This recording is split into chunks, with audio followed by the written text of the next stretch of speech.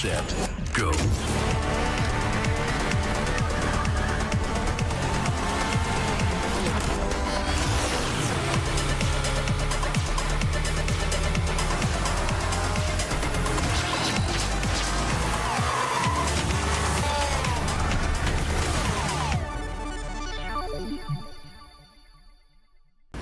لحظات البداية عاشت معنا، كنا نحسبها وقت للتسلية بس، نحسبها بس ذكريات. عبود أعطي أختك اليد يا ولد. ابتكرنا فيها ابتكارات، وإذا بغينا قلبناها خرافات. كنا نحسبها بس لمة وصحبة وسهرات، انتبه نوب ترى نوب. لكن كنا نشوف عالم ما حد يشوفه. ليت يشغل وقته بشيء يفيده. الله عليك على اليد سود. عالم كبر وعاش فينا، عالم الحماس فيه يوصلك كل مرة لحلم أصعب بس ما يصعب عليك. بارت معك وين ما تروح.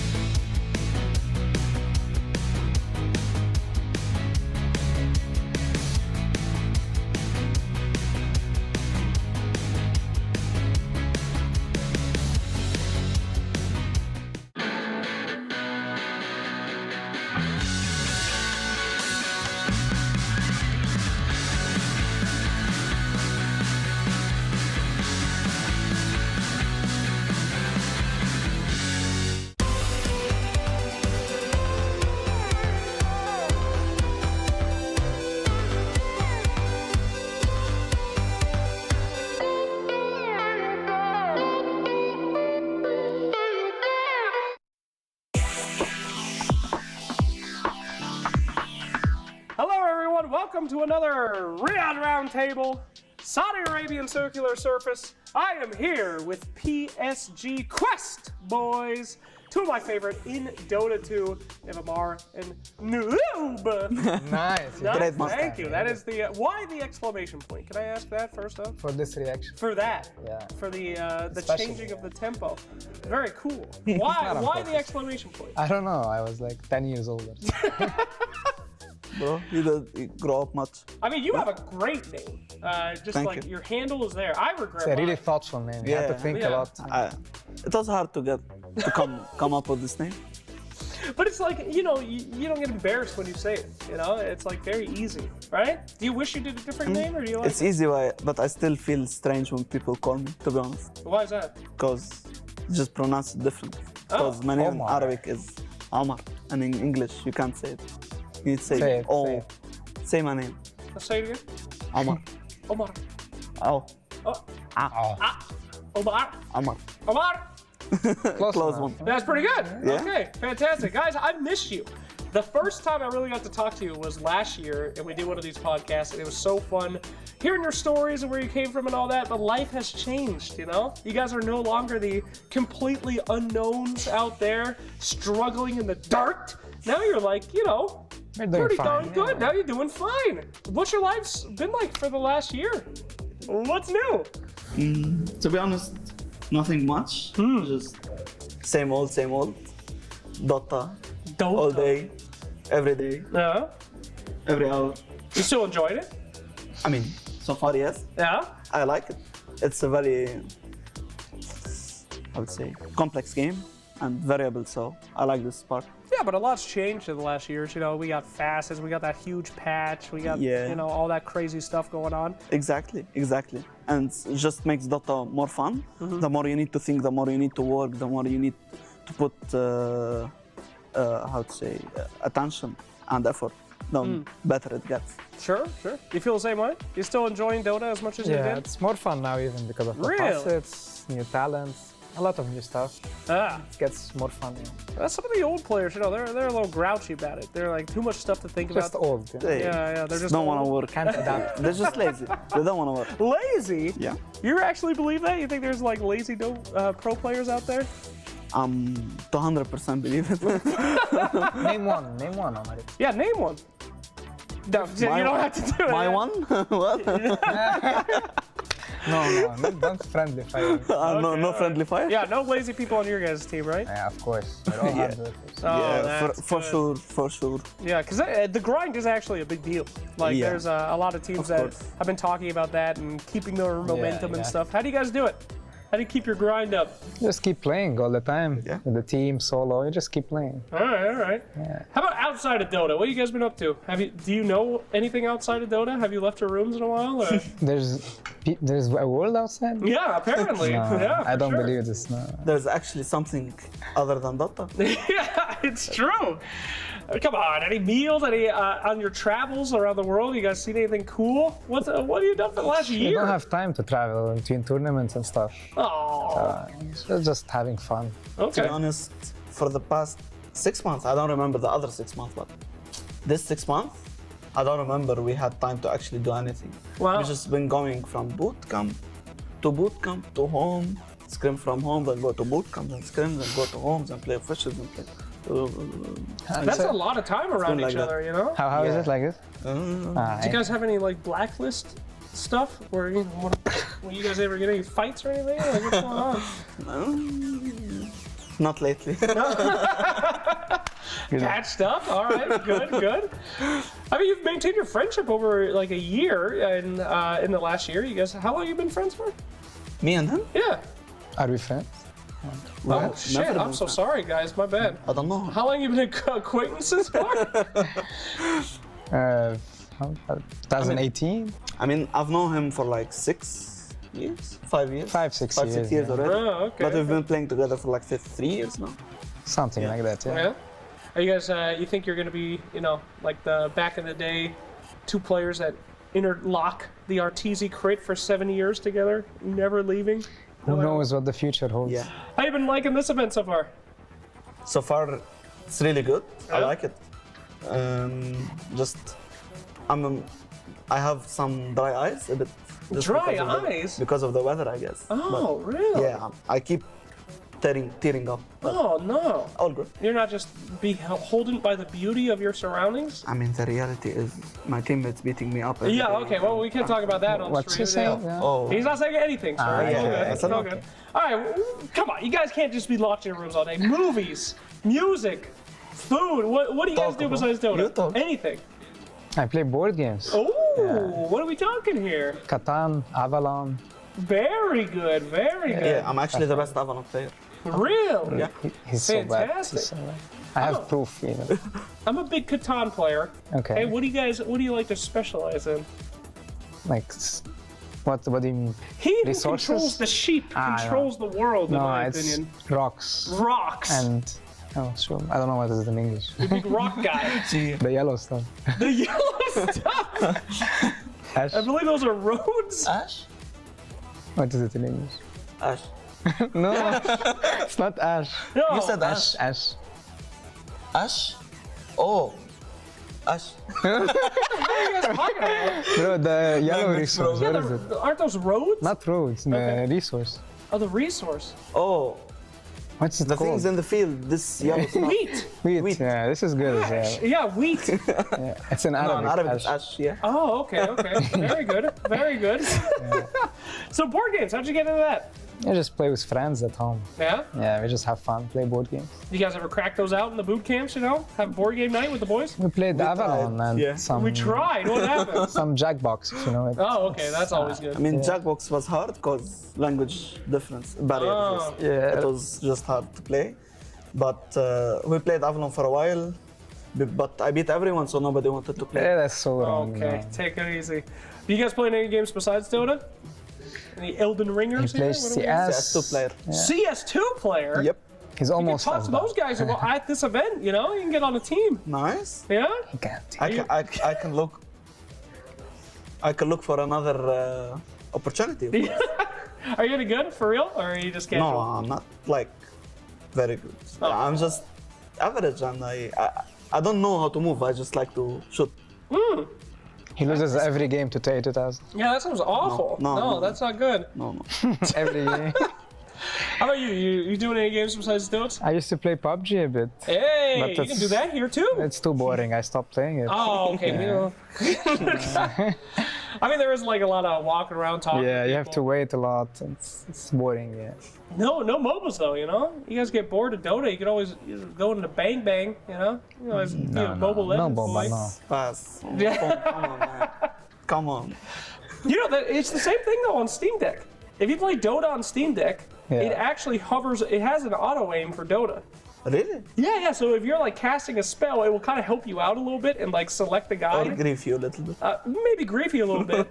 But I think there will be a pro player that masters Dota on the Steam Deck, and he only plays like skill shot heroes, and it will, Wind Ranger arrows will almost always hit. You think that would have an effect? He will probably lose. Maybe if it's, maybe if it's playing Dota Mobile, yeah, if they will ever get to that. You don't think that would help at all? Any hero in Dota with I a don't little think bit of so. auto aim? It's gonna Imagine be playing hard. Invoker on this. Well, I'm not saying he picks Invoker. I'm saying specialty heroes. But Some he guy can. cracks out the deck when it's time to play. What's a skill shot hero? Not Wind Ranger. Pudge. Yeah, Pudge. Oh. Insta hook almost every time. Think Maybe. about it. And miss every time. Well, no. If they blink, you're in trouble, but dang, okay, all right. Very well. All right, well, gentlemen, I have had such a great time watching you guys get better and better every year. And it's still, as I said last time, it's my dream that you guys are top one team in the world so that we get to do content together all the time, because it's so rare to ever do a winner's interview or anything with you guys. Thank you, man. Means a lot. Means No, a I'm lot. kidding, I get it. But anyway, I wish you the best. I hope you continue to rise up. Would you like to say anything out there to everybody watching who loves you now, again, as I did this Again. last time? Words out there, get more fans, okay? Hello. Please. For the fans, thank you for your support. We appreciate it. It helps us a lot. It keeps us going even when we're having rough time. So thanks a lot. Keep watching.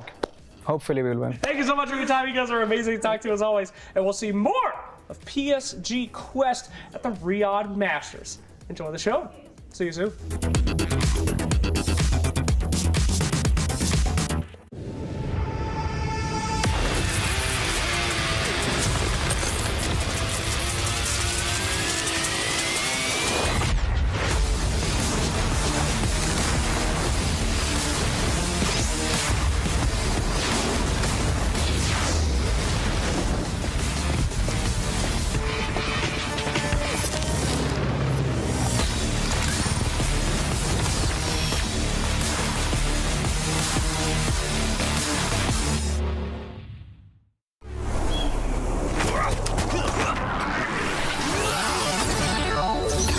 Ready, set, go.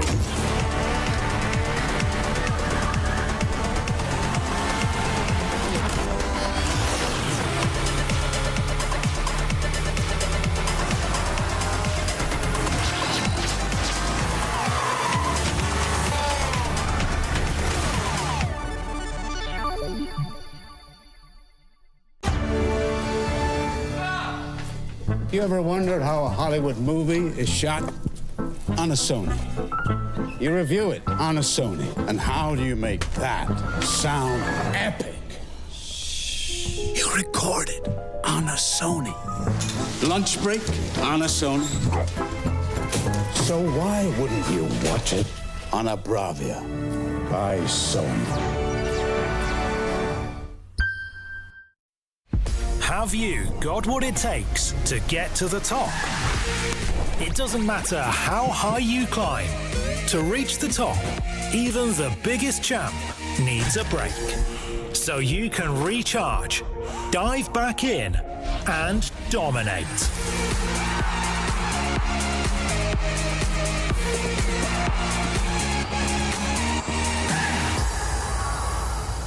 Have a break. Have a Kit Kat.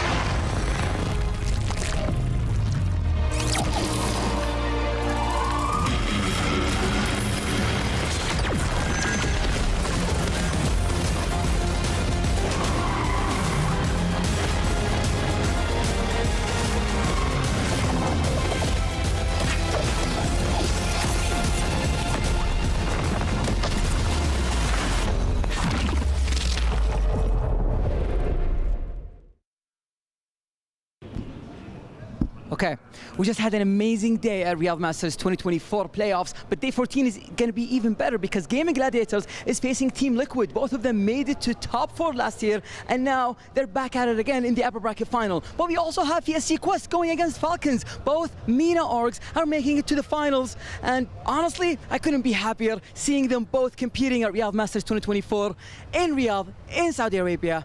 I'm so excited. I don't think I'm gonna go sleep. Everyone else went to rest, but I just can't sleep. I'm just so excited.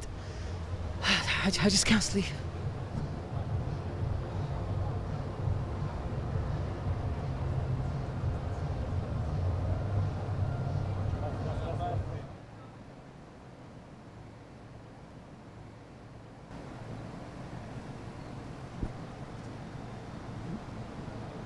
Oh no, I'm in Jenkins's body of all people? It's like Freaky Friday, except neither of us are going to learn anything at the end of the story. Well, got to get on with the day anyway. This sort of thing happens in Dota 2 and esports. First up, we got Falcons versus Quest, and then we have Liquid versus Gaming, like it's 2023 all over again. I'm going to go see if there's a moral to this story. I'm going to try to get my body back. But for now, let's start the show.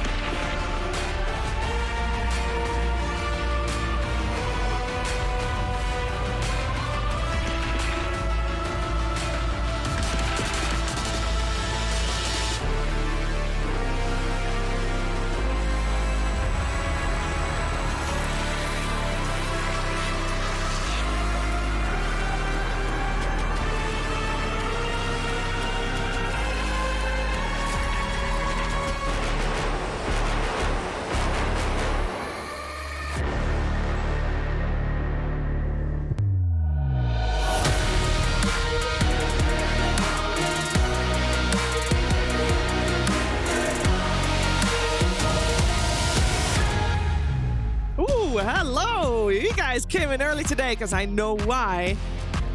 It's because there's a lot of cool Dota happening today. So today is the day so there's one more day after this. We'll crown a champion.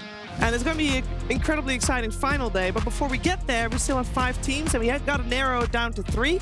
And we have to select already one of our 2 teams that will be in the grand finals tomorrow. So a lot to go through, and for that I got my best panel. Hey Jenkins, how you doing? My name's not Jenkins, it's Fancy. Sorry, actually. Hey Fancy, how you doing? I'm doing great. Yeah. Assalamu alaikum. A little bit of a rough night then, a rough sleep, because I don't think sleeping in a buggy like that is comfortable. No, I slept great. It was good for my back. I sit on the computer like this. You don't have a chair? It was no, I don't have a I do have a chair, but I sit on the. Huh? Are you sure you're fancy? I'm absolutely. I don't think sure. Fancy would sit like that. I don't think you would either. No, I do sit like that. Nah, it's me, Jenkins. We got the body back. There was no moral to the Surprise! story. There's no moral to the story. It was like Freaky Friday, although there were some good things about that, I will say. How are you doing this morning, Effie? I'm really good. Had a great time with my friend Fancy in the morning. And yeah, just looking forward to Dota. Yesterday was a very interesting day with PSG Quest beating Spirit, and I wonder if they can keep up the upsets today. So I'm looking forward. Yeah, there's some great storylines that we're going to talk about today regarding the Dota 2. 2 things you should also be aware of is that yesterday PUBG Mobile started. And I'm mentioning this because, of course, there's a lot of clubs participating in PUBG Mobile that are looking for a shot at getting very far in the club championships. And, for example, Team Spirit has a team in PUBG Mobile. And there's actually, I'm not going to mention all of them because there's a lot. You saw Team Liquid there as well. There's a lot of clubs that have a team in PUBG Mobile started yesterday. And it's not just PUBG Mobile that is playing this weekend and will have their finals as well. It is also Counter-Strike 2 that we'll be seeing here on the main stage tomorrow. So make sure you keep an eye on that, also for the results of all the teams. It's been quite a fierce competition throughout all games, Jenkins. Yeah, we got a lot of. It's nice to see our sister game of the Valve Enterprise CS2. They're right next door on that They're side. right next door. Yeah. I can hear them screaming and shouting. I think they're not live right now. On the yesterday, the day before, they went to overtime like 4 times in a couple of their games, and so their games lasted like an hour and a half, and they left here at 3 a.m. They're from 9 a.m. until 3. No, they didn't. Yeah, they did. They had quite the day, quite the long one.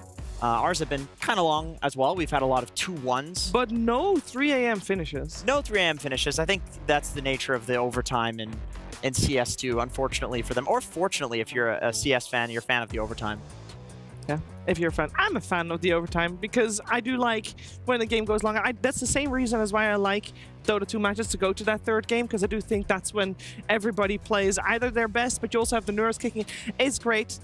A lot of great CS being played, apparently, and a lot of great Dota being played as well, and a lot of great games being played all around. Of course, I mentioned the club championships already, and Quickshot is going to update us on how everything's going. A lot has happened in the 2 weeks following the opening night of the Esports World Cup. The points are starting to add up in the event-wide club championship, where teams compete across multiple games, and the top 16 teams at the end of the event will take a share of the $20 million prize pool. So here's a quick update. By the conclusion of the events on Sunday, Team Falcons are leading the club championship standings at 2,600 points after lifting 2 EWC titles for Call of Duty Warzone and Free Fire. They also scored silver in Mobile Legends Bang Bang and are currently in the upper bracket for the Dota 2 playoffs, aiming to secure their 3rd trophy at EWC Riyadh Masters 2024. Their PUBG Mobile roster is also looking for a main stage qualification this week.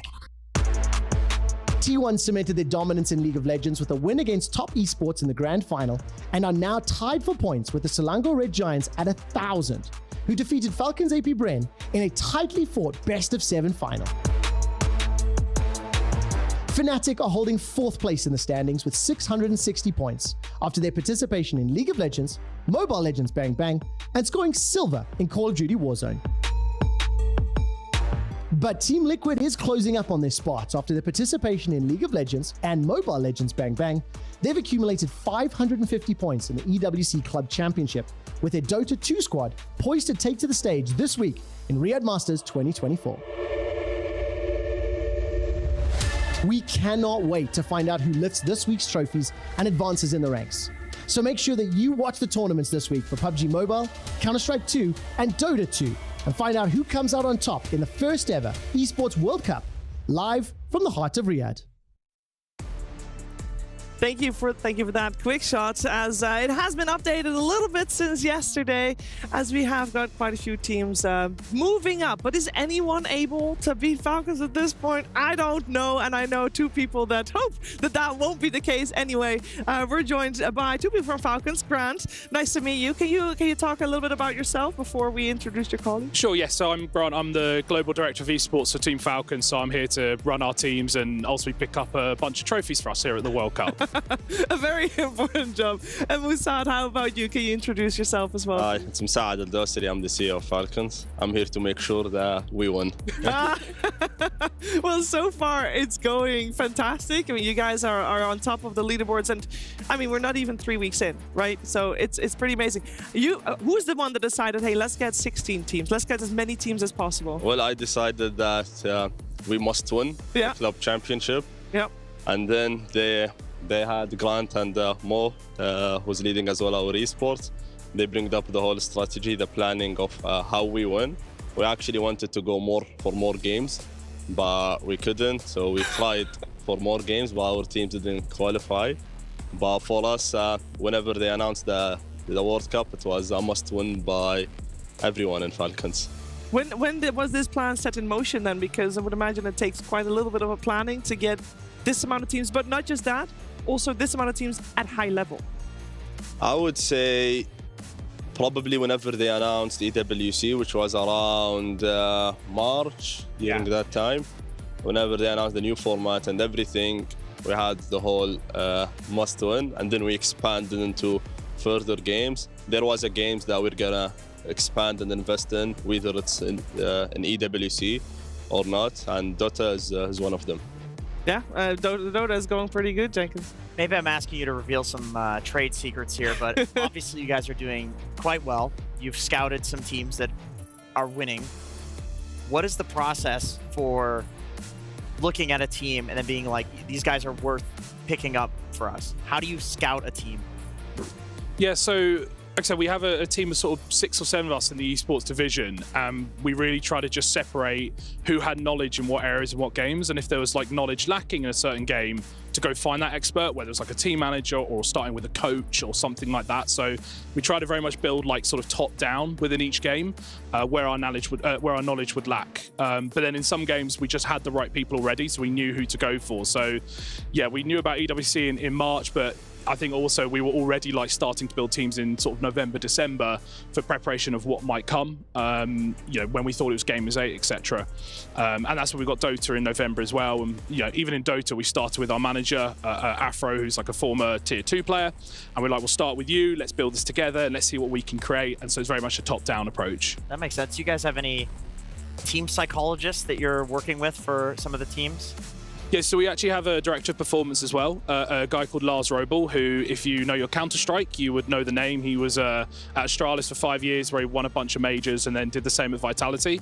So he's very much come in as our sort of director of performance across the whole company instead of teams. So he's working on so many games here right now across so many teams, supporting where he can, and sort of has a small team around him now, which involves like a sports psych, a nutritionist, a fitness, etc. So we have that kind of performance side also built with the players in mind. And is it challenging running so many teams at the same time? And it's got to be a little bit overwhelming. I think no one exactly knows the exact number of Falcons players. I either say it's above that number because I don't have the exact number, because each month, whenever the payroll, there is an additional players. I think we have around 170 players now in Falcons as a professional players, and we have 30 rosters, so 30 different games, which is, I think, really huge.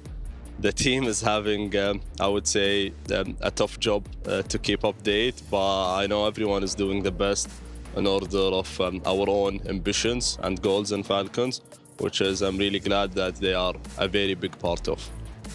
And I heard that you were a professional player yourself in the past? Yeah, I'm playing here in week 7. Oh, which game? The AFC, FIFA. Okay. I used to be the world champion in 2018. Wow. Awesome. And then that was the story with Falcons. Then I moved, then I relaunched Falcons again. So it kind of helps getting up with players, knowing what players needs. When do we talk with them, when we have their time off.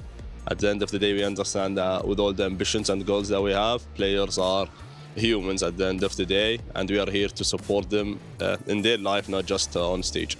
And does that mean that maybe because you have that competitive experience as well, that right now the players that we're about to see play on stage, do you have a more, I don't know, more leading hand into how their day-to-day looks like while here, or are you just letting all the players, you know, do their own thing? A bit. I don't want always to say good things because who I used to be or I am, so I just keep it up. The players knows who I used to be and everything around it. So I think when I talk to them or there is anything, they listen more because they know that I can feel them, either by the winning side or while they are losing. So I think whenever the players are keenly listening to someone, that definitely helps, but I always don't bother them of how good I am because they're already so good. Fair enough, fair enough. Thank you both for coming on this morning. Very awesome to have you here. Of course, good luck to Falcons in the upcoming series. And yeah, we're going to move on with our show, but thank you so much, and I hope you have a good match. Thank you. Thank you. And we are gonna look at the results yesterday. Because yesterday we did have 3 series that ended in eliminations, Effie. Yeah, we unfortunately had to say goodbye to Team Spirit. I mean, I think that's hard for anybody who watched last year's Riyadh Masters. It's always nice to see the returning champions try to make it all the way to the grand finals, but I mean, we have a new contender now in PSG Quest, and I'm really excited to see what they can bring. I was sad about that. I did indeed predict that Spirit would win the entire thing. Yeah. Don't worry, I filled it in for you on the document. So I saw that you did that. I saw that you did that. I went in there after and I tried to change it, and then I saw it was locked in. I really did believe in Spirit, and I think that they still had a exceptional performance. But Quest is just the underdog story of the tournament. These guys will consistently lose game 1 and a best of 3, look like the worst team, and then come back and crush the next 2 games. It is incredibly impressive. The teams that they're sending home, they should not be sending home from the position that they're in. So it's a cool story, and I'm kind of, you know, we just had the Falcon guys on. They were great fellas. They I were. kind of hope they get crushed today. No. I want to see them reap through the lower bracket. Jenkins, that's my favorite thing. You can talk about Quest and Spirit a little bit later on. Maybe not Spirit, but mostly Quest. But Kazu, hello. Hello. How are Thank you you, doing? Jenkins. You know, I'm here, and you're like, you just keep going on about whatever you have to say. Appreciate it. Good to have you here. Hello, Mira. Hello, Kazu. Hello. Yeah, good morning. Well, Thank to see you. I had to lose my mind a little bit. I know. I'm here now. You're Well, to have some sanity. quiet. Please I let the am host looking forward to hearing what you have to say, Kazu, but not right now. Whatever. Might as well leave. Right now, I want to relive some of yesterday's moment, with our Remco top 5 highlights.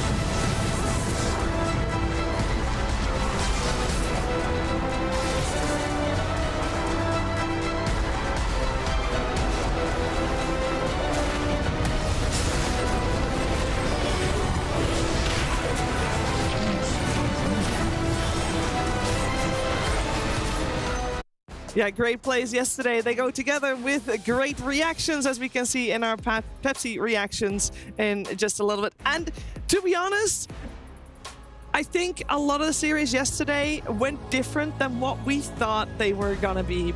Kazu. I will say that the Quest one is perhaps the one that is the most different for me, but in my opinion, they played so well. They were so deserving. Like, Noob Sanking and their Naga Siren, like everything they did is just so well deserved. And then the last series, I don't know, I feel like, you know, Tundra are kind of cooking. Some DK carry, some top, some mid Rubik, you know, they're doing their own stuff. I feel like it's not all that weird, Mira. Yeah, I mean, they're definitely cooking, and they've been cooking the entire tournament. And we didn't touch on that storyline yet, but Pure eliminated his former teammates in BBT1. It's not the first time that they faced each other. Like, I'm pretty sure they faced each other at Dream Leagues and maybe Birmingham in group stages. I cannot recall. But this one is different because they've not actually won. So now that felt really good for Pure. We saw the all chat at the end. He just types carry diff. I mean, that must have been a moment for him. He did? I didn't see that. Yeah, he did. Well, it was true. So anyway. Yeah, no, it was true. We can see the lower bracket here on your screens. We had 3 series in there yesterday. We now have 5 teams left remaining, but XG, WBG, Team Spirit, and BB Team, they fell. They had their keys crushed. Toronto Tokyo, at the start of the day, still big smiles as he got to crush his 3rd key thus far. Of course, later on, he did not smile as much as he was the one getting eliminated.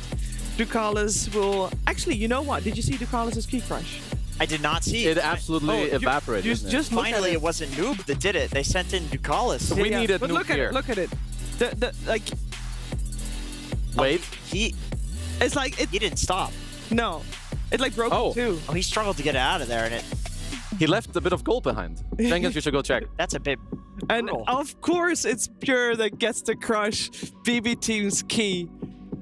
He did that with some force. Oh, yeah. He did. He made sure this key gets His facial expression. Where is it? We have to see. Don't worry. That's the face of satisfaction right there. I mean, he was very, very happy. We'll see how he does today. Of course, later today, he'll have a match against the winner of our first match. We have 3 series today, and I wonder which series Purge would like to highlight. Good morning. We're standing out here on the boulevard getting ready for the second to last day of matches. And when I was looking over what game is the best game to tune into, it was really hard to decide because at this stage, every game is super, super important. We've got elimination matches. We've got the upper bracket final. We've got another elimination match just to get to the top 3 position. But I think the best match has to be, I'm still conflicted, honestly. The winner bracket final, probably the Gaming Gladiators versus Team Liquid match. I think both of those 2 teams have improved a lot. Traditionally, they're not always the best group stage teams, but they use that knowledge to transfer into power once they get to playoffs. They try things out, they learn some things, and those learning, those losses that they sometimes get lead to them playing better. So that has got to be the Jamil Motorsport match of the day for me, I think. They're all so good. I want to watch them all. So yeah, tune into that match. I believe it's the second of the day. The start of the day is going to be great too. The end of the day is going to be great. A lot of good matches and more to watch as the tournament unfolds. We've got 2 days left.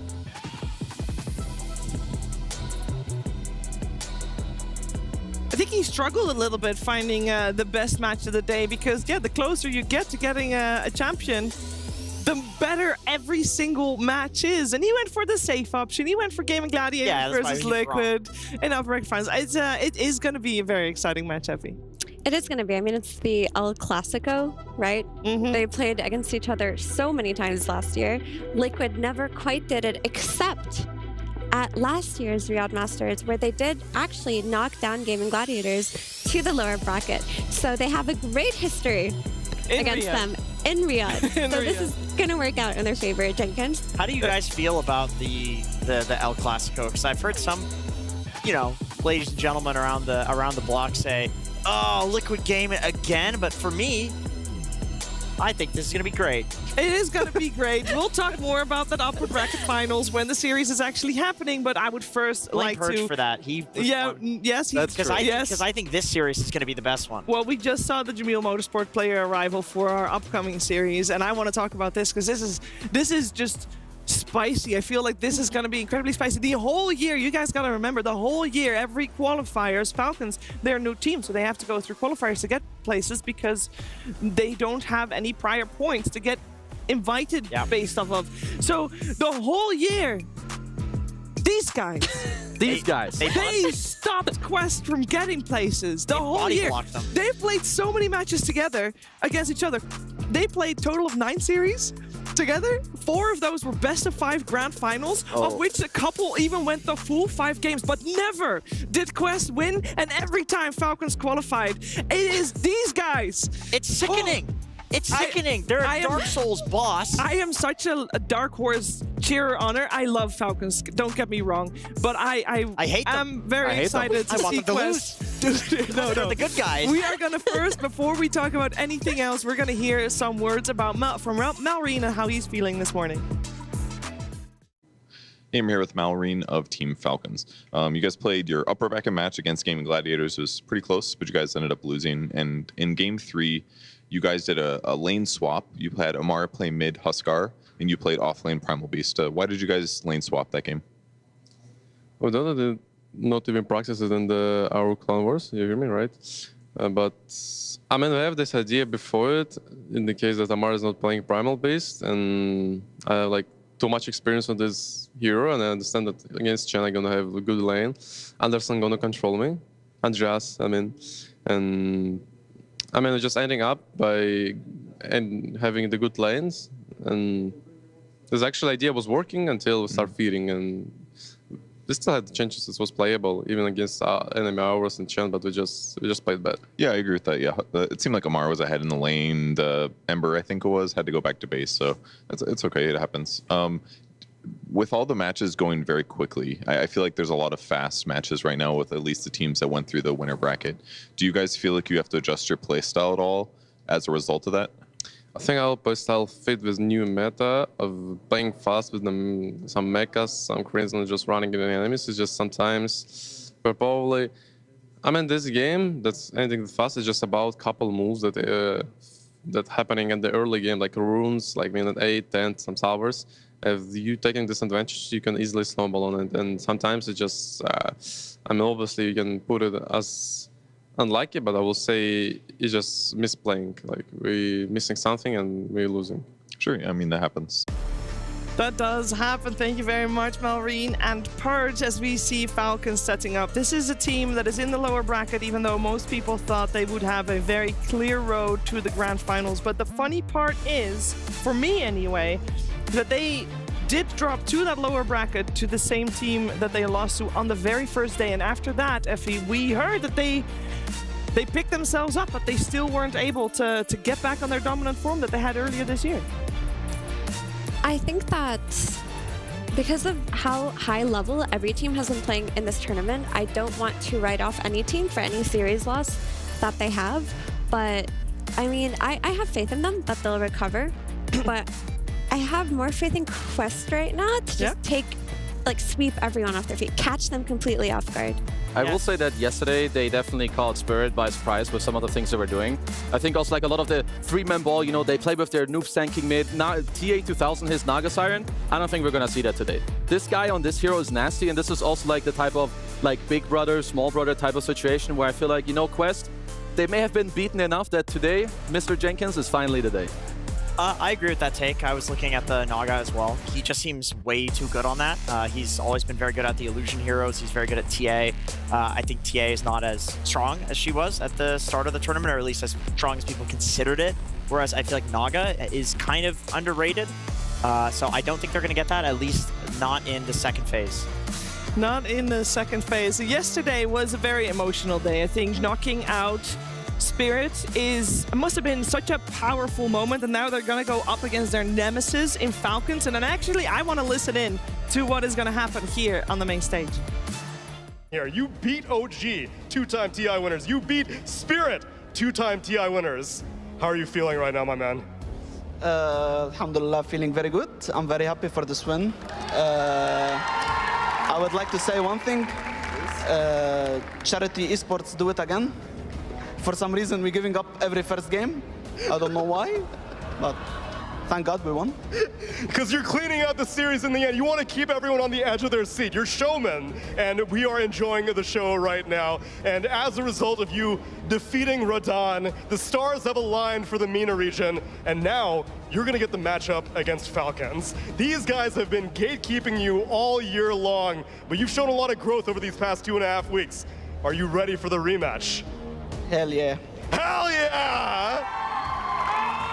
That energy, you can feel it. I mean, these guys have worked for this moment, I think, the entire year, because if there's one team that constantly stands between you and making it to LAN events, you're gonna remember that, Kezu. That's gonna play a part. Oh yeah, I mean, you hate these guys because you lose to them, you try to learn from them, and now it's like finally the time. You're playing on stage, they're doing well. I'm sure their feelings and their momentum is obviously very high. It's through the roof. You just beat Spirit yesterday.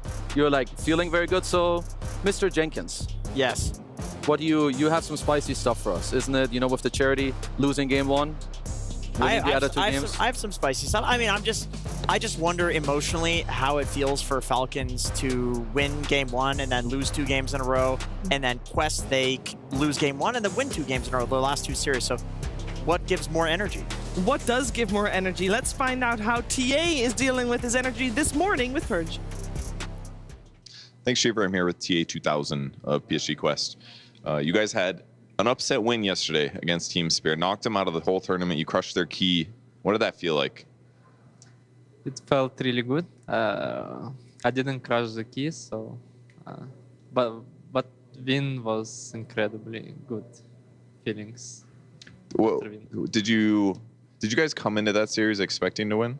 Yeah, for sure. Even when we got crushed first map like 20 minutes, I still had feelings that we will win this series. I don't know why. You don't know why? You just inside you felt it. I mean, we were talking off camera before this that you're the underdog team, so you just don't expect to do well. So you just don't have pressure on you, right? Not really. I always expect us to play good because I know we're a good team. We can beat any team, but we need to work hard for that. So when we're playing good, I just upset. So, but the expectation is good always. So I can't say we're coming for tournament not to win. Always coming with idea to win, but just it's not happening. Yeah, that makes sense. You got to play Naga Siren twice yesterday in that match. Did you expect to get Naga 2 games? I was expecting ban from them on map 3, Naga, but they didn't. They give it to us. We just use it. On second, we wasn't planning it, but we're trying to bring it back, I guess. Okay, great. Are you guys going to knock out the Falcons next? The tournament favorites. Just going to take out another favorite team. You knocked out OG, knocked out Spirit. Yeah, it's very excited series for us because the Kanda was beating us whole year, and time to revenge has come. And I think they're a bit scared. We're not. We have advantage. Okay, that's great to hear. Well, good luck in your match, and thank you for joining me. Thank you. The revenge has come. Strong words. I am very excited for the series for the reasons we already talked about, but I do want to also keep it real before we get the players on stage. I just want to hear, like, how big of a shot does Quest have here, Effie? I think they have a decent shot.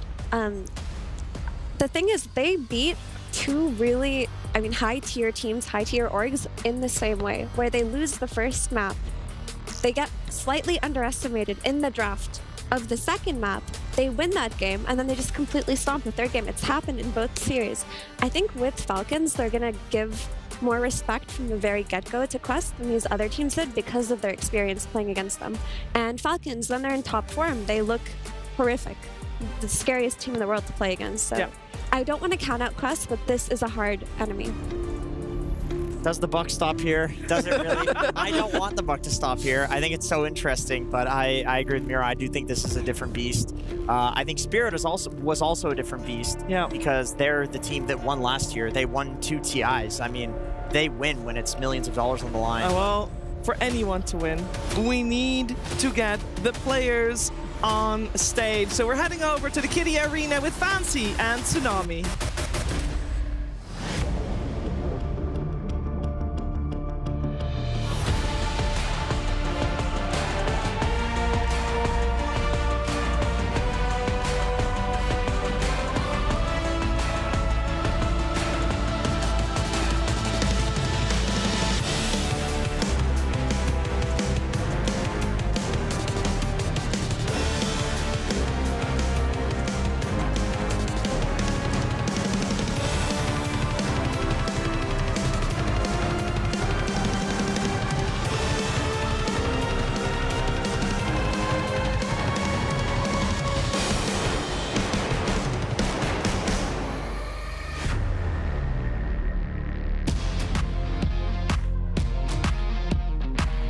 Welcome everyone to the second to last day of Riyadh Masters 2024.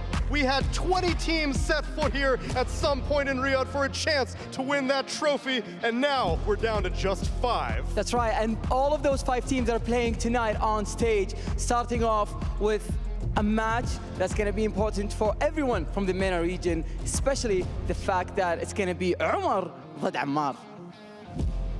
What? Umar versus Ammar. What? عمر versus عمار بيلعبون على المسرح اليوم. الحين أعرف وش تقصد. You mean Quest versus Falcons? Yes, Quest versus Falcons are playing their first match, but we also have a lot of matches going tonight. Liquid versus Gaming Gladiators. One of them is going to get to the grand final, being the first ever grand finalist of Riyadh Masters 2024. But we also have a third match playing against Tundra, whoever wins from those MENA matches. That's right, 3 Western European teams remain, and in this matchup, one MENA team is only going to come out surviving after the end of the competition. It's looking pretty stacked, but I love the underdog story. Quest have been cruising through this lower bracket, and Falcons, the favorites, who've been gatekeeping Quest all throughout the qualifiers, may finally get their comeuppance, or maybe the favorites will continue to win. That's right, they've always been trying to get to the finals for all the tournaments in the MENA region, but now they actually have a chance to take revenge and finally making it to the finals. But at the same time, we have so much to catch up on in the upper bracket, because Liquid versus Gaming Gladiators kind of reminds me of Riyadh Masters 2023. We've seen these matches so many times in the past couple of years, and now we get to see them again in 2024. Yeah, it's not just Riyadh Masters 2023. We had it a bunch during 2023. It was during 2023 that Liquid finally got their revenge against Gaming Gladiators and knocked them down. But after so many major grand finals, it was always Gaming. And it's tough to say which team is going to be better in 2024. But first off, let's get those 2 MENA teams on the stage. That's right, and I'm so excited to introduce this match for you guys. And for the first team walking on stage, it is Team Falcons.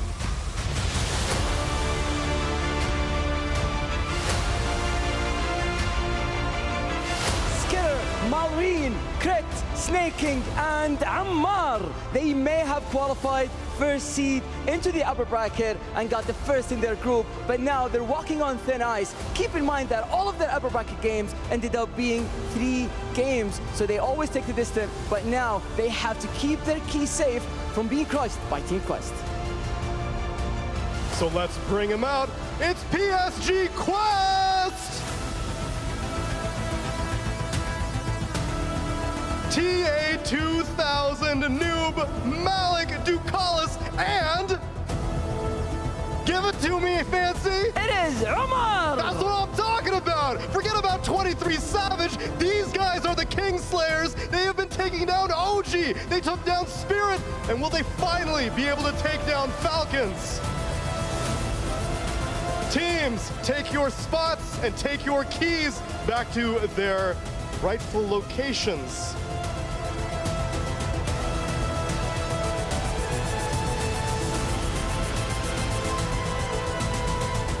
Let's not waste any more time, Tsunami. I really want to see this match. Let's get it started.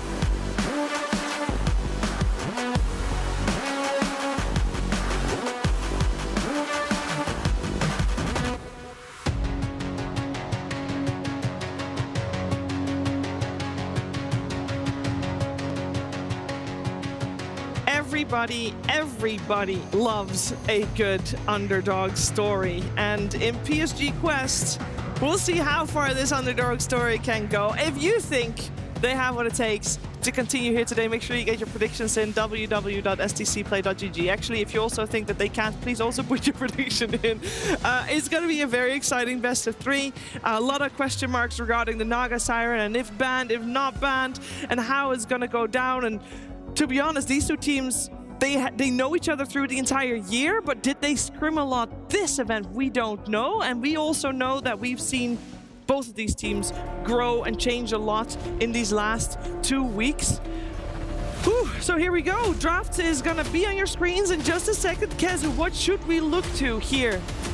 Okay, we're gonna be looking at, I think, a lot of early fighting. The one thing I'm looking at is the mid with the two supports. The three-man ball, who can go where and like kind of enable each other. And other heroes we were looking at, well, you know, the Naga's already out. And secondary, if Falcons were watching yesterday, which they were, DK popped off in the last series. Like Tundra, what Pure did on DK was insane. They are traditionally one of the best DK teams. Wouldn't be surprised if they looked at that. But yeah, early fighting, three-man ball mid are my like main takeaways for the series. But honestly, I think it's the win if Naga is getting first phase banned already for Quest, because there are so many heroes that you have to take out if you're playing against Quest, because Noob's hero pool is what I want to talk about. The heroes that he has been excelling at are the heroes that have just been shining through, and if they're not banned in the first phase, they demolish the enemy team. Those heroes are Tiny, they're Sand King, they're Snapfire. These are snatched up instantly. And Falcons had to expend a ban already on one of TA2000's heroes, which will open up one of Noob's heroes at the very least in that first phase. Yeah, it looks like Falcons are just going to go for... They're basically banning out all the heroes that Quest have been owning like so far with, right? The heroes that got them to the stage, the SK, the Tiny you mentioned, the Snap as well, and the Naga, like literally some of their best heroes. So they're just trying to put them, you know, not out of the comfort zone, but like on different heroes than what they've kind of had all these good emotions with over the last days. I think this is an interesting thing to try, because if you were to look at Quest prior to them knocking out Spirit and OG, you would definitely surmise that this is a team that plays maybe fewer heroes very well than some of the other teams at this tournament. Like the Broodmother, for example, has not worked out for them at all. However, at this point, I do question, are they just on a roll? Do they just have momentum? But it is worth testing this if you are Falcons, banning out these signature heroes and seeing if they can actually still play Dota when they're out of their comfort zone. So I think that for me, there are key heroes that just elevate Quest as a team, but they have really shown impressive map movements in this tournament. Like, they will often take fights even when from behind, and they'll go for very aggressive plays that maybe put them in a bad position. In the game that comes in mind is the one from a few days ago where they smoked into Beast Master's triangle against... Which team was it? Feels so long ago. It was OG. OG. They smoked into OG's Ancients really early on, like minute 12, and they threw their lead entirely. So sometimes they'll be a little bit over-aggressive, but the fact that they have the confidence to make these moves against these very established teams bodes very well for them. That's true, and they were winning that game until they made that move, and that was like one of those disastrous moves in Dota where I think everybody empathizes, where it just goes the absolute worst possible, and then after that the game is not winnable. But they were winning that. They could have actually 2-0'd that series if not for that disastrous move. I will say that this looks very, very well prepared, at least so far from Quest. I mean, both teams obviously prepared very well for the series, but they take out the SD early, they pick up the Primal. There's a high chance there's a Pango coming out. You're pretty happy with that. They insta-ban the CM Phoenix, like some of the supports that Falcons have used specifically also against this hero. So I think just for now, you can already tell, you know, these teams have had time to prepare. They know their opponents and they know what they want. But that does mean that they're comfortable going up against the Hoodwink, no? It does, and this hero would honestly be good for either team. Like they both should be looking towards it, and Jakiro. I think Jakiro's stocks have gone up incredibly well, and probably Quest want that Jakiro a little bit more than they want that Hoodwink. But I want to talk about that Primal Beast opener, because versus Falcons, like you mentioned, Sheaves, Hoodwink, but also what else do they play? Chen and Enchantress. And which heroes can you draft in the opener that preemptively deal with Hoodwink, Chen, and Enchantress? Primal Beast is probably the best one. And not just that, you pick Primal, you leave Pango in the pool, and you're comfortable with your BKB into Pulverize counter for Pango later on. So they will go with the Weaver instead. I do think on second pick, this hero is nasty. They also ban out the Void. So two of TA2000's best heroes, at least that they've won with in the last days, are out with the Naga and the Void. Weaver is very good. It can be a 1, it can be a 4. And I feel like your Pango maybe wants some help later on. Like Mira just mentioned, like Primal into Pango is a very good matchup for Primal. Maybe you can have some supports already that eventually in mid game they get a Lotus Orb, like help you a bit with the matchup. But for now, Weaver, Pango together, very strong, lots of minus armor, lots of skirmishing. Yeah, and the minus armor maybe counteracted already a little bit with the Sven pickup on the other side. You're so tempted to take Rubik actually when Weaver is in the pool. But even if you don't take Rubik here, I think Jakiro is still a good option. Hoodwink was left for you. But giving Falcons Weaver is a very bold thing to do, because every time teams leave it in the pool against them, they end up losing.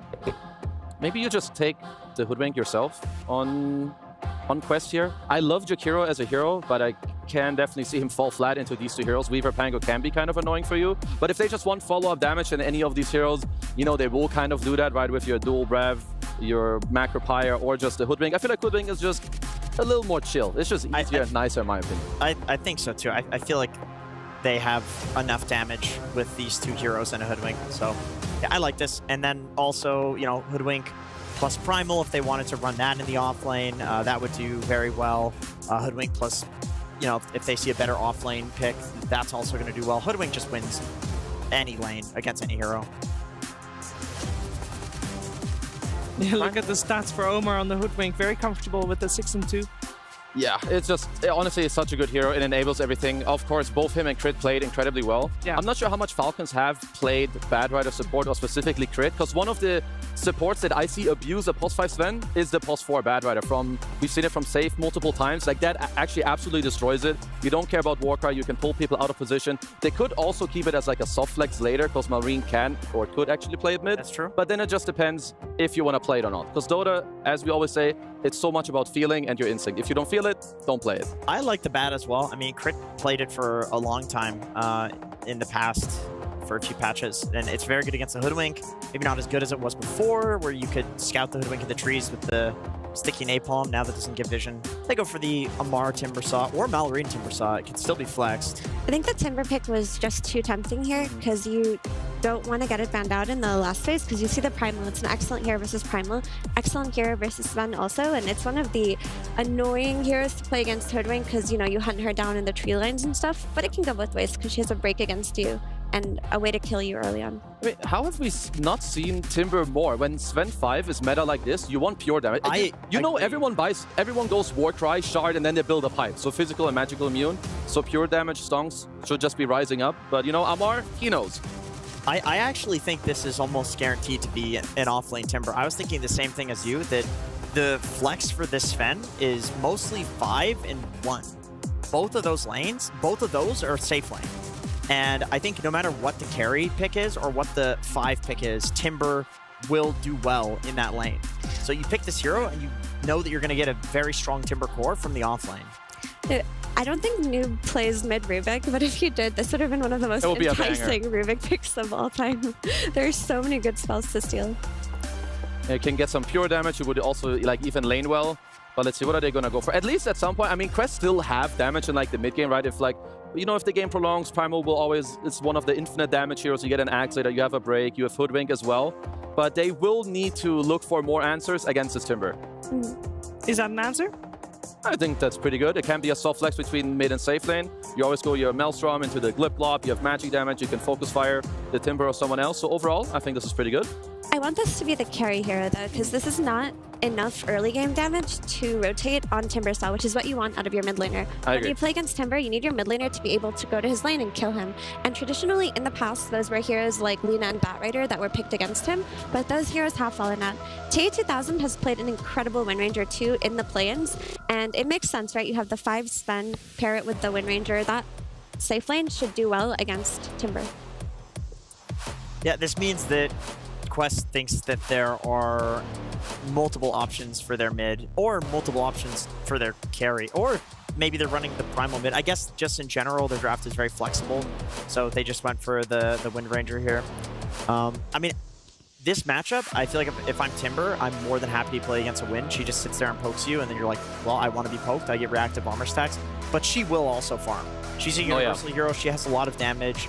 You're not going to stop her from CSing. If you get a rotation or if she's out of position, you can kill her. I don't think it should go the other way. I don't think Timber should ever die, but in a, you know, 50-50, both teams are equally skilled matchup, both will farm. Yeah, it looks like the Wind Ranger was picked to deal with every other hero on Falcons, but not necessarily the Timber. So they need to address that in their last pick, and the Doom ban would have been great. We already talked about how Primal Mid has a good matchup against Pango, so you're not too concerned with changing that up. Now you just need a means to shut down this Timber Saw, because your early game damage isn't there.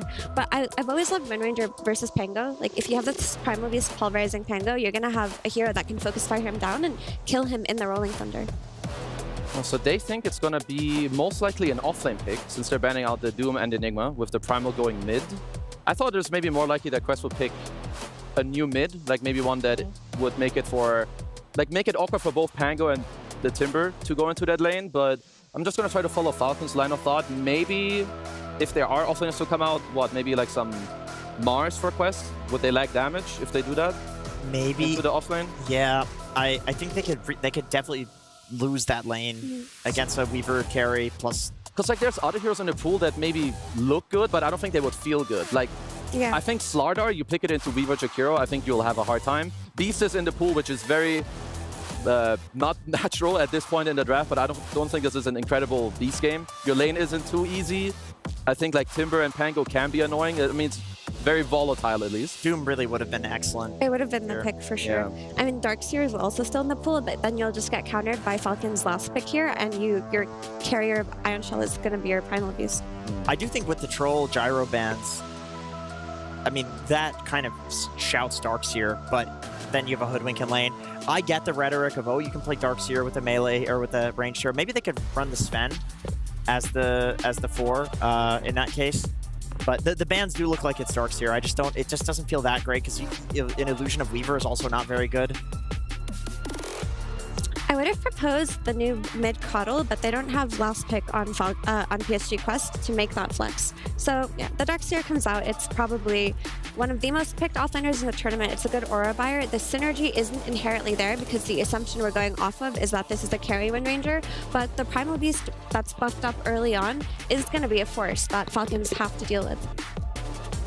The pipe, it's just not a great pipe game either. I mean, against Jakiro, sure, it does nothing against Weaver. It doesn't do that much against Pango, and then Timber is like all pure damage. So this is, I mean, Darkseer is an excellent hero. It's one of the best offlaners of the patch. However, it's just not the most god tier Darkseer game that we've seen. Yeah, I will say, like, it generally feels good to have this hero in your draft, but for all the reasons that Jenkins just said, like, I think that the Timbersaw and Amar is one of the best. Like, this hero just kind of changes a lot of these matchups. It makes auras a lot worse. I'm not quite sure how to pinpoint this Falcons last pick. I couldn't find an incredible... Okay, I was thinking maybe you want to do Oracle and just put the Weaver 1. I was at least debating. I think it's fine against the Darkseer. Like, it does make sense. That is an excellent pick. You will lose you should at least lose the trades to Hoodwink, in my opinion, pretty hard on the side, but you can try to play through your mid, you can slow down the Darkseer a little bit, so I think it makes sense. It's also a save against Pulverize with the Oracle ult. That should be valuable. It's good against lane because you can remove Ion Shell, for those who don't know, with Oracle's Q. But I do feel like this hero doesn't provide that much by way of team fights, right? It's a hero you want to have in the back and just provide defensive capabilities. So all of the firepower has to come out of basically the Jakiro. And we're so used to Falcons winning off of their supports having sick rotations, right? Snaking's rotations to mid lane where they get the tower, crits rotations. But crits on a slower hero in Jakiro and snaking is on a slower hero in Oracle. So picking it is good for lane, but you're slowing down the overall pace of your early game on Falcons. At the very least, they do have other cores that are capable of rotating. Like, we've seen Skeeter make a lot of these portal rotations, like, super early, and Weaver is very good at doing that. I think Amar on Timber, he can show up to things, but it's probably more likely that they can rotate to him. But I think Malrine on Pango, he's going to be very active, which I do agree that you're going to need to help him mid in order for him to have that activity. But guess what? Oracle predicts the runes. So it is actually, like, a hero that does beneficial things for the mid through that. Is that the innate or the facet? That's the innate. So through that innate, he's actually doing stuff for mid, just not in the way that these other heroes necessarily do. Like, if I'm Quest, I want to tempo the game up. Like, for what Mira just said, generally Falcons are really good at going for the runes. I think Falcons, Quest should be winning those fights. They should go together, speed up the game. For me, when it comes to Falcons, my eyes on Amar. My bro, if he pops off this game, he will carry later. But Quest, they could speed up the game quite hard, get themselves a lead. But I also think they have to do that. They need to play from ahead, shut down this Timber, and just kind of show what they did yesterday. Yeah, I think for same thing, you want Noob on that Primal Beast to just out-rotate and kill every lane the same way that you want the Pango to do it. So all eyes on the mid lane. All eyes on that mid lane. Before we get eyes on the game, though, we're going to get some eyes on AUI 2000, who has some words with Purge. Thanks for joining me. How do you feel about the draft, Swin? I think we're pretty comfortable with it. We got some heroes that we really like. Honestly, I think the Primal Beast on 8 was a little bit unexpected for us. But, you know, well, I think we have good answers to the hero this game, so we'll see. Are you comfortable with the Oracle against the Darkseer? Are you going to break his ankles effectively? I mean, honestly, I don't think Darkseer like loses lane to Oracle that hard, but maybe Oracle Weaver, I'm not sure. But I think in the game, like, the Darkseer does nothing to Oracle. You just have only magic damage, and Oracle is good for set. All right, great. Well, good luck in your match. Thank you. Here we go, ladies and gentlemen. It's time to get into the action between Team Falcons and PSG Quest. Two teams, of course, folk that have met countless times. Oh, yeah. And countless times, PSG Quest have failed to be able to take down Team Falcons. Here at Riyadh Masters in the Esports World Cup, down in the lower bracket, will this be the time that they're able to take them out, folk? We'll have to see. They did get a lot of comfort heroes, right? We saw Falcons prioritize a ton of bans onto Noob. They took out his 3 main heroes that we tend to think about. He still gets his Primal Beast hero through because that's one of his also most played ones. It's a comfort draft for them for sure. On Falcons also, though, a ton of comfort. The Oracle is the only kind of mismatch one. I was expecting the Enchantress, but you could hear there from Aoi why they did want to go for this one instead. Multiple different ways to dispel versus the Windrunner, versus the Warcry early, versus the Darkseer, and then the magic negation as well too is pretty huge this game. So yeah, let's see who can execute, because these teams have met so many times in the MENA qualifiers, MENA region, etc. All these games. I think they went, 6-14 or something like that in the last couple games. Quest has won 1 series versus them, but for the most part, it's been Falcons taking the edge. This is a treat, though. We get to see so many comfort heroes, and I've been wanting to see Noob play his Primal Beast again. It's one of my favorite heroes that he does play for him, because he has 4 or 5 main ones. We did add Sanking to the list, of course, yesterday after he dominated on it, and this is one that can dictate pace. Okay, and how's it sort of ended up looking? Because obviously it was the first pick. It came up very early. Yeah. Which I think, as you were saying when we were watching behind the scenes, this was something that they probably had to do if they were to get Noob on one of these heroes that he's going to have a really potentially an explosive game on. How do you think Team Falcons have gone about dealing with this first pick Primal, and how hard is Noob's game going to be? I mean, on paper, they do have some solutions. They have big burst damage that comes from the Timber. They have distance control that comes from like Ice Path and stuff like that to stop the pulverized. Then they have the Oracle spell, all of them pretty much actually that are quite effective, since one of them keeps him in place versus the trample. The other one blocks magic damage, which is the trample. And then the other one, of course, purges the ultimate. So there's definitely some answers that they have done. It's just, will they be able to execute them? Because sometimes I do see, even if you have answers versus some primals, if he finds the right angle and he's able to get on top of these backline supports, he can be devastating.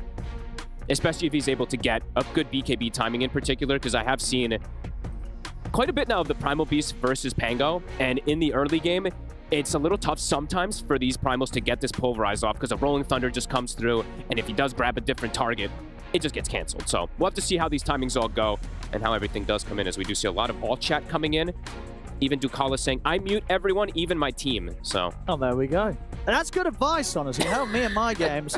Ducala, he's onto something there. But yeah, apologies, ladies and gentlemen. Would you just momentarily have a pause? Hopefully we should be able to get the action underway pretty soon. And you know, looking at Falcons now, one thing I would say is that their lineup, it doesn't have a lot of instant catch, instant lockdown, right? No. So when it comes to these fights, you look at heroes like TR2000 on his Wind Ranger, he could end up being pretty slippery, right? Yeah, I think the Oracle, the Dispel can be problematic. Okay, sure. That's the one thing. So, you know, early game rotations could definitely see Snaking maybe go through one of these portals, since he can leave Skeeter alone, as we've seen a lot of times, and they can look to kind of surround. So, I mean, we'll have to see. We'll have to see how the lane goes in particular, because I do think that this Timber pick, even though we've seen only really Falcons play it, it has dominated every time he has. Of course, so this came out, what, third pick this time? Yeah. You know, we saw it the other day when Falcons got it from, fifth pick, and it was an incredible game. Yeah. I believe he didn't die. He was top net worth the whole game. It was pretty wild stuff from Amar on the Timber. This time round, surely because he came out early in the draft, it should have been dealt with a little bit. I mean, has it been? Are there things that could cause him issues in this game, or you feel not? Was it just the way that the draft was going? Falcons knew that they could throw it out third, and that there was going to be other issues that PSG Quest had to resolve in kind of the ending of their draft that meant that they couldn't really afford to pick anything that's going to make the Timbers game hard. Yeah, I think the lane is going to be the big one to tell how they're able to do, if they're able to actually punish him at all. Okay. In particular with this Sven and this Wind Ranger. That's why they went for the Wind Ranger, because they have this distance, they can always poke him. But Sven, I think this is a really clever pick, this Timbersaw versus the Sven, because Sven providing in the lane, it's not really the most. Yes, you're providing a physical barrier versus some, but Timber, he's just going to be able to chunk through that. And also, they do have the Jakiro there, so it's a ton of magical damage that they can provide in the lane, which Sven just does not like to play against. I think the other one that I've seen that looks really nice versus that Sven 5 is like Bat Rider support too, and Jakiro kind of fits that mold of just massive magic damage in combination with the pure damage that comes from Timber. So players joking around about some coffee, and Amar says you should order the shuttle already. Oh, there we go. Some fighting words there from Amar.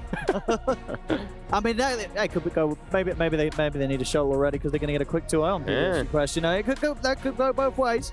But obviously, a little bit of banter there from Amar, indicating that this one is going to be a stomp. Amar's in his eyes. Amar's all chat, I think this tournament has been some of the funnier ones. Some of the things that he's written have just been. He wrote one in the lobby the other day that was just, it was too funny. He wrote something about like, doesn't stress make you colder or something? Because they're talking about the Noob got him back pretty good there. He says that their coach, he's already preparing for Thompson. You know, they're ready for what's to come. You know, this series is already done in the mind of PSG Quest. Hey, Ducalis is responding though. That means he did not mute them, so he's lying. Oh. Well, he probably unmutes for the banter during the pause. I mean, it's that I'm with him on that. You know, I'll mute the whole team, but if something spicy happens, if a pause happens, I'm unmuting so we can get in the banter, you know what I mean? It's just... All right. They're pumped up. They are pumped up. Yeah, if anything, this pause is probably going to make the game even more exciting, which is rare to say with pauses, but it's giving the time for these two teams to, you know, get some fighting words in before the action kicks off. These pauses do kind of, you know, now you get to really start to go into like the nitty gritty of like, okay, where am I going to put my sentries? Do I want to block these camps and stuff like that? All right, we're getting underway. Here we go. No more trash talk coming in. Maybe for now, because it probably will come right afterwards. We'll get some during the game for sure. Absolutely. Oh, this is going to be a treat. I mean, this will be incredibly fun. They both were talking about smokes quite a lot here. And speaking of the smoke, they both smoked up. Oh, it was sort of the mind games. Indeed. Here we go. Let's see if someone gets... I mean, after you've had that sort of all chat, you know, a bit of banter back and forth, getting the first blood, you know, you're going straight for it, both teams. You know, you're ready to play. You don't want to sit back and passively let each other get the bounty rings. You're looking for first blood as we get into PSG Quest versus Team Falcons. I'm looking to... I mean, there's some fun little synergy kind of facets. I'm checking Malrine. We'll be checking for the ward, so does Scout in particular, if there it was one there. I think maybe the Darkseer could have seen him there too, because they're pinging on the side there, because that's usually where you see it. So kind of little clever little smoke moving to detect each other's wards and stuff like that. So fun little facets to talk about is just the combo of the Primal Beast plus the Darkseer. I don't know why this one always comes to mind, but the double movement speed ones that they can, you know, they're buffing each other up and stuff like that. It was pretty cool. So hello.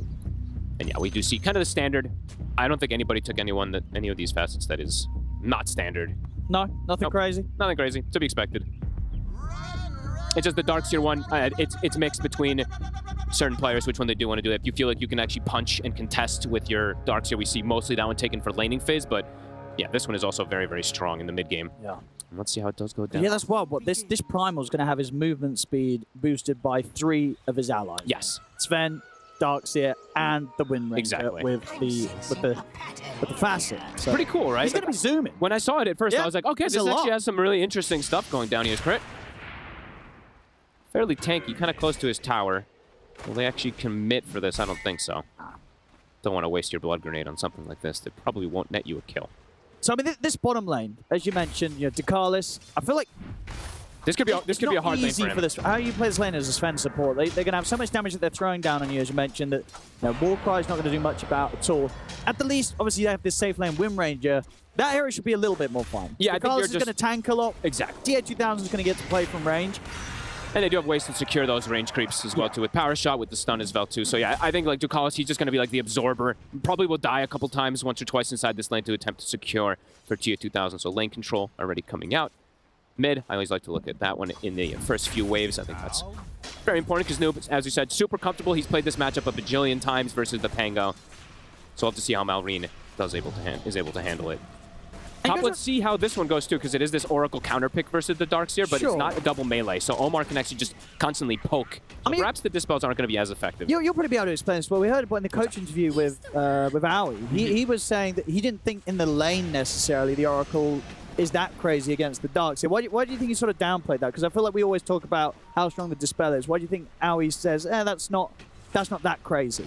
There's ways to play around it. It does have a pretty, like, a decently long cooldown on the Fortune Gen. I think also because it's not a double melee, it can be a difference because Omar's not going to be playing with Ion Shell at all. He's just going to be poking from a distance, which is very effective versus a hero like Oracle. And that's true. So you think, yeah, if it was the case of Darkseer plus a melee 4 that's getting in your face, then the Oracle feels much more of a counter to what that style of lane wants to Omar could be in trouble here. Might need to look for a deny to the neutrals. Now he's going to try and run. He's got the Fairy Fire. See if he can waste Snaking's time chasing him. Maybe, yeah, indeed, he's going to be able to keep out of range of Snaking and will get away. So no first blood to be found quite yet. Yeah, maybe because they also... whatever we're saying. Mid, yeah, we're seeing 11-6. Noob having a fantastic time. He's able to get that water rune as well secured, while Omar, with a kind of effective movement, even though he got kind of pushed out of top, it was very nice for him to just secure that as well, to deny it away from Malrine. It'll be exciting to see what Noob can do on this primer. We saw him yesterday, on the Sand King. Sure, it was a Sand King, different hero, maybe a little bit more busted, but he was having some crazy early game rotations with that hero. Is there the possibility to sort of play that sort of fast on a primer? Would you say, can we look towards early plays around the side lanes from Noob? It's probably the fastest one, in fact, actually, because you can even just leave the lane at... I've seen level 3, level 4 rotations when you go for these bounty runes and stuff like that. So yeah, definitely possible for Noob. He's contesting absolutely every single CS here so far. He's getting quite a fair amount of deny since he's got this point in Uproar. Does have that nice base damage whenever he's trading with Malrine. So yeah, we're seeing the effect of that in that one. 16-7 to 12-3. He's having just a bit of a better time right now. He knows it too. Yeah, he's going to hit good timing on the 6 for sure. Definitely quicker than that of Malrine. So leading forward to, since the water rune exchange will likely happen as... we'll see if the supports do move, but so we'll talk about the 6-minute thing, because I think the one thing about Oracle they mentioned on the panel that's pretty interesting is being able to predict where the power rune is. So we'll see how that comes into play, how the movements come around those runes in particular at 6 minutes, since we always see the double support rotation. Ooh, nice bushwhack. Very nice bushwhack and a vacuum drag back onto Snaking. A couple more punches. They've got him. That's first blood for Omar. Can he get away? Skeeter's going to want to try to get a trade kill here, but scared to commit. Yeah, indeed. Doesn't want to try and stand his ground against the two of them. Meanwhile, down bottom, bit of a rotation made for Noob as he swings over to join forces with Ducalis to try and take down Crit. It's got Malrine by his side. Noob's ready to go back in. Not able to connect onto Crit with the onslaught, but Noob, he was settling for the water rune instead. Just wanted to make sure he could secure the refill on the bowl. The other one too. Indeed, he'll be able to grab the two of them. Snaking comes in with the TP, of course. One of the benefits of giving up that first blood, that he can at least be the refuel for the bottle that Malrine needs. But Noob, I mean, he had such an explosive performance yesterday on this Sanking, and he's really delivering right now, at least in this laning phase. These moves, these quick little movements around is really working out for him nicely. And so far, bottom, Ducalis has not died, so he's been able to secure some good farm for the Wind Ranger. Amar is farming as well, too, and see if when they get the level 3 on Crit, if they're going to go for a kill. But so far, so good in these lanes for the side of PSG Quest. Darkseer struggling a bit on the CS front, but they were able to secure that kill.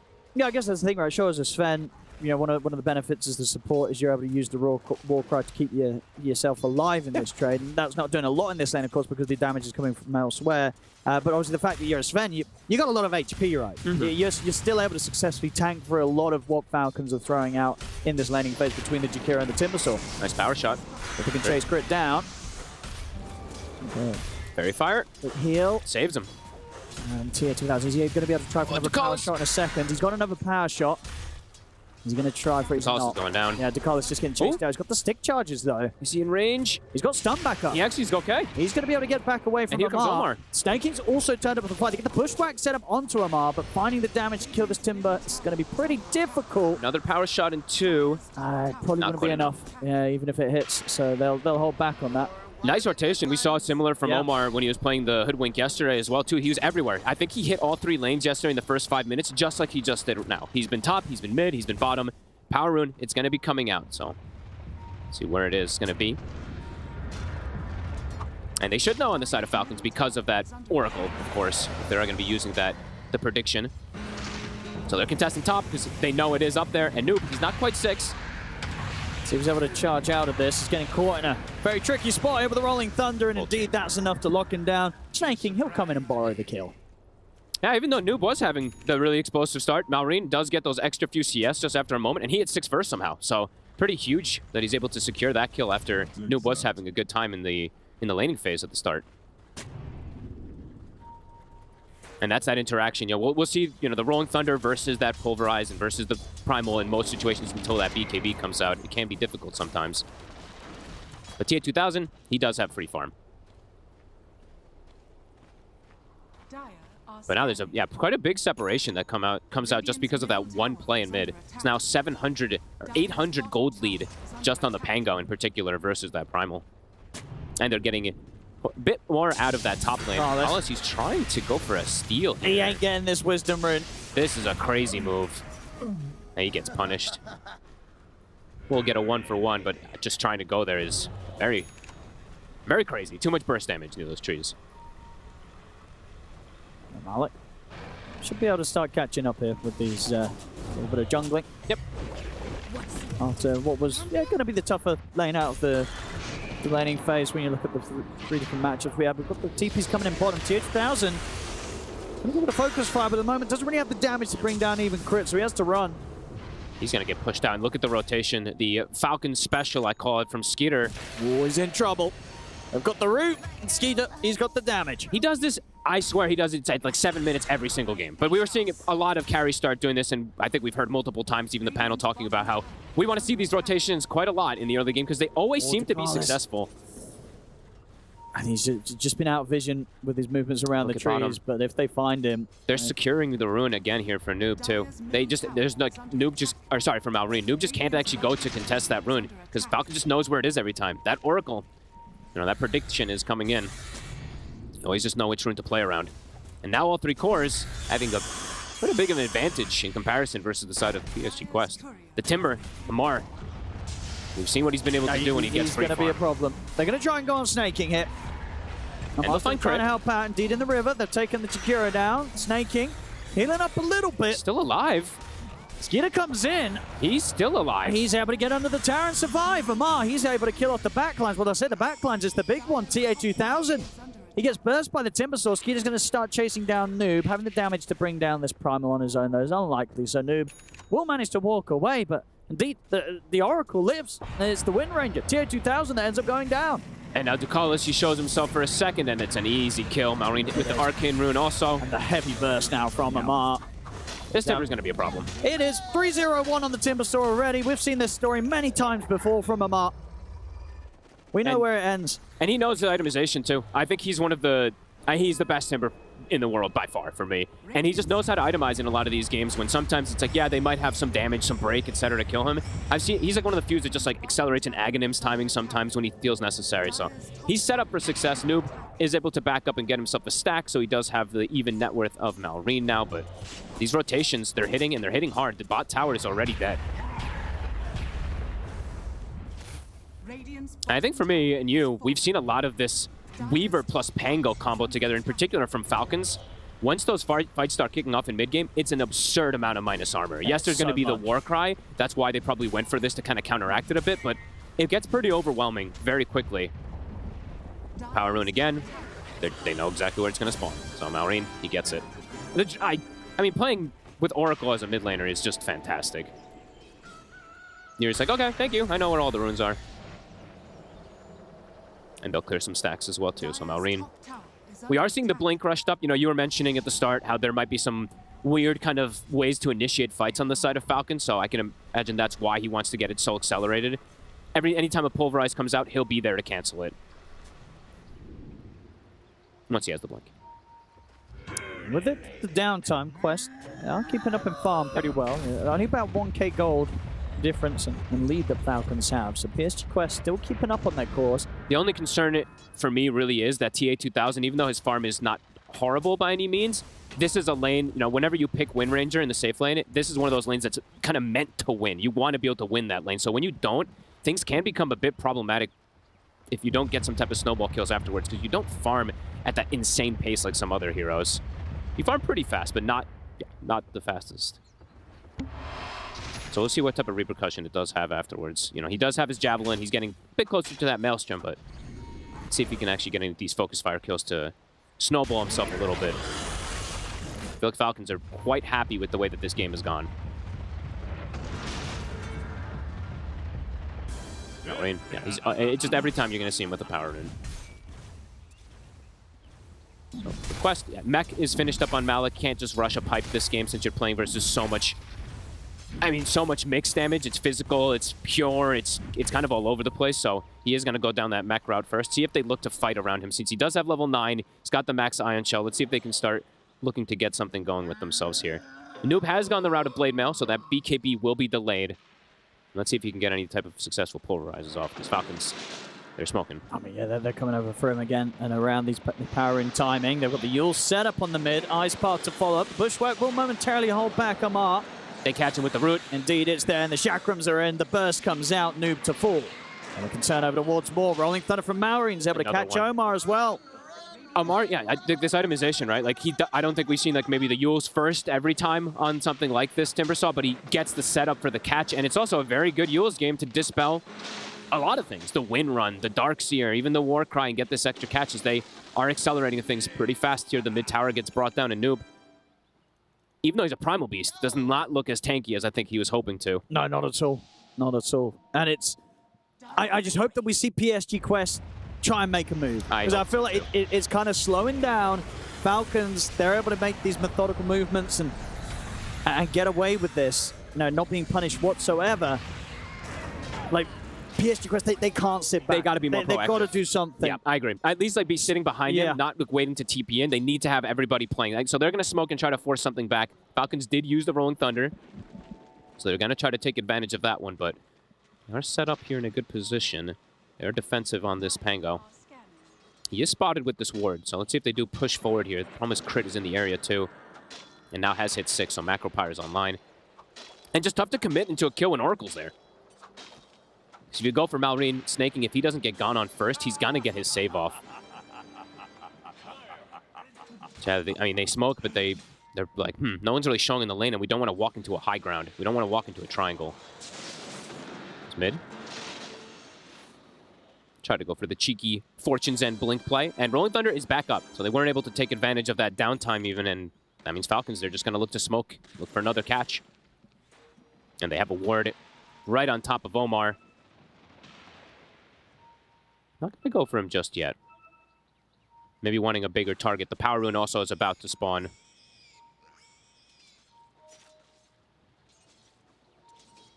Yeah, they really want to try and find something with the remainder of this smoke, but maybe they will just settle for Omar if they want to make the jump up here. They don't see him at the moment.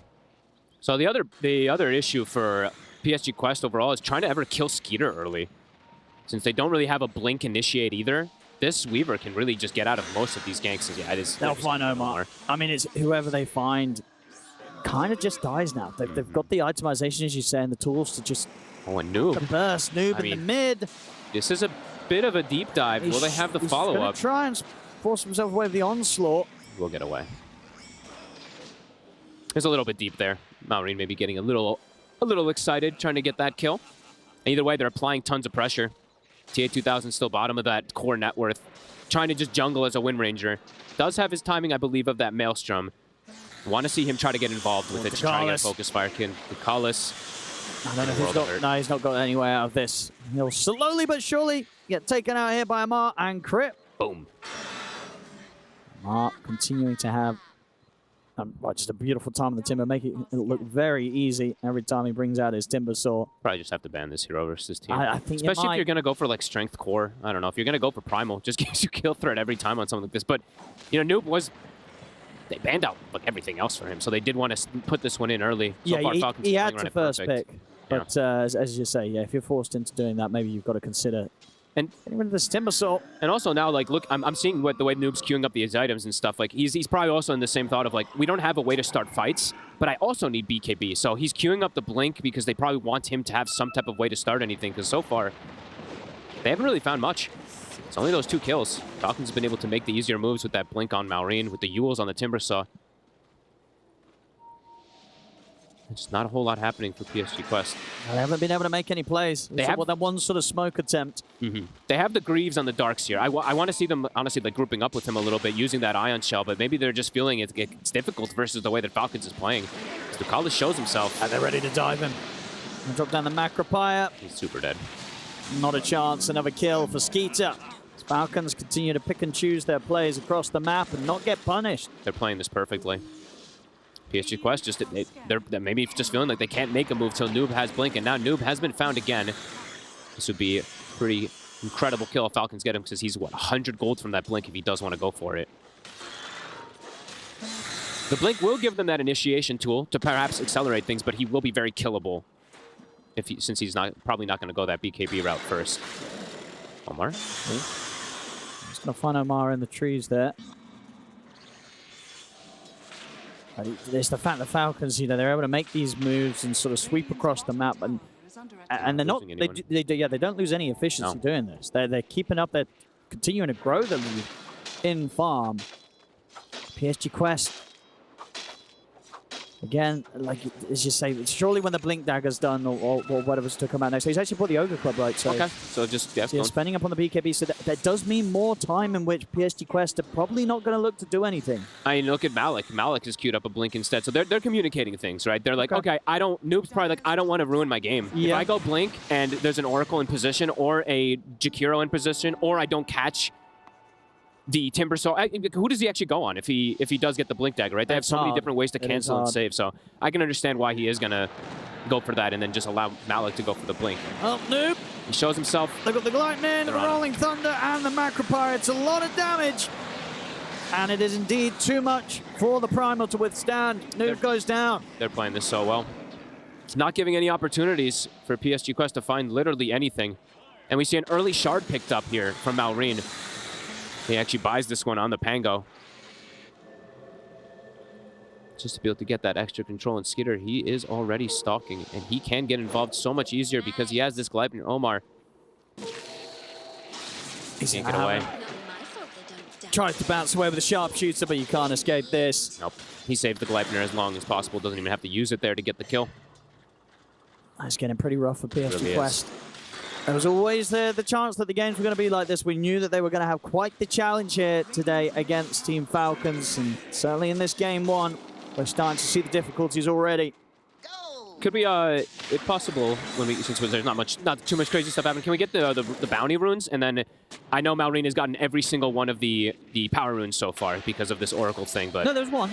There was one, right? Oh, there was the one. illusion. Sorry, at the you're start, right. remember. The illusion at the start. You're Got right. the illusion stuff. I believe indeed outside of that, all the other power runes most certainly going to Team Falcons. Yeah, they're controlling the map while also controlling power runes, while also getting all the bounty runes. So even for PSG Quest, they're not able to get that many of these, so that gold lead just continues to grow. And see, accelerating things to the Roshan onto these objectives. Falcons just playing it very methodically, and PSG Quest, they have to make. I mean, now they have the Blink on Malik, so maybe Blink on him and then a BKB for Noob and try to go for something. And if that doesn't work, I don't know what they do afterwards. What's their insurance policy? It feels like we've just seen a lot of games like this where for the team that's behind and maybe indeed sort of ended up in a position where the draft doesn't have the strongest chance against the enemy. They just hit creeps and hope for the best.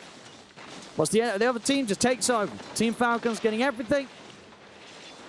PSG Quest, what is the recipe for the comeback? That is, I mean, great. Wait, do I see double mech on Falcons? Okay. Snaking bottom mech, crit bottom mech. Okay, well, it happens sometimes.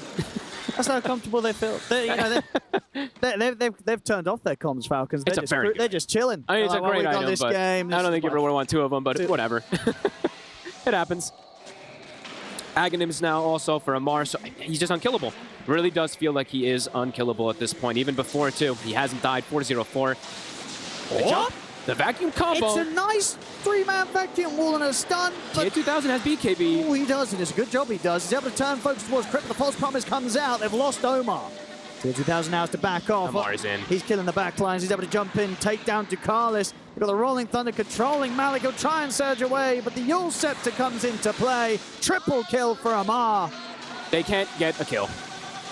Yeah. Snaking in the right place. That's the BKB reveal from the TA. I don't even believe Noob could even show up because he didn't want to pre-BKB as they decimate the fight, even though it's a three-man vacuum stun. You know, it's a beautiful start. You know, they're very pretty there, the three-man stun. Tier 2000 trying to kill Crit. Look at the snaking very easily. Yes, they have a pop down the false promise and keep that Jakiro alive. So PSG Quest, they get nothing. They just covered their bases so well. And, you know, itemization, you know, lineup, you can talk about draft stuff always and everything. You know, they're playing to their draft beautifully, but it really is a lot of this itemization, too, that is phenomenal. This Timber, going for this Yules early, has messed with a lot of stuff because I'm trying to go through like the new process of he's like, oh, I need to go on Oracle. Oh my God, I just can't because there's going to be an Ice Path or a Yule Scepter or a Pango. It's which target can he go for? Falcons have just covered their bases kind of beautifully, and we're seeing the result of that. It's already 11K lead, 15-2. A lot of these games have happened like this where things just snowball out of control and there's just very little chance to see a recovery, even with Teamfight Wombo combo. We did, it was yesterday, right, where PSG Quest had the series where they got crushed in game 1. Crushed in game 1, then they came back. And then game 2 and game 3 looked fantastic. Yeah. So maybe that's going to be the case here. Because so far, we're definitely getting them being crushed in game 1. Yep. By Falcons. We've seen quite a bit of, I think, the team that won the first game then wins, the other team ends up winning the next 2. I mean, we'll have to see, because this one, it's starting to feel like it could almost be to that GG this levels. might indeed be like the final smoke if it goes horribly wrong. We'll see what PSG Quest can do with this. They need something amazing to happen. So they've got, okay, BKB Noob, Blink Malik, BKB TA2000. They have to execute this at some insane level. And Amar. Can they kill Amar? I don't believe so at all. That focus fire, it just ain't working. And T2000 already put down to half health. They'll have to Greater Healing Lotus him, but they can't touch him. Yeah, he knows the way to itemize just so beautifully. He is the best Timber Saw, and yeah, you might just want to not play versus one of his obnoxious heroes.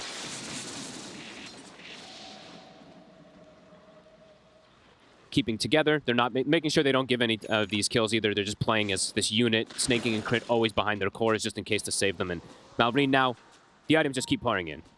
An extra core item every single time they go for an aggressive move. Skeeter also having the Hurricane Pike.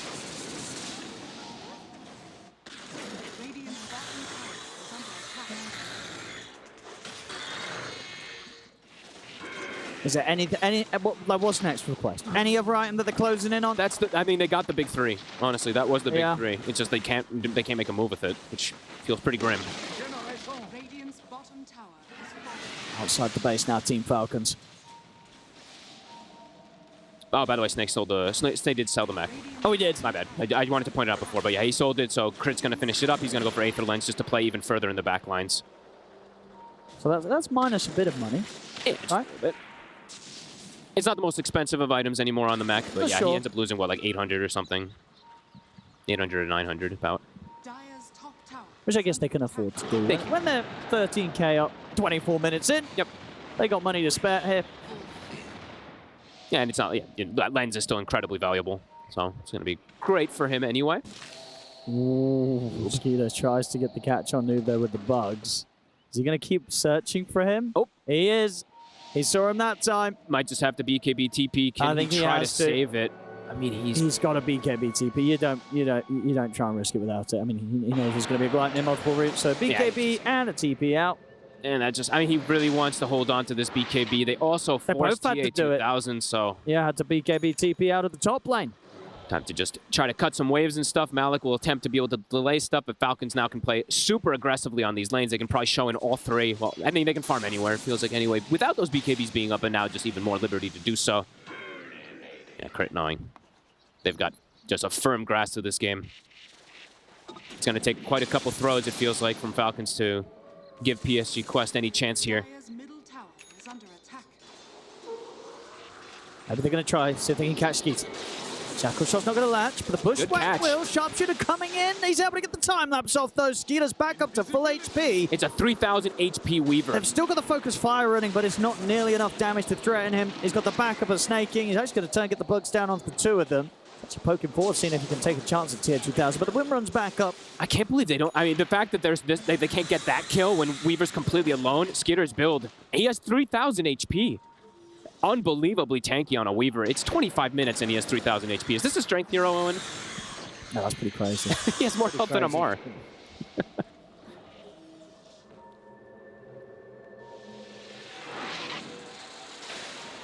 Nope.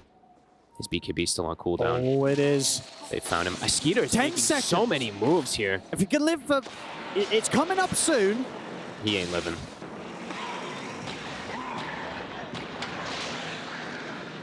He's gone. He's gone. Skitter's everywhere. They're not even getting opportunities to farm because Skitter just making magic. Malik. Oh. Wouldn't have mattered anyway, but hey, maybe they can kill. Hey, they're going to get a kill. There we go. At least one. Can they get any more? No. No. But they got a kill. They got snaking. Still might be at the threat of the base getting taken. The rest of Falcons ready to continue pushing on. 3-17.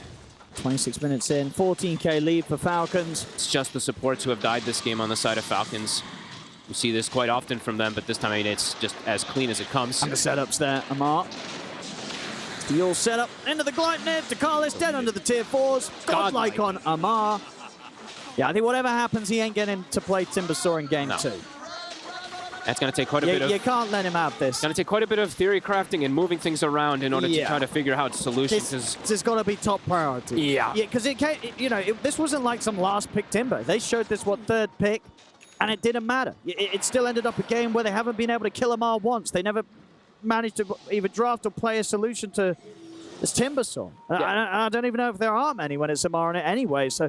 Maybe you just got to get rid of it. Yeah. I mean, they tried to go for something because they have this Sven, which is not the most aggressive here on lane. They tried to go for this Wind Ranger to pressure, but it didn't pressure at all. They maybe need a different solution for that dual lane if they're going to leave the Timber to find some type of kill, if they want to go for some type of Sven. And they're diving in now. Maureen in with the Rolling Thunder on towards DeCarlis. Amar comes in with the burst. DeCarlis out again.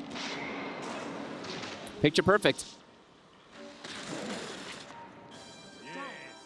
Mid-rack's taken. They have a ward inside the base. Lanes are shoved out a little bit here, I believe, from some ion shells and stuff like that. Noob is drawing the line also to shove out bottom. Skitter, take away that Wisdom Rune, and he is getting toward that kind of GG item. He already kind of has all of them, but the real GG item is when he gets the MKB versus the Wind Ranger. There's just no hope afterwards. Noob is going to try and help out, see if they can have a chance of taking down Amar. They can't. Cannot. Amar's perfectly fine. The backup comes in for Falcons. Noob, he has to put the BKB and run. He's going to go for the TP. Will manage to escape with this. No bash. Out to the side. TH2000 was once again able to take Snaking down. So Snaking having a couple of deaths here and there, but it definitely doesn't change anything in the whole grand scheme of things. Maybe they could get Crit as well this time. Be able to drag him back with a vacuum. Stun to follow up as well. Crit will fall. Can they get out with this? They've got 2 supports here. Can they kill a core, PSG Quest? No. They have yet to be able to do so, and it doesn't look like they're going to be able to. Malik is going to try. He's got the blink. He's got the Yules. Do they have any sort of chance of bringing down Amar? No, they don't have any follow-up. Not bad, though. Catch. Not bad. They'll be able to find the 2 They're getting kills. They're keeping the game going. Yep. But just to clarify, indeed, not a single core on Falcons has died yet this game. And Noob, I believe he got a little lucky with his BKB TP out because Maureen did buy the Basher right before that. I don't think he got the Bash with the Swash, so he was a little... Did get poor RNG to be able to get that. Back up, they'll claim the Wisdom Rune. Get their Tormentor as well. And Skeeter gets it. Oh, that's the dream. The Weaver just gets a free one. Yeah. And he's about to have that MKB finished up pretty soon, too, to be able to just focus. He can just focus the TA2000 every single fight once he's got that. TA2000 will be getting closer and closer to Ag, so we'll have at least some type of protection for himself. There comes the 5-man smoke from Falcons. Yep, they're looking to probably take another successful fight win and to look for that Roche. It is going to be shifting to bottom soon. I do like that Malik tried this. This is actually kind of cool. You know, they're trying their best to itemize with what they're up against. The Yules build on the Darkseer. You know, we were talking about this Amar Aghanims. They needed Dispel, but it doesn't do enough. As Ducalis, he's gone. Deleted. Got the creep wave pushing in on the mid, so backdoor protection will be taken out. They can start pushing on to a second set of barracks and tier 3s down here on the bottom lane. Team Falcons. And yeah, Noob will TP back. Fresh Aghanims on the Wind Ranger. They're going to try something. They've got the vacuum wall down. Ice Pop's going to come out for crit response. They're burning Skeeter down low. They've been able to burst him. Not turn over towards Snaking. He's managed to false promise himself. A lot of damage that he takes, and it's enough to cause him to die. Double kill for TA2000. Another Shackle. Do they have the damage from Amar? Can they kill this Timber? They've got the Bushwhack. Amar. He's taking some good damage. To half HP. Power Shot comes in. He's up to the high ground. Here comes Maureen. Oh, he's actually going to go into the 4-man shield crash. Maureen, he wants to keep this fight going, potentially. See Amar, he's watching for the high ground. He's looking to get back in Maureen in with another shield crash. Malik's a 3-man vacuum. They got the grab. Got the pulverize. Can they focus any damage in onto the Timbersaw though? Amar puts the Shiva's guard now for TA2000. He's able to chase down Maureen. That's one. Gleipnir is back up. They got the catch onto the two of them. Dakalis and Omar stepping up, but Omar, he just turns around, bursts through Dakalis. TA 2000's getting some cleanup kills. Should get crit also. And crit's getting very low. Omar, he's also cleaning up. So both of them getting a bit of cleanup from this one. Omar gets the triple, takes down Omar. TA 2000 able to find crit. It's something. It's something. It's pretty good.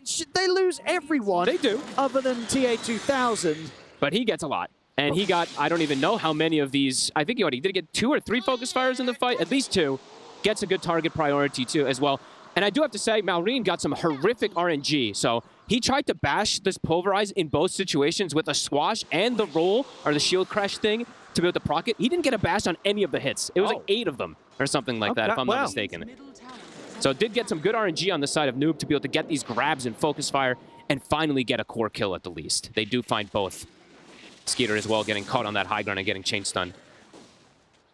And if we do see the fight again, you'll see Pango tried. He literally tried to bash both times versus the Pulverize, and it just didn't happen. So if they do get the bash, Skeeter does survive. In the end, though, it's the best fight we've seen so far. This it is. By far. You know, which no, it doesn't sound great when they did lose 4 heroes themselves, but relatively to everything else that's gone on this game, it's some PSG Quest. They're going to try and get out on the map here with the smoke. They won't be able to get over towards Roche before they get taken out by Falcons. Skeeter grabs the Aegis. And he does have that MKB now. And with the Aegis, tough to see them bringing him down twice, but they're going to look for an angle. This could be a tough one. Amar, he's just waltzing at them. He seems to know perhaps where they are. They don't want to go for the Timber. TH2000 is trying to get around Amar and find a different target. And he will.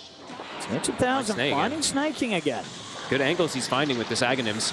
Well, there's the rest of Falcons. They've found the rest of Quest. Malik's able to turn with the vacuum wall, but Marin jumps in with the Rolling Thunder. This time the bash comes through. They take down Malik. And over towards Omar. Try and bounce away with the sharpshooter shot, but Omar cuts him down with the Chakram. 15-0-6. Still just crushing it. But the fight snaking again. TA2000's Aghanims is putting in a bit of work to be able to find the backline. Snoop nearly gets him here. I mean, if you get one more hit off, won't be enough. It was going to be fine. Dakalis, you're not getting out of this one. Maybe Oversilk Totem. No. They got the Yules. Amar's ready to set up for the next round. A burst. Another kill for the Timbersaw. You just have to ban this hero for this season, for sure. 4 dead again. TA2000 versus the world, versus an Aegis as well. Skeeter looking to go for this closeout. Daedalus is online, but it's just him.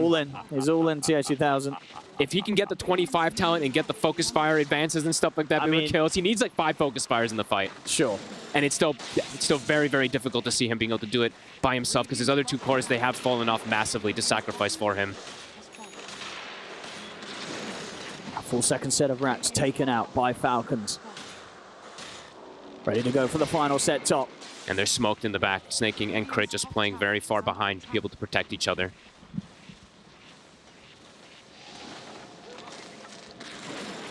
Skeeter will be queuing up at least one defensive item in particular. He is queuing up the Lincolns next, just in case of this chain stuff, but let's see if he even is going to be able to get it, because this next fight could be the last one. They won that 35-minute Wisdom Rune. It's 20 seconds.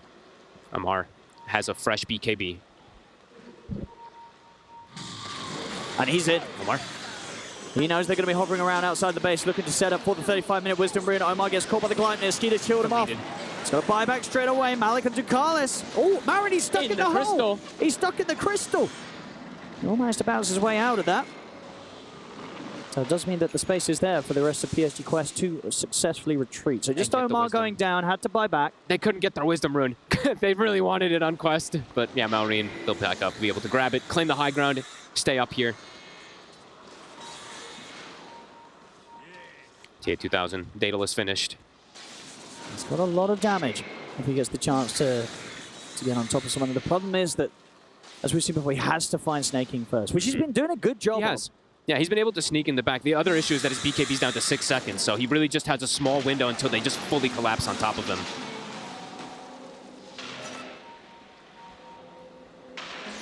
Going for a big wraparound here. Good wraparound. I mean, can they find Snag? Look at them. They seem to know. Crit and Snag in the trees.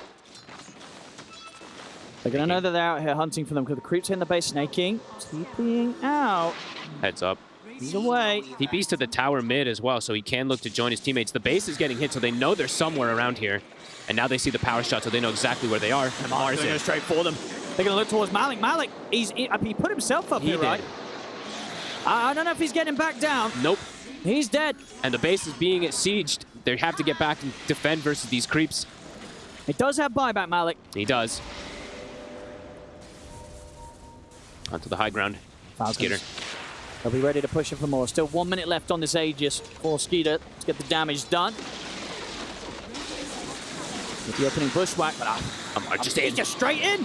He's able to burn through Omar with the flamethrower. TR2000 tries to turn over towards him. Will buy some time with Mule stepped up into the sky. Noob, can he get the grab? He can. Pulverize is there. Staking trying to come up to save. The vacuum will drop down there. Bringing Amar down over there. The false promise. Amar, he's going to be able to timber chain out of danger. He'll be back up to pretty much full the HP. Heals, the armor, the regen is going to be kicking in. He's going to be perfectly fine to go again. There you go. Straight back up to 100% HP. And BKB on TA2000. It's going to wear off in a second here. Maureen's trying to get the angle for the Rolling Thunder. Doesn't want to go too deep, Maureen. Amar, he certainly does. Straight back in with the timber chain. He's able to cut through Noob. Also dead without buyback. TR2000 will turn with the focus fire. Have they got any control that they haven't? Amar's able to timber chain away. Malik retreating back to the fountain, but the Gleipnir catches him. The bugs as well. Malik's out. No buyback for him. GG is called. Team Falcons will take this game 1. Pretty handedly, too. Things accelerated too fast, right? From that 10-minute mark onwards, the game just became pretty out of control, and Amar, get rid of his Timber Saw. You cannot give it to him. He just goes absolutely bonkers every game he plays it. 19, 0, and 8. The itemization, I have to highlight, he does, he knows every little trick and everything around the book. You don't always see the Yules kind of picked up first. It worked beautifully, and I think it really made Noob's game super difficult to make any type of early movements. He couldn't get any catches. Yeah, ended up 1-7-5. I mean, it was always expected to be difficult for him because they did have to adopt this strat during the draft to picking it first. But yeah, my goodness, did Team Falcons shut down that mid-primal beast. Didn't get to do much at all. No. TR2000, he tried his best on the Wind Ranger, but at the end of the day, this hero, when the game starts to fall behind, it feels almost impossible to solo carry as a Wind Ranger, right? Yeah, you're single target oriented, but you also have just one focus fire in a lot of these situations. So you can pick one target, but then afterwards, it's very difficult to see how you do get these kills. And yeah, overall, Falcons, it's a pretty perfect performance. The supports, really is. They tank almost every single one of the deaths. 8 out of the 10 are snaking and crit.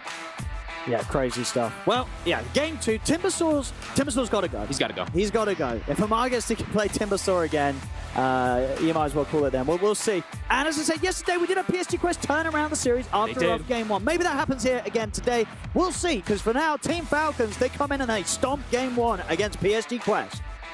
Thank you very much, ODPixel and Fox, for that cast. And of course, congratulations to Falcons for making it happen here in game number 1. But we're used to seeing this from Quest.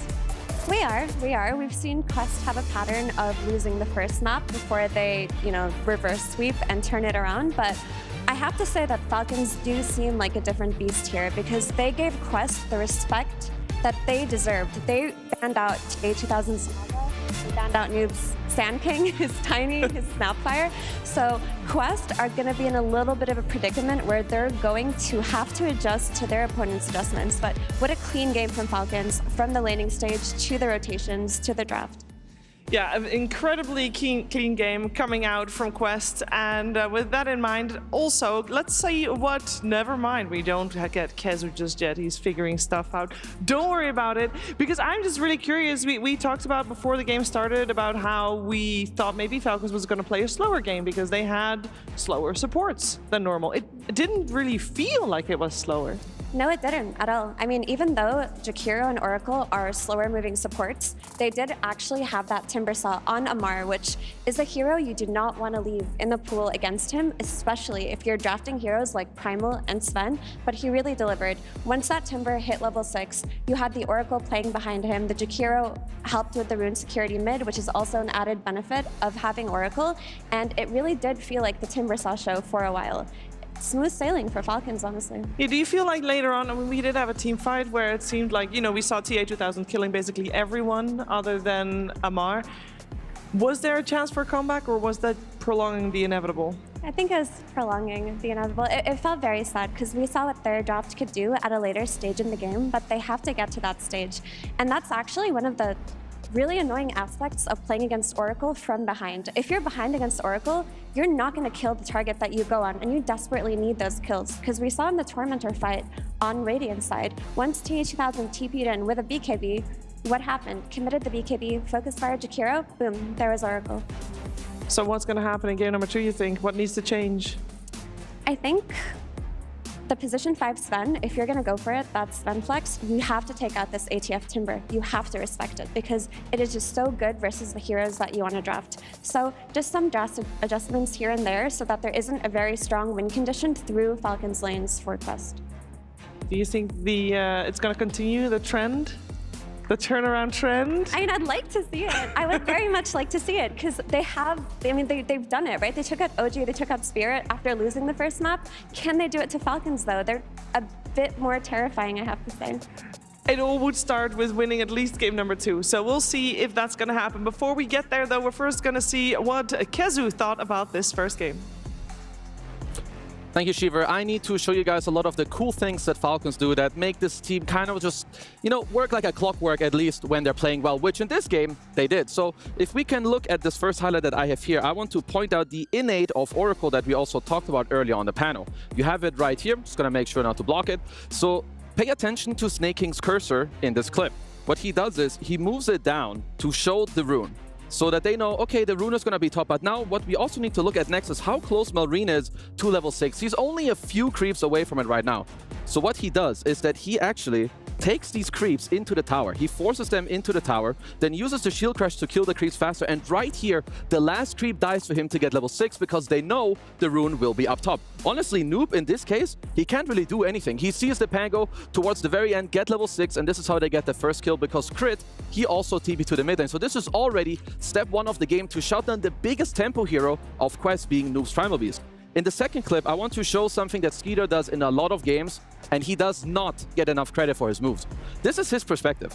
He's going to instantly push out this wave as fast as possible. And if we look at the minimap, it's not just him, it's also Snake King that is going to go through the gate with him. And at the same time, down bottom, it's a level 5 Timber that is running at the level 6 Wind Ranger. This is only because they're communicating, and they know that, look, we're already coming through the gate. This is like the strongest time of a Wind Ranger in the lane, and he's the one to die. This is now the second move in the game where Falcons stop 2 of the tempo controllers to help Amar, because Amar, as we all know, and from the draft, he is going to be the key for them to win this game. At minute 11:40, Amar gets Yules. This is not a super normal timing to go smoke and make something work, but I want to highlight exactly what they do. So they're currently smoking with the Yules timing to try and kill mid. Pay attention to Malrine and how he moves. So he just goes mid, he's going to do some stuff, and he walks back very naturally here to make Noob feel safe. Because at the same time, his team is walking in with the Timber Yules. They walk in, they use their spells at the same time here. Now Skeeter comes in, now Malrine rolls in, and suddenly, boom. Within 10 seconds, they're all 5 mid, they take this fight. And the problem for Quest in this game is that this hero, this guy, Amar the F, his Timbersaw, this hero is not okay. He counters this meta way too much. This Warcry, this pipe, he has pure damage. He's going to get his own axe. He's going to be unkillable. He kind of deals pure damage. So if you're Quest, this hero has got to go. You probably also have to think about the Skeeter Weaver. So next game, Mr. Quest, I think the Amar Timber, it's a no-go. And with that, we're going to send it to my friend Purge and this other guy, Jenkins. We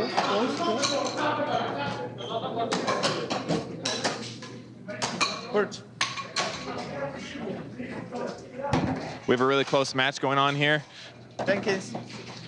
Playing against this Team Falcons versus PSG Quest. It's the grudge match. PSG That's Quest right, Purge. plays this a lot in native Canada. And guess what? I'm Amar Timber, and you didn't ban me out. That's what I am. Well, you know what? Do you have another puck? We can do a second chakram. What am I supposed to do when you ban all of my mid laners' best heroes, except for one, and it's countered by Timber, huh? What am I supposed to do? Is Primal Beast really countered by Timber? That's a sus opinion. Think so? I think it's quite debatable, actually. What about that Whirling Death? It's good against strength heroes. Yeah, that's true. But Primal Beast does a lot of magical damage. We'll see what the panel has to say about this. This argument, this discussion. It's not fair. I have a hockey disadvantage. Just let it go in, please. Gosh, why can't I ever be Falcons? That's why you banned the Timber Saw. This is why we body blocked you, Quest, in all the qualifiers up until this point. And back to you. Break.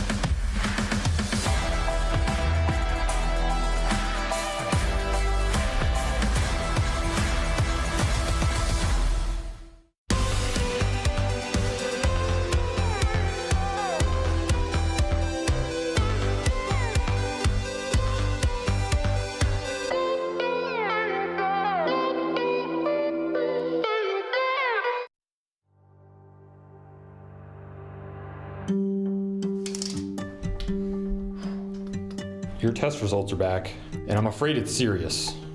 Seb, I'm sorry to tell you this, but you're at a critical juncture.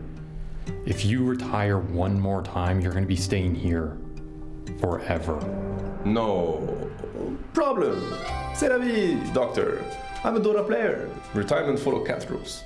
I can retire 9 times. Yes, cat rules, everybody knows that, but Seb, how many times have you retired? I'm not really like an analyst player. I'm more of a gut player. Oh, okay. Should we just check your Twitter then? No. Let's not read that.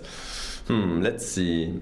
There was Quanti Gaming at TI3. They know Aegis is down, and they want to take a fight now. Ben's going to cut them off on the back line. Cost strength, and where's the Stormhammer? He stunned the board! Et putain, you stunned the board? Oh! That one hurts. I haven't won a tournament in 7 years. Could always be talent. Awesome play by Zaya. It was just impressive. No. Nah, man. I can't coach OG right now. I'm with Monkey Freedom Fighters. Wait, what? What do you mean Sing Sing wants to become a streamer? I can see what happens. It's all about discipline and focus. One of my teams. That's it. I retire from retiring. That one doesn't count, right? Like, retire from retirement? Fine. All right, then there was TI. All my dreams came true. I think I never have to play Dota again. I want TI. I think I never have to play Dota again. I want TI. Again. OG, are your two-time TI champion? Merci. Is that soy milk? So how many retirements is that? Like 3? Seb, that's your 8th retirement. That's 7 too many. You're down to your last one. If you want my prescription, not that you're probably gonna listen to it, you need to get rid of the stress, no major life changes. Otherwise, I'm gonna have to put you in a room next to Zai. Hello. Doctor, what could happen? 1 second. Hello? What's that you said? The baby's coming? Oh, I really haven't played too many pubs. Your son will understand.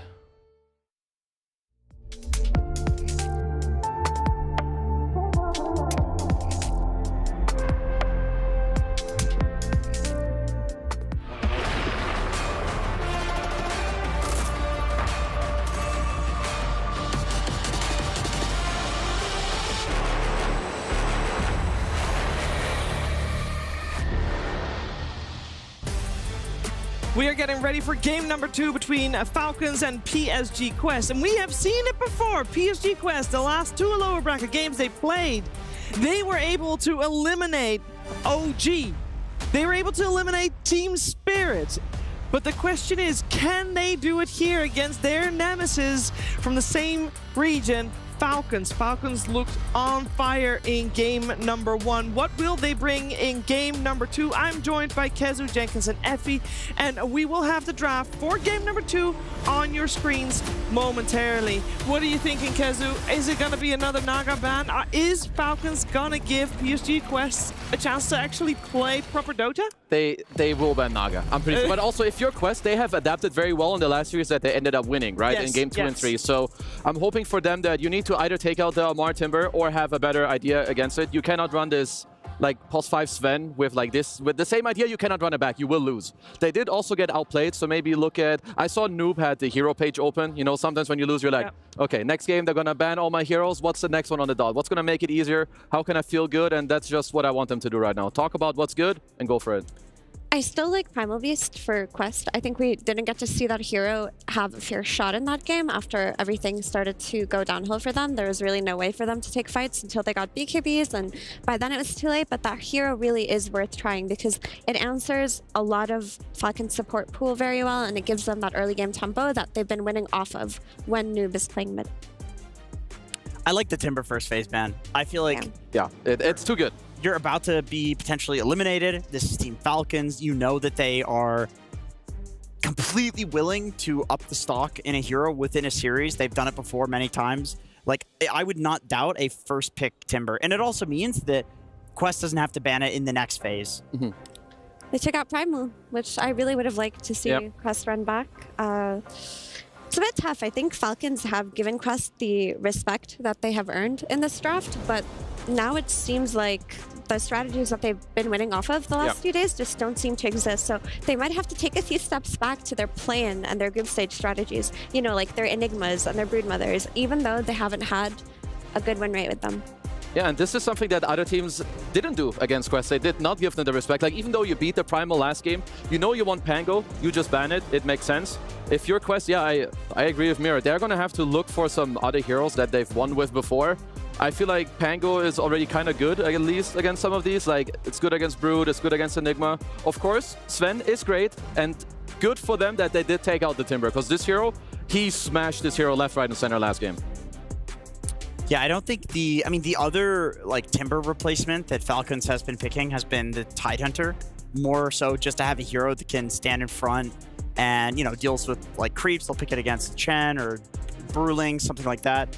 I don't think it does the same thing against Sven that the Timber does. Like, that is the one hero that destroys these like melee strength heroes, especially the ones that can be flexed between 5 and 1. Like Necro on a prior patch would also be that hero, but Necro's just not good and also not an Amar hero. So take this one out. This is the one cheese they can use to own the Sven. Yeah, definitely glad to see the adjustment this game. I'm just wondering what hero Quest want to build their draft around now, because they want to keep the flex open, and a lot of what they've been winning with is already gone. So maybe they just go back to kind of building around Malik, because they have built drafts around Enigma, they've built drafts around Beastmaster. You're playing against the Pango, but maybe you can try to just get a really good Beastmaster pick here to catch Falcons off guard. Yeah, I could absolutely see them like look for Beast. I think heroes that are on my mind right now is like for both teams, but especially Quest, they're picking out of phase. Weaver, very good. If you don't ban it, high chance Falcons will take it. Beast is very good for you on Quest. Something else you could do is look for a later pick of a TA. TA would make it harder for Pango to go into the offlane. Look for like a higher damage type hero for a TA 2000 as well. And it would work well with your Sven 5. So these are some heroes that should be circulating in the brains right now, Mr. Jenkins. And the Doom is still available as well. Both teams really enjoy playing this hero. They've even first phased it. It was second phase banned in the previous game. That hero just has so many options because you can sell items for 90% of the gold. So there's a lot of builds that you can do. It's a pipe buyer. They banned Earthshaker. Ooh.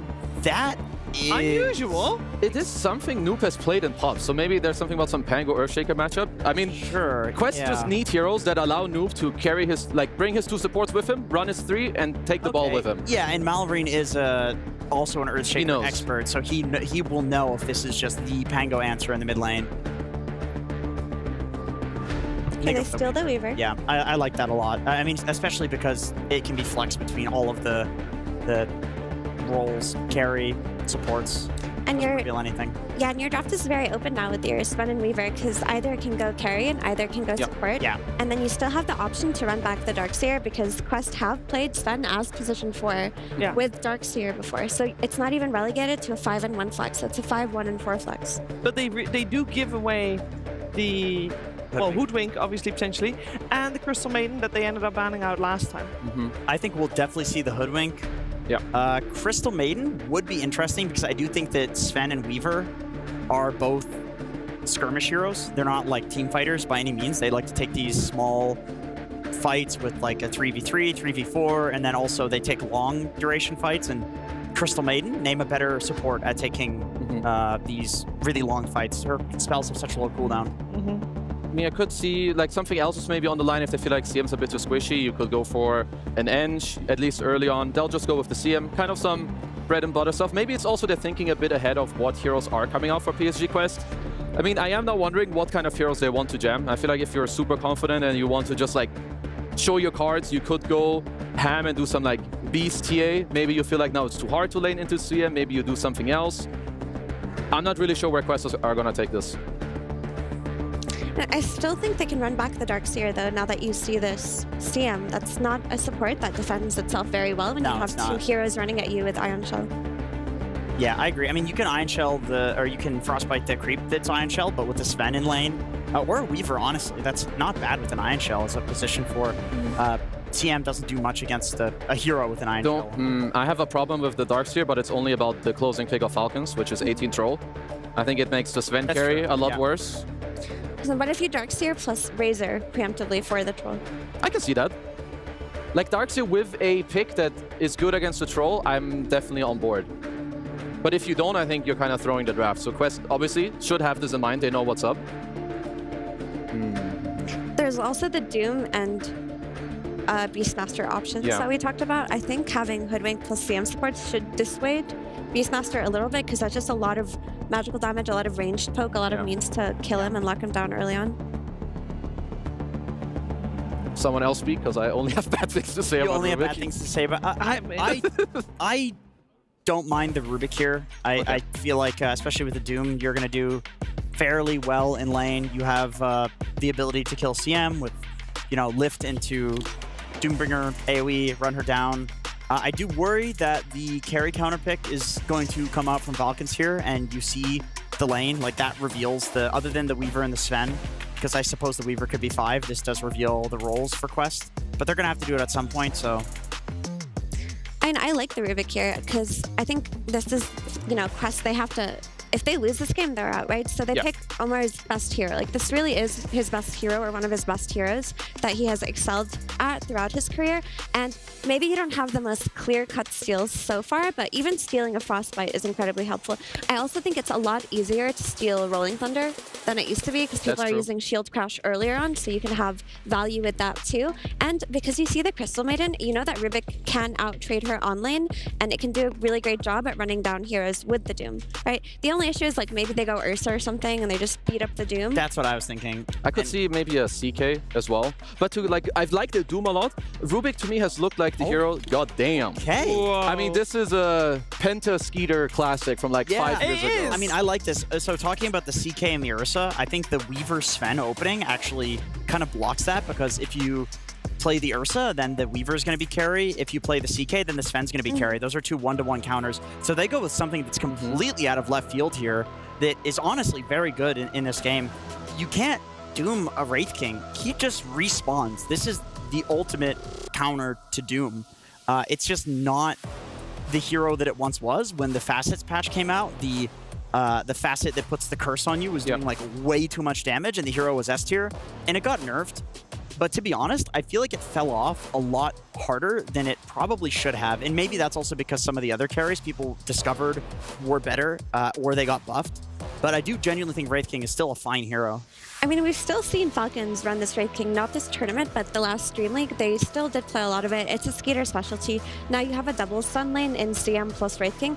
The one thing is, though, that the Spectral Blade facet and the Skeleton facet, everybody's taking the Spectral Blade, but Doom actually lanes incredibly well versus Wraith King if he doesn't take the Skeleton army. Like, in the past, Wraith King was a double counter to Doom, because not only did he counter his Doom, his ultimate, but he also beat him on lane because Doom had no way to kill the skeletons. But now Doom's laning stage versus Wraith King is really good, actually, if he takes the Spectral Blade facet. Like, it gives him that net worth advantage to maybe get the level advantage to get the first kill off with Doom. And generally, people do pick still the Spectral Blade now, right? They do, although the last that I checked, the skeletons still go to the target that gets Wraith Fire blasted, and so that facet actually had a pretty decent win rate, and some people were picking it. I don't know if they fixed that in a letter patch or like a hidden patch, but that one I do remember people saying it was kind of underrated.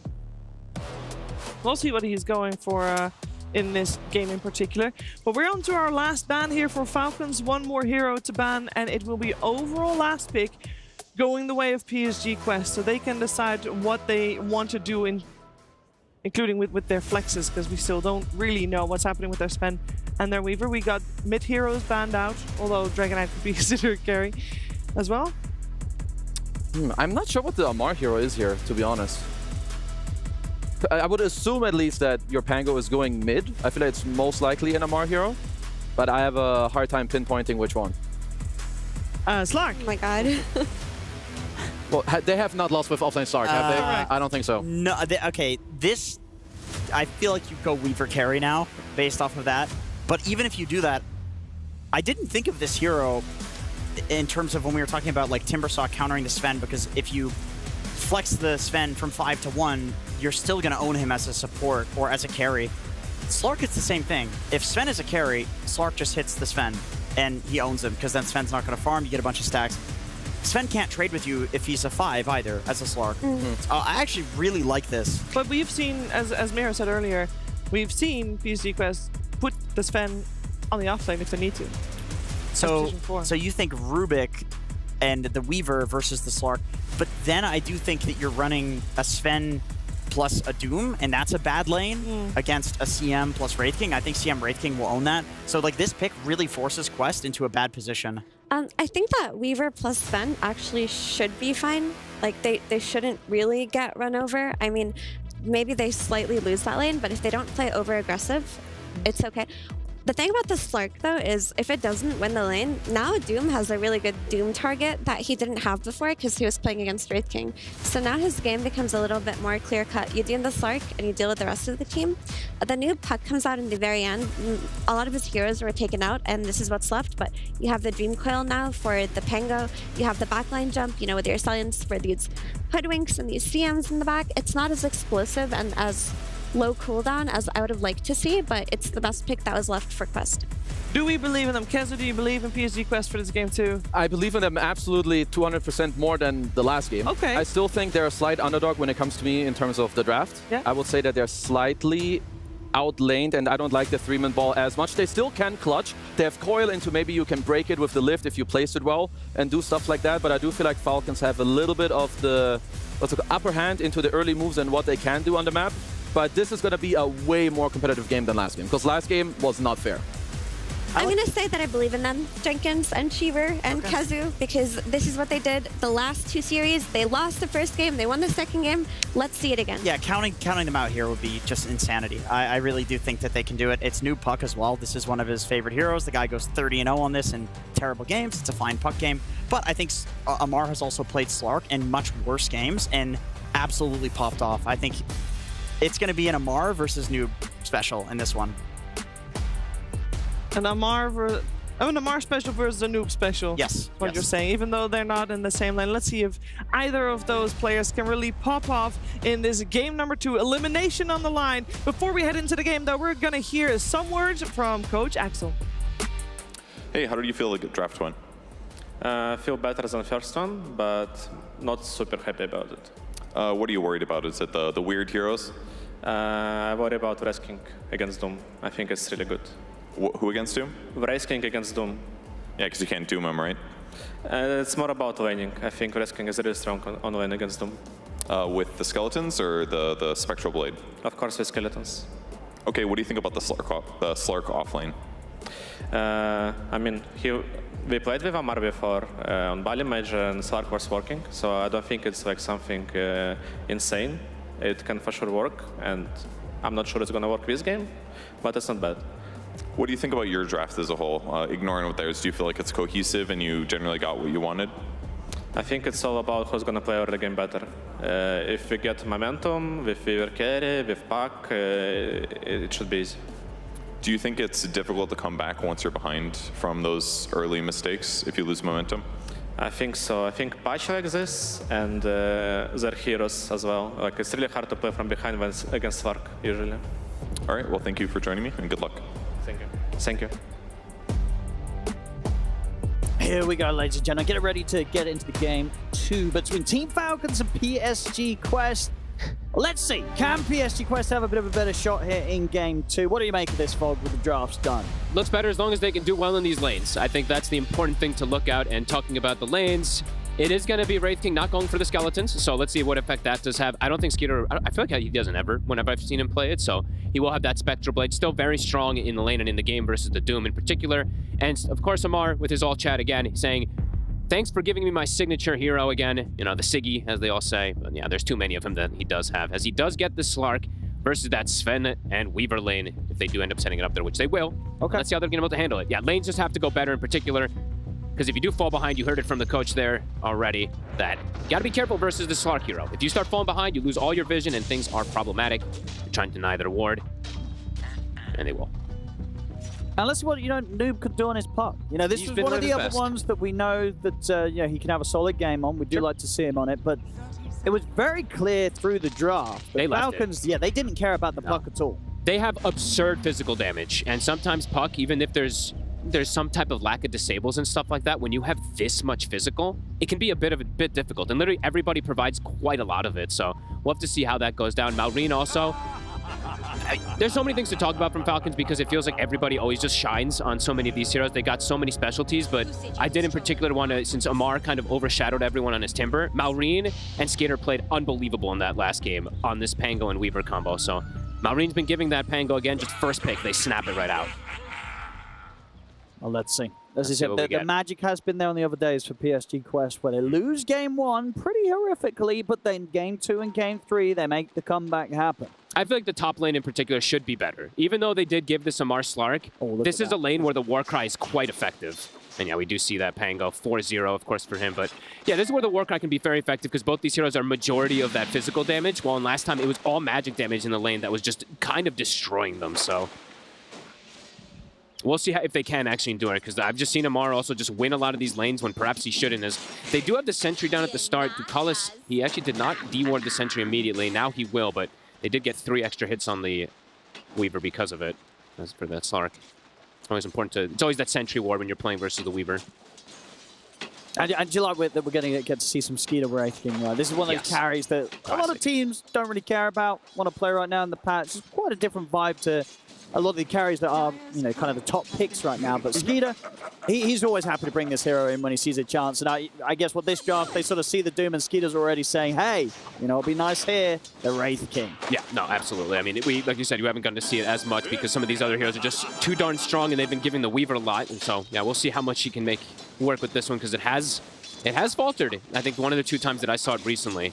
So let's see if he can make it work. And then, of course, we do have to talk about the other one, Omar playing Rubik. You know, we've seen this hero have some success from Thompson in the mid lane, but overall in the support position, it has not been having a good time. Even if you, on paper you're looking at, wow, these are amazing spells, for some reason it just falls flat. Okay, but out of it is Omar's players, best hero. Yeah, I was going to say, you don't mind Omar. At least Omar in the past has given us some good shows. Yeah, I don't like, I don't know, there's something about Rubik right now that I really don't like as the support. It just feels like it never is able to actually get some of these good spell steals and provide that kind of old bang that it had, even versus these Jakiros that are popular and stuff like that. But let's see if Omar can work his magic. And you know, so far top, that is going to be going fine here for Amar, but let's see if they can ever get aggressive. Because yeah, the Warcry does feel very effective versus the physical combo. Bottom lane. Okay. Trying to get the setup onto the Crystal Maiden. Good body blocks here from Skeeter and a Wraith Fire Blast thrown out to stop Malik from getting in on top of Snake King. They're doing nice down here on the side of Quest. Great trades. Omar just beating on them. This is probably actually the best the best thing I've seen from the Rubiks. It's just been in the laning phase. How much they're able to provide of just harassment, just with that ranged plus that Fade Bolt constantly. And it's just, yeah, will he be able to get some nice spell steals? Will he be able to make rotations? We'll have to see. Because something I do always want to point out also is the mid laner combo with the 2 supports. The damage that can be provided from the 2 supports in this instance on PSG Quest, it's a bit limited. While on the side of Falcons, it's a lot, especially because the Pango just provides so much. So I would say the 3 on the side of Falcons is quite a bit stronger than the 3 that comes out from the side of PSG Quest when those ganks come around the 6-minute power rune. Yeah, Malrine in particular, as you saw, the 4-0 record, he was an explosive force in that last game to kind of dictate the pace of things with Amar. He'll be able to do that again.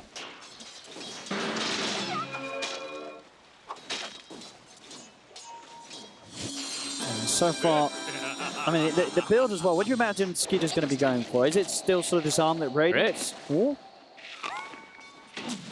they'll have it. All right, first blood with Ducalis. Ducalis took it. I was going to say, TH1000, he would have been hoping for that himself. Yeah, give it to the Weaver. Oh well. Doesn't matter. He's CSing just fine up here, and it is important to get that first blood. Yeah, the Warcry definitely coming into play. They're both sitting at pretty much full HP. There's no harassment that the Hoodwink can do yet at this point to be able to push them out of it. Yeah, I don't know. Actually, I'm not too certain. I'll check a couple things. So yeah, it's either Phase Armlet or Phase Radiance or something like that. Could be... I mean, we'll have to see which one he does want to go. Skitter eating a ton of harassment here. Almost going to bring him down.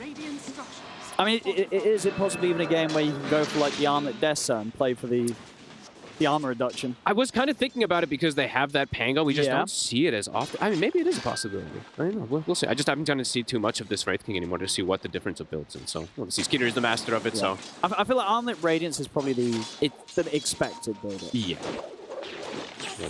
Top, they'll get the catch. Another sentry gets placed down. Good job from Ducalis to instantly get rid of that one. So they're securing this lane nicely for TA2000. Amar is getting farm, but yeah, they're making sure that they can keep the sentry control to get that free farm. Bottom. Bottom. They might have a chance for Omar here. It's not going to be quite enough for Spectral Blade damage. Not enough. Almost, though. Won't kill him, but indeed, yeah. Falcons showing that they're not afraid to trade back with them on this bottom lane. And seeing Skeeter, he's going for early itemization since he's playing versus the strong Doom that we've seen so far. He just goes for double bracer even as a carry, which I think we've been seeing a little bit more of it when you're like a Sven or something like that. But yeah, this is an interesting approach to fight back. It's top. Trying to move towards Omar, but Crit very quick with the bushwhack. Yep, and he's just going to get that regen going, so does get back up to full pretty much here. Yeah, very difficult to force Omar out of this lane. Lane's definitely looking much better than the last time, though. Doing good, at least in the two fronts. Farming nicely on all three. Just, yeah, that Pango and Malrine. He was explosive last game, and they played around him beautifully, so far he's already off to a hot start, getting the 6 by a decent margin ahead of Noob. He's contesting pretty much every single last hit. Trading damage very well as well. Yeah, keeping Noob relatively low. Did get a bottle refill, of course, but... Did get the rune. Amplified damage from Malrine. The Dream Rune.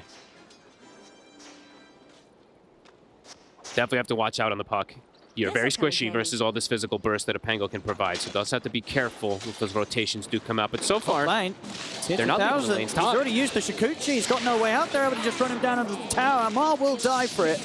Can Crit get out?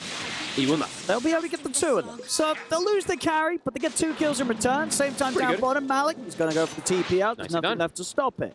Nice moves. So yeah, they do lose that Weaver, which is unfortunate, but the quick TPs that come in will be at least to net them to 2 kills, so it's pretty good. And the Weaver was already getting some solid free farm, so that does happen. I think Ducalis was a little bit far away to protect him. Ooh. But they did they double TP up here? The Sven walked, but he's got the TP for this Wisdom Rune, because otherwise they're going to lose it. Malrine's coming over. Noob's even going to rotate, so... Oh, it does get stopped. Yeah, Ducalis gets pounced. Here comes Noob. I saw Marlene coming in. He's got good timing. Nah, he's not able to get it, though. Noob's able to get the jump in, secure the Wisdom Rune for themselves. They'll turn for kill efforts. The Dream Coil's locked down onto both of them, but they're still able to run down Malik. Malik gets taken out. Not able to capitalize there off the back of the Dream Coil. Noob. Quest. We'll try to get Snea as a trader, but Malrine's still in the area with the amp damage, so... Noob's got to play careful. Yeah, can't chase that. Nice heads-up move from Noob. I love that he made that move. That would have been devastating if they ended up getting that Wisdom Rune stolen, so a good rotation over. And yeah, seeing a big difference between the Weaver and the Wraith King at the moment here. About 1,000 gold ahead. Even though he did die that time up there, he is having that free farm on the Weaver. I'm still waiting to see what Skeeter queues up, by the way, so haven't just gotten to see it yet. Great. Another stun, a blood grenade. They did miss the bugs. That is true. If that matters, they're getting in under the tower. It doesn't. They kill him anyway. Fade Bolt comes in from Omar. They take Crit down. So continue to get the majority of kills here in this early game PSG Quest. And important for them, too. You know, they have to do well in this early game because they don't want to fall behind versus that Slark early. So far, pretty good stuff. Infinitely better than last time. Arcane Rune does get denied there by snaking. Malrine, he wants this Obs Ward. Now getting gun on himself. No coil just yet. TP's coming in as well. Now it comes up. Coil, maybe split second from him. Maybe, perhaps we need to get an opportunity there. And Skeeter, all right, looks like standard. Ducalis looks like he wants to try to make a move down here. He has it level 5, so it's a 3-point stun. Killing the Wraith King at this point, not likely. He also has now hit 6, but they can't find the CM. They're even looking to make the rotation with Omar, so 3 heroes coming down, but Malrine is smoked. Scouted. But they might just go for it anyway. Good lift. They're straight in. They've got the Frostbite. They're going to try and dive the tower for this one. Malrine ready with the Rolling Thunder. Goes straight over towards Malik. The stun comes out onto Skeeter. 5 heroes from PSG Quest. They have the second round to go here with the Reincarnation skilled. So if they can kill him off the second time with 5 of them, they should have a pretty solid chance of doing so. Malrine jumps in with the shield crash. He's going to get caught by the Dream Coil. Skeeter, he's going to be going down. Can Malrine find anything in return? Inside the river as well, TH2000 starting a fight against Snake King, but the Frostbite's back up into the bushwhack. They hold back TH2000 momentarily, but the switch is back up, chases down Snake King, and now maybe even looking over towards Crit and Malrine. I love that they brought 5 here. They saw Malrine coming, and they're like, yep, just bring an extra one. Malrine is going to try to get a kill onto Malik. But there's so much backup. Malik, he'll get caught by the bushwhack, does get killed off, but they've lost Crit. And they take down Maureen as well. Maureen, he's got one more swoosh, but going to get back over towards the tier 1 tower. Skeeter's back at the rate 5 blast on Carlos. Maureen surviving, getting the shield crash off again. They can't quite kill the Pango. And he's going to get the bottle refilled right away, too, so he can stay down here. I mean, Maureen just jumping into 5 heroes. Not really with fear since he gets the big shield crash. And is he going to get the power rune RNG as well? Oh, he will. Oh, he is. It's a regen as well. Beautiful stuff here for the Pango. Maureen continues to have a flawless opening to the game, 2-0-1. And he's tanky. Treads double bracer. He hits hard, too, that physical damage since he's universal. And you see him just withstand a flurry of spells. Even though it's 5 heroes from PSG Quest, he somehow survives and gets 2 kills out of it. We'll see with this chase. Of course, they get crit. But getting Maureen was really what PSG Quest were hoping for.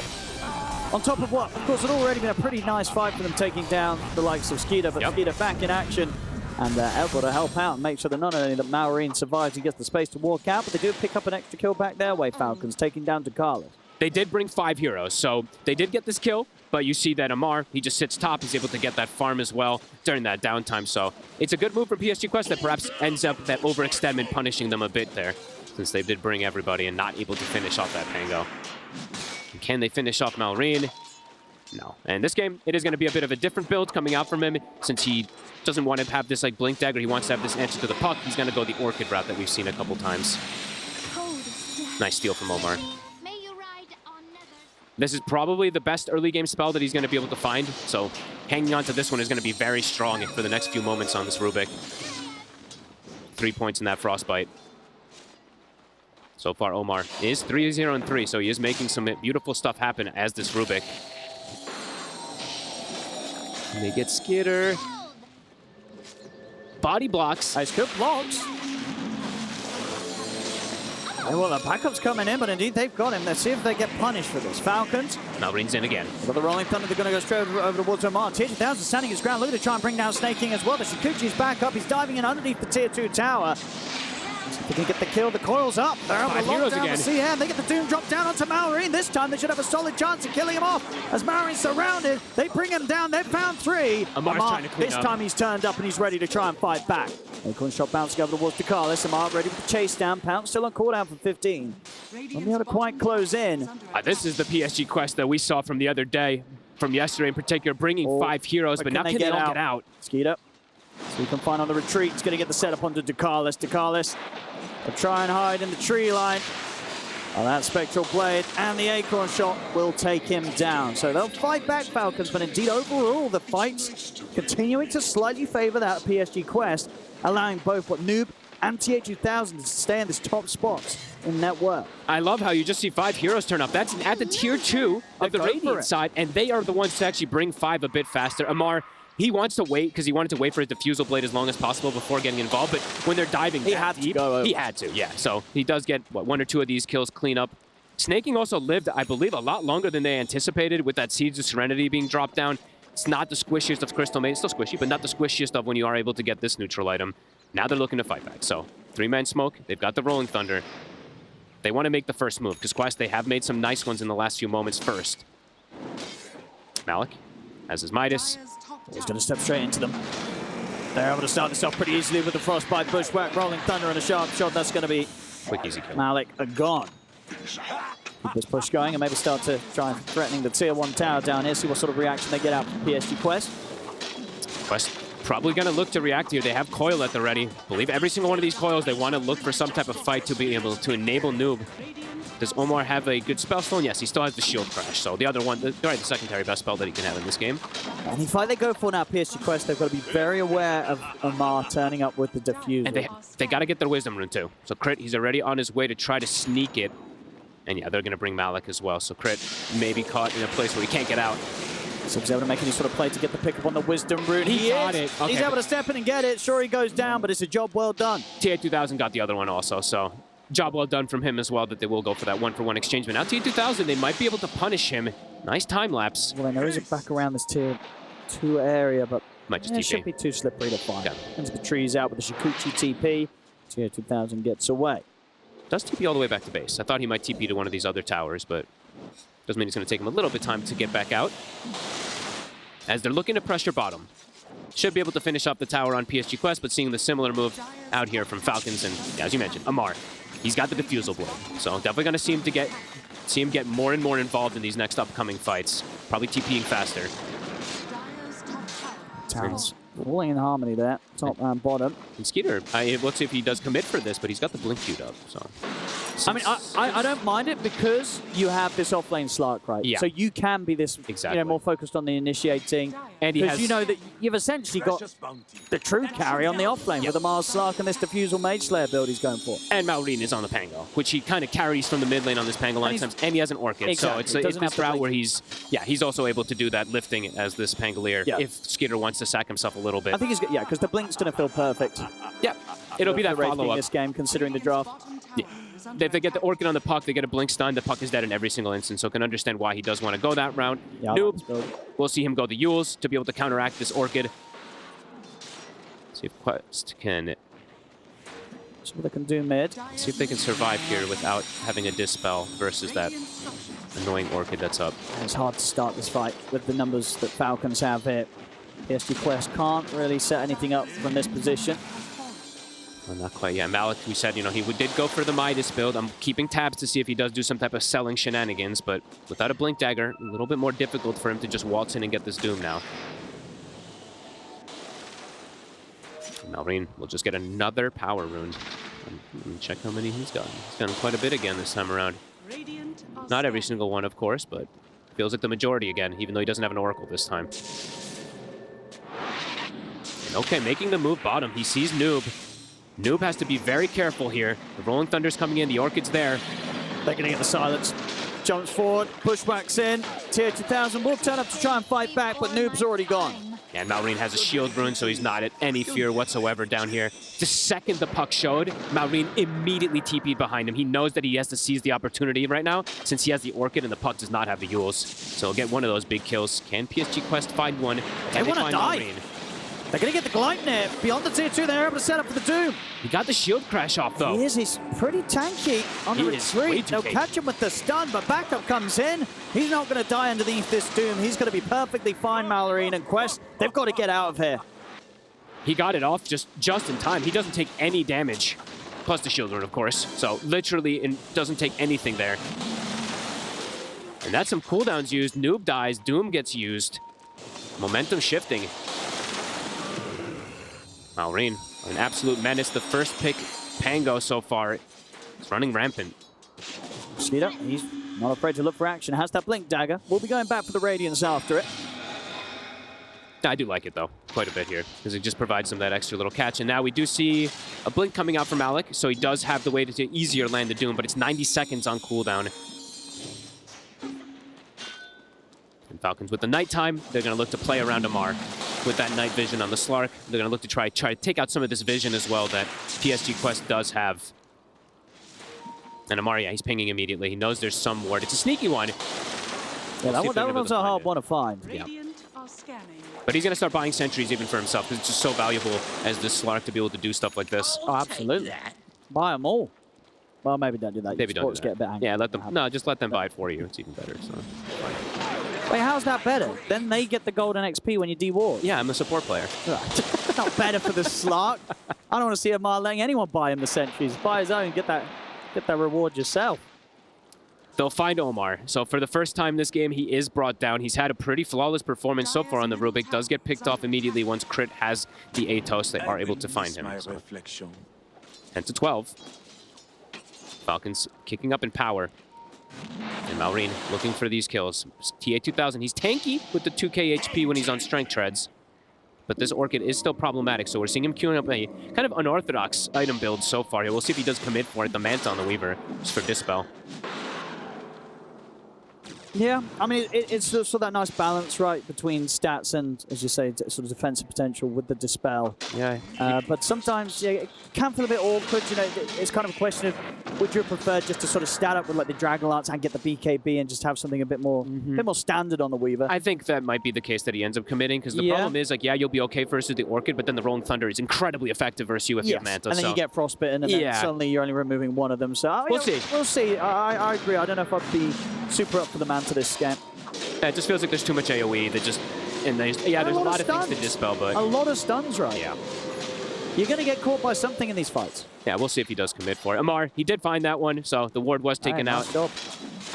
So yeah, with that nighttime control, nighttime vision that they're looking to play around, they'll be able to successfully go for this Roche. Whenever they have Pango, they like to accelerate things with it.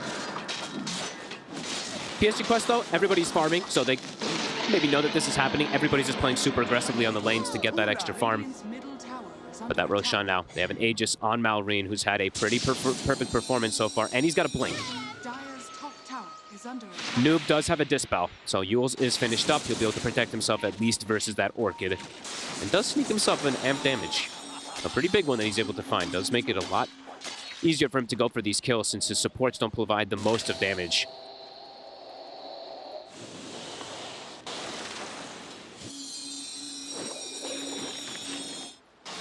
Tormentor time, the bug stacking up. Be able to do this one easily. And he commits for it. So TA2000 is going to just go down that route of the Manta. We'll see how it ends up paying off. We will. Well, I mean, I'm looking forward to be, shown how well it. Obviously, TA2000 thinks it will work in this situation. At the moment, it's top net worth, and every reason to believe, every sort of trust in his choices here. Yeah, it can be a bit of a greedy choice to see if they punish in the next few moments. Ducalis. It should be going down. Definitely. It's a lot of damage from these three. Get the push going and be able to get quite a bit, I imagine, with this Aegis timing. Get the tier 2 at least in the mid lane. Falcons. Malrine got one of the best neutral items you can get on the Pango, especially at that tier 2. Does get the Orbit Destruction as well, too. Incredible synergy with the Lucky Shot. Amar. They seem to know that this is happening, Malrine. He's jumping in forward. He's got the blink away. Just in time. They'll try with the Rolling Thunder, but they won't be able to reach him. Malik. The smooth moves there, the quick moves. Are they going to look to punish this? Rolling Thunder on cooldown for 80 seconds. Can they gather and look for a smoke? I imagine somebody's going to call for it.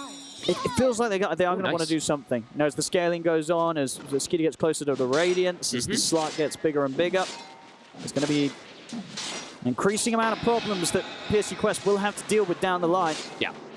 I just want to see them take advantage of some of these cooldowns and stuff like that, but maybe not the easiest with the lane positions at the moment since it's all kind of just at the river, so can't really sneak out to find anybody. Skitter. Find Ducalis. Do they have the catch-up? Malrine, does not have the blink to be able to catch up to him, so Ducalis should be fine. Just kidding. He's just able to walk up and stun him. Yeah, she sees him for a split second. Nicely done from Skitter. They still want to try and do something. They've got the smoke upon the two of them. Rolling Thunder still on cooldown, 25 seconds. What can they find?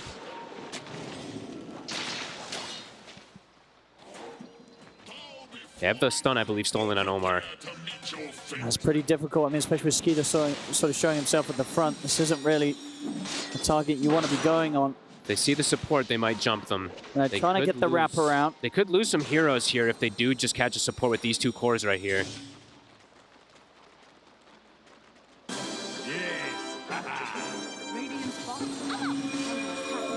Very close game here so far. Some good movements being matched. Falcons with this Aegis trying to take advantage of this timing as much as possible to put pressure on these towers. And Skeeter able to play very confident with just a blink armlet Talisman of Evasion. He's finishing off this tower. Getting closer and closer toward that Radiance, which will make him a lot more potent in these upcoming fights. And the scaling feels pretty good for Falcons. Sure does. Amar, a lot of damage he's putting out. The Yules is used. Can Noob sneak himself away? He's got a blink. But no Dispel if the Orchid catches him. I mean, there's a Rolling Thunder coming from him. Let's get the blink away. Can he keep himself hidden? Malrine on whereabouts he is. In the corner. He will escape. Nicely done. And in the meantime, TA2000, he's been down here for about 2 minutes or so. He's almost finished off this tower, and his Manta is now coming. All right, let's see if he's able to fight with him. See if it's enough to keep himself alive in the team fights. Yeah, quite a few things to Dispel, as we said. Just also tons of AoE, so they're going to smoke off this timing and look for something. 45 seconds until the Aegis comes to an end. And Rolling Thunder as well, too. 45 seconds until that will be up as well. So they want to try to find an opportune catch right here. It's not a full Glide net on crit, so... He's been farming up. The Rubik's been running around looking for spell steals and stuff, while Crit is just getting that farm. Snake. They get an easy one to start things. Snaking. He's gone. But just the support. Not going to be able to catch anything else. Falcons, they pull back with the rest of them. Yeah, and again, it's 9 of the 13 kills are the 2 supports again. So Falcons just, I mean, they do this a lot where they just do end up sacking their supports for the course to get that good advantage. And Snay, of course, is the sacrificial lamb in most of these instances. Kills a kill. They can at least turn it into a tower here. And Malik will have a BKB, so a bit easier for him to now pick and choose the target, maybe even potentially doom onto this Pango in some of these situations, since he can just BKB and pick with that one with the blink. Falcons don't want to lose their Tormentor. They're going to set up for it over here. And this is kicking off to be a very, very exciting game. Once we do get to these mid-game and late-game timings, initiations are going to get more and more crucial. Nighttime is hit. So for Falcons, every time they do have that nighttime, they're going to probably look to at least control vision and control the map a bit.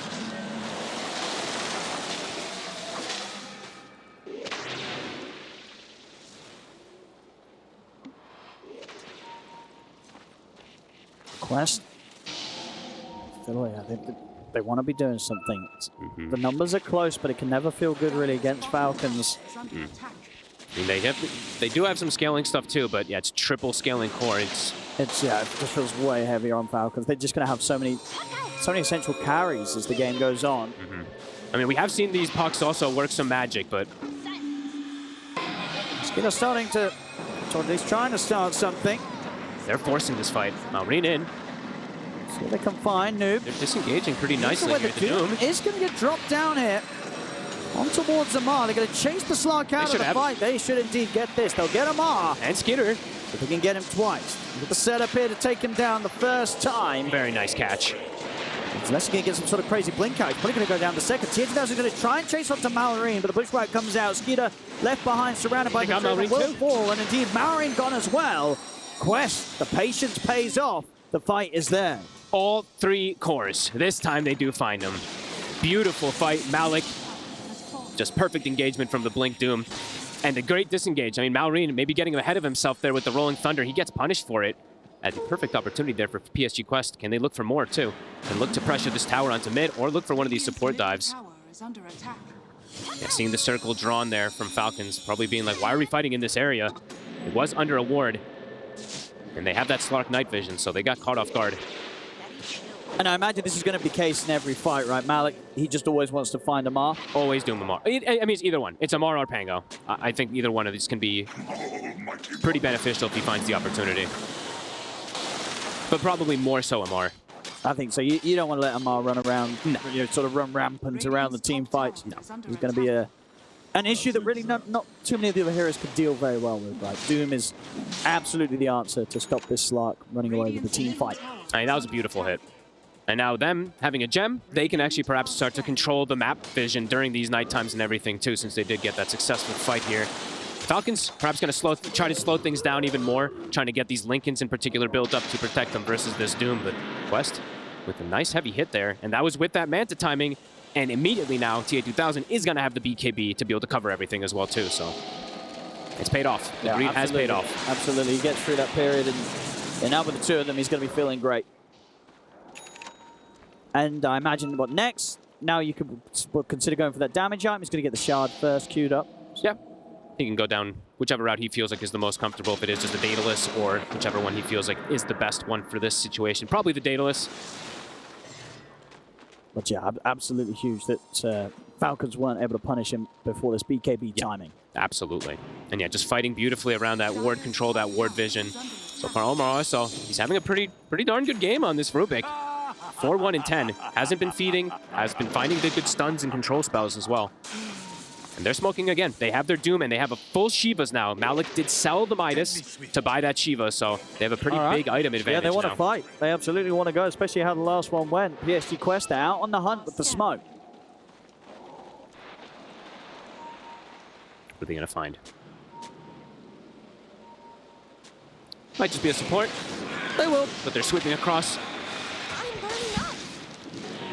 And Roche, it's not up just yet, but they'll be able to scout it and stay at least in the area and control this vision in here. Yeah, they'll make the quick move down bottom, start to see if they can begin to set up this area for the inevitable Roche. Yeah, since it is going to be shifting down there very, very soon, so. Crit. Malik looking like he was kind of stalking him there. I think they caught sight of him for a split second. He's going to try and go for the TP. Is anything to stop it in time? There is. They're in with the Yules. The Watcher. It saw him. Be able to get another catch here. PSG Quest continuing to build up the kills, build up that lead. 4K advantage now. Tier 2000. They're just looking to try and start a fight here over towards the middle. Get caught by the Rolling Thunder and the Ray Fire Blast. Follow up Stone Control. They get it completely locked down. Does not get the chance to use the BKB there. Only chance would have been to sort of pop it before he starts making that play, but just doesn't expect to just get 100-0 during the stun control. No, it's a heads-up play. I mean, Malrine, he's done this so many times where he just instantly stops the Rolling Thunder to be able to commit that extra damage, and it's enough. Even though he is tanky, and now with that kill, Falcons looking to strike back even more so, perhaps get some aggressive vision and try to control that map. Even though it's daytime, try to control a bit here. That's a big find, taking the Weaver out for a minute. They're going to smoke up and try to find something anyway here, since that Blink Doom is up. It's a bit risky though, fighting without TA2000, unless they get like some sort of perfect Doom and sort of spell casting off in a team fight. But they know this Roche is happening, so they don't want to give it up. Sure. We hear the yell. Can they fight this with just the four of them? Snake King is going to speed up the Roche, dropping down the freezing field. Amar is stepping Quest, they're approaching. Malik's going to jump in. They're trying to assess his targets. We'll get the BKB off first. Ducalis is going to be focused down by Skeeter. They've been able to kill off Snake King. Ducalis goes down. They'll lose Ducalis in return. That was a coil used, and Omar, I don't know if he's going to be able to get away. Nice blink. Indeed, they're able to get the blink off before the Gleipnir connect, so Omar should be fine. Oh, he finds a courier. Oh, whoopsie. Maybe not too fine, because Skeeter and Crit, they're going to keep on chasing. Crit not going to hit the sharpshooter, so Omar will survive for now. Back at the pit, Malik is going to jump in, drop down the Doom. Oh, he does. Noob gets the kill at least, but indeed the age is still to be picked up by Amar.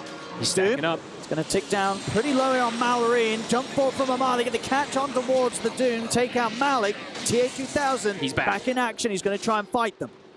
See what he can find. BKB's popped this time. He's not holding back, and it pops it immediately to try and continue the fight. Continue the action. They get the catch onto Skeeter. They're back on the once, but Amar, he jumps back up to the high ground. He's in with the pounce. He's got the catch onto Omar. Double kill for Skeeter as they kill the Rubik Arch. I'm sure Omar's like, why doesn't my Force Staff work? But Force Staff, of course, now versus Pounce not working since it's a greater leash at this point. So he just knows as soon as he sees the Rubik jump in, Amar is able to just jump in, and yeah, the stacks really started to build up. 38 on him. Noob got the last hit, but Amar, he got that Aegis, and he got the banner, so he was able to claim both. It was very close to being a clutch steal. Indeed, Amar just quick with the pickup. Might lose that Aegis. No, he's able to Shadow Dance off. Doesn't matter. They've got the AoE damage to kill him off, so that's the Aegis gone. Can they get him again? They're going to certainly try for it.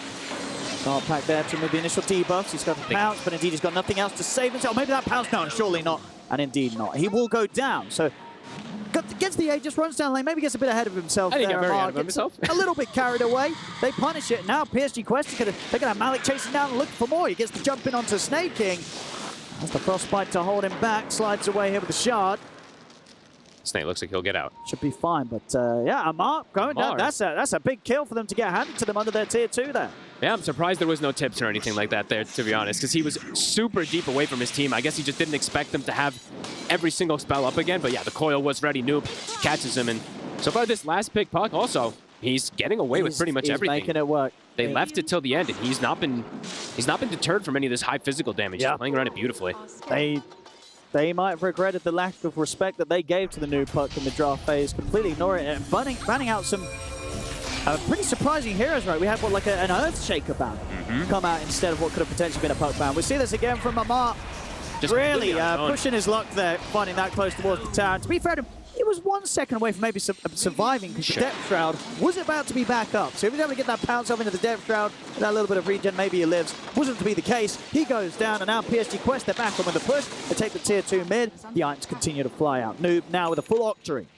Back and forth we go. 7K lead. And yeah, Noob. He's just been doing so much work, and now he's going to have extra spells to flurry out. He's also, I believe, hitting that 20 talent, so the Waning Rift, this spell is devastating this game, as we've seen versus the Pango and Slark in a lot of instances, since they don't have that immunity. Now it's got a 7-second cooldown with that Octarine, so be able to reset in and out of the fights. Malik will go back, buy the Midas again, use it, probably sell, blah, blah, blah, so we'll have to see him keep gaining that gold, keep seeing that lead go up for them. And a Power Rune. Oh, it's a beautiful one. One of the best you can get in the mid-game for a puck. The cooldown is going to be ridiculously low on this Waning Rift and all his abilities.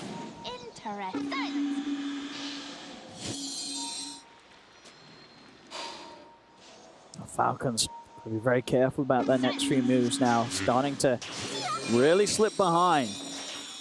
They're gonna smoke anyway, though. They're gonna look for something, find some type of opportunity to catch these backline heroes. But now at this point, they do have double Ghost Scepters, so a lot more survivable versus the Slark in particular. And the Penguin. I mean, Ghost Scepter is a very good item nowadays. Wisdom Rune. PSG Quest will be able to get this one. And also, it didn't get the point out before. I think there's a lot of stuff happened. But they were able to take away the 2 Wisdom Runes earlier as well, too, that, I believe, or the one before that. They have done quite a few of them. So on top of having that gold lead, they have a significant experience advantage, too. Nope. We'll be able to get away. Skater also going, he's going for another Orchid. So they just want to be able to have this because, I mean, it is very effective versus both of these cores once the BKBs and stuff like that are down, but that is maybe going to make the Manta even feel a little bit better also for TA2000, so cool. Skeeter also does find his 20, or get his 20 talent, so he has that insane attack speed increase. Noob. They catch him with the first silence into the stun. Bushwhacker as well, they've got the lockdown. Not able to react quick enough that time round, and that's with the gem on the ground. He's out for 80 seconds. Oh, and he walked up blind in the river.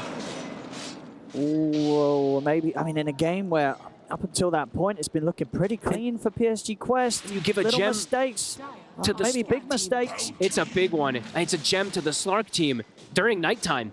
And all your wards, I mean, you don't really have too many on the map anyway. Now they're all going to be gone, and they give an amp damage to Malrine. The first slip up from Noob this game. That really was. And yeah, that's rough. I mean, they opened things up with the Orchid Silence. He would have maybe had chance to blink or yours. We'll check it again. I think maybe he thought that he was going to be able to just... So the silence comes in. I'm pretty sure you have both blink and yours. Okay, maybe blink was... No, I think blink was up. It was up or it's not? It was cooldown. He used it to come out there, so... Okay. He could have maybe used and stuff like that and tried for something, but he, I guess, just didn't anticipate the stun. Oh, I mean, I guess, but as you say, when you're playing around that part of the map, you've got to be... If you're going to go there, you've got to be ready to anticipate anything. It's such a risky spot to be. It's a big slip up. Like, pretty much the entire lead that they did have now, it just, even though they have that 5K, it's a lot of time that it was like 10K a moment ago, right? Yeah, I think it was like at 7 or 8. Okay, 7 or 8, okay. Oh, no, maybe you're right. I think it went up to 10. It went up to 9,300. Yeah, whatever. It was like 10K, yeah. But yeah, huge swing. Yeah, it really was. And losing Gem versus the Slark team never feels good. TA2000 does finish up Daedalus. He's very close to that 25, but yeah, momentum shift again a bit here. Back to even we go. Yeah, can't make these mistakes against a team like Falcons. No. Because Crit is also getting that farm going. Crit now has a BKB finished up on top of that Gleipnir too, so is getting that physical scaling. Double damage. Noob does find the best neutral item he can get, so he's got the Timeless Relic.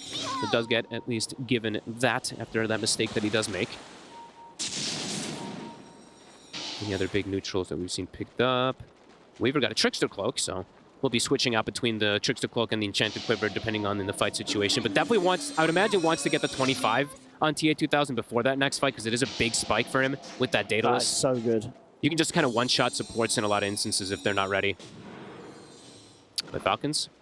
Oh, nice find here as well. Always love to get that illusion room when you're running a Radiance. Be able to get some of these side lanes pushed back in. Very low cost. Skeeter does find the Rattle Cage. A very, I mean, I would say overpowered neutral item, but...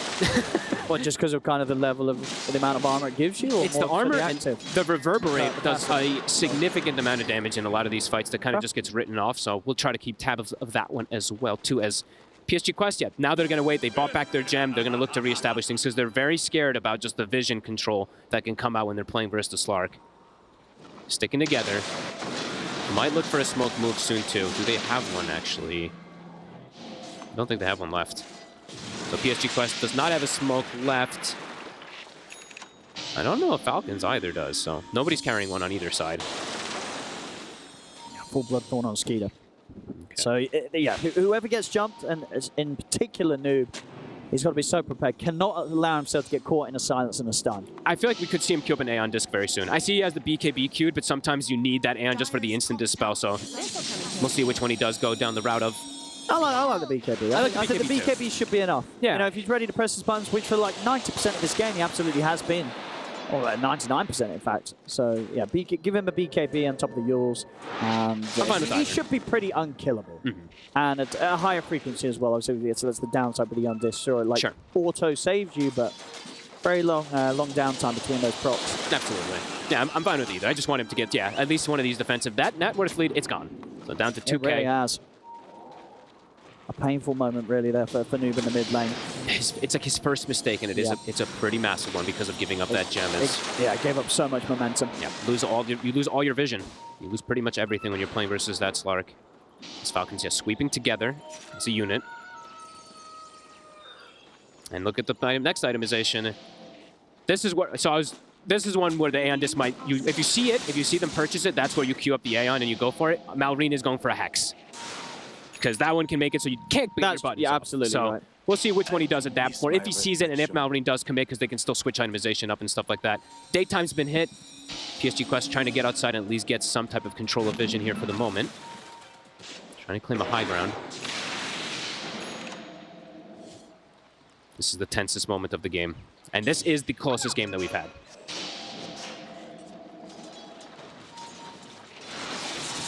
One minute for Roche. Going to be all important. Really down in this bottom right corner, so PSG Quest in the favourable spot to start setting things up for it. And an incredibly sneaky ward, I do want to say, on the right southwest of us, right there by the Roche pit. I don't think I've ever seen that one by the outpost. Yeah, left. There, bam, there we go. Pretty cool one. I don't think I've ever seen that one. So it's all about the Roche fight and trying to find this opportune ward that doesn't get taken out. So kind of cool one. PSG Quest setting up. Indeed with that. For Falcons in return, they're going to be able to get the long wraparound. TA2000 spends out his gold. He bought the Reaver. Okay. Yeah, doesn't actually even have enough to finish the full Satanic. Could be bummed. Now they see the courier also too, so they might think that they're over here. Yeah, Mars pinging it. Wraparound on wraparound. This is the smokes. Roshan up in 5 seconds, but the fight's definitely going to kick off first. PSG Quest, they've got the high ground, they're going to jump Snaking, so they can burst through. The Crystal Maiden, he gets caught by the Dream Coil. Snaking getting very low, but still alive. They weren't able to kill him in the initial burst. Inside the pit, TA2000 tries to look towards Malrine, but Malrine's able to get out with the swashbuckle. Falling very low, looking to get the rolling thunder off the corner, but TA2000 is able to kill him. The Doom has been dropped down onto Amar. Takalis is in with the stun, they're able to kill off Amar as well. Double kill for TA2000. Skeeter, he has to go for the BKB TP out. He'll manage to make it away. They've used 2 buybacks, though, for this fight. Both Malrine and Snaking buying back to try and get the action going back in their favor, but it's not going to happen. Crit gets caught as well. The fight is PSG Quest. They're going to be able to get the Roshan on top of it. Perfect target priorities. TA2000 just runs at Malrine. It causes him a lot of issues to do much of anything in that one, and Malik very patient. He waits for the prime opportunity to get the Doom. He does find that Slark.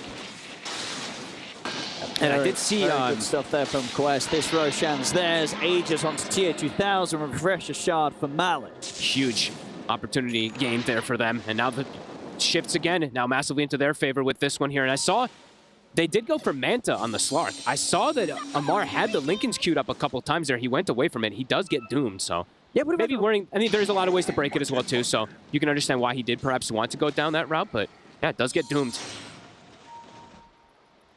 Sure, and I guess with the Manta, you can sometimes kind of make the outplay, right? When you see the Doom raising his arms, it gives you a little bit of a window to pop Manta, pop Shadow Dance, disrupt it, but yeah, indeed, as we're seeing, Malik making sure he finds his target each and every time when it matters the most. Great wraparound. Like it was a smoke on smoke to kind of wrap around. They put the couriers inside of that Roche pit too, so Ducalis' courier revealed where perhaps a couple of the Falcons heroes were as well, as they get that perfect kind of swing. And now, Noob, he does have the 25 talent, one of the best ones that you can get in the game. I feel like it is amazing. Coming out, there it is. So back into that lead that they had earlier, back up to like 11k, 12k, even more this time. And with a refresher shard, it's going to be 2 heroes that are very likely going to get doomed in the next situation. He's in. Oh my goodness, Snaky's gone immediately. Crit's in trouble as well. He's got to run. Pushback will hold back TA2000. Crit tries to jump up to the high ground. DDDC or something? Ooh, something happened. Yep, it looked like, because he just stood still for a second. True, because if he gets that right click off, that would probably, would that kill Crit? Could have if he gets the crits. Yeah, Gemnet was back up. Sorry. That was unfortunate. We did see the Depth Shroud come into play there too. I believe he bailed Crit out from death. Amar did run in and use that one to protect his buddy. But yeah, Snaking deleted instantly.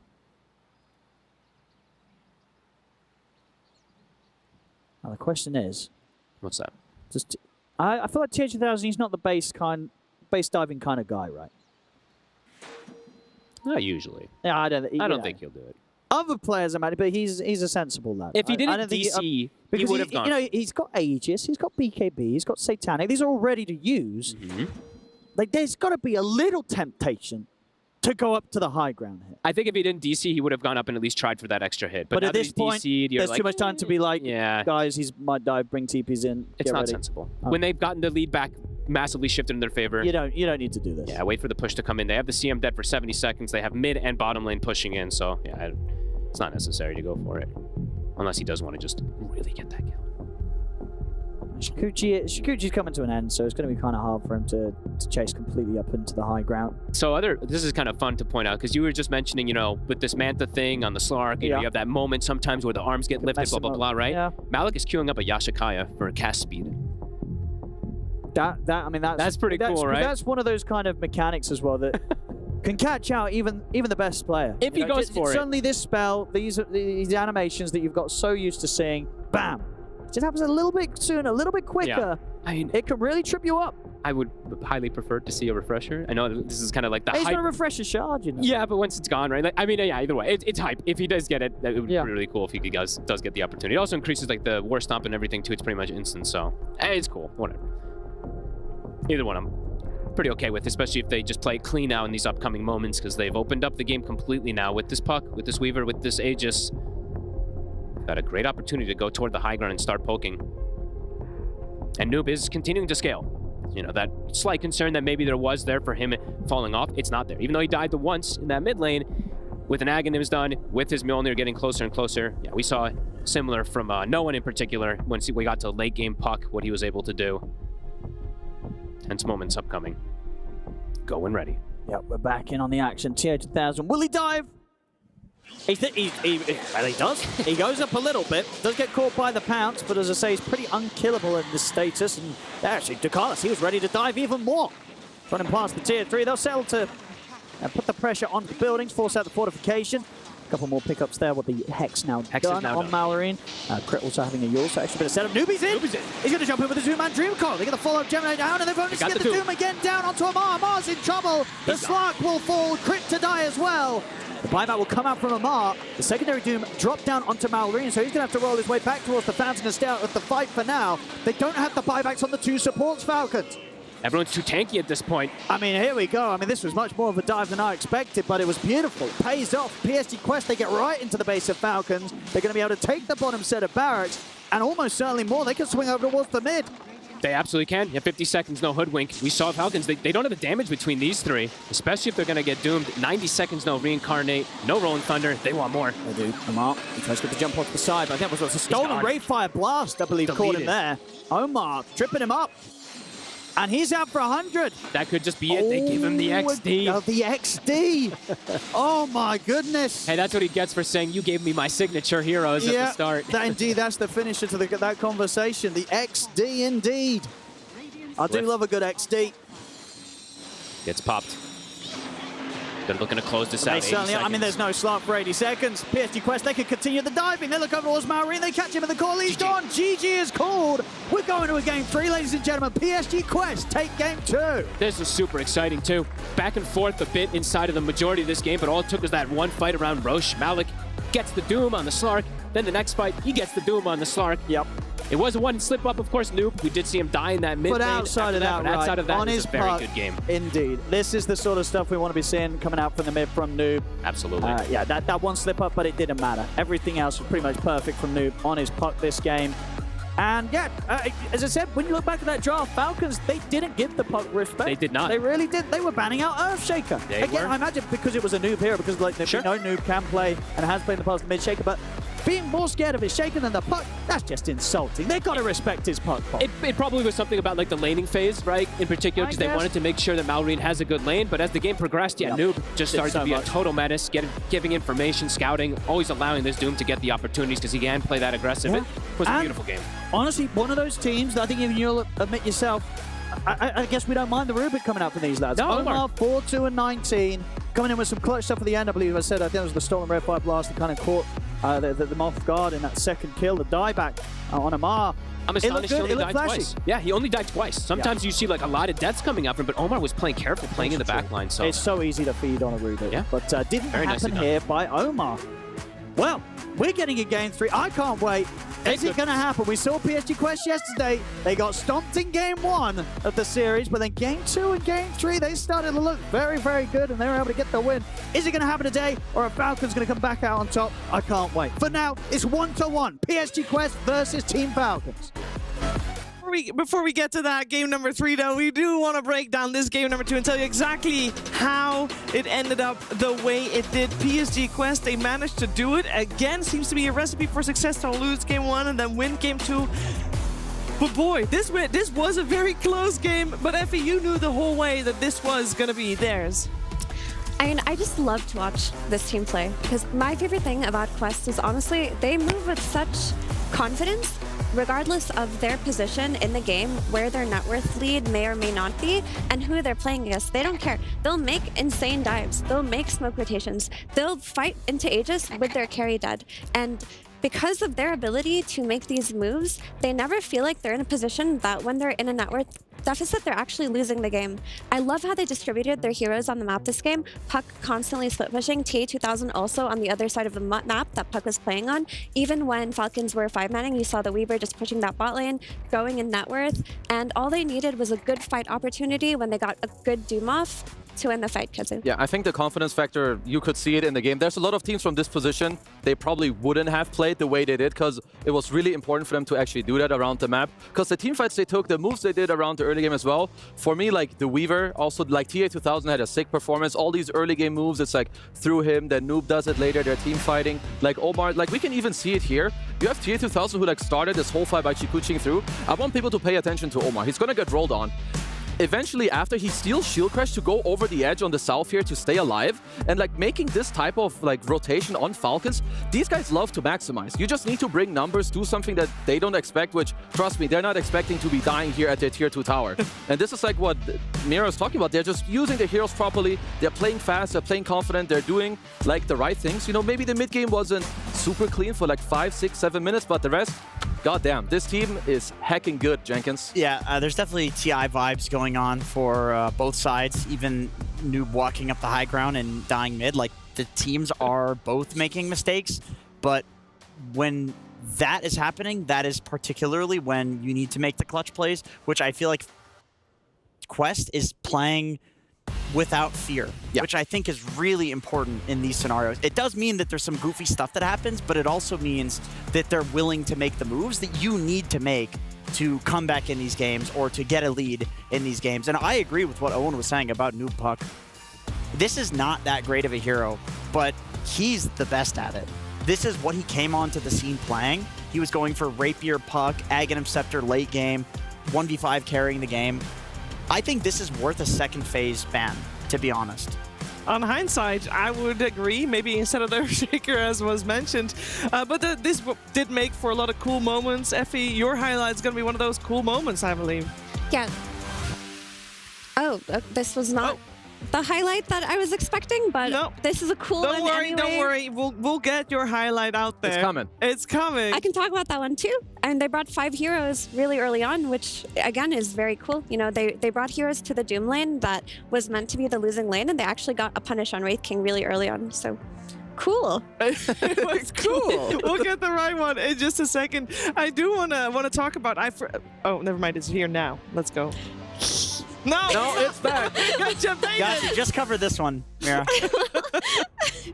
Why not? I mean, look, so Falcons make a very decisive play here. And, you know, they go in with their Pangolier Rolling Thunder, but they overcommit a little bit, and they bring the TA2000 to the bot lane. They managed to kill Wraith King twice over here, and maybe a lot of teams wouldn't have wanted to bring all of that firepower early on, but they do end up doing that here. And this fight actually goes on for a very long time, too. Yeah, like now even here, I love that Maureen is like turning. The fact that you've turned this fight 2v5 to get a kill and like keep running down and like tiding, because he actually gets to live, and they do get this turn kill on the Doom. But I love that they just bring all these heroes, because Amar Slark was kind of a meme, at least the first 15 minutes. He's not a hero, so they're abusing that. Take the fight down bottom, 4v5. Good stuff. That fight went on for so long that Wraith King, a hero that literally respawns when he dies, respawned a second time and then got into the fight. You can see the Wraith King nerf in that fight, by the way. Like, he was a ghost for what felt like almost no time. Like, that's a big nerf to that hero. I did not feel Skeeter's impact in that game. True. So, and this was the one you wanted to highlight. This was the one. So this is really the moment where Quest turned the game and took it in their favor. They had just planted that cliff ward there by Ducalis right before it happened. And Amar on the Slark walks up into the high ground, gets doomed by Malik, while Mallory went on the rest of the team, who actually kited him around for a very long time. After they got the Slark kill, Weaver was on the Pango the entire time in the backline, while the rest of Quest were isolating Wraith King, and they killed him twice on the side. So that was just really well played Dota there, and that to me showed the value of Doom in that draft, because the value didn't exist until Falcons picked Slark and gave Doom that value, and that's essentially how they won the game. They kept dooming Slark and fighting around everybody else. Yeah, I believe Roche fights then also come into play once you're able to take those fights because of that Doom. Roche fights are very important, Jenkins. Yeah, this was a very interesting fight, and it went on for a very long time, where Falcons is at a deficit and they sneak into Roche. Malik blinks in and kind of screws up his initiation. Slark gets off the Depth Shroud, but eventually I do believe Mallory ends up getting doomed here with the reinitiation coming in from Malik. And this was a great Doom target. Noob was also able to steal the Roshan kill, even though Amar picked up both the Aegis and the flag from this. So it's kind of one of these fights where mistakes being made on both sides, clutch plays happening on both sides.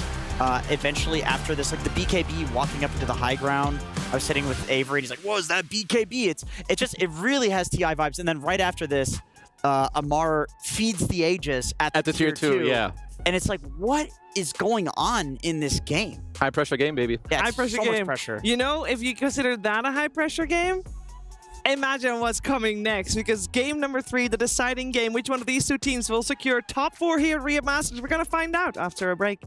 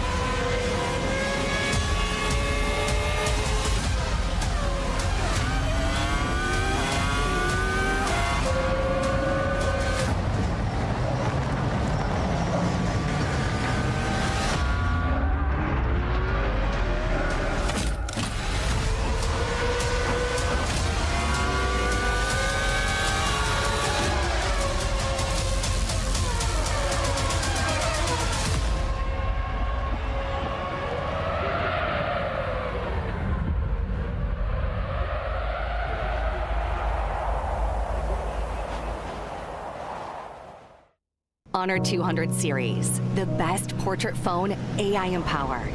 Studio level, AI portrait camera, 3 hardcore portrait modes. Color, vibrant and classic to capture portraits that truly stand out. AI empowered magic portal. Snapdragon 8S Gen 3 AI chipset. 5,200 milliampere per hour silicon carbon battery, 100 watt, Honor Supercharge. This is Honor 200 series.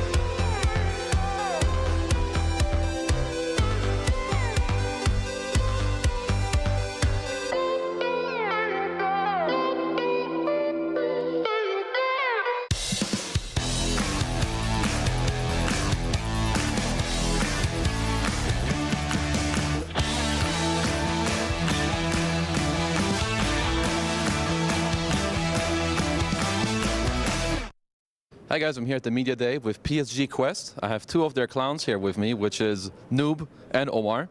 And I have a couple questions for you guys. So first of all, what is like the kind of team dynamic? Who makes the most jokes? Who makes the most calls? Who makes the most stupid suggestions in the game? Give me some insight. This is our clown. He makes the stupidest jokes in game, outside game, everything. Okay, nice. Omar? No, he is clown number 1, I'm clown number 2. It works like this way. Okay, so clown 1 and 2. Now, follow-up question. If you could choose one thing about each other that this person would stop doing outside of the game or inside of the game, what would you choose for Omar and what would you choose for Noob? He can stop feeding a bit, but he can be himself outside the game. It's okay. Okay. Bro, this guy needs to stop with this. You know these weird sounds when you're mid lane does.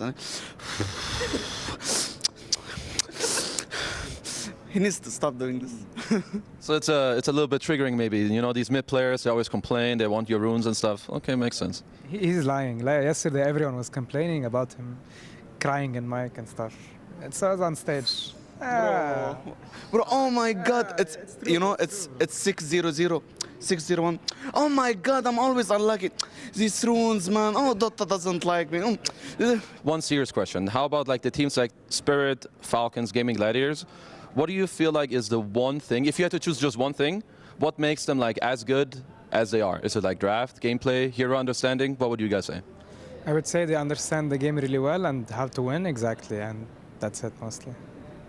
I think they have really good understanding and they work really hard to stay consistent to their good understanding, plus hard work. So what do you guys do to work as hard as them to understand the heroes? Is it talk to each other? Is it play pubs? Is it coach wisdom? What do you do? We troll Omar. Nice.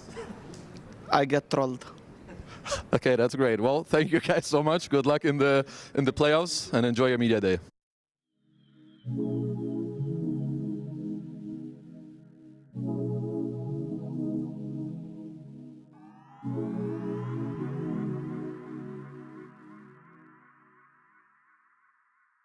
If I heard that you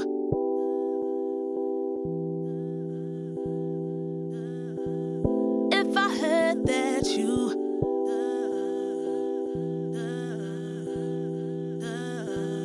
If I heard that you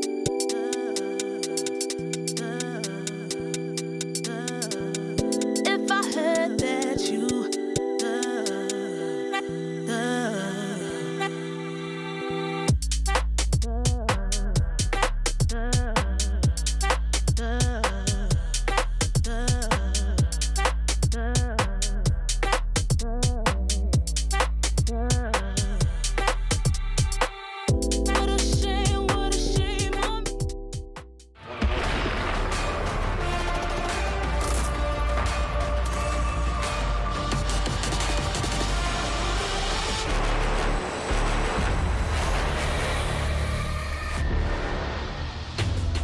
I will go. Next time you saw, look us. I call him. I'll stand after. Pango, I have a pango. Yeah, he's dead. Good job. Nice, GG. One more. Good job indeed. It is PSG Quest that took game number 2, and that's why we're here for our third and deciding game of this lower bracket match to decide which one of these two teams will move forward in Riyadh Masters here live from the Esports World Cup. And winning here means you get yourself a top 4 finish, and that also comes with an extra $100K, by the way. A lot of money on the line, but I think for these teams, for both these teams, the bigger deal here is who is the best in the MENA region. The whole year round, it was Falcons winning every single qualifier and gatekeeping Quest from any event they wanted to go to. The only events they did manage to go to are events that Falcons was directly invited to. Winning here would be massive for them. We'll see what they come up with in game number 3. We've seen them do it before. We've seen them knock out tournament favorites before. Can they do it here against Falcons? We're gonna start things off very similar. Apart from the, oh, I did not think. Kezu, I know you're a big Rubik, not necessarily hater, but you don't really like it. How do you feel seeing it first I mean, place? obviously, you know, you gotta give the respect where it's due, right? Oh, you know, I they love it. picked it last game, they owned with it. Like overall, if I'm Quest, I think they're just mode zone right now. You know, every time they lose game one, mode zone? Yeah, they're in the zone. Okay. It's, you know, all the Dota players, they know it. They lose first game, they win the second game. Yep. They do it every time. They're doing it here again. I do like that they ban out the Weaver. I feel like this Rubik ban had a lot to do that maybe Falcons, they're looking at this Weaver, looked good in both games. Could have first picked it, but Quest, boom, one step ahead. They know what's up. Back to you, Jenkins. Quest is like, I just want to make this analogy before we get to the draft here. Quest is like the main guy in a Dark Souls game where they like figure out the boss fight after game one, and then they realize they just have to stand behind the boss and then it can't hit them. And then they do it for the third time, and then it's like they've just mastered the move set, and that's how it's felt in the previous two series. And I wonder if the Falcons is going to prove to be a boss that has a phase 2. That's the question that I have here, Effie. Great analogy. Thank you. I do think Falcons have a phase 2. The Rubik ban in the first phase was not just a respect ban, but because they wanted to open up Doom, which they haven't been able to do that much during this tournament, but they did manage to do it a couple of times, and it is one of the ATF specialties. But because they can open this Doom, they got the Beastmaster trade from Quest, which we haven't seen them run in a long time, but this was one of their successful strategies in play-ins, and honestly, they look really good on their Beastmaster. Now they have the advantage of protecting it with their upcoming ban, because it came out right after the Doom, right? So it's not like they can counter the Beastmaster with like an instant Sound King or an instant TA or something like that. This is an interesting one, because I feel like Doom pretty hard counters the Beastmaster in general, just conceptually. I mean, you probably need a hero on Falcons that contests stacks, because Doom doesn't really do that, and Beast is one of the best stack farmers in Dota right now, if not the best. But the Beastmaster that becomes this unkillable tank who's just sitting there healing is not possible against Doom, because the Doom literally prevents the healing. You just press it on him and he's dead. And then also it's like percentage HP that Doom deals, and Beastmaster has a huge HP pool. Like, you're never going to get to that unkillable point on this hero.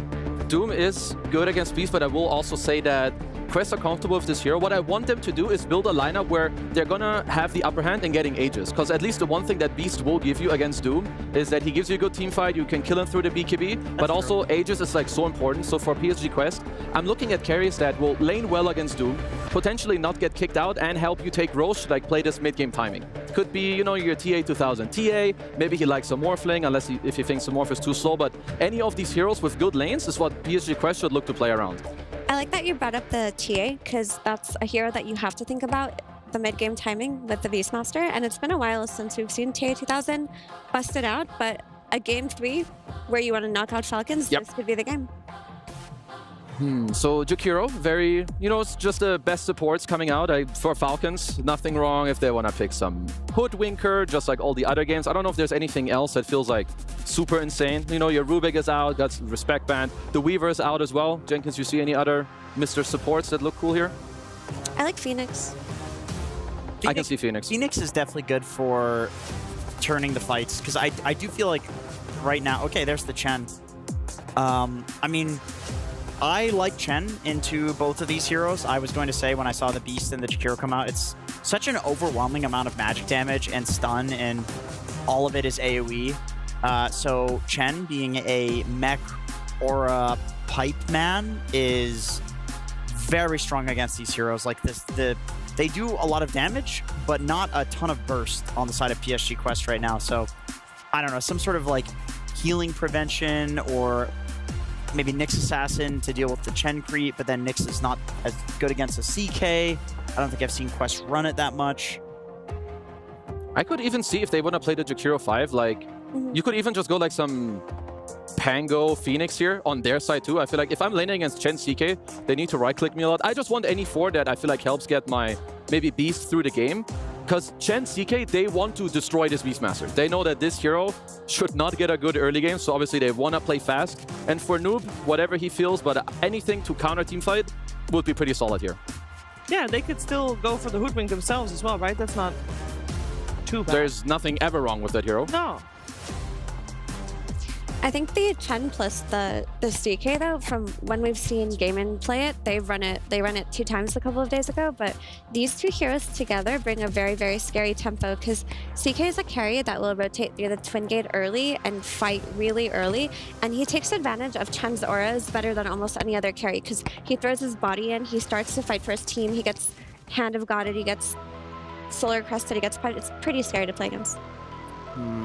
Some would say Spider is pretty scary to play against, but we also know that the win rate for PSG Quests with the Broodmother hasn't been the greatest. That being said, the game that we saw them lose with it just 2 days ago against OG was actually a game that in the laning stage very much went their way. It just went awry later on.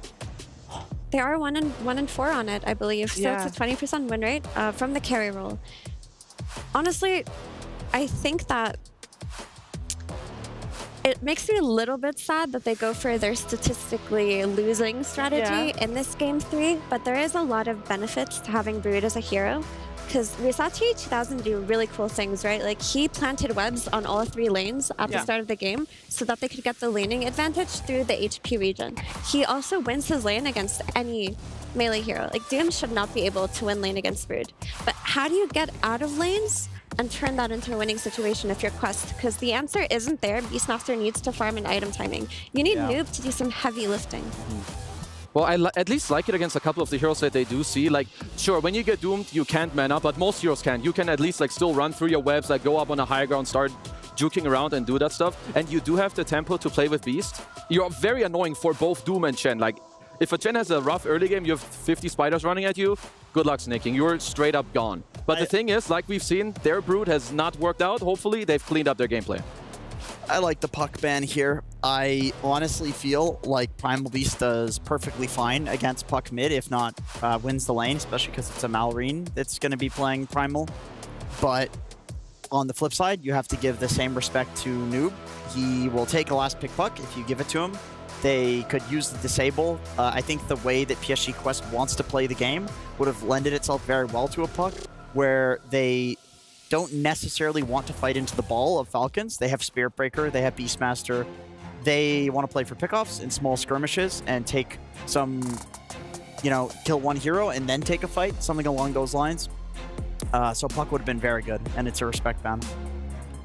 Is it me, or are we lacking high amounts of damage on PSG Quest? Because I feel like the lineup from Falcons is looking A, very tanky, and B, there is also a Hand of God in the form of a Chen, which will make it effective, even more tanky, effectively. I mean, right now, the way I look at these four heroes from Quest team fighting, they thrive either A, off of Chaos, or like Brood going behind, getting some Orchid on a Chen, but like you said, there's a lot of protection with the Primal, so they're more about like going in, getting one kill with a Roar, and then kiting, like more in and outwards. So I feel like they might be looking at prolonged team fighting. So I wouldn't necessarily say, yes, they do lack damage, but it's more that I think that they need a last pick that synergizes with how the rest of the team also wants to fight. I also think you need a carry style mid laner actually for Quest, because your Brood is gonna get doomed and it's gonna get pulverized on the BKB. If your Brood's not getting doomed, your Beast is getting doomed. So something from the mid lane that builds to scale for the late game and takes some of the attention off of these two cores would be really helpful. But which heroes do that outside of TA and potentially Wind Ranger? I mean, I'm looking maybe at like a Coddle. It's not exactly like a traditional style carry where you're doing physical damage, but I think the hero does do a ton of damage and scales in terms of utility, and then also you could snowball pretty hard against the 3 strength cores. Has an early timing. Early timing into snowball, like Vessel Builder. It's a noob classic. I don't want to see him on Void Spirit. I feel like that's a scaling mid that they could, but I don't like that either. Maybe DK, actually. We've seen DK's stocks go up. It was played through the carry role, but that's a mid laner that you could kind of reliably put on there that can also play very well into the late game. Sure, but I honestly, I like Primal against DK. You just chew through the Dragon Blood armor with Trample, because it's, of course, magic damage. I'm having a hard time with the last pick on Quest, at least currently. I mean, obviously, they will have more time, because Falcons are the ones that need to most likely pick crits heroes out of phase. Same story here. I don't see anything that is like super incredible. Like, a lot of times when they've had to reach a little deeper when some supports are banned is like some Wind Ranger, which is like fine. As well, yeah, it's fine. Like, it's not like insane. I don't think it's bad. Maybe there's something to be said about the shard. Like, when they go in, PSG Quest later want to run away. So maybe there's something about, like, you know, Gale Force, keep them in place, don't allow the Brood from like running away if she gets doomed.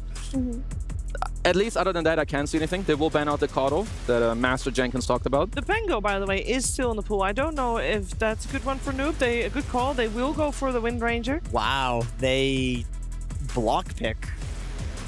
They block pick what could have been one of Quest's only like carry style mid laners. Now there's not that much remaining. There's like Storm, there's Void Spirit. There's also TA and DK, but you don't really want to go to. I will the Pango. I do like that almost the entire draft that PSG Quest that previous game is banned second time around, and the only hero that is still in is Stolen. So they were forced to go for something entirely different, and for the first time this series, the Pango is in the hands of Noob.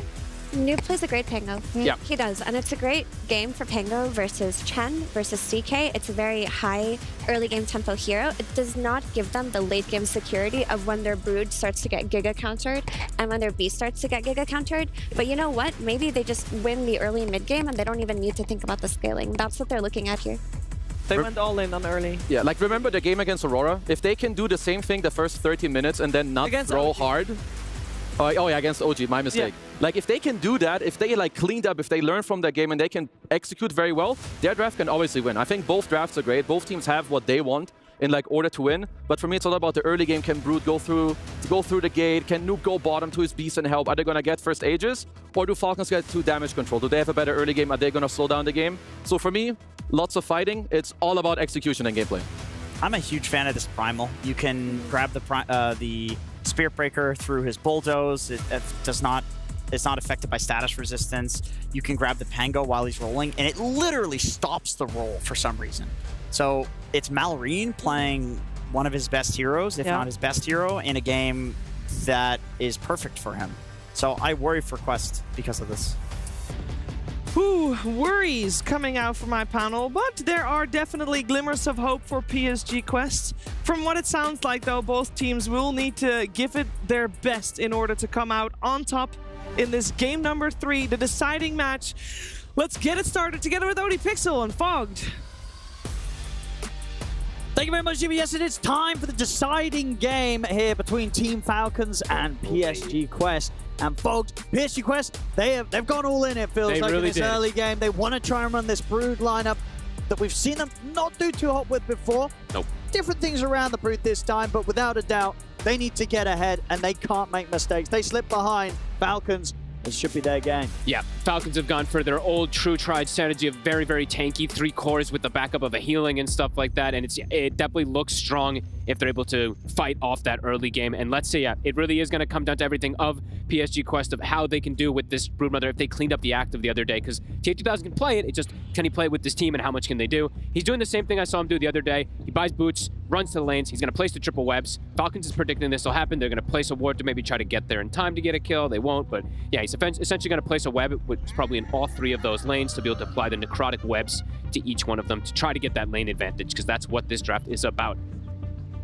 And did you like the versatility being shown from Falcons here? Being able to get the Wind Ranger, getting crit to play as support, in order to take that away as an option that maybe Noob would have wanted to consider for his last pick. Yeah, I mean, it's definitely very interesting. It's not the strongest of 4 positions or 5 positions really at this point in the meta, but it can work in some of these games, especially if you're doing some type of deny thing. And just a little small thing is to point out is the Tailwind. You know, we pointed out the other game, it didn't work out the best with the Primal, but he does have the Primal plus that increased movement speed stuff and everything like that. And he's got a Doom in his lane, so a very speedy lane with the Scorched Earth plus that Tailwind that can come in. Yeah, and we'll see how these lanes do go down and see how they're able to do, because now we also do get the fun of the Primal versus Pango in the mid lane again. You know, we saw Noob suffer heavily. And let's see if he's going to be able to do better as this Pango matchup. He did good in like the first 4, right? I think until level 4 and 5, he was doing pretty good, but then... he was getting some good denies. It was just like a little bit of an edge that Malorine got, and he actually got 6 first, and then he gets the kill. So timings are going to be everything here. Bottom, let's see how this lane does too. It's a Beastmaster Spirit Breaker lane that they opted for this. You know, Omar, he asked for the Spirit Breaker, so it's a bit of an interesting choice that he wanted to go for versus this Chen and CK, because could be It'd be difficult for him to apply too much pressure, but maybe he was... I'm actually wondering why he did. Maybe he's like, oh, I don't need mana in this lane, and I can kill the creep.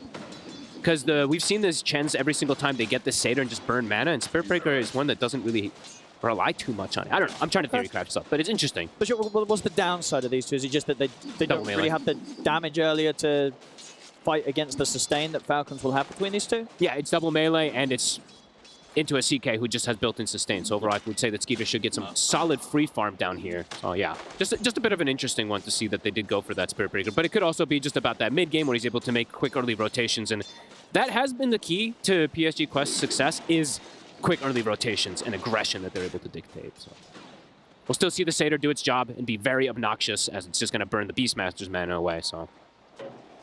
And overall, what do you think it is about this sort of patch or series that, in particular, maybe that made PSG Quest want to try and bring out this Tier 2000 brood once again and look to play fast against Falcons? Is it something that you feel that other teams have been doing against Falcons that's had success? Is why the option to try and just go all in and try and run them over?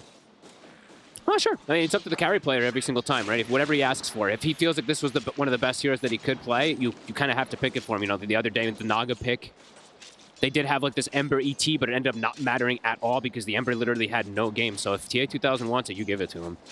But yeah, as we said, it's a 1-4 record, as we saw brought up there for them, and they did end up even losing versus like Mouse with it. So he might be dead here. Power shot comes in, and indeed he'll fall. First blood from Mars. He takes the carry out. And Amar overall, he is playing it more normal hero. Yes, the Slark is down his style, but the greed definitely hurt him. It felt like in that last game, just trying to get too many of these late game type of items, and he just got doomed every single time, so he was just deleted. And they did pick that Slark into the Doom last game, so Amar will just get handed a free courier, okay. Mid matchup so far. Pretty even. And what we're seeing, Noob, well, actually, he's going to have this wave coming in onto him as well. So with that in mind, he's got a decent lead here against Malorine so far. Malorine tends to drag waves when he's playing Primal Beast. I was literally about to say, like, he went for a different build that we saw Noob go. Noob went the level 3 Uproar in particular because he just wants to be able to try to fight in the lane. Malorine, he puts a second point in Trample so that he can just trample down and try to enhance his farm with that while pulling it into neutral camp. So it's a different approach from each player, and it's always interesting to see that even though it's an exact same matchup, two players have completely different kind of approaches for it.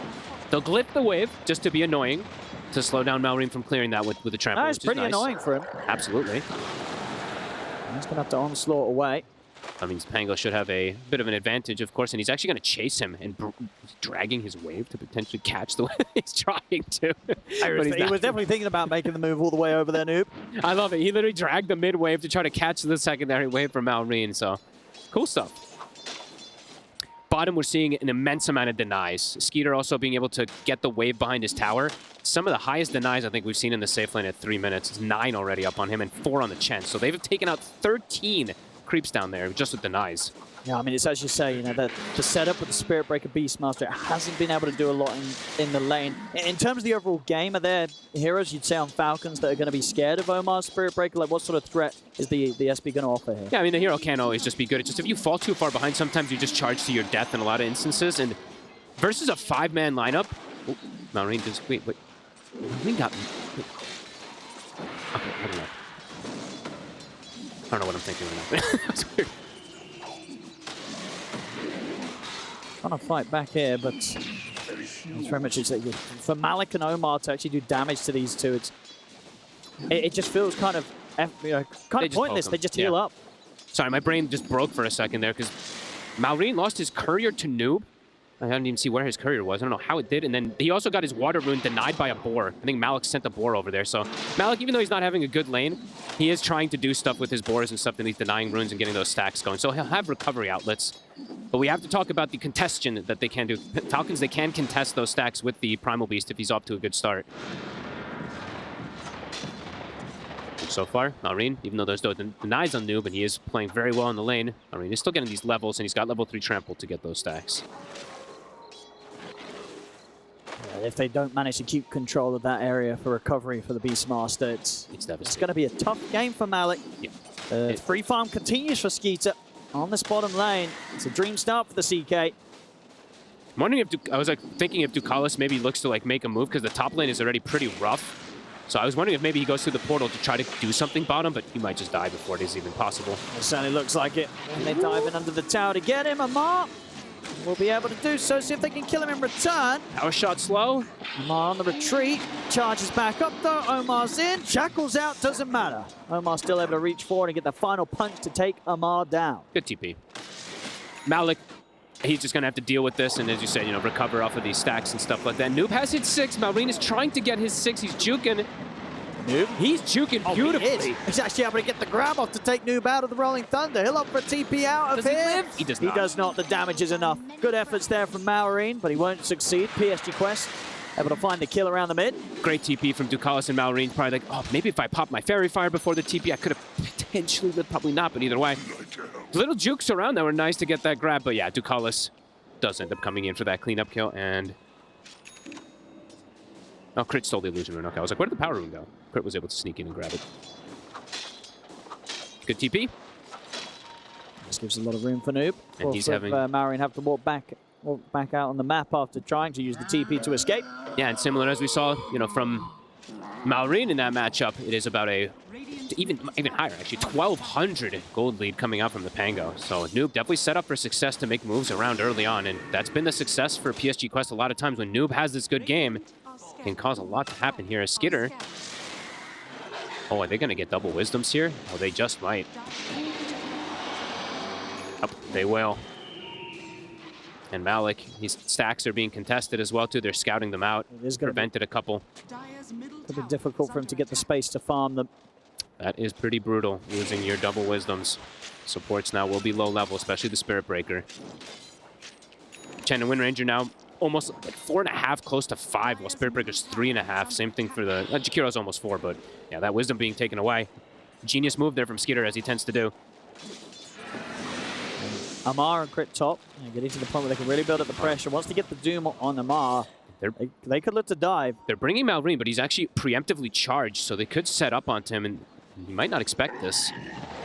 And it gets stopped. Jeez, puts up the onslaught. They'll get the shackle shot connection onto TA2000. They're not able to get any follow-up. TA2000 able to back off. He's Malrine surrounded by the 3 of them. He's got the trample. Verify as well. He's able to step away before Noob's able to get him with the swashbuckle. Rolling Thunder's in from Noob. They'll sell for Crit. Crit gets the Wind Run off. He'll breaths out though. Crit surely should fall. He'll get one more shackle shot and a power shot out. But Crit goes down. The rest of Falcons, though, they stay healthy here on the high ground. They're considering going back in. Skitter has turned up, and Malrine has been healed up as well, too. I think they passed a couple Lotuses to him. They want to try to make a move now that Rolling Thunder is down. They want to try to find this Brood. Malrine. Carlos. He's actually TPing out. Looking to set up onto mid. The Power Rune has spawned. Noob will be able to get that Arcane Rune just beforehand, though. Well, Malrine should have this kill. He's got the grab. He does indeed. Grabs him up. Pick up, they've got the shackle to hold back Noob, so Malrine's got the space to step out. Action-packed early game. So many rotations top, perhaps another one. Mars getting pretty low here. The harassment of the spiders, and they've also got the roar. Setups there, the Doom gets found. Love that from Malik. You know, he's already having a tough time, but being able to just sneak up on him there, he has hit the level 6. That was really nice.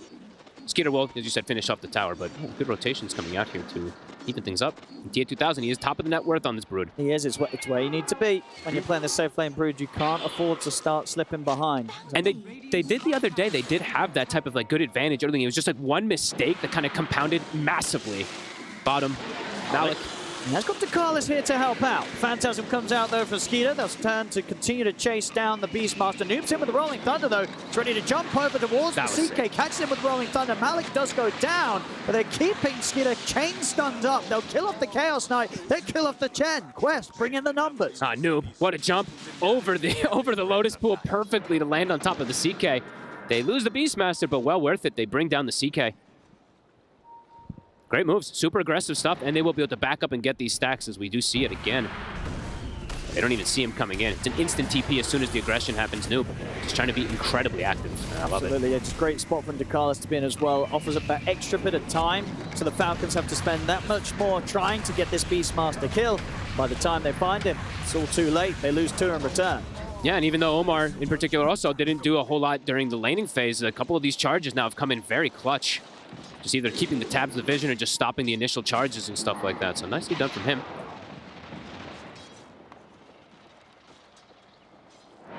Smoke up, Malrine. He's gotten the haste rune.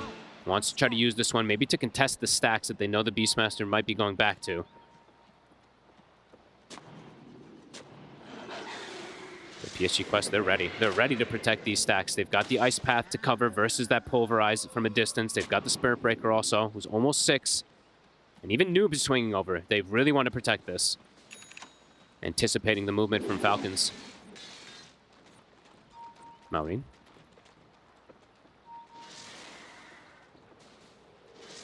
They're going to bait him. Feels strong because he has this haste rune. You might think that there's not everybody here, but there is. Look at the Ice Path for the setup. They hit him with the burst, the roar as well. They punish him immediately. What a bait. This is some this is some genius level stuff coming out from PSG Quest. Just whoever's making that call, just nobody show, throw the X's, make him go in for it, and then jump him. That was beautiful stuff here. Did you see? Did he get the majority of the stack, or were PSG Quest actually able to secure some of those last hits themselves during that? Don't think he got anything. It didn't look like he did at least. I think maybe he got 1 or 2 of them, but yeah, but they not pretty much got everything. Not even all on. of them. Yeah. Great move. Went right into their trap. So prepared. I mean, that's such good forethought coming in. And Omar now has hit level 6, so Malrine potentially trying to get a setup on Tim, but no, it's a little too deep. Now they do have damage that can be provided from the supports as well as Malrine does step up again, and now it's over him. He's got the setup with the ultimate. They're able to knock him back into the Rolling Thunder and the Macropie. Malrine's gone. And here comes TA2000. They're throwing down tips. It feels like they're going to be able to start getting into Malrine's head with these plays. He's bottom of the course, even below that Beastmaster who is struggling. They've literally baited him multiple times. Jump forward. They're able to close the gap in. Noob, double kill. Oh, they're playing this perfect. And the Spirit Breaker, as you mentioned, it's really fitting into the style they want to be rolling with this game. Omar, always there even for the follow-up, but you start the plays. It's doing a lot. And they can potentially just look to siege all these towers. Overall, for Falcons, defending the towers is mostly up to Malrine if he wants to actually do so. And now he's died a couple times back to back to back. Could be afraid to even show up to some of these. As PSG's Quest, they have his number. The 3, these trio, Noob with Omar, as well as the Jakiro, it's more than enough damage to be able to bring down even somebody like the Primal Beast. Very cool stuff. And look at this, they're just continuing to play around Noob, who's having a beautiful game. Amar is still getting good farms, same thing for Skeeter, but they have really shut down Malrine to some of the lowest points I've seen him have. He's got stacks to go back to, which he probably will have to try to catch back up of, but yeah, some great aggressive moves. And Malik, that Beastmaster, is doing pretty good. He's actually 3 components of that Aghanims now. Hot stuff.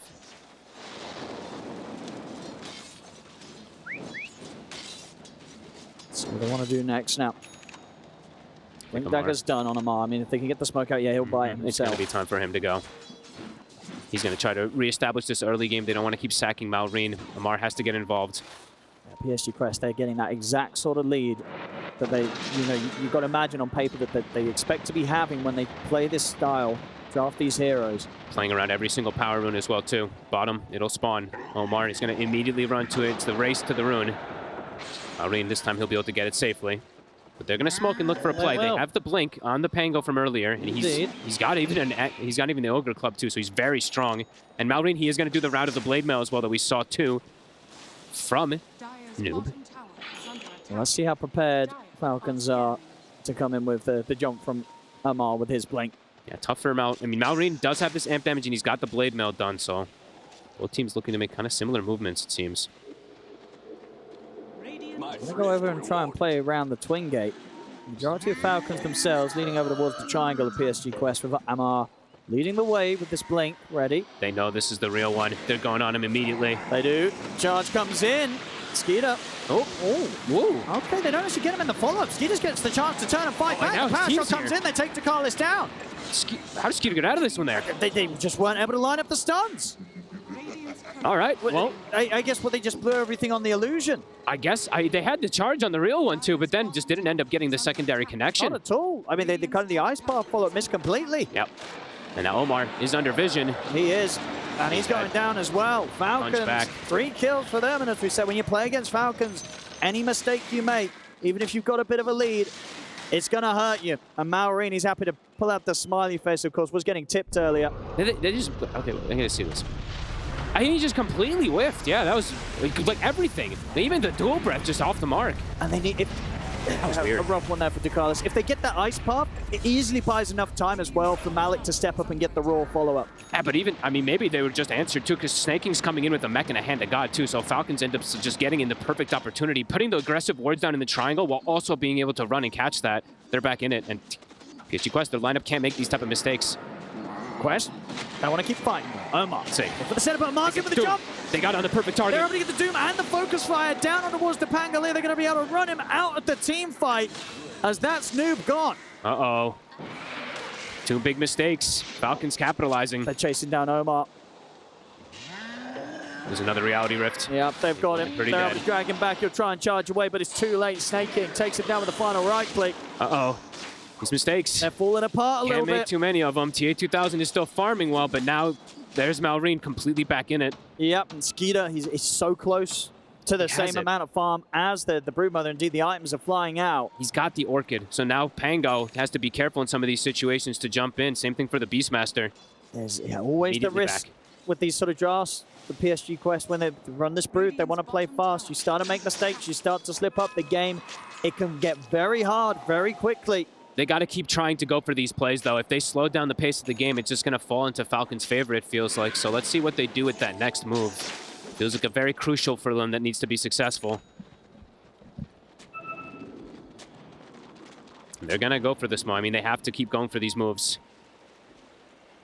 And yeah, Ducalis, you just can't miss his spells like this. What are they going to find? Right. Steps up, breaks the smoke, and will immediately reset away. Roche, do they want to try to threaten something like this up here since they have the Pango and they have the Brood? It might be an option.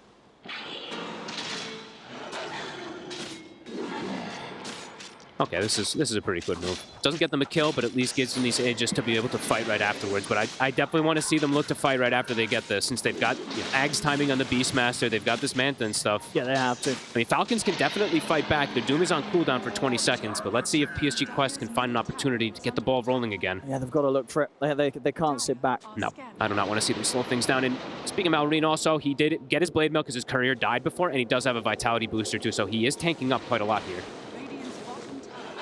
Comes the move to the portal. I don't know that they're down here, of course, with how they revealed everything with the Spiders down to take the tier 1 tower. So. And they gave Malik that Aegis too, thinking that he's the primary target to have it. That does leave some vulnerability for Noob.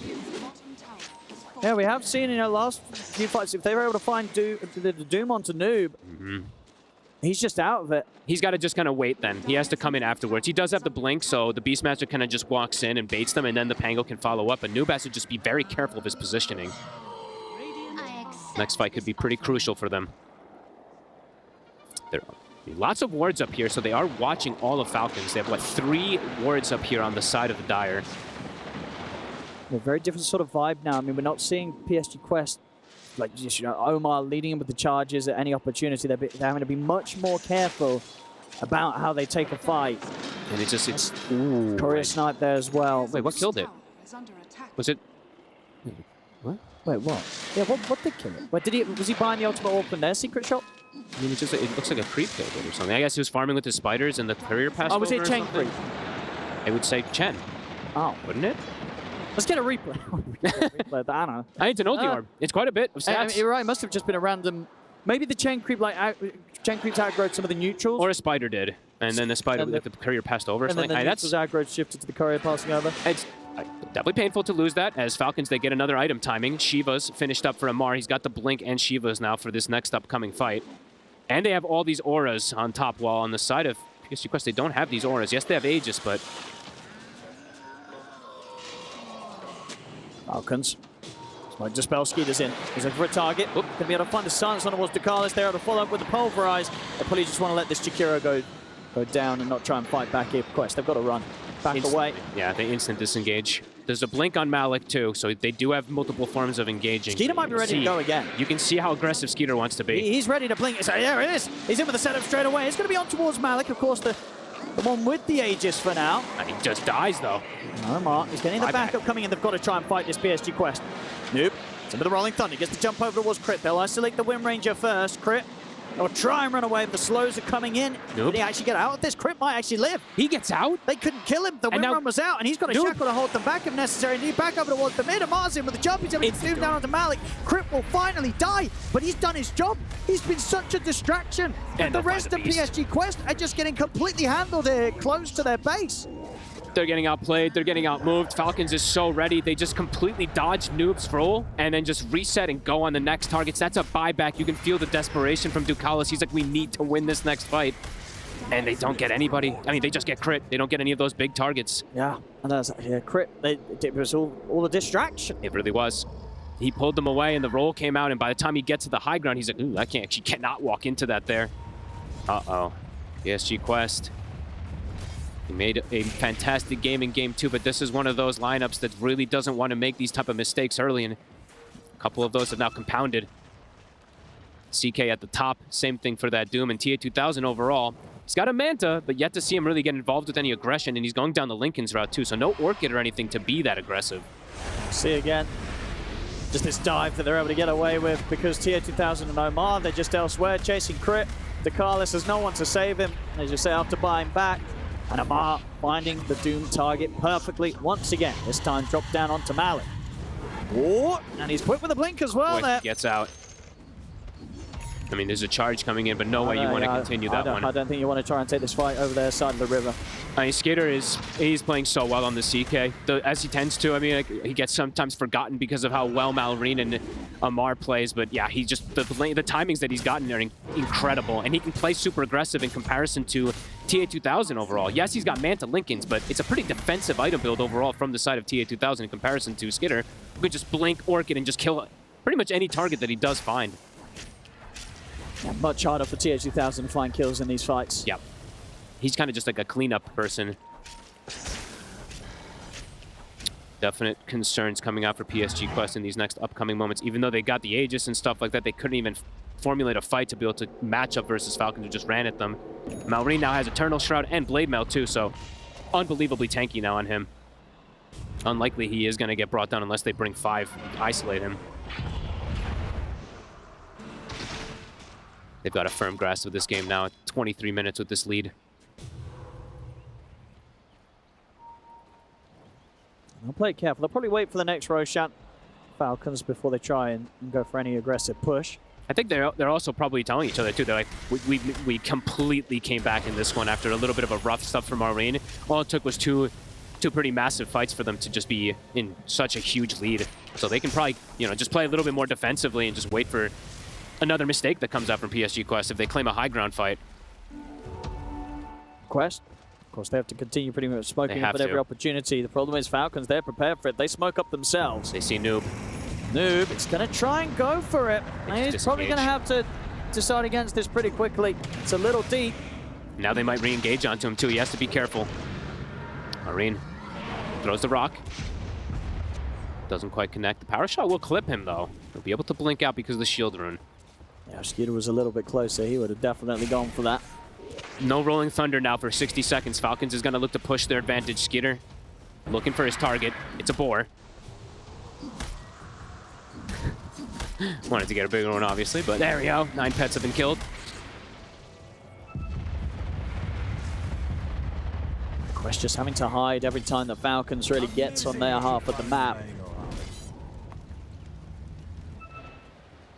PSG Quest, what are they waiting for next? They have 40 seconds, no Rolling Thunder, so they can't fight without it. They need to have every single cooldown, and they need to hope for some type of dream engagement that they can catch Falcons off guard.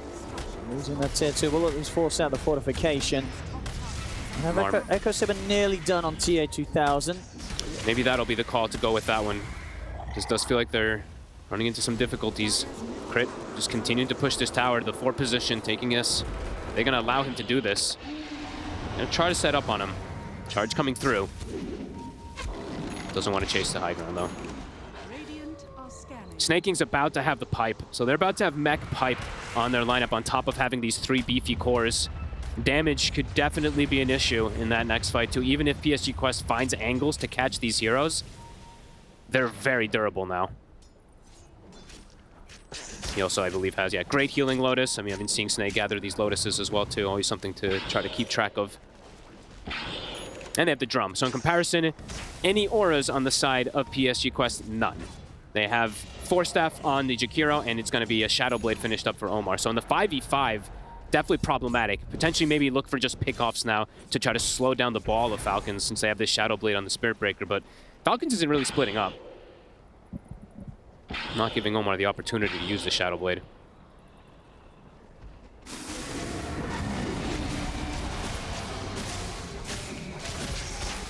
These quiet moments just can't feel too good for PSG Quest. It doesn't feel like it at all. TA2000 just yet to get involved. He's still top net worth. He is, but how much can he actually do in these fights versus these super beefy cores with auras? Yeah, it's tough to sort of see him getting the damage out unless the fight gets laid out perfectly by the rest of the team.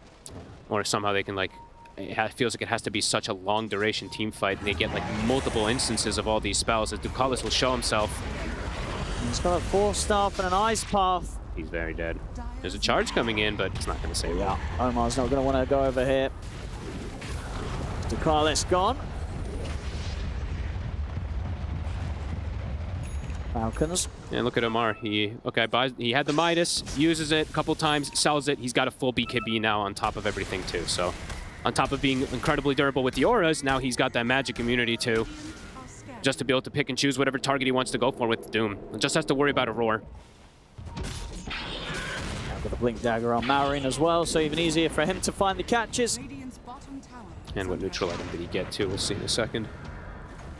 Just, yeah, firm grasp of the game. Falcons not making a mistake, not giving Quest an opportunity to try to snipe anybody who's split up, because, yeah, they're really not splitting up at all. TA2000 trying to apply pressure on bottom, so they're trying to split the map. They're trying to make Falcons kind of split up so they can get these pickoffs with their Blink Roars, with their Shadow Blade on the Spirit Breaker, but Falcons is just, they're not really reacting to this. They're still just looking to play together. That does mean that TA2000 does get a nice tower for himself, though. After the Harpoon, wants to get the BKB. So you've got to imagine then with the man to the Lincolns, the Harpoon and the BKB, that's going to be fight time. I mean, maybe he does feel like he can just be that fighter versus everybody by himself, but definitely does not feel the easiest because they could just prioritize the Doom onto him if they break the Lincolns. And without the Broodmother, if he does get doomed, it does feel like their damage is going to be only from the Pango at this point, since there is that pipe that's going to counteract a lot of the Beast. And Roche, it is back up. Skeeter will start it. Can they even contest it on the side of PSG I don't think Quest? so. I don't think so, which is concerning. Going to go down pretty quick and easy here. PSG Quest not likely to be able to make the move over here in time. So Falcons getting the pick up on this. They can start to look to really push it up to the high ground. I don't think they're scared of much coming out from PSG Quest right now. No, it's not feeling like it. And we're seeing multiple Lincolns and stuff being queued up for the side of PSG Quest. Another one queued up on Noob. They're trying to find answers just maybe for this Doom and stuff. But yeah, everybody else is starting to get to these critical mass points. I mean, TA2000 is doing a good job just being very obnoxious with his spiders, though. This bottom tower dropped, mid tower, he's actually able to apply good pressure with his spiders, too. But it's just, what's he going to be able to do when the 5v5 kicks off is the question. It's been quiet for some time. Usually when these games have these quiet moments, it culminates in like one fight. We'll see how that does end up going down. Trying to lane control as best as possible. Omar just charging these waves. The Falcons, as you said, they're looking to force the issue here. Craggy Coat was the option there for Malrine. Sorry, it took me a second to see which one he did grab. And they did get a Vindicators on the CK. Pretty great neutral items that they're able to grab.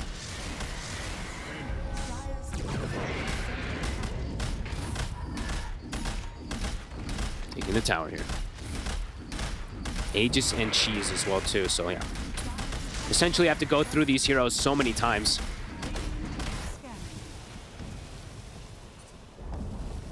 Dire's top tower has fallen. They're going to be ready to try and break the base. Now Falcons. PSG Quest, how strong is their high ground? Look at the Macropire laid down first to clear the first wave. They've got some good ways to stall it out between the axes and that macro. will push Falcons back. And Tia 2000, he's actually done quite a bit more damage to bottom, so he is still doing this annoying Broodmother things. Yeah, looks like it will just be BKBs to be able to look for that 5v5 fight. Omar trying to find the catch. I mean, Chris going to try and help out. Oh, nice floor staff. In fact, Snake King, even just on the Chen, he's much too tough to take down. Oh, that was like the one time that Falcons is kind of split up for a second there. Omar almost gets an opportunity, but immediately they regroup, not giving the Spirit Breaker chances to get the pickoffs that he was in the early game.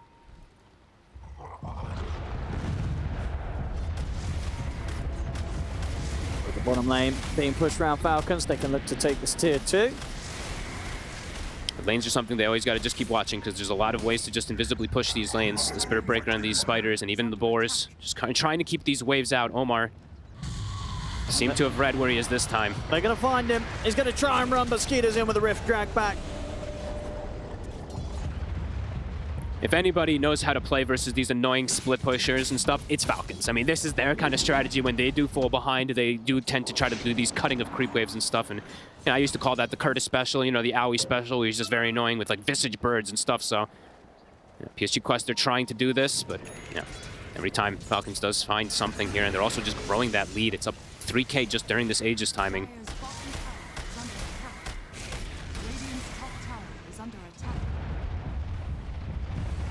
Boars and spiders all over the place. Is there any sort of items coming out soon for PSG Quest? It's just the BKB timings that they were getting. Yep. They do, I believe, have the 2 and they have the Lincolns on the Pango. I mean, it is a bit of a timing sit together, but maybe just waiting for that Aegis to go down before they look for a fight. It's 90 seconds. But Falcons just getting more out of the map. Got an amplified damage rune as well here to push in with Falcons. Malreen's even just queuing up a heart at this point, not even feeling like he wants to go for that BKB because of the roar. Super durable. The Falcon special.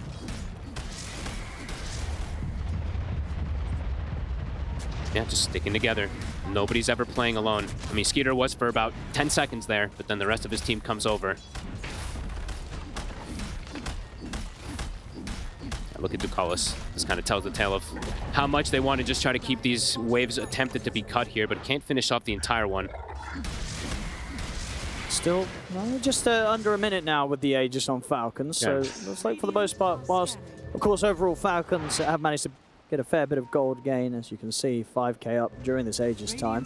Not yet breaking the base and looking to go for the high ground, so but maybe a window for PSG Quest to get out with some sort of smoke play whilst this Aegis expires. But do they really have to go for that high ground the way that they're scaling? Oh, they don't. They're chilling. Yeah, Falcons the Tricore's going up. Try and take this game as late as they want to. Yep. They're feeling pretty solid with their spot.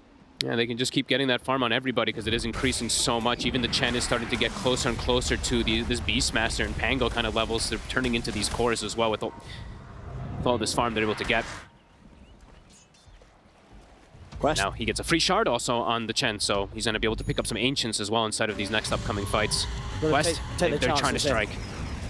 They're going to go for a mark. They're in with the opening Rolling Thunder. They're able to put the link as they get the full out roll. They're moving over towards me. Get forced up against, dragged back down by the Harpoon. The Ice Path Macropire laid down onto Amar, but Amar's able to get the BKB off, gets knocked back by the Nether Strike. They've got him. They've killed the Doom. Can they get something more? Noob jumps over the Swashbuckler. Skeeter, he's chilling on the cliff. Do they know he's up here? Huh? Do they know he's... I don't know if they know he's there. They do. He jumps down. Oh, he is. He's going to try and jump down and look towards Ducalis, but now he's kind of separated from the rest of the team. He's getting chased down. The Harpoon to drag him back. Four steps. Gets forced back, but they're in with the roots. He's back up to pretty much full HP. Could continue the retreat. Maurin comes with the onslaught. They'll turn towards him instead. They have the charge back up. They got the bash into the Ice Path stun. Maurin's getting low. He's still alive. He's able to back away. Jump forward with the shield crash. Maurin, can Tier 2000 finish him off? He can. Tier 2000 gets it, gets the kill. Quick Manta to pop to get that way into the tree line and a TP out. Oh, nice TP. 2000 survives. PSG Quest, they pushed for the fight. They managed to get 2 cores. That was so many little things that happened that were so clutch kind of coming out. The chain stun that they're able to get, and then the Harpoon drag back onto Amar and finishing him off. They actually were they were probably going to get Skeeter as well too. The communication that must have happened between the team is actually crazy. He backpacked his item, Malreen runs next to him, hands him the cheese so that he can pop it. That was split-second kind of stuff there coming in. And how did he end up on the cliff? Did he get sort of knocked up by a charge, or did he phantasm his way up there? I think he phantasmed and got put up there. I didn't quite get to see. We'll have a look in a second. So yeah, this start here, Amar taken down, and then keep your eyes on Skeeter to the side. Oh, this was we skipped the bit. But look at the items. This is when they came back down. Backpacks the Manta, and watch Malrine hands him the cheese. Like, how do you do that in the midst of these kind of crazy fights? Because this was a fight where PSG Quest was very likely just kind of probably going to kill all 3 cores there if that didn't happen. Now, whilst they might not have got all 3, still a big fight nonetheless there for Quest. Omar. He's in deep. He's been found. Gets a charge off, and backup's coming in. They've got a Rolling Thunder coming through. And Skeeter. Oh, he's got it trapped in a pretty rough spot here. We'll get the Phantasm off. They got the Doom on the Brood. Continues, but indeed, TH2000's got to be careful now. Malik jumps in, roars there. Macropire down as well onto Skeeter. Skeeter, he's burning. He's gone. They've killed the CK. Now they're going to look to try and chase for more. TH2000, the Doom's soon to end on him. He was perfectly fine. They didn't get anywhere close to killing off the Brood this time round. Omar, I mean, making magic happen, really. That charge coming in from behind them. And I do have to say, you know, they did go a bit of a greedy route on the side of Falcons, buying the heart on the CK. He's also going a heart on the Primal Beast. There didn't go BKBs. Seeing the control come in, seeing the magic damage come in, it's adding up.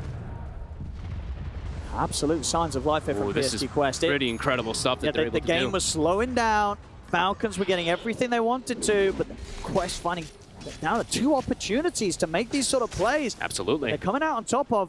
TH2000 is getting involved, and we're seeing it. Even if they lay down the Doom onto him, it's pretty easy by the looks of it for the rest of the team to give him that space to get out of the fight and reset.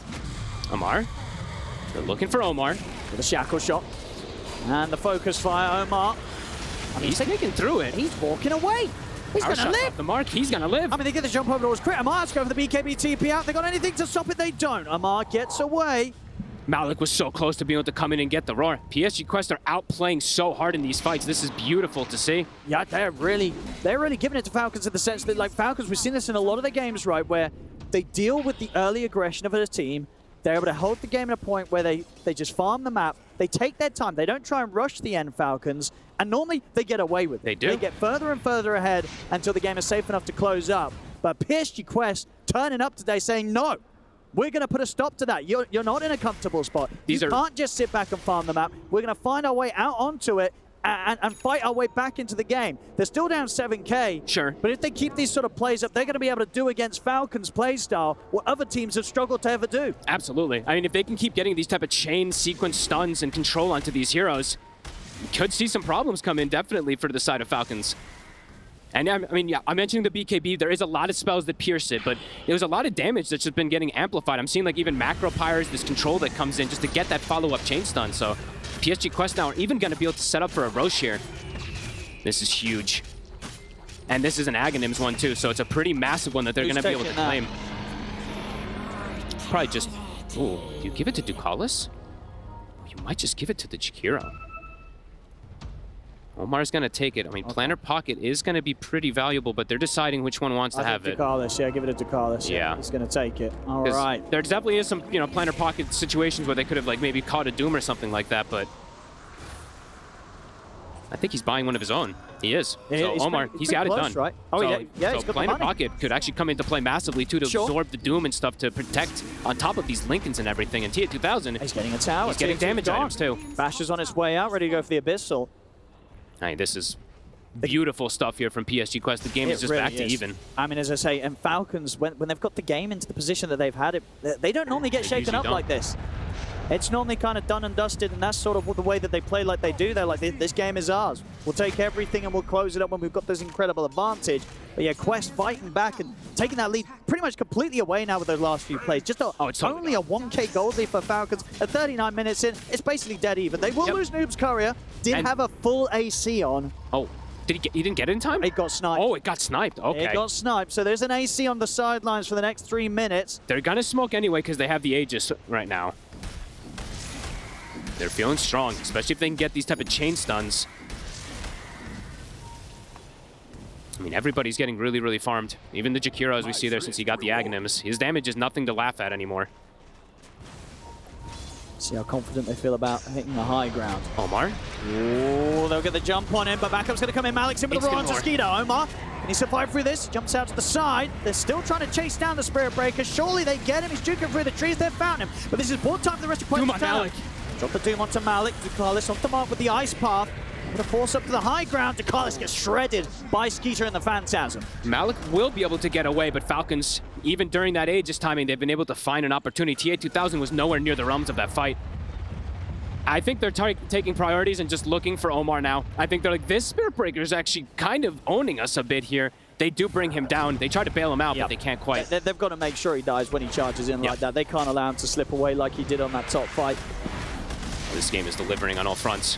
A push now commencing. Even if there's an Aegis, they're trying to get something out of it on the side of Falcons, potentially even taking this Tormentor away. Well, this series has gotten so excited. So exciting. Amar has queued up an Aghanims. I believe he's probably seeing that there's the Planter Pocket available too, so now he's wanting to have this AoE Doom potential. Yeah, I like Not something you see too often on the Dooms. Nowadays, it tends to be just these Octarines and stuff like that, but can absolutely understand why he does want it. On top of also, what, 1, 2, 3 Lincolns or something that he has to deal with. And they're still going to forego those BKBs, just feeling like they don't need them. Aghanims next for Malrine. So all important is, these initiations really are everything. If PSG Quest are able to get the chain stuns on these targets, that's the key for success for them. If Falcons is able to get that Blink Doom onto a target, that's the key for success for them. And if they can take out the Spirit Breaker. Crazy stuff coming in. 90 seconds left on the Aegis.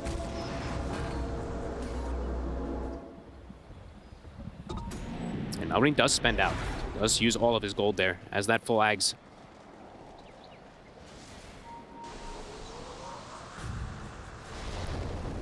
A little bit of a slowdown here for a moment. Bit of time to breathe. Do they want to go with this last minute of Aegis? They maybe want to wait for the AC on Noob. It's 30 seconds until it comes out on the Courier. Yeah, that's quite a big purchase to add to the lineup. I mean, that Courier kill was pretty massive. Wisdom Rune. TA2000 will be able to claim that one, nearly having the 25 Super talent. Close. He's got an Abyssal Blade too, so I mean, his damage, it is very high now at this point.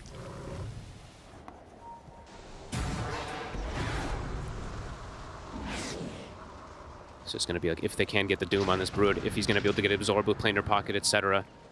They're trying to smoke up towards the end of the Aegis Falcons. Amar switched back, by the way, so I mean, he can always switch because he is doing some stuff, so he can actually queuing up the Refresher and stuff like that, but they are looking for somebody, they are looking to claim a high ground, but these spiders keep being pretty annoying. Malrine, he's going to help back and he'll deal with the push. But he did show himself, so they're going to instantly charge a target, and they found Skitter. They got the roll onto Crit. I mean, Crit's gone. With the knockback from Omar, they can set up onto the CK as well. Skeeter. They have to ditch Skitter. He's going to be caught in this position perfectly for the Rolling Thunder of Noob. Skeeter's dead as well. Omar is just doing it so much here. Malrine, he showed himself top. The second that he shows, they make the move. And there was Chen creeps there to answer that Brood, so maybe another mistake there from Falcons that PSG Quest just instantly capitalize on. I mean, if there's anybody that's going to be an MVP in this game on the side of PSG Quest, Omar is definitely making the argument for it. Spirit Breaker, yeah. Just with the information, sure, his KDA is not really that flashy, 4.56. Oh, sure, but the ones that he's been involved in and what he's been able to do on the Spirit Breaker has been highly disruptive. Yeah, I mean, getting this type of kill onto the CK is pretty huge because now Skeeter, yeah, he's farmed, but he's level 20. TA2000 is level 25, so a 5-level disparity between those two carries. And 30 seconds to get some type of advantage with onto the high ground.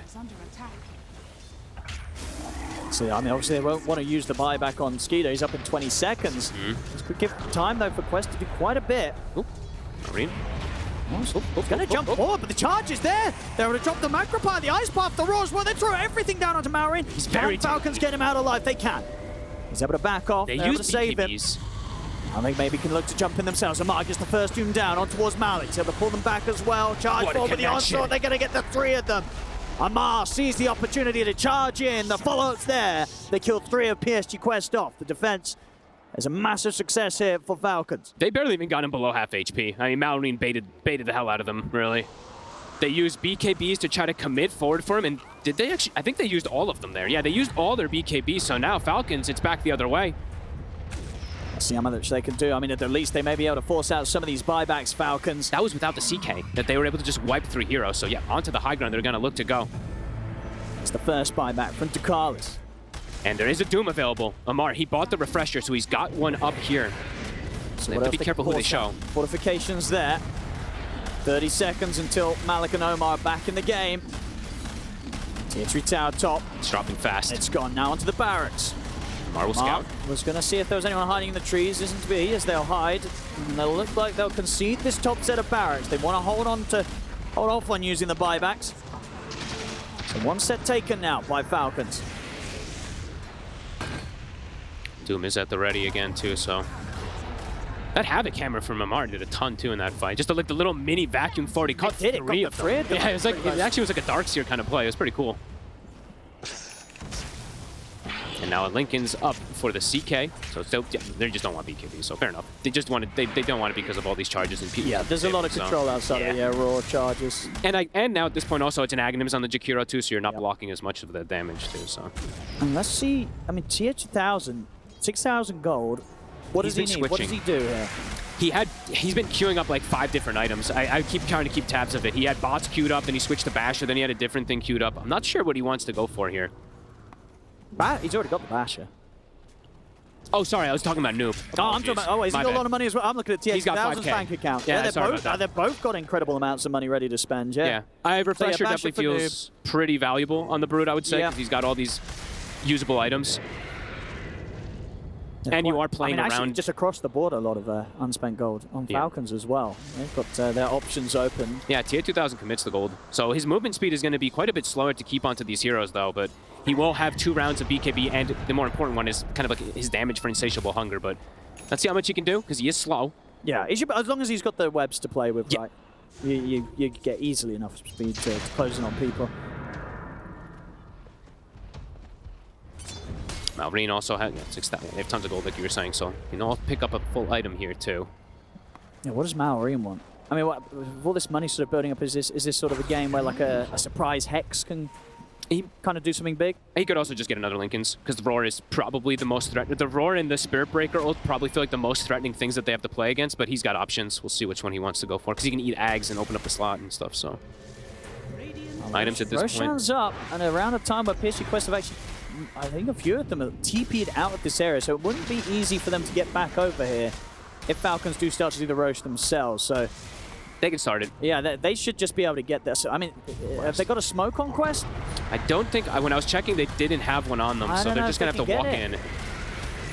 It's going to take them a bit of time. Now Ducalis has picked up a smoke. They don't get there in time. They do not. Yeah, Falcons seeing a good opportunity to step into that Roshan pick, get all the pickups for themselves, and Quest, they don't want to take a fight out on the map into this. They'll have to back off. And Amar, they give him the blessing, right? Oh, they're going to give it to Skeet. Okay, interesting. Very interesting. All right. I mean, Axe CK is pretty fun. It is fun. It is distractions as well, too, to not let you get these right targets of the Roar and stuff like that. But yeah, it could be pretty annoying. Interesting choice. I really thought that they were going to give it to Amar, but maybe Amar's like, I'm too rich. I'll farm one. It's fine. But everybody very rich at this point. Skeeter now with the Swift Blink. 21,000 lead. Falcons now cementing things a little bit better here this time around. Bit of back and forth that we've had. Now starting to get to these insanely durable levels, though, as we saw. Have to be careful how you get baited by Malrine. That high ground push was pretty devastating. Oh, I've never seen this actually before. Omar actually. It's gonna be careful. Take a second. Omar. He's gonna get caught here by the shackle. Omar. Oh, they've got him. They absolutely have. He's out. 75. He's got by. But that's one of the most crucial targets, it feels like, for these fights. They'll definitely want to try and push this buy back out of them. Malrine bought Swift Blink, by the way. Pretty cool. Skeeter. Stepping up. Malik's going to be able to get over towards Crit. They'll focus the Wind Ranger first, bring him down low. They've taken Wind Ranger out. Malik's getting turned towards by Skeeter, but he's back up to full Skeeter's HP. burning. Noob, he's able to get the angle with the Rolling Thunder. That's the Aegis gone out of Skeeter. Charge throw from Omar over towards Malrine. TH2000 is starting to bite into the Primal Beast, but Malrine is so tanky. The break's coming out now as Malrine tramples about. Still staying on top of him. They get knocked back with a Nether Strike. They're controlling him.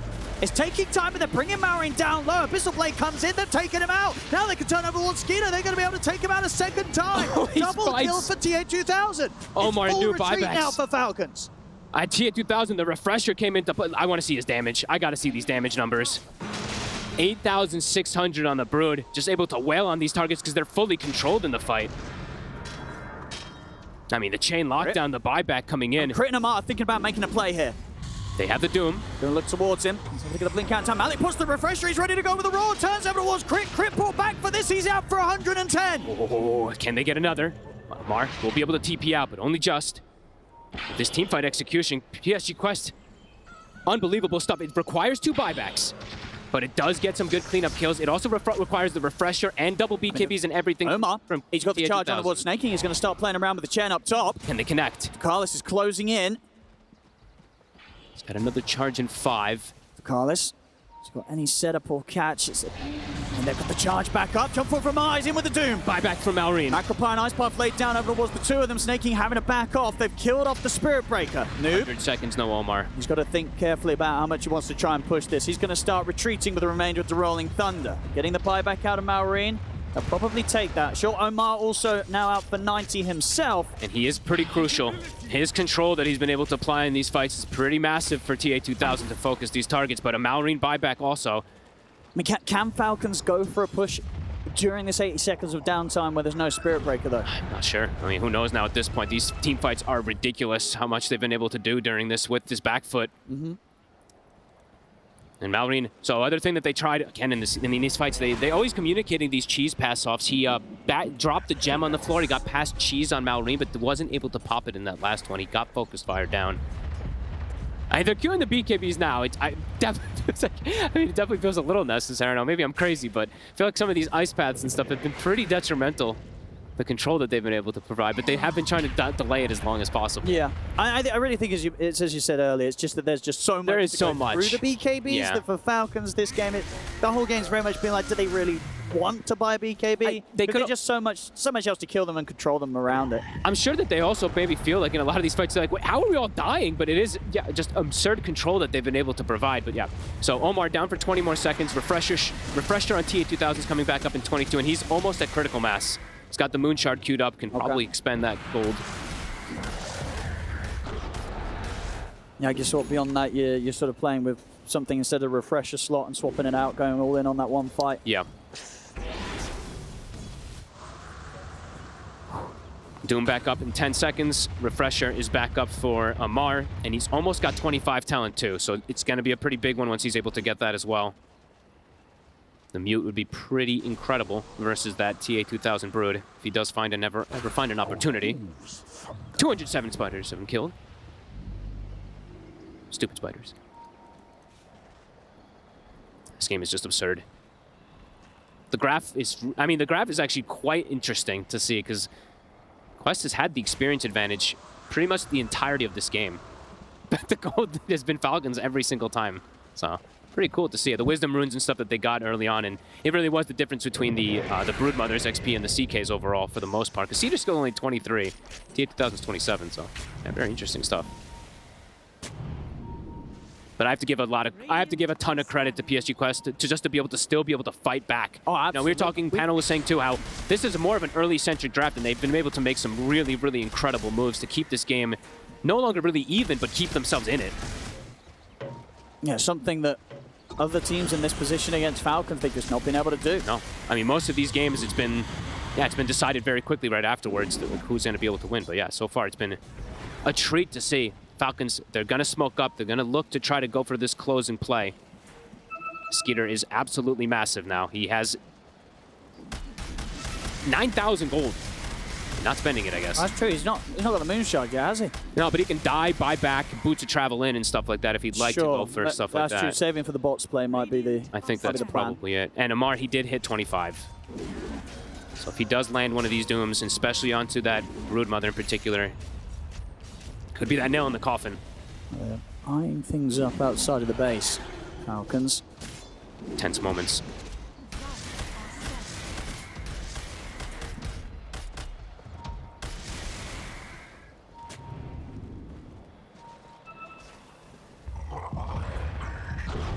PSG Quest stepping out. Just only can make plays really around that smoke. It feels like they're trying to find Falcons a bit split up here. Falcons putting their tanky boys in the front lines. Malrine just starting to charge at them. Oh, quite a bit of lag there. seeing what Creep Snaking's holding also. He's holding the Time Warp Aura, so cooldown reduction is pretty massive. I'm trying to keep track of these. There's just so much stuff happening. He also has the Centaur Aura for magic resist now at this point, since it is maximum. So it's, what, 16% on hero. So yeah, the auras are something we do always have to factor in as well, too, in these later stages, since they do get upgraded as the game goes on. Which they have every single one. Well, not the Crimson, but they have the important ones from the Creeps.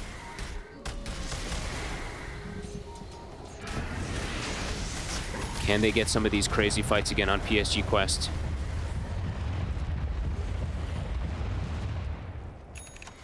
Full AC on Snaking as well. Yeah, the Aura Monster.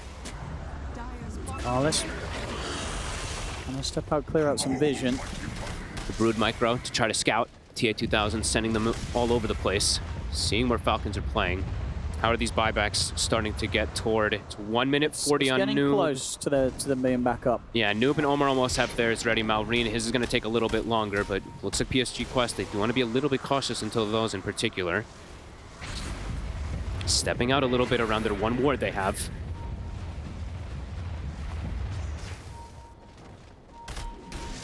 Did Skeeter spend some of that gold? He did, right? Okay, so he bought the Moon Shard.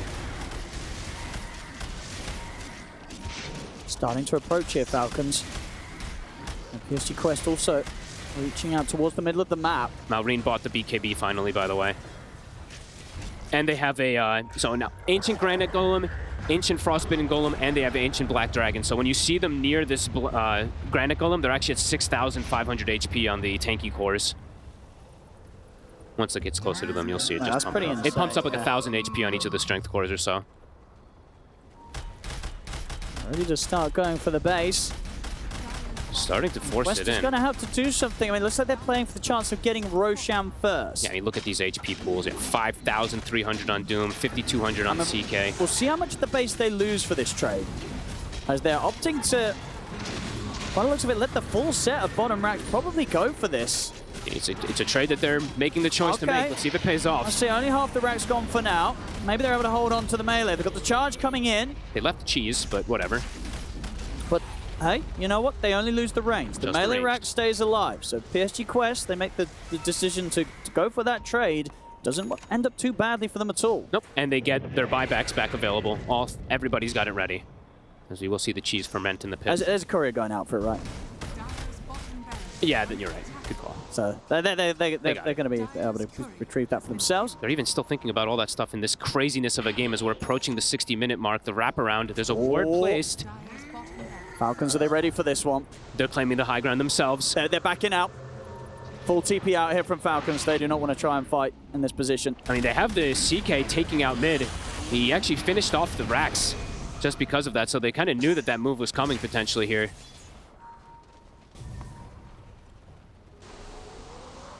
Almost getting all these level 25s as well, too.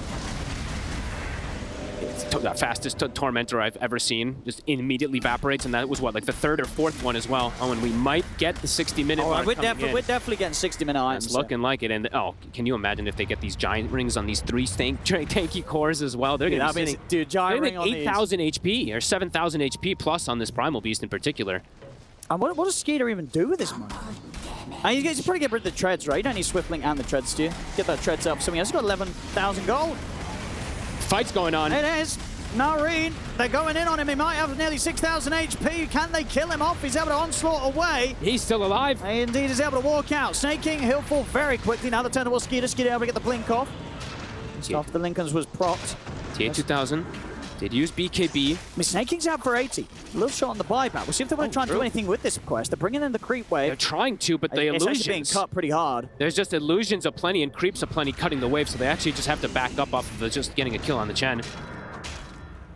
They were very close there to bringing down Malrine, but indeed, that 5,500 HP will do that. Allow you to walk away from even the more dire of situations. 5,500 HP and raid boss auras just applied onto him there.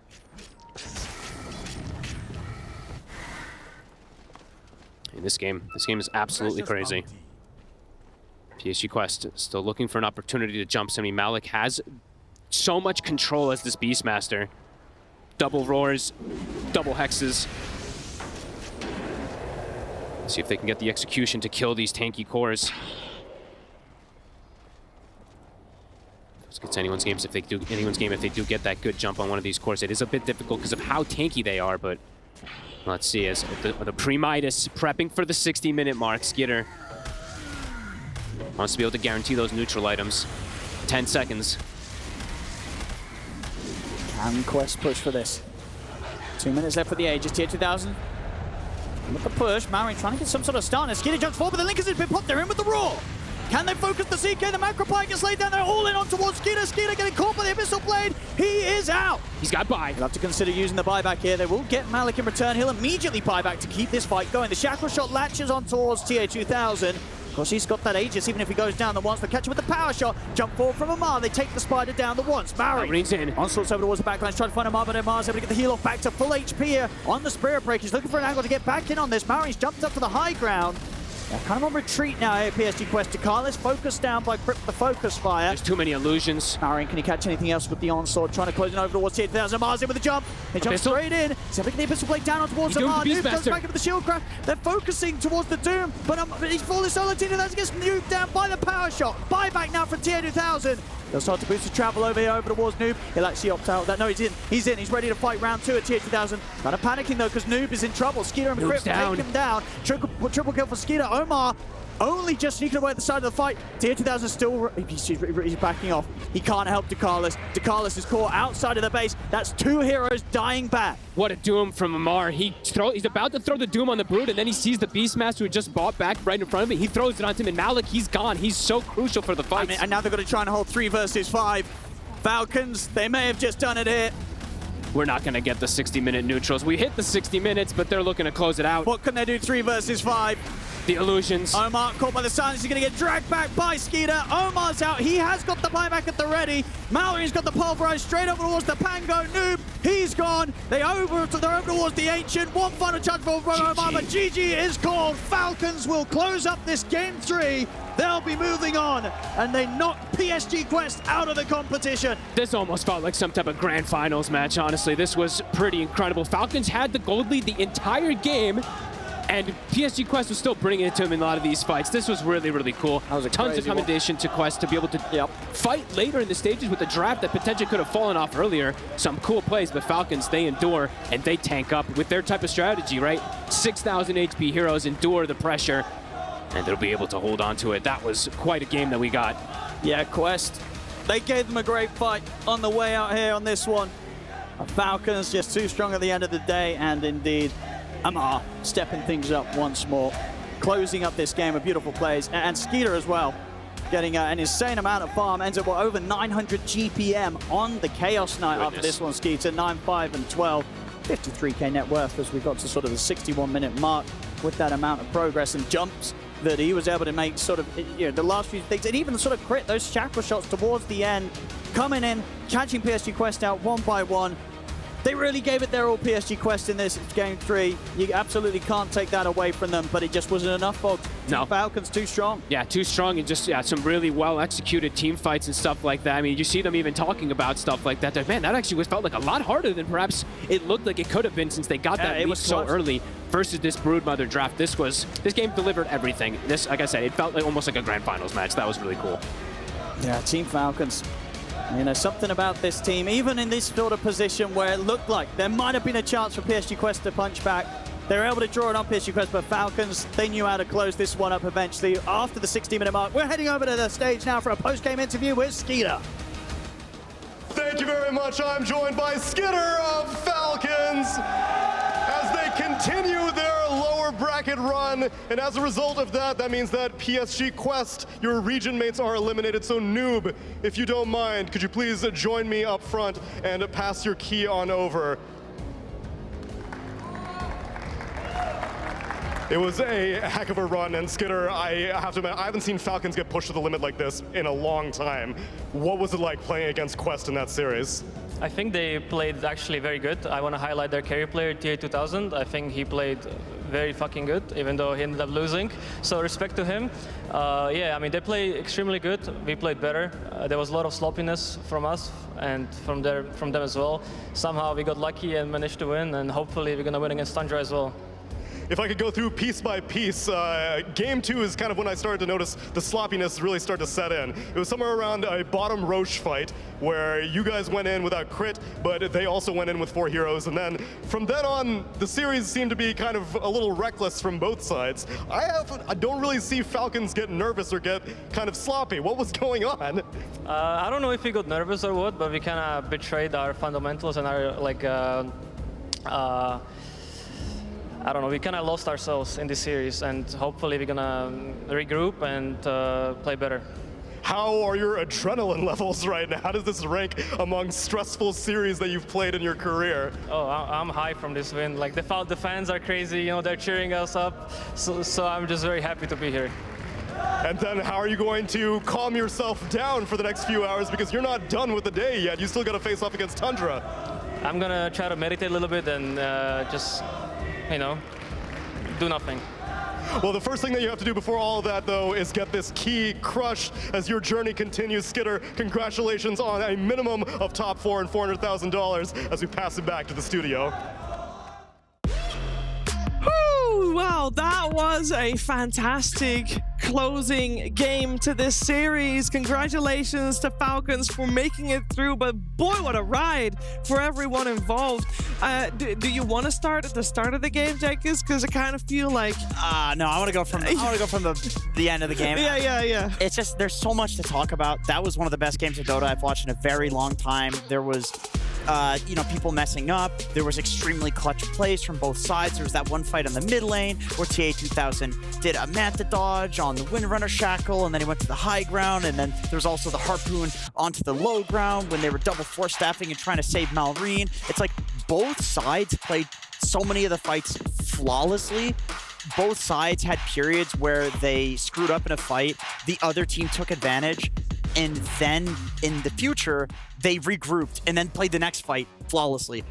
How many highlights did we send in for that? Let's just be honest here. A lot. We sent in like 5 or 6 different highlights. Like, change that one. Change this one. Change this one. Because Yeah. it's like, this is the most important fight. No, this is the most important fight. No, this is the most important fight. Until the very end of the game, where they just kept fighting, that we didn't even see 60-minute neutral items. Because they were so focused on the buybacks. They're so focused on winning the game.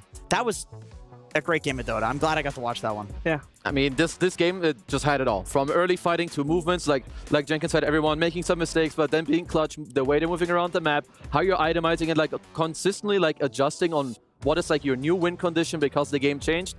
I must say, I'm very sad for Quest, because I feel like they held on to this game so well for so long with so many nice plays, but eventually they just fell like so short. So close. It was actually so... I just want to shout out Quest. I mean, that was my favorite series of Dota that I've watched this entire tournament. It was incredibly high-skilled, and watching it the whole time, it really did feel like Quest had to be playing better at every step, that they were dominant in that game, because their draft put them in a situation where ultimately it was easier for Falcons to have that win condition in the fight, right? You doom the Beastmaster. It really was that simple, where they get a lot of their firepower removed when that Beastmaster is doomed. And we saw that come into play at the very end when they were pushing that high ground. They threw everything in their tank basically to kill the CK. You get the CK buyback, Beastmaster dies, Doom refreshes Doom, Beastmaster dies again. It sounds like an oversimplification, but there's way too much to talk about. But Falcons, well played as usual, but Quest, that was incredible by them. It was incredible. It was great to watch. We're going to take you through some of the highlights that we did end up choosing. The first one is actually very early on, Jenkins. Okay, this is what I'm saying. The game had everything, because even the lane cutting shenanigans is like really, really next level. This is something that Malrine invented. He cuts the wave, he goes and he forms jungle camps, and he does this in particular when the bounty rune is going to spawn so he can refill the bottle. But then the fortification comes out on the wave from Noob, and you can look on the minimap, Noob was chasing him with the creep wave, and then Ducalis heads over to try to cut him off at the top lane. It's like there's so many 5-head plays going on in this game from minute 0, and it didn't stop until 60 minutes. We need a doctor. We need Dr. Suleiman Al-Habib to come in here and check these guys out, because their hearts, PC. They're not good right now. Like he needs to meditate on Skeeter. The amount of adrenaline must be incredibly high after a match like that. We also had an incredibly clutch play in the mid lane, Effie. Yeah, I mean, this fight here, really great engagement by Quest. They start on that Doom and they manage to isolate him from his team. And then here you can see Mr. Skeeter. He blinks onto the high ground. We were asking ourselves, what happened? Why is he on the cliff? No, he blinked onto the cliff, and that allowed Quest to have this window where CK just was not in the fight. And then here, after CK's down, they dive him. But he gets the cheese passed to him here by Malrine, and then he cheeses, which makes him live a lot longer. Then they turn and they focus on the Primal Beast. But Primal Beast lives through this because of all of the auras. The Greaves aura comes into play here. The Blade Mill. TA2000 has to overcommit for this. Then he runs away. Manta dodges a shackle. TP shackle. TP's out. I mean, that was such a high-skilled fight. There's no way we don't highlight that. He goes into the tree line, and then Skeeter also blinked out of the high ground after. Couldn't find him because he was perfectly in the tree line where he couldn't be found. Yeah.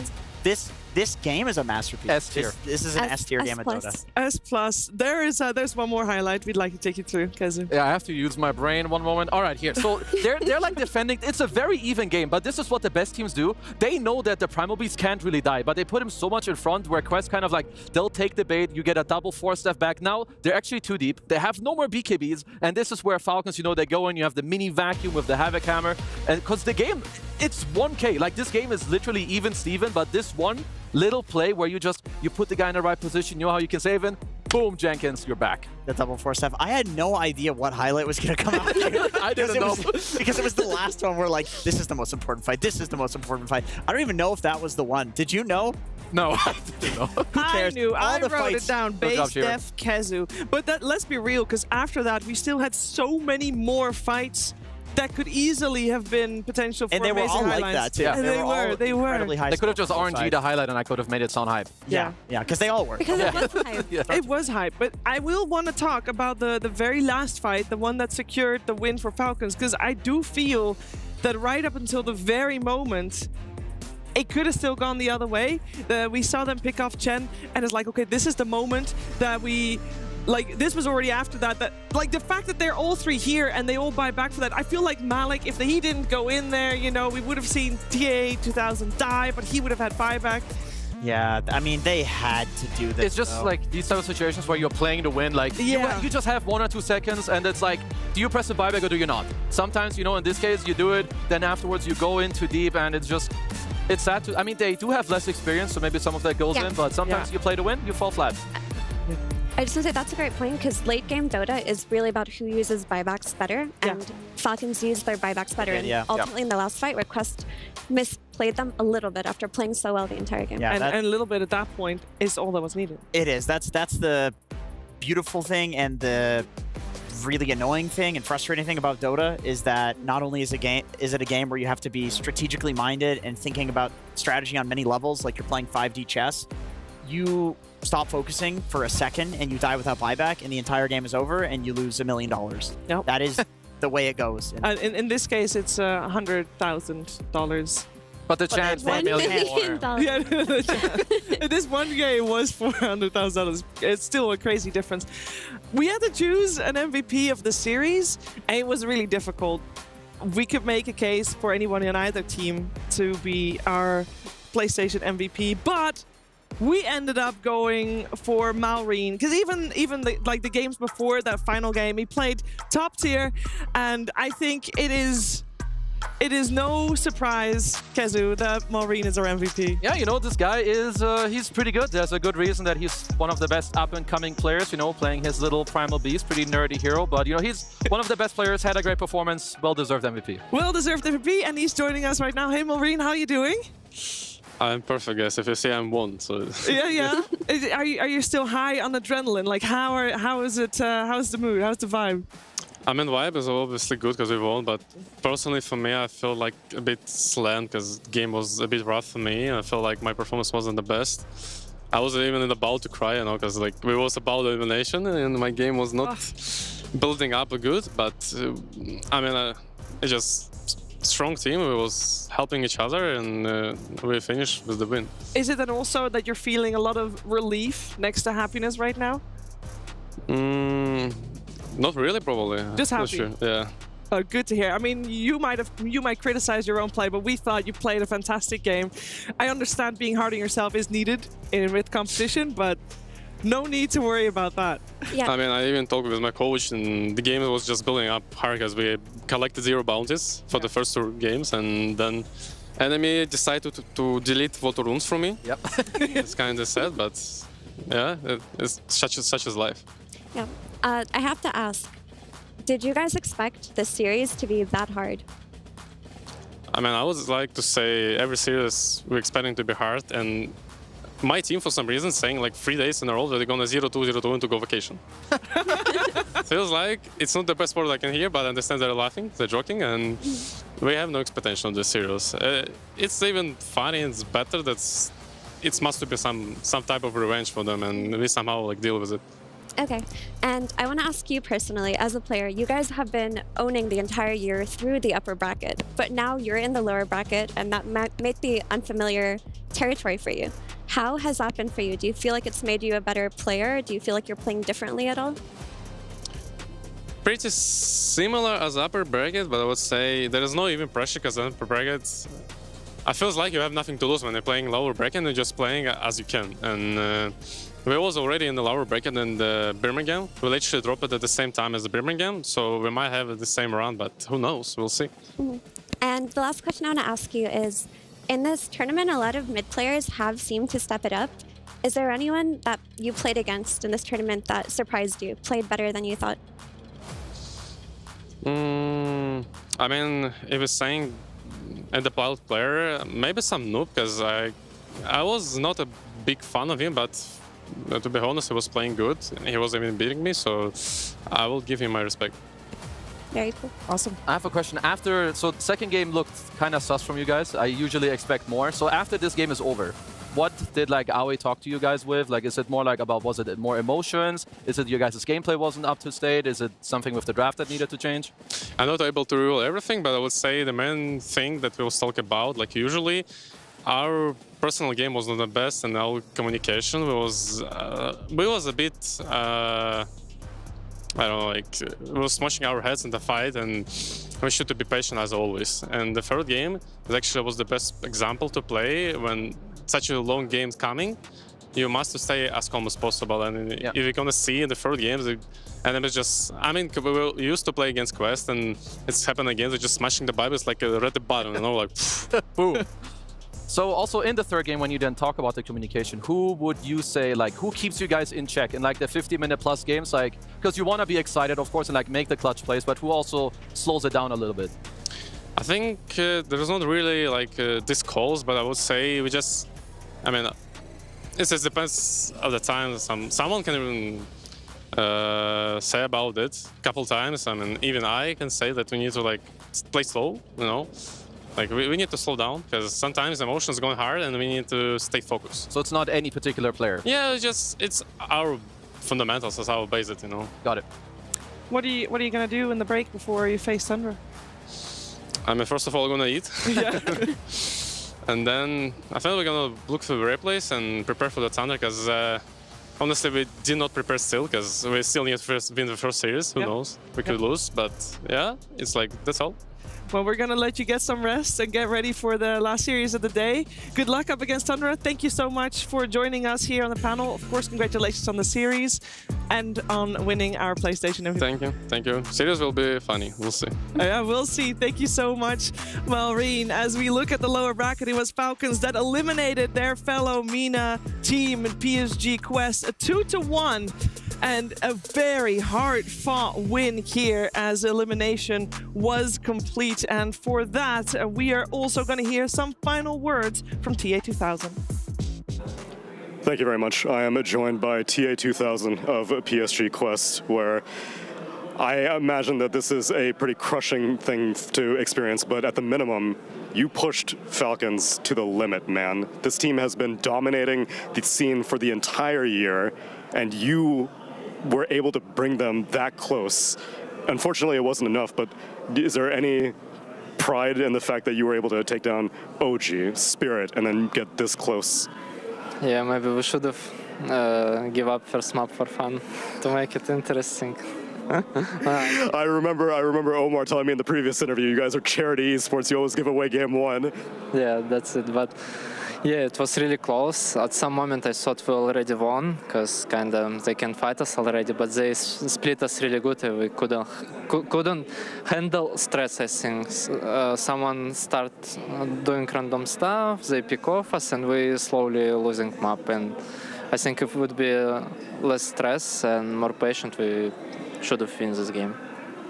The stress levels seem to be getting mitigated better and better, like the more experience you guys have, because I remember your path last to Riyadh, where everyone was thrilled to even see you guys hit top 8, and we were like, wow, PSG Quest, they're coming out of nowhere and they're doing this.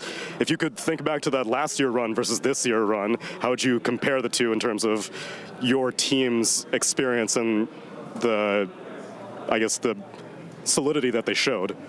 It's hard to say when we was better last year on this. I think this we was more lucky. Last year we was crushing our skill. We was first place in group, like both groups. We was crushing tier 1 teams, and we got unlucky on upper bracket. But we was playing good. I think we was playing better last year. Well, from an outsider's perspective, it wasn't luck, TA2000. You guys are skilled. There's the notion that you guys are underdogs, but it's not going to be that case for long. You guys are moving up and up in the world. I can't wait to see what the rest of PSG Quest has. TA2000, it's been amazing to watch your run, and thank you so much. And if you have anything to say to the fans. Thank you guys for watching this tournament. Incredible everything. I love it. It's ended up for me in this sad note, so but everything fine. Thank you. We loved watching you, man. Thank you very much. We'll pass it back to the studio. Ooh, they might not have won here, but they definitely won a lot of hearts all over the world. A sharp contrast here as we go from a sad TA2000 to a very happy Skeeter who gets to crush a key right here. It is the reality of things, Kazu. Yeah, I mean, it's just how it goes. I do hope for Quest, please, for the love of God, guys, stay together. This team is so good. Yeah. I don't want any of them to get poached. What they did, like the way they play, what they're doing, you're 5 guys just together helping each other. They should stay together because honestly, I love watching these guys play. I think a lot of people do. A lot of people do for sure. Hopefully we'll see a lot more PSG Quest in the future. But for now, they are exiting here and we move forward with our upper bracket finals. Liquid versus Gaming after the break.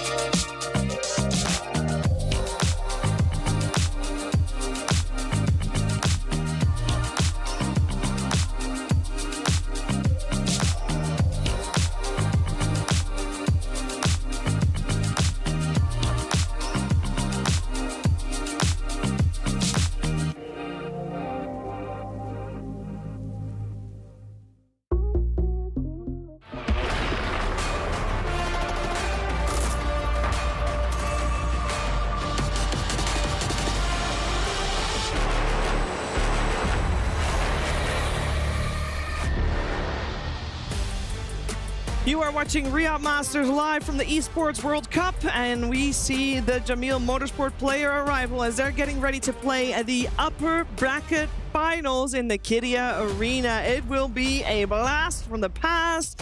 It will be Liquid versus Gaming Gladiators. I know it's not 2023.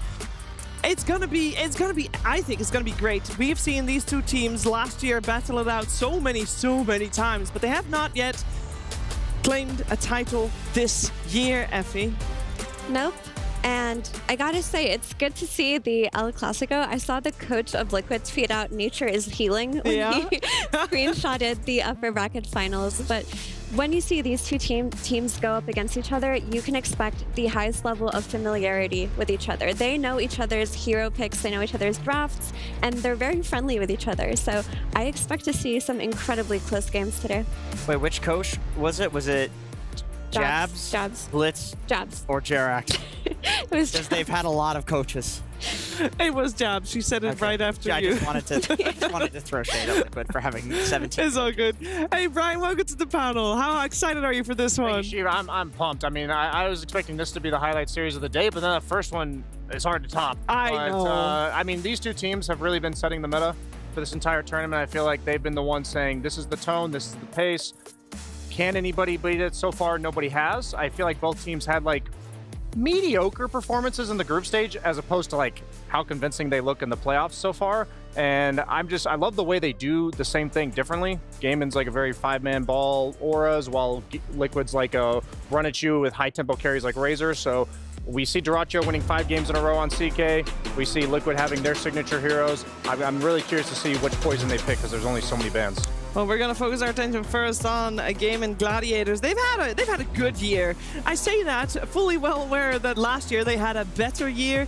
After coming second at the International, they were able to make grand finals once more, but since then, I mean, it's still nice. Third, fourth, you know, top 6. It's still going well, but it hasn't been as good as it was. And maybe that is something Purge will talk to Celery about. Hey guys, backstage. Gonna do a quick interview with Gaming Gladiators before their match. Just gotta grab Celery here. Can I interview you quick? Okay, please stand here. All right, you guys had a super fast series. You guys had like 30-minute average games. Was that the tempo you guys were aiming for?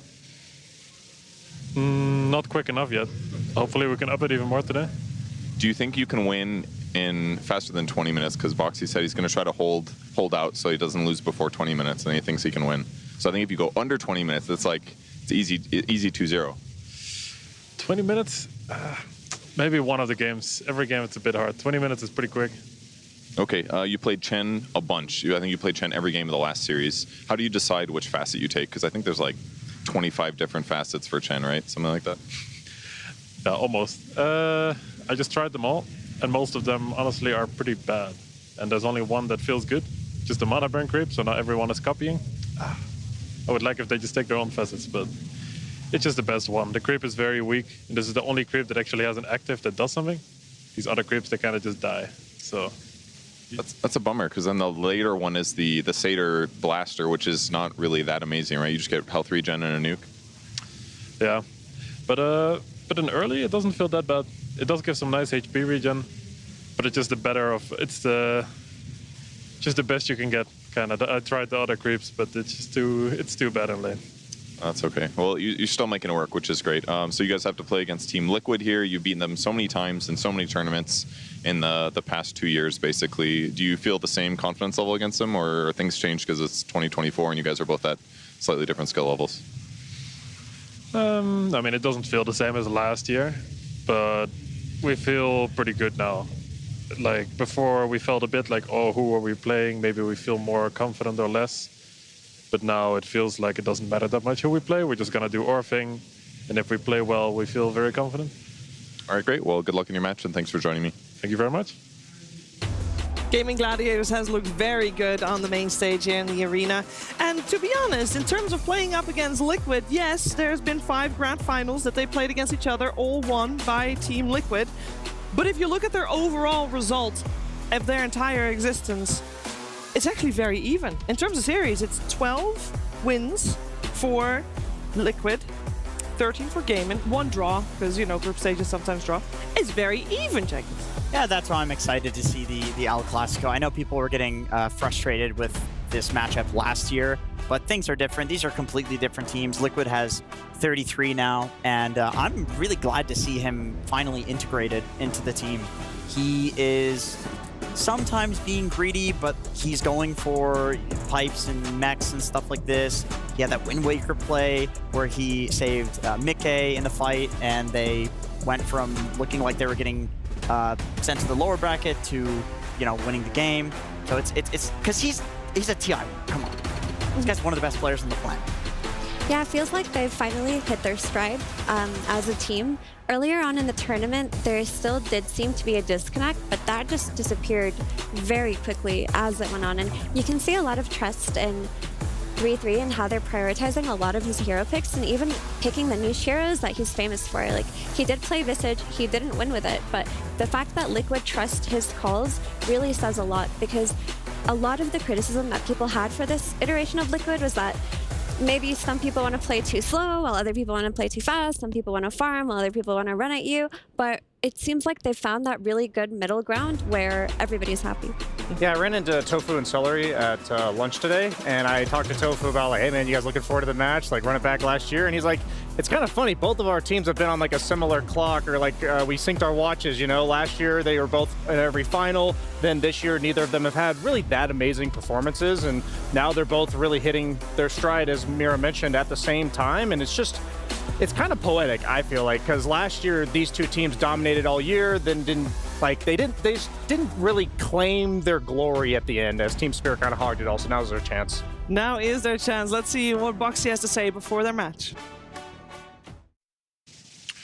Hey guys, we're sitting here getting ready for the next upcoming match, and oh, there, Boxy, can I annoy you quickly? Yes, sir. Come to me. Okay, yesterday, or 2 days ago, sorry, you guys went 2-1 in your upper bracket match. How did that match feel for you? Who did we play? It was Arkosh Gaming, I think.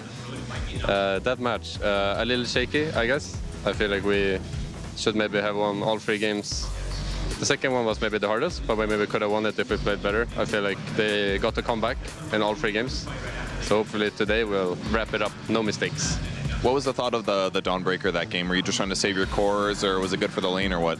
I mean, the game was pretty nice, and I think we had like a big lead, and then you just kind of want to group up and fight, and it makes it so Enigma can't BKB Black Hole, because the smoosh from there, the Guardian, Solar Guardian, cancels for BKB. So that's pretty nice. And I used to play the hero. I think it's pretty solid in theory, but I just was farming a corner, camp in the corner of the map while my team was fighting. So that's unlucky. So in Game 2 and Game 3, you guys played against the exact same lineup. What were the changes that you made in Draft 3 to accommodate to what felt difficult in Game 2? I guess I didn't play Dawnbreaker. And, I thought it was the Enigma was just hard to lane against your Razor. Well, that was what I saw at least. It was like you pick Gyro instead, you could kill the Eidolons, that kind of thing. Yeah, I mean, I think both heroes are probably okay into Enigma. Gyro is probably better. I didn't lane there, so I don't know how it went. But not your problem, other side of the map. Yeah, exactly. All right, well, how do you think you're going to do in this upcoming match? Gladiators played very fast games, like all 30-minute games, so are you guys going to be able to play fast enough? I feel like if we don't lose by 20 minutes, we'll win. That's like my... I think you'll be okay. 20 minutes is really early. You'd have to really mess up. All right, well, thank you for the interview. Good luck in your match. Thank you. I love that. If we don't lose by 20 minutes, we'll win. That is maybe a recipe to success for Team Liquid here against Gaming Gladiators. Maybe that's all they need, just survive the first 20 minutes. But if we're looking at these two teams and the road that they've taken to get to this upper bracket finals, we do see in both teams a similar route where they have been able to power up and level up throughout this Riyadh Masters.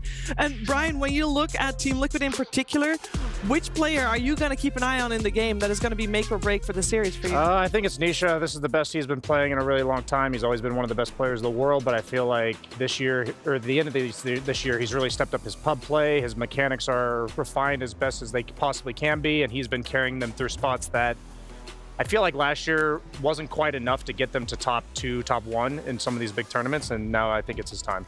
Yeah, I mean, Nisha has been playing incredibly, and a hero that comes to mind that he's just been crushing everybody with is Tiny. I mean, before the playoffs, everybody was...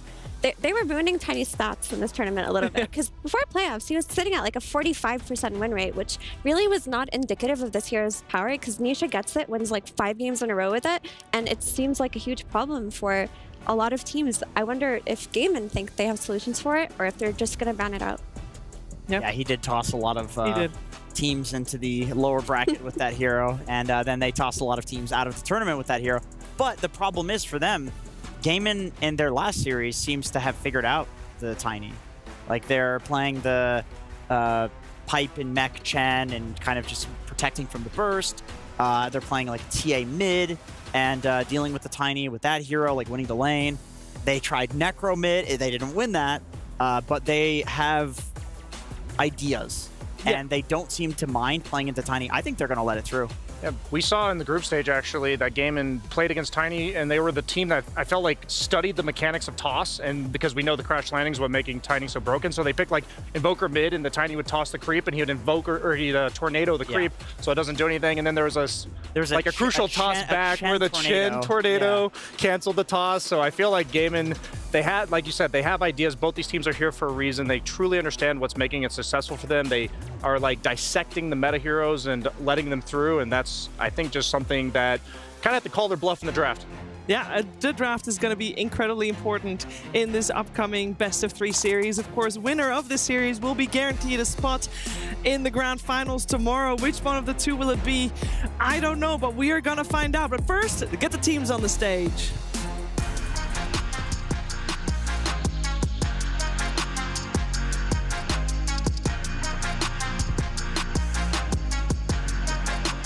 Time to get the second series of the day underway, and I gotta savor it because we are approaching the end of Riyadh Masters 2024. Only 4 series of Dota left to play, and only a few more keys left to crush. Unfortunately, PSG Quest key just got crushed by Falcons, as it seems the Kings and Mina are still holding on to their crown. That's right, they almost were able to beat Falcons. They pushed them into the limit, they got to the 3rd game, but it was not quite enough to get them to the finals for the lower bracket. But now we have an upper bracket match to get to, and this one is a spicy one.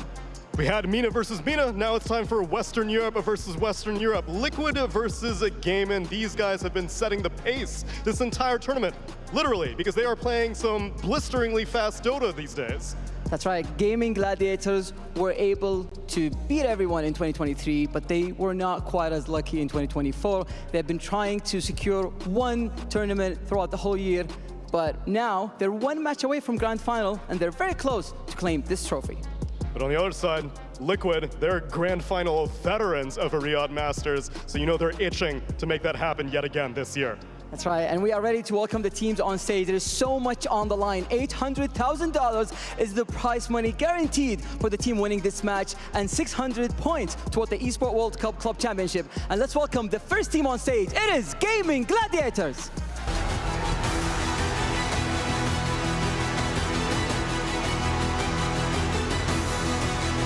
Duraccio, Quinn, Ace, Tofu, Celery, they walk on stage right now. We all know their run in 2023, and we've all been eagerly waiting for them to come back this year. And now, 1 match away, 1 step away from being a grand finalist in Riyadh Masters 2024.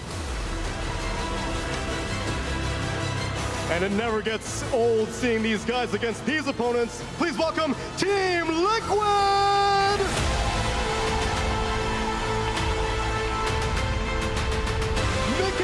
Nisha, 33, Boxy, and Insania. There is a time where the Dota community would have dreaded seeing this matchup, but call me a romantic because I love seeing it again. It's a brand new year, and I think the attitudes are new as well as we bring them into the Kadia Arena.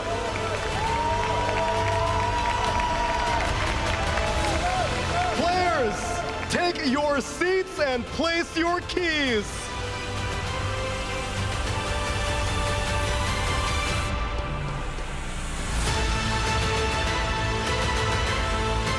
And all of you watching, get ready to go back in time and enjoy 2023 Dota at its finest all over again.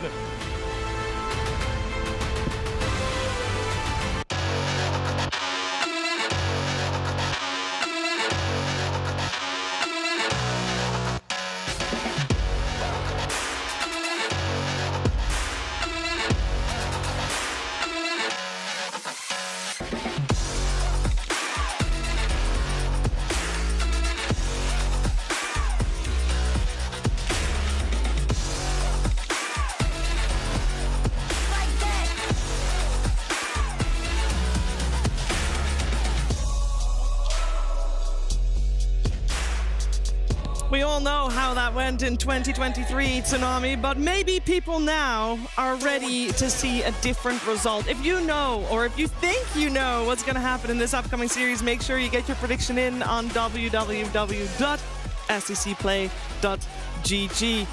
It's going to be a close one. I think it's going to be a great one. We're going to see some top-tier Dota 2, and I want to get into the nitty-gritty of it because we're moments away from getting this draft started, and we already heard Celery earlier talk about his Chen, and you see him having a big smile on his face because he's been getting the Chen pretty frequently. But Jenkins, is he really going to get that Chen again? Because surely. I think this is... Or is there too much to ban?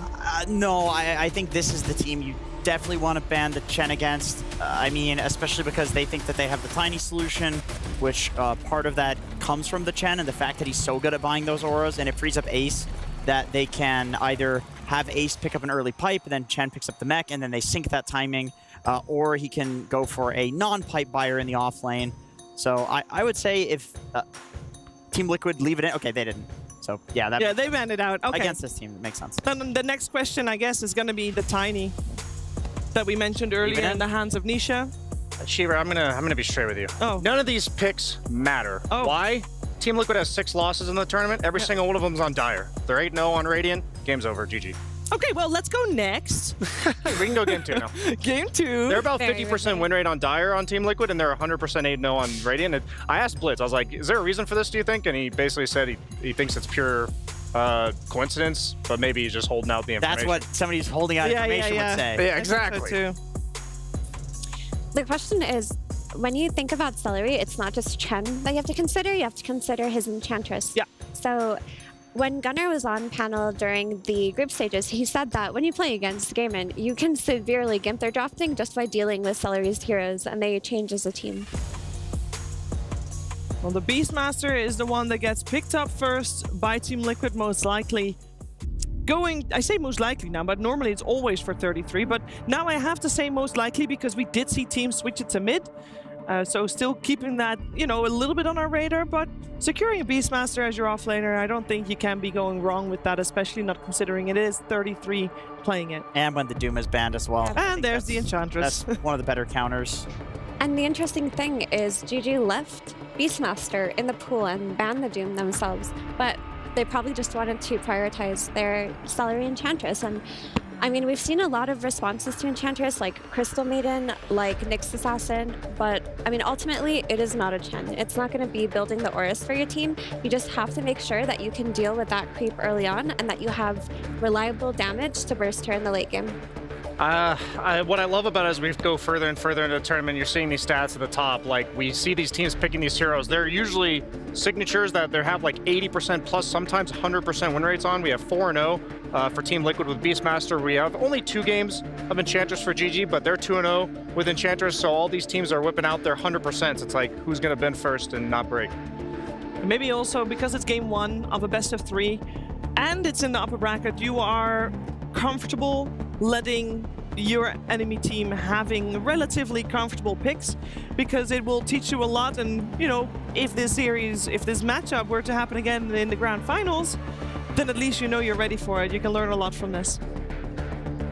So Team Liquid have only played the Nyx 1 time and they won, but I feel like it would just be an easy way to deal with Enchantress on lane because she's picked into Beastmaster, right? So she's gonna take his spore, and you would really simplify the laning stage for yourself if you had a support that could kill it. But maybe it would push them too far away from their bread and butter on Gaiman if they went for Liquid, if they went for the Nyx. We did see in the last game the boar going mid and deleting runes, and then Mallory saying how frustrating that was. I do think that is something you can do against Enchantress. You can use the board to stack because you're going to max the wild axes anyway. You can run the Beastmaster mid. So there are options for Team Liquid. I don't think this is as much of a one-to-one counter as it used to be. I think you need more to counter the Beastmaster, to be honest. You don't want to let him just get to that point where he's unkillable in the fights because of the healing and the damage that he does.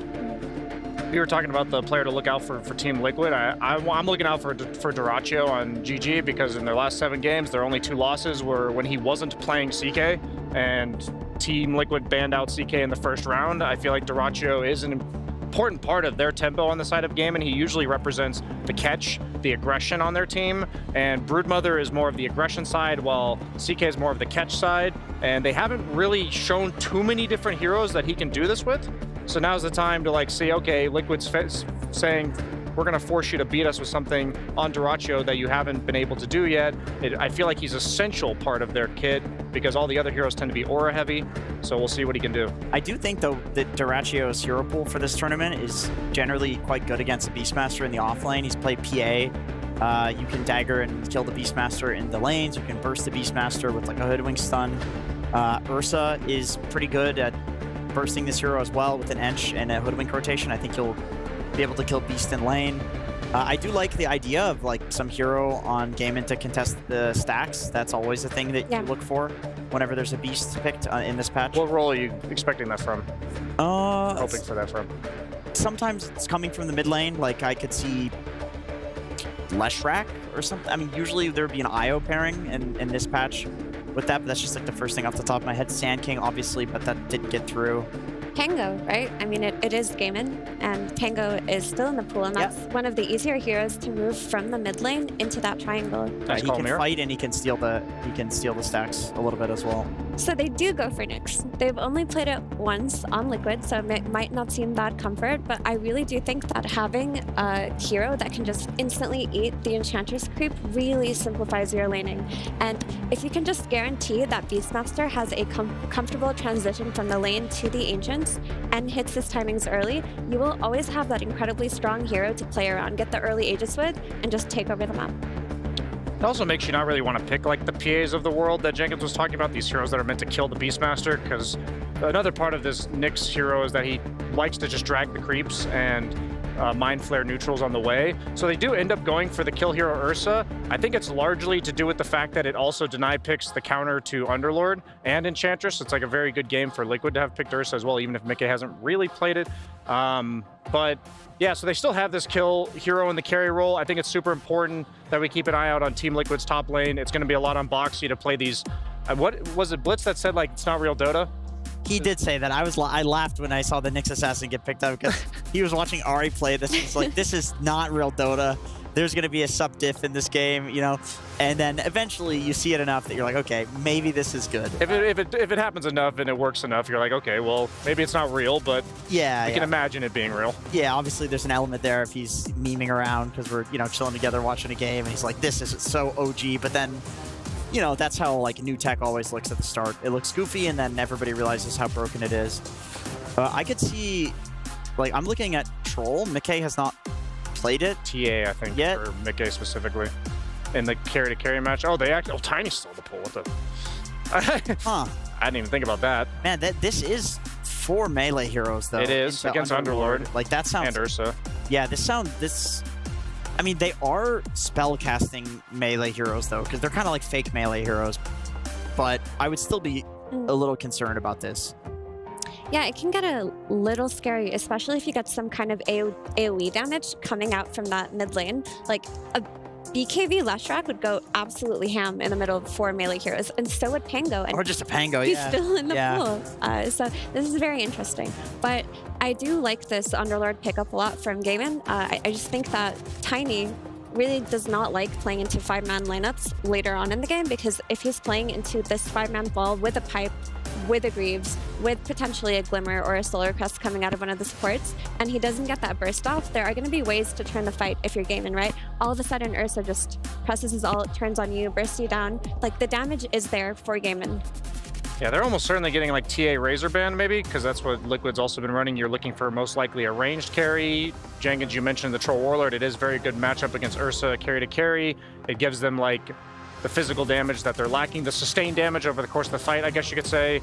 I guess like what interests me about the Tiny pick is that you know you're not getting Tiny overall ninth pick, and you're not getting TA or Razor, your premier carries, so they prioritize Tiny higher, basically, which means that they're not caring too much about the lane matchup against the Underlord, because all the best ideas that they have are going to be sniped out in these last 2 bans. They more so care about what Tiny offers them in the game. You synergize it with ET, that Spirit plus the Toss combo. It's pretty insane damage. I was about to ask, how do we feel about Wind Ranger? It's really I had good. been considering it too, so yeah, I agree. I know how Gaiman feels about Wind Ranger. Yeah. Removed. The other ranged heroes that Mickey has been playing don't look that great here for a number of reasons. Like, Venge is just bad. I don't want to see another Venge carry. Morphling into Underlord feels really bad. And Ursa, not a good matchup. Yeah, you get bursted, you reduce all of the damage. And Razor still is in the pool, and they've been running it a lot. But I do feel like Razor gets bursted in the game against Ursa. Like, if they can just go late game, I guess there's too many heroes for Ursa to burst. Like, he also wants to jump the supports and the Beastmaster before he can heal and get Roar off. I guess Morphling is still in the pool, but I don't think that you like to play that against an enchant. No. I feel like any other team in the tournament would pick Troll here. It's just Team Liquid has not run it at all, and they've really had like both of these teams have had like a core theme for their carry, like a centric archetype of carries that they're playing, and Razor is almost like, I would just say they're going to pick Razor because that's what they picked, but will they whip out something new? Is now the time? No, they just go Razor. Oh, just Razor. Expected. Both teams are winning. Like Pure, I remember saying in an interview, if it ain't broke, don't fix it. Like, why would we change something that's working? They did lose their last game of Razor, but it was into Enigma offlane, which I think is probably one of his worst matchups. You want like a melee single target hero that you can drain. And Enigma's the complete opposite of that. So I think Razor set up for success. You could probably go like Hurricane Pike, or they probably need like one Yule Scepter. Might even consider buying it on Razor as like a second, third item against this Ursa. It's not crazy for carry Razor to do that. We'll just have to see. Surely this is just like a Pango pick, right? It is into Beast. That was my only concern. There's no weird like Necrophos is gonna come out to counter the tiny mid. I don't know if it's necessary. I mean, I guess the Pango Tiny matchup is probably Tiny favored. I think Pango should do fine. Probably about 50-50, I'd say. I mean, it sounds kind of crazy, but I wouldn't mind Lush too. So Pango or Lush for me. But yeah, we saw this Pango really early on when it wasn't banned in that second phase, and we were talking about a hero that can rotate to fight agents. And I think the most important part of this Pango is that they're going to have to move at some point into Beastmaster's triangle and contest the stacks. And this hero is one of the better heroes at AoE clearing and taking control of an area very early on. So it's also just a Quinn specialty.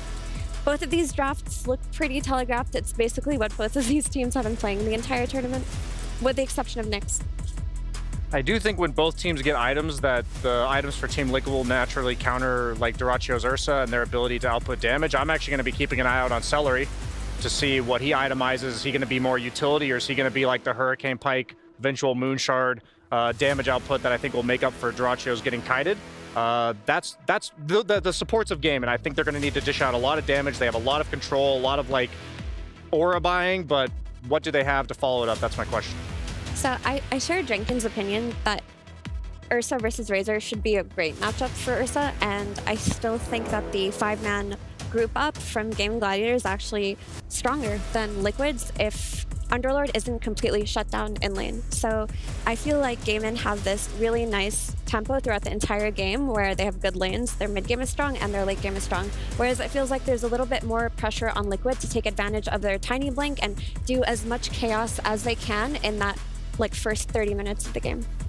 Yeah, I agree with that. I mean, to me, this does look like a quintessential, pun intended, Liquid draft, just because there are a lot of one-to-one counters up against them, but I know that a big thing that Blitz harps on and on about is that you just need a window to win the game, and if it's 5 minutes, if it's 10 minutes, if it's 15 minutes, he doesn't care. He's confident that his players can play their comfort heroes and hit that window, and they are on comfort. So while I think Gaimin has a better draft one-to-one, I also trust Liquid to hit their timing. Hey, it's what Boxy said in the interview, right? If we survive past 20 minutes, we're gonna win.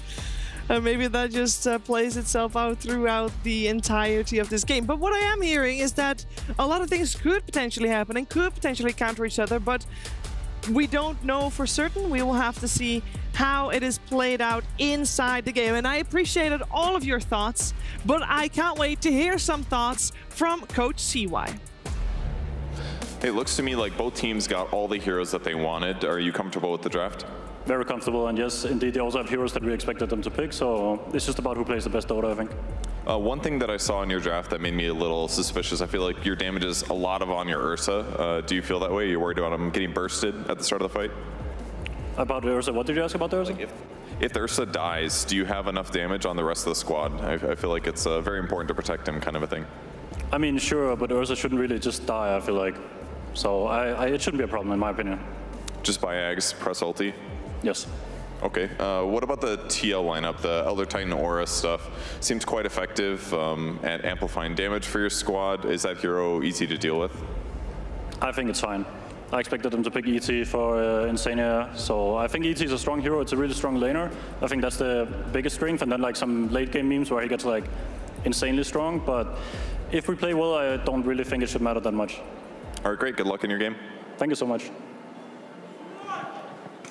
Well, the analysts feel like it is an even matchup. The coach himself of Game of Gladiators thinks this matchup is pretty even. Now we're just going to see whether or not it plays that way. The opening game of this upper bracket final since TI last year, where Game of Gladiators eliminated Liquid. This Liquid with 33 is 9-6 against Game of Gladiators. The regular season has fared pretty well for them, Avery, against Game of Gladiators, even if it hasn't gone as well as last year.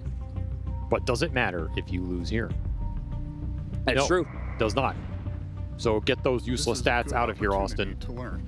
Because we are once more facing down the European...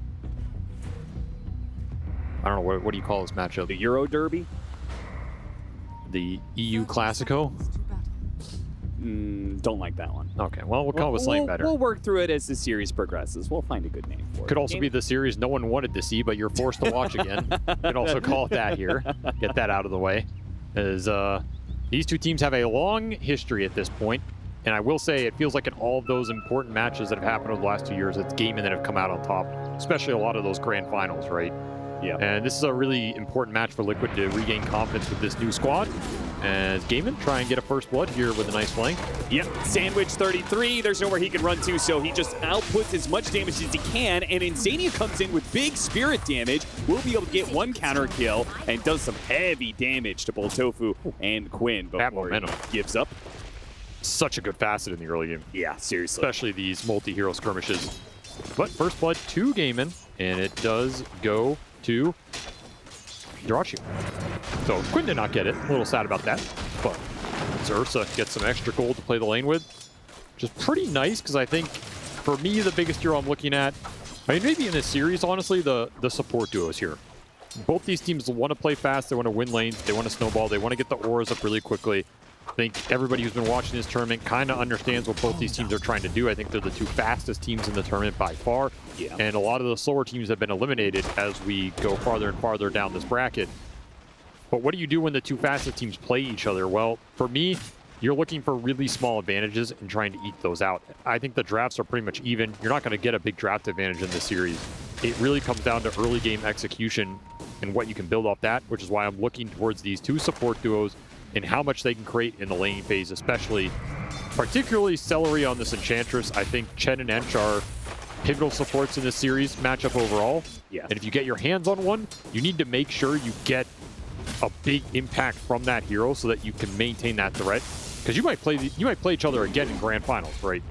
And you need to start establishing these threats as real and not fake as soon as you can. So this Enchantress, I think, in the game one, really looking to see how much Celery can get done on this lane and with the roam potential. I was particularly surprised that Liquid took the Nyx Assassin because of that fact, because we're talking about two very fast teams. We saw how sometimes the Nyx Assassin just ends up in against these ball lineups and can't really do anything. But in this matchup specifically, Nyx against Enchantress, right? This mana burn is supposed to be a lane counter to the hero, right? Just being able to instant kill the creep.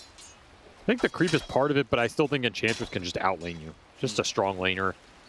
You're not good at dealing with Enchantress roaming to the runes or through the gate, these types of things.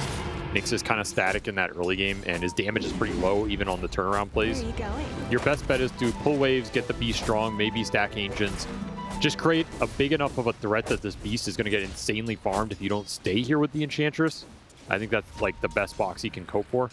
If you do get to kill some creeps and slow Celery down a bit, you're going to be happy with that for sure. And he got a little bit done early. You can also just start nuking the jungle and remove that in the later pool. Yeah, that is true.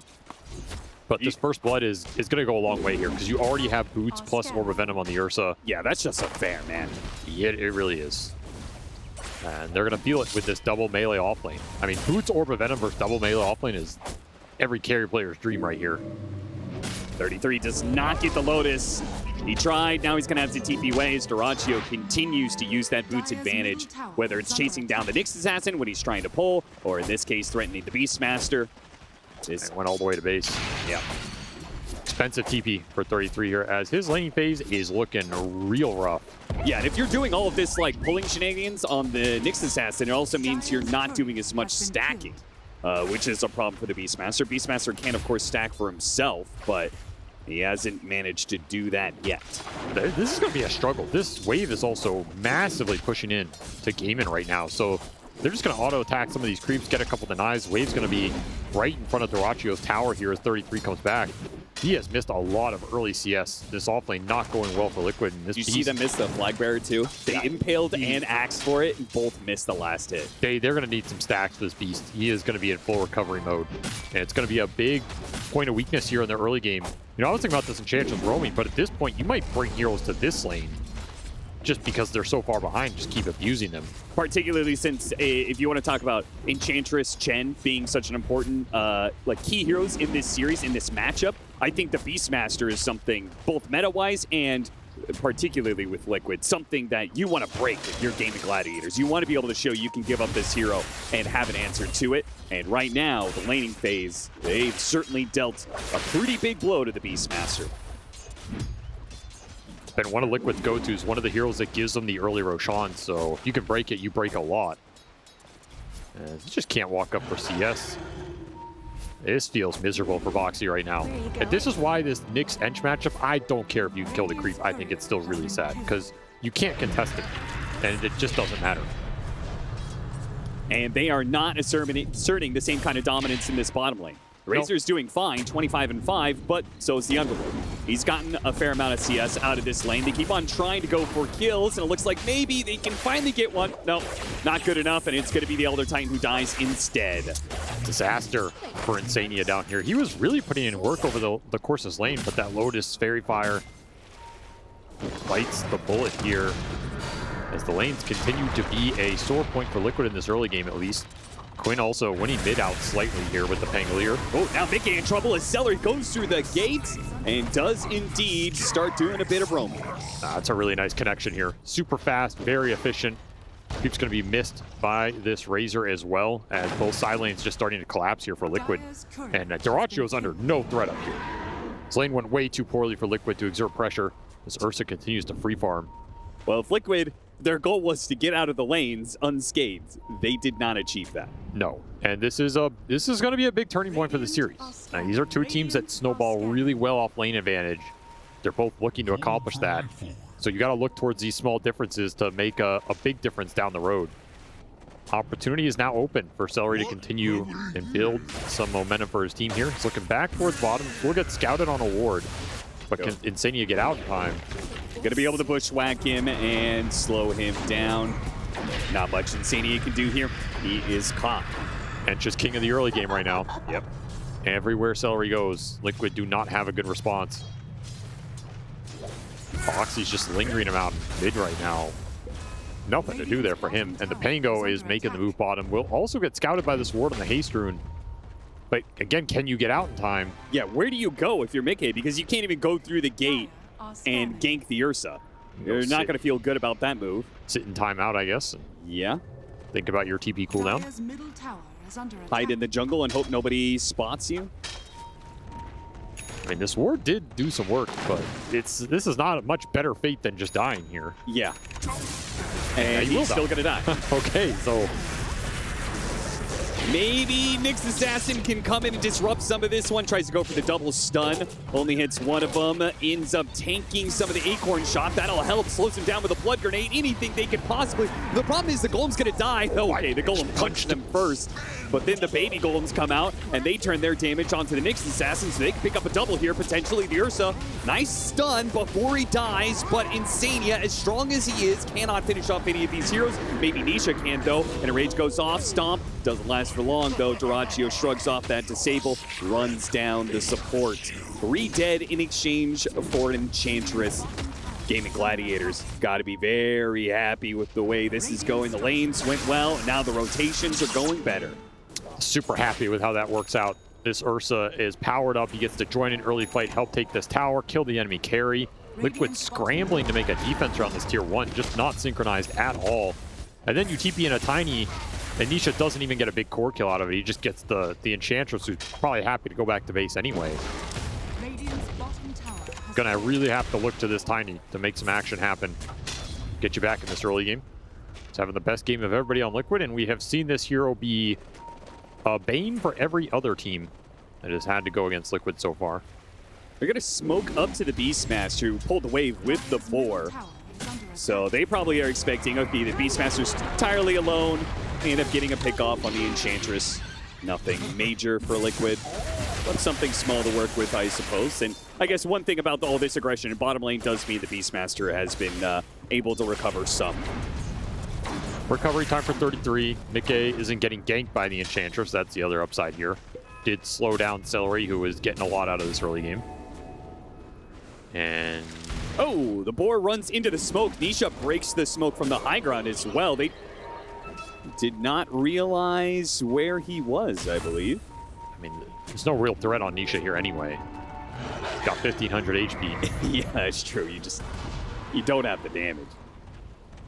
Gaming maybe looking to pressure this top tower. Yeah, they know the Beastmaster is recovering off of stacks, so anything they can to get information inside of the triangle. Yeah, they would really like to collapse on some of these tier 1s and open up the ancient area. The recovery for Liquid, if you can take it away, it's brutal. Which is why Duraccio is pushing in that top lane as well, right? He pushes in the top lane that he can kind of cut over and help with some of this presence here. They're putting a lot of pressure on right now. This is the strength of Enchantress, the early jungle invasion.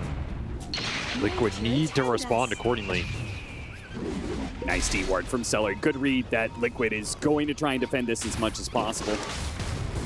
Gotta remember there can be a gate from the Underlord into this type of fight as well.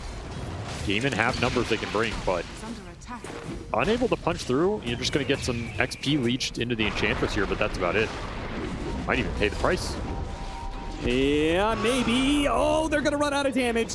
Oh, gets him right before he can get the club in to maybe finish him off. And now Nisha, another round of axes, still not enough to kill Celery. In fact, 33 getting close means Duraccio is immediately going to pounce on that opportunity and take him down underneath the tier 2, perhaps. Looking through the trees, but Duraccio's faster. They'll catch him eventually. Might even get Foxy at the tail end of it, and they will with the Pango chase down. I mean, that is just a very well-played bait here from Gaming, knowing they have that gate Underlord to come through. Felt like Liquid almost forgot about it, thinking they have numbers advantage. But the second you commit in there with Tiny, the gate is fast enough to get your Underlord in there and lock him down. You don't have an ET ult to back you up in this fight. You don't have a Vendetta. Just not a lot of spell power to work with, and that Enchantress facet is... man, that is a facet for sure. Yeah, when you are ahead, this facet is incredibly obnoxious. Those Crimson Axes, not enough to finish him off. 33 just had very little resources to play this fight anyway. You know what's funny is I was going to praise Liquid for how they took that ancient stack in the first place. It felt like it was very controlled. You know, they weren't like over-committing. They're just chipping away with the axes and tiny combos. And yeah, they lose some of the experience, but then they get in their head that they want to kill this Enchantress.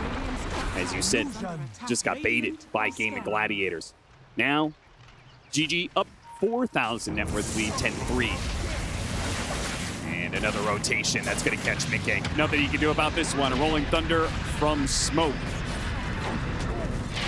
He knows it too. One more plasma field to see if he can get a last hit on a creep. Can't even do that much. Just an easy smoke rotation. This Razor has nowhere else to go. Oh, don't let those skeletons get to that amp damage rune. Yeah, they get it inside the bottle for Nisha. Liquid. They need anything they can to equalize some of the odds here. Yeah, they need to get this tiny blink so they can start creating some threat on the map of their own. Right now, you're just getting pressured. You're getting pushed in. Top lane's in with the Ursa right now. He's threatening that tower. Gaming are also pushing in mid. I mean, that tower's just gone, actually. Duraccio is free to roam where he wants.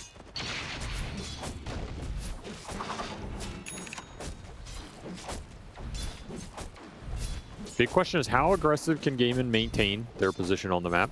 How much can they sit in Liquid's jungle before they maybe fear this tiny blink smoke or the Nyx Vendetta coming up? Right now, you still have a pretty big level advantage here, but there's the Vendetta. That blink is coming in soon. So as much as you're ahead right now, you don't want to give up too many free pickoffs here. Soon-ish, Celery taking these camps away from the Tiny is pretty debilitating because you also have the triangle that's being taken away by the Beastmaster. So the Tiny clears out the midway, but then where does he go? He's like, all right, I'm going to go farm something, but there's no camps available.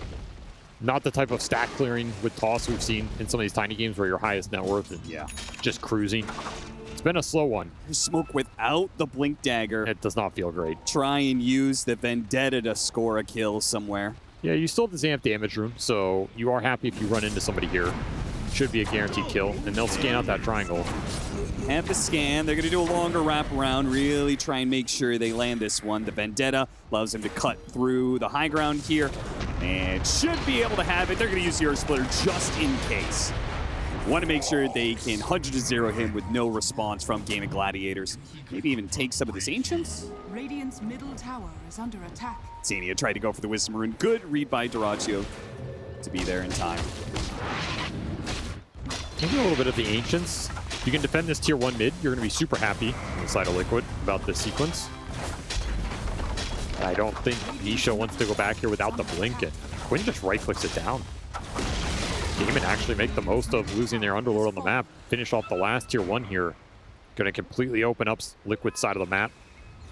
Really open up these ancient areas. I mean, Beast did get his recovery out of it. You're almost to the Ags. Almost. So big items trying to be aligned here. Side of Team Liquid. Yeah, Game of Gladiators have done such a good job of just like forcing these item timings. This Blink Dagger, this Aghanim Scepter, just 1 or 2 minutes later. Nice pick though. Playing around a ward, managed to get a blink reveal toss back. I mean, that's what's going to happen, right? You're going to try and play aggressive on Liquid side of the map. Eventually, that item's going to come out. It's going to get somebody. You give up a support for it. Liquid's still happy with this. Will relieve a lot of the pressure. They get to deward that area. Gaming lose some control. Have to back up a bit. Big question is how much this Ursa's going to scale from this point onward. And you did get to your pipe first. Well, you got to your pipe, you know, before this Beast Ags could just solo Roche or something. So you're going to be able to take this Roche away from the Beast with the strength of the Ursa right now. This is a big win for Gaimin. This easily could have gone the other way in this game if Liquid had been the ones winning the early game. Yeah, this feels like such a masterclass, like 1, 2, 3 step of countering Liquid. You beating them on the lanes, and then they invade the jungle constantly and take away all this extra farm to prevent the Blink Dagger and Aghanim Scepter timings. Now they take it away, that first Roshan, away from the Beastmaster. I mean, strategically speaking, this just seems like everything that they wrote down on paper of like what we need to do against Liquid, it's all working. So far. So far. It's a matter of Liquid finding some moves now with the Nyx and the time. Like, these are payoff heroes in the mid game. Can set up a lot of easy kills. Gate to try and catch 33. They don't really need it. It's just backup here. That's his Ags, man. Boxy's lingering underneath the Sentry Ward too. Didn't even get a fight out of that Beastmaster item. Nope. Dyrachyo just playing hyper aggressive right now. Does not care about anything. They actually go for him here and take away the Aegis. Now, Boxy goes for a TP out immediately. The Rolling Thunder's going to stop that one, so they do trade the support for the Aegis. That's probably actually worth it, to be honest. Yeah, limit some of Dyrachyo's aggressiveness now that he no longer has that extra life. Just make you feel better on the map right now instead of running away from this Aegis for 5 minutes. He's got an Invis Ruiner to blink. He runs into the Ursa, does a combo, pops the Invis. And need detection? Yeah, Tofu's trying to catch up, but at this rate, they have no idea where he's gone to. Now they see him. Gaming are still controlling more of the map, though. This is the problem for Liquid. If the pickoffs don't lead to you being able to farm more camps or get the lanes out, you're not really accomplishing much. It is delaying the game, though. A little bit, Is for that sure. to Liquid's favor at all? Yeah, more time for your Beastmaster to recover here. Look for that big fight later on with like the ET, Earth Splitter, Roar, bringing down a core target. For probably the Underlord, get rid of the auras, open up the fight. You can get some kiting ability on this Ursa, it'd be really nice. You know, Yules and 4 staves for Liquid would be really good as this game goes later. It will be Dagon build up for Boxy. I don't actually don't know about the Dag in this game. I don't know if the early game was good enough to justify it here. Yeah, like matchup-wise, it's very good against Enchantress Hoodwink. But yeah, it lets you solo kill wise, are you actually going to be able to find them, solo kill them? Because Gaming Gladiators, the way they are set up right now with an 8,000 net worth lead, it feels like they don't really have to split up very much. They can stay pretty grouped and just take objectives away from you. And they have the Underlord, which is really good at dealing with split push without putting your supports in. Higher risk, higher reward item. Nisha, a big kill. Gaming Gladiators hunt him down. Couldn't get the blink. Nice high ground ward to be able to spot that one. The gate to be able to back it up. Now Rolling Thunder catching Heroes. 33 pops the Primal Roar. Earth Splitter is also there. They're going to do a healthy amount of damage, and Quinn actually dies. Now, of course, they're going to get caught for this. Gaming Gladiators is stronger than Liquid. So when it comes to these fights, they are naturally just going to lose more, but 1 for 2 in the end. This Ursa is eating the map alive. Liquid do not have good answers for Dyrachyo the second he's on some of these big targets. 4-1-3, 170 CS. This Ursa is well ahead of Mikke, his counterpart here, and that is not good news for Mikke because this matchup is already not great for him. And got him on the pit. He is not fast. And Celery is there on the other side. Insania trying to hit a stomp. Now, if anything, he's going to get caught as well. Yeah, now they're bleeding out. Dyrachyo just getting gifts under the tree right now as one after another, Liquid are feeding them to him.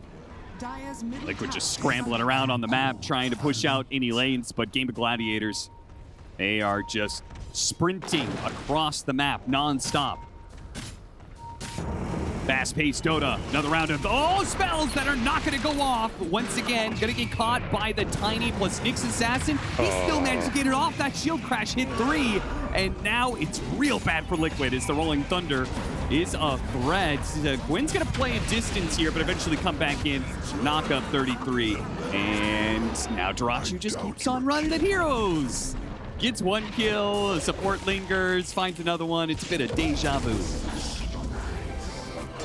I mean, Dyrachyo is just taking this entire game. He is everywhere right now. Every single move Liquid make, they have to deal with this Ursa coming in. And they're not starting on the Ursa, which if you don't, there's no real way you're fighting him back. Just lacking the burst damage here on this play. I think they didn't get the Vendetta hit in. For the extra, like, bonus magic damage? Yeah, I felt like they should have had enough damage there. Just didn't connect all of it. I guess if you had that Dagon. Yeah, if you had that Dagon, if you had that Phylactery, again, the early game and the timings there, just being slowed down by a couple minutes, has snowballed to so much more. It went from a 2,000 net worth lead to a 5,000 net worth lead to a 12,000 net worth lead. It's just how this fast-paced matchup is gonna go. Avalanche Toss does help the amount of damage. The Nyx Assassin is almost dead, and Nisha is trying to go through the gate. It was his only way out, I suppose. Boxy didn't die, but Mikke getting body blocked up a little bit. And he's going to need a big impale from Boxy to survive through this situation. And it's just not going to happen. Boxy is still lingering, trying to go for Dyrachyo, which 33 does manage to get that kill. He pops out, gets the Enchantress. They get 33 and Boxy. The two of them just go in, find their man, take him down. In the end, it's a 2 for 4, though. Definitely worth the Ursa kill, but still pretty much disaster of a team fight for Liquid. They just have no answer for the gate coming in behind these fights, giving the aura presence to this Ursa, and the BKB already being done for Dyrachyo is huge there because he didn't have ult. He used it to kill that Tormentor, take it away from Liquid, and still able to save him from some of the burst damage coming out here. You already have Crimson done on this Underlord. He's gonna have Mech as well. You already have triple aura online. Team fight is so difficult unless you can start on heroes with the Tiny and displace them or get that burst. Was a big streak on that Ursa that did go to the Beastmaster. 33 happy about that for sure. Yeah, I mean, we saw the gold exchange at the end. Despite it being 2 for 4, it was actually kind of close because Game of Gladiators is so far up in net worth. The kills were worth almost twice as much. I'm not opposed to taking the occasional bounty. I just don't see this Razor having impact in this game. I don't even know what you're really trying to get to here if you're making. I mean, you're going to get BKB, but it doesn't help you that much. Yeah, you're You don't still going to get demolished by the Ursa all game long, right? There's no good Link targets. Like, that's part of the problem. Linking Ursa's kind of irrelevant. Linking the Underlord is, you know, good in the early game if you're snowballing off killing him or something, but it doesn't really matter in the fight other than giving you some damage. You can't link the Pango. Gotcha. It definitely felt like a focus on lanes, and then they didn't win the lane. Yeah, and now this pick is really suffering. I mean, Ursa's just going to eat him alive. With the Basher before the BKB is even up. Boxy also has a little bit of a problem here as well. Breaks the smoke. Nice. Goes for the kill on the Hoodwink. Will he have the burst damage? He will not. Now he'll die for it. He was willing to take the trade-off. That's the problem with the Dagon buildup when you're behind. Yep. Heroes are just too tanky. They get above your threshold, and then every time this happens, it feels worse. I mean, Tofu's even holding on to like a raindrop. You know, just kill that a little bit. Let's watch these bear rotations from Dyrachyo. He has been all over the map, man. Got this tiny kill, Beastmaster. Look at him go. Literally, yeah, that took is the map over twice in a row. That is probably not a ideal farming rotation, I'll tell you that much. An ideal farming enemy hero rotation. Yes, I mean, he farmed a lot of heroes in that. I'm sure there are a lot of carries who would look at that pattern, though, and go, what is this, man? Hector would be furious about that. Oh, he is furious right now. That's not how carry's supposed to move. Haste! They know they're here. That is so unlucky for 33. Is going to land. That might just be able to bail this out. But the Prevaloid's actually looking kind of good. Ursa goes off, hits Quinn down to half. But Tofu and the rest of Game of Gladiators will make sure that it doesn't all turn bad for Game of Gladiators. They trade 1-for-1, which is great for Liquid. But again, they are too far behind to, even when the opportunities present themselves, they can't get that much out of it. Still another huge Ursa kill. It is worth a lot of gold here. Is under attack. Well worth the exchange. Very unlucky with the blink in right as the Pango blinks out, but you end up landing the stomp, so 100 to 0 that Ursa, no BKB, no enrage. Could be a game you think about that Ursa Ags, but he's just going to go the Octarine build. You always can get the Ags off the Roche later anyway. It is more time for Liquid. Game will stall out every single time these Ursa deaths happen. Though not stall that much out. They still take the tier 2 bottom lane.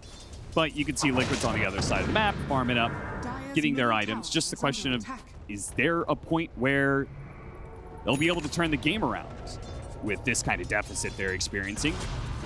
The Nyx Assassin and Tiny this far behind, will they still be able to burst heroes? Nyx Assassin has clearly shown struggling to be able to do so.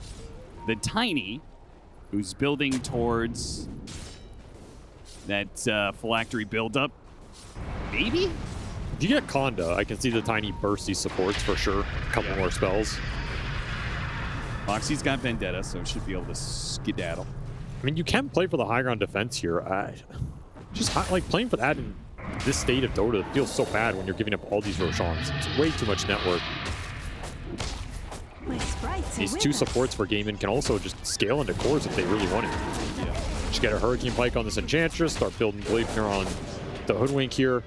Be really annoying in the fight when the BKBs go down for Liquid. I think you can make something happen during this Razor BKB duration. It doesn't die too fast. There's no BKB piercing lockdown on the side of Gaming Gladiators, so in theory, Mickey has 9 seconds to do whatever he wants. Through the gate they go, Dyrachyo hunting. And if that had been an Ags on the Underlord, they would have caught 33. The gate landed right on top of him. Still, though, the Rolling Thunder is going to catch up to him. A great pickoff because he was just about to complete a BKB. So he'll find that item. Delayed, ruining his time. I love how Ace is always just planning these gates right where people are walking to. Trying to get them to, like, misclick the gate and stand there. It's really annoying. This will open up the high ground. You have all those auras completed. He is thinking about that Ags as well. Would be interesting in this game. Nisha does not want to come back. Did finish the Conda. He did. There's no wave for Gaimin. Yeah, he's going to go cut another wave here. Liquid making the most of this group up. One-shots it. And he doesn't blink TP. He sticks around for another wave, which might just get him caught by Quinn, who is going to be lurking here. What? What are the chances of that? That was insane. Yeah, that is... Quinn blinks into the tiny toss, the frame that he tries it. Dude, I wish we could have seen Quinn's player cam for that. Oh, yeah. Because Nisha has 0 reaction, but you know Quinn had a reaction. And the funny part is, if he doesn't hit him, then Quinn could have used roll up and Rolling Thunder and probably had a decent chance of catching Nisha out on the map. And once the Tiny's dead, I feel like Gaming Gladiators are a lot more prepared to go high ground. Well, Nisha Tower is under attack. having a little mystical intervention there. Saves him from a worse fate. He's going to run into Tofu here. The corners are important. The gem, he's going to spot, turns around, bushwhack. Now the TP comes in. Boxy not getting this pick off he was hoping for. Well, they'll get the kill down bottom they were looking for eventually here. They just still up for 230. Time for Doraccio to poke this high ground again. Pretty much only have to think about the toss back here. Toss the board, actually hits the Enchantress instead of the creep wave. Very hard to go in for this toss back when the pit's laid down. You don't have BKB on this Tiny. No Force Staffs to really bail him out. It would be an all-in committal. And also, kind of want to just keep tossing just to harass. All right, Mickey came back, so you got to take this fight right now. You're getting nothing off the map. All right, Mickey, he's going to try and draw a little tension, see if they can get an opening here. Nisha blinked. Blink back. Blink backwards there. Probably a mistake. It's pretty tempting to just toss this Underlord back. Oh, do you though? This Underlord also has an Ogre Seal Totem, so he's going to reposition himself. He's not going to die easy, and he's going to be able to get back to his team. Liquid just not finding any openings right now against Game of Gladiators.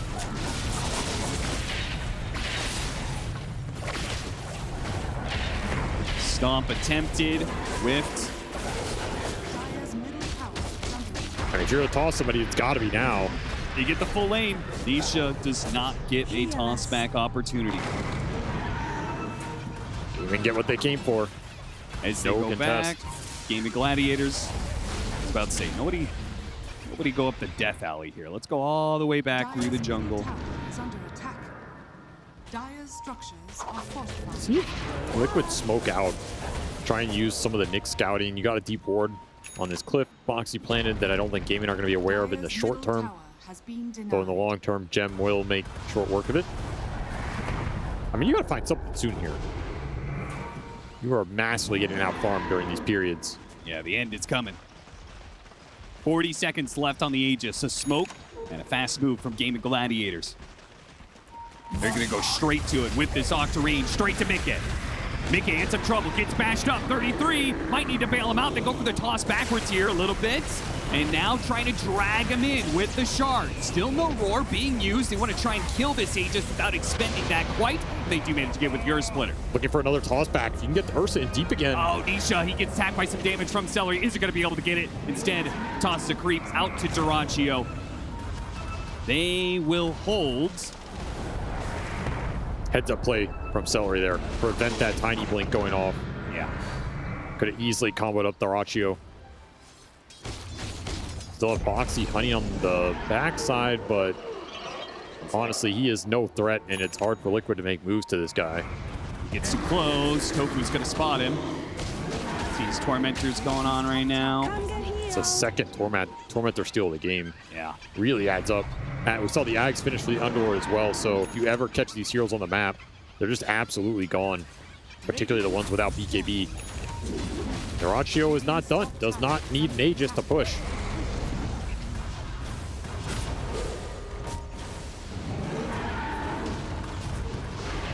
Got the toss. Didn't get him backwards. Straight up in the air. Nisha just dies for that little attempt. Liquid did not seem ready for that whatsoever. Now 33 is going to be forced to use his BKB Primal Roar, and Doraccio has shrugged off that damage pretty easily. Mickey drains some but there is just no damage going back to the Gaming Gladiators. They have to use a buyback here for the Tiny just to see if they can keep this going a little bit. Try to go for the toss, hit the 4 instead, and now a Rolling Thunder is going to green Nisha, and he gets demolished by the Ursa. The damage is too immense, man. It just overwhelms that big Rockman. As tanky as he is, the Ursa is so far ahead of Liquid, and they are tapping out in this game 1. Ace had such a free game. He gets Pipe, he gets Greaves, he has Crimson. The second triple Aura's online. You're never winning another 5-on-5. You couldn't contest the Roshans. You got a little bit outlaned. The Enchantress ran the map early. And the biggest story of this game to me, I was talking about the supports. Like, Liquid need Boxy to be the one controlling the moves, controlling the pace, delivering some pickoffs or some teamfight wins. He had no impact this game. This Nyx was not able to find anything, and that's a huge blow for this team that relies on him to be one of their biggest shot callers and playmakers. Going into game 2, that's going to be that has to be something they remedy here. And you also have to think about some of these core traits, right? Like this Beast versus the Underlord. How much are you happy with that if the Beast has a worse lane? This Tiny versus Gaming, who are happy to give it away and just put something there that free farms. If you're not having supports that can play through the Tiny and snowball with them and get power runes, and his camps are getting stolen away because your supports lost that early game as well, then this Tiny feels a lot slower. I think Gaiman did a lot to address some of the core picks for Liquid, and I mean, it shifts a lot of the onus onto Blitz here and 33 to figure out what they want to do for this next game. Yeah, I think that's, I'm glad you pointed out the Nyx Assassin, because it was also a huge detriment to the Beastmaster in lane, right? Like, oh, yeah. They lost that lane so hard. The Beastmaster that has been extremely reliable for Team Liquid just got absolutely thrashed in the laning phase and was never a source of strength. It was never something that Liquid could actually rally around. It wasn't strong enough in timing wise to be able to hit the Roshan. They weren't able to play team fights around it, and that's been their go-to. It's been one of their most reliable strategies of this tournament, and it gets completely thwarted by Gaming Gladiators. Well, I know that Boxy said that if they went the first 20 minutes, normally they would win. They did live through the first 20 minutes, but barely, Jenkins. Yeah, I don't think that he was applying that if the game was a 29K gold deficit at 20 minutes. That was a complete disaster for Liquid. I think probably back to the drawing board for them. There was the, 4 melee heroes into Underlord. That looked pretty bad. Celery looked kind of unkillable on the Enchantress. I'm actually really impressed with him on the Ench, which I suppose is a very common thing to say when you see a Celery Enchantress. But I honestly think the way he played it, Ench counters Nyx, not the other way around. He just went through the portal and ganked the safe lane because Ench is one of the best gankers in the game for going through the portal. And his Ursa was free farming anyway because there's a Nyx cutting the creep wave. I'm just wondering, they already have to Team Liquid already has to ban out his Chen in the first phase, right? Did he just prove that maybe you should also ban out his Enchantress? Because it feels at some point is like, why ban one of the two if they're doing exactly the same in such a strong way? I think so. I think you try the Nyx. It's considered the, creep hero counter. It doesn't work out. I think there's been multiple patches of Dota 2 for Gaming Gladiators where Chen and Ench get banned in the first phase. It's not an unfamiliar thing against them. I don't think you want to have an ego or too much pride and not ban that out. I'd much rather leave the Tiny in. I mean, they even left the Pango until the last phase pick. So I feel like in terms of how Gaiman wants to play the game, where they have the tempo, they have the pipe, they have the mech, those are the two heroes that let them play like that. We said at the end of the draft that it felt like both teams had something that they were comfortable with. But we're still talking about it as if this was a draft diff in terms of how Gaiman was able to demolish Team Liquid. I think so. I mean, I think it was an out draft. I think it was probably 70-30.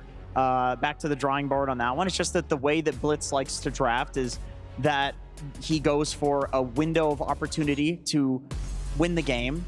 However, I do believe the window in that game was very small, and because of Gaiman's incredible early game play, they couldn't hit the window. So if you pick a better draft and get a bigger window, it gives you more room for error. And against this team and how they look like peak Gaiman right now, you want some room for error because there's going to be mistakes. Didn't look like Gaiman had many errors on their end. Was there anything in terms of itemization or anything like that Team Liquid could have done differently? Maybe different facets? There's a lot of good facets in that game. We saw the tiny toss. It was doing some work. Nisha really tried his best. That's one of those facets where if you're ahead, it feels really strong. If you're behind and against the pipes, it doesn't work out. But speaking of facets, Celery with that Enchantress, walking up the high ground, he felt unkillable with the healing facet. Like, that feels really OP right now. It really does, and I'm sure that Brian is gonna highlight some of that as well, as we're gonna head over to him to hear what he has to say. For those of you who haven't gotten the chance to watch or play too much Dota recently, there was a big patch that gave all the heroes a choice, most of them at least, between two facets at the start of the game. And these facets have made some of these heroes super strong, viable. It also changed a little bit about the way they play. And so I just want to touch on a few facets from this game and how it had impact on the heroes. So first, we're going to be looking at Elder Titan's new facet, which when we pull it up, we're going to see a big 5-man ET Spirit. And his facet at the top, Momentum here, he has a 75% or 75 attack speed penalty, but he gets 30% of his move speed towards his attack speed. So when we play this out and he has the Spirit going, he has 395 move speed, which is approximately 120 bonus attack speed minus the 75. He's rocking an extra 50 attack speed in this root engagement, allowing Insania to deal out a significant amount of damage compared to what he would have prior to the facet patch. So we're going to pull up the next facet, which is Hoodwink, which is why she's getting picked very often in the early game, which is a facet that allows her Acorn Shot to bounce off of trees, not requiring a second unit to be there, which allows her to use it against a solo hero like you're seeing here. It's going to hit the ET, then it's going to bounce off the tree, and you effectively get twice as much harass damage in lane, and why Hoodwink feels so strong in lane right now. And then when we pull up the next facet, we have Tiny. When you think about toss, you've always thought about blink tossing people back, and usually the person who gets tossed is taking the most amount of damage. However, with his new facet, as we're going to crunch the numbers a little bit here, we pull up toss damage. It does 320 damage at max level. If we pull up Tiny's ultimate, which makes toss do more damage flat on the target that you toss, we see that it's 100% or 100, excuse me, extra damage. So 420 total damage on toss if you were to toss the unit itself. However, with the new facet, we're going to check out this crash landing here. He gets 40% bonus damage if a unit is landed on.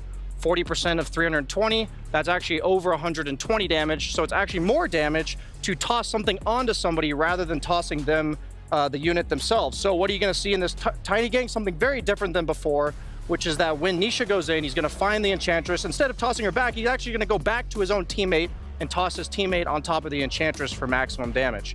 And for the last facet of the game is the one Jenkins alluded to, which is Enchantress's heal facet, which makes it so for every 250 damage you take, you get a healing wisp that effectively heals you for 4 seconds based on how much your level of your wisps are, which right now they're healing for 8 HP per second. So every 250 damage he takes, he's getting 32 HP back over the course of 4 seconds. And we're going to see that play a crucial role in Celery's ability to walk into the enemy triangle and effectively body for the rest of his team, as we're going to see Liquid desperately down by 3k already, going on him with Nisha's Tiny as well as Boxy, and he's going to live with about 100 HP. And this is a situation where if Tiny knew he was one hit away from dying, he may be willing to commit, but because he still has over 100 HP from this new facet, it makes that big of a difference. So this is just pointing out a little bit of how these facets play a role in these heroes getting picked, how they change the way these heroes getting picked, and I feel like we've learned a lot about facets.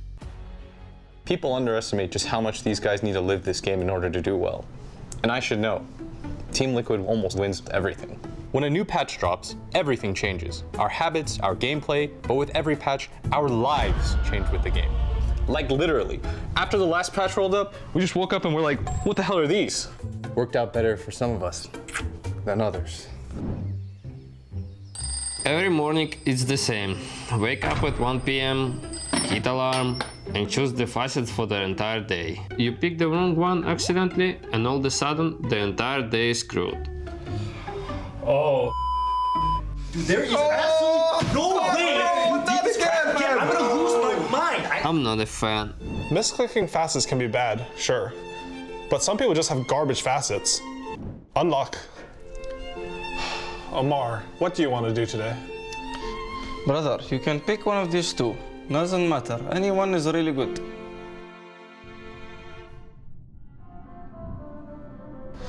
Snaking, can you please pick your good facet today? Snaking. Snaking. Snay! Hey Siri, tweet UOG. Letting players choose their own facets puts a lot of pressure on us coaches. Because, you know, players are idiots. Hello, Habibi, what is this? What? This? Bro, I took it for the armor. Sure, bro, it's only for the armor. You filthy stealing Rubik. What's the matter if I take 1 kill or 2? At the end, we're one team. Stop stealing my kills. 兄弟，给我看看你的命使。兄弟，我只有一个命使，他出 bug 了。我只有一个命使，你知道吗？兄弟，没有人会想和一个13分钟1级的大神玩游戏。给我看看你的命使。Hey buddy, how are you doing today? You feeling fine? Everything's good? Let's get you a nice haircut, okay? We're gonna make you look pretty. And also your friend can watch. That's totally fine. You're gonna give this guy the best haircut of his life. Do you know who this guy is? He's ignition god from Indonesia. The Jakiro god. Look at him. He needs to be look smacked right now. He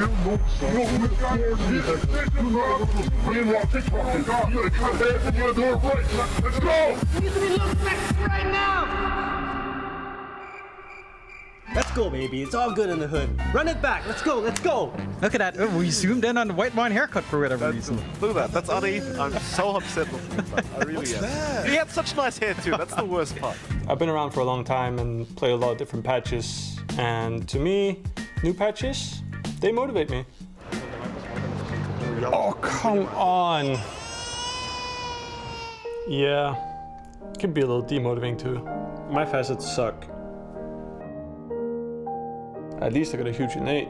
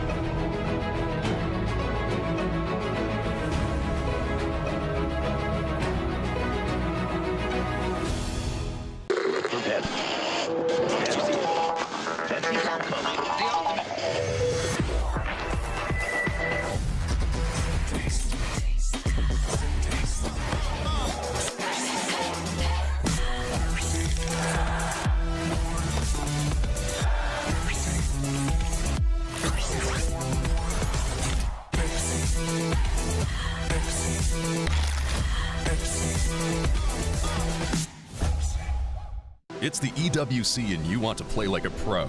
Well, we've got a lesson for you. Axe on. You're fresh, ready to fight and grind those long hours. It's how it should be. Axe off. You're slow, unfocused, and lagging. Do you get it? Let's go again. To unleash your best game, you must freshen up first. Get your axe on. Spray, play, repeat. Axe and Esports World Cup.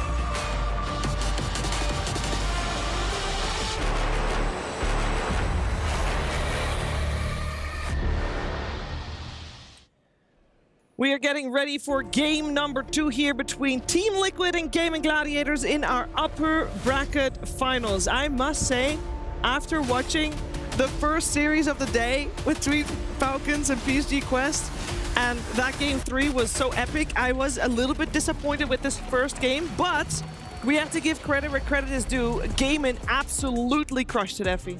They really did. That early game was incredibly clean, and ultimately that is what elevated them over Liquid.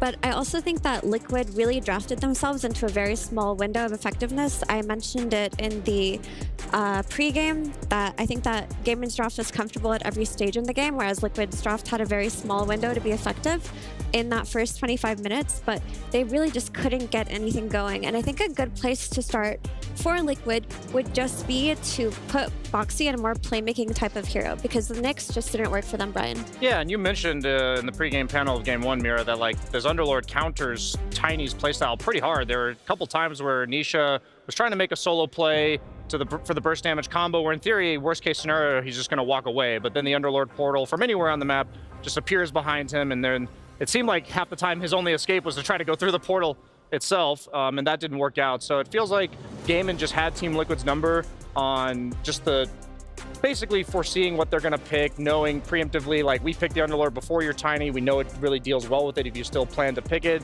So it seemed like their bread and butter was good against the bread and butter of Team Liquid, and it was very calculated. Enchantress against Beastmaster, Underlord against Tiny, etc. Yeah, I love how Celery played the Ench, honestly, when he went through the portal and just said, okay, you want to cut my creep wave, the Nyx Assassin, kill my creeps, you're letting my carry freeform. Guess what? Enchantress is one of the best heroes at turning a dual lane into a tri-lane and diving towers. It's a quad lane with the creep. But the quad lane with the creep, sometimes they even just send the creep, and they basically get an extra hero through the portal. But that was a really nice pivot from him. So I can understand why Team Liquid just bans out both the jungle heroes. Celery, he knows this stuff with these heroes, like, too much. And Liquid just say, whatever, we're not giving you either of these, we'll expend a ban, we don't care. It's better than overcorrecting in our draft to try to deal with it. And I do like this approach, but now so much is left in the pool, right? You've got your Beastmasters, you've got your Snapfires, you've got, oh, your Hoodwink gets taken out, you've got your Pangos, there's a lot to work with here. And of course, Sand King. I actually think Liquid expected Gaming to ban Beastmaster in the last 2 bans of the first round after having banned Enchantress Chin. Like, I think that's why they banned it. And then I think they took so long on that Hoodwink ban because they were thinking, like, okay, we, like you mentioned, Mira, all these heroes are in the pool now. We've got our pick of the litter. Which one do we want? And they elect to go for the Sand King, which they played against Tundra's Sand King 3 games in a row yesterday, or 2 days ago. But now it's back in their hands. I think this is the first time they've gotten it in quite a while. It's almost always been first picked or ban against them. So in the BB team series versus, was it XG? It was XG. They did play Sand King versus Pango, actually, in that mid lane. And GPK kind of owned the Sand King as a Pango. So I'm still not sure if that was a hero-specific thing or if XM just looked way too clumsy on it. But that could be a hero that they addressed the Sand King with already. Yeah, I kind of chalked that up to a bronze tier Sand King with Dota Plus performance. But it's hard to say until we see it time and time again. I'm curious what Quinn thinks the counter to Sand King mid is, because clearly Gaming figured out the Tiny, so I trust that they have also figured out the Sand King, because these have been 2 of the problem heroes of the tournament. We've seen Invoker picked against Sand King, where you drop an EMP and the Sandstorm, and then he has to walk out of it. You're a universal hero, you do good damage, you're not walking into the creep wave and you know, dying to the new Sand King spell. So, and it's also Quinn's most picked hero in this tournament, so I can see him going for that. There's also a Primal Beast versus Sand King that I think really could work. Also, I believe Mage Slayer Ember could be really effective versus Sand King, and Liquid themselves 2 days ago showed us Eyelash versus Sand King. So all of these things you have to have in mind when you are picking it in the first phase. Yeah, and keep in mind the Brewmaster is still in the pool as well, for now. And I think Sand King is very good against Brew. So. Okay. I think that's partially why they picked it. Is they still end up banning the CK. I was going to ask them about that because it's good against Brew. It's good against CK, the Sand King I'm talking about. I did just want to know. I looked through to confirm the last 5 games Liquid played, Tundra and Team Spirit, their respective opponents, first pick Sand King, like every single game. And then up until 10 days ago, was their last game of Sand King on Team Liquid, and the only reason they haven't picked it is because it's been first round banned every single game. So was it that good when they played it? I mean, they were winning. Okay. So like all of the 2-3 games on this page, they were winning. So clearly, like, there's a reason that this has been getting first pick, first ban. Every team thinks that this is like the staple hero for Team Liquid, and Gaimin showed that, like, oh, we give you Tiny, we give you Beastmaster, 2 other staple heroes for Team Liquid, and they now give them a different one and say, hey, we'll beat this one too. I respect the courage there. Mm-hmm. And with this Invoker ban by Gaimin, they're also respecting the potential of the Sand King to be played offlane. It doesn't necessarily have to be their mid hero, and this is a 3-3 specialty hero from way back in the Tundra days, when he would pick Sand King and just split push and be a huge nuisance. Where's the 33 Enigma? Is that just because I feel like when you see like Weaver, Brewmaster having like that reliable lockdown is super nice, and it's a summons hero. It can buy minor auras like drums and stuff. Doesn't usually buy bigger auras like Greaves because it goes like Blink BKB. But I guess it would reveal your flex. Mm-hmm.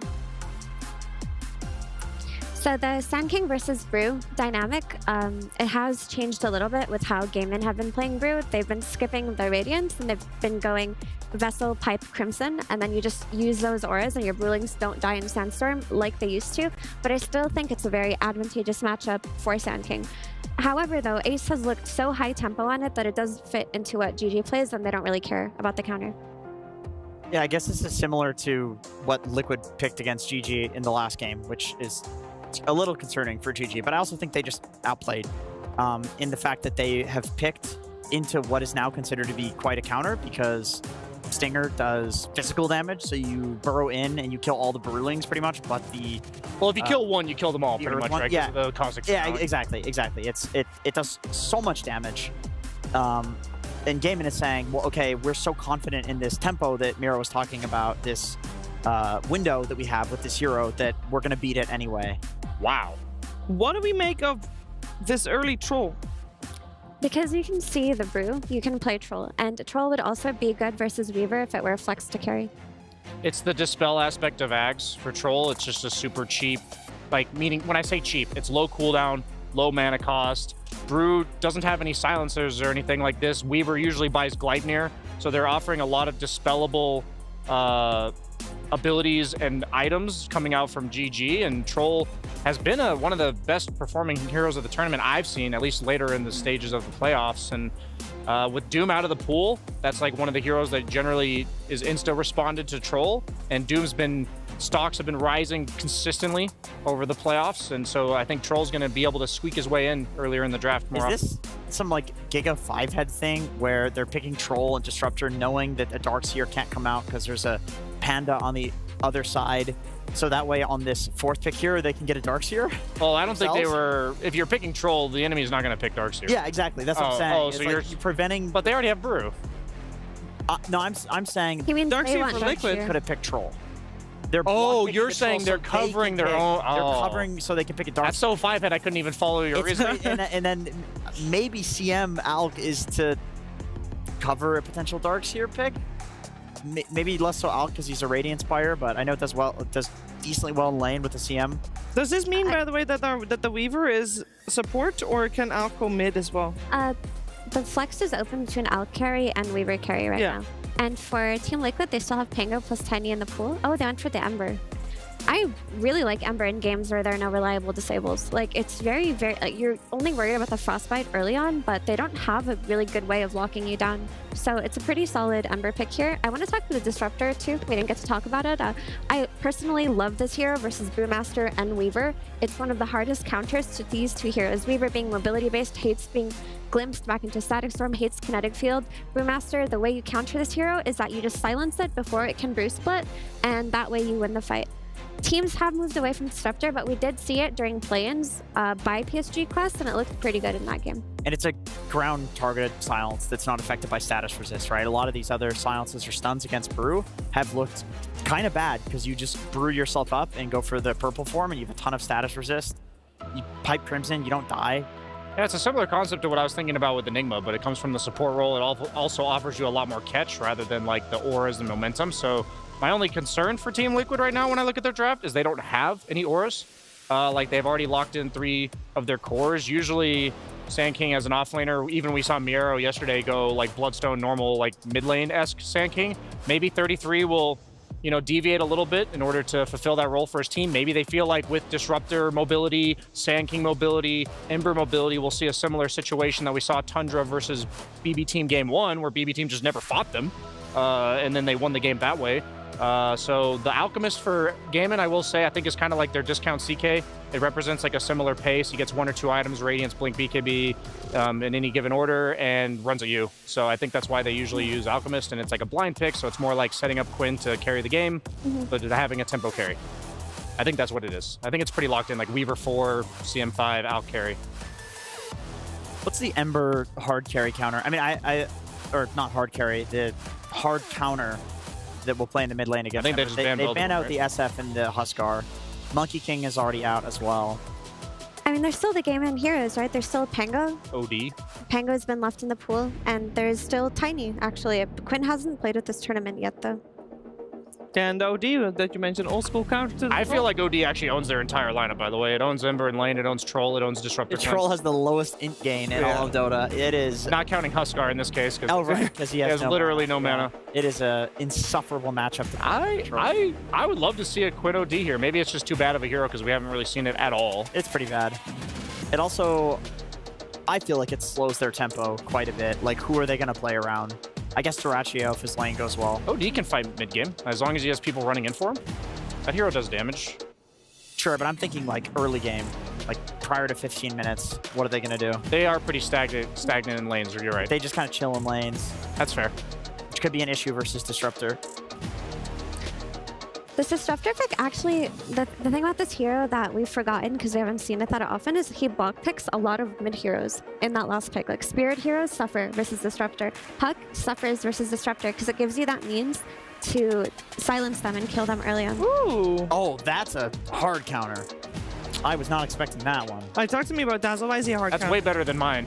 You press Q on Ember and then hit him and then hit him and then hit him, and it's physical damage and it keeps refreshing and then it bursts. Can you slide dodge it?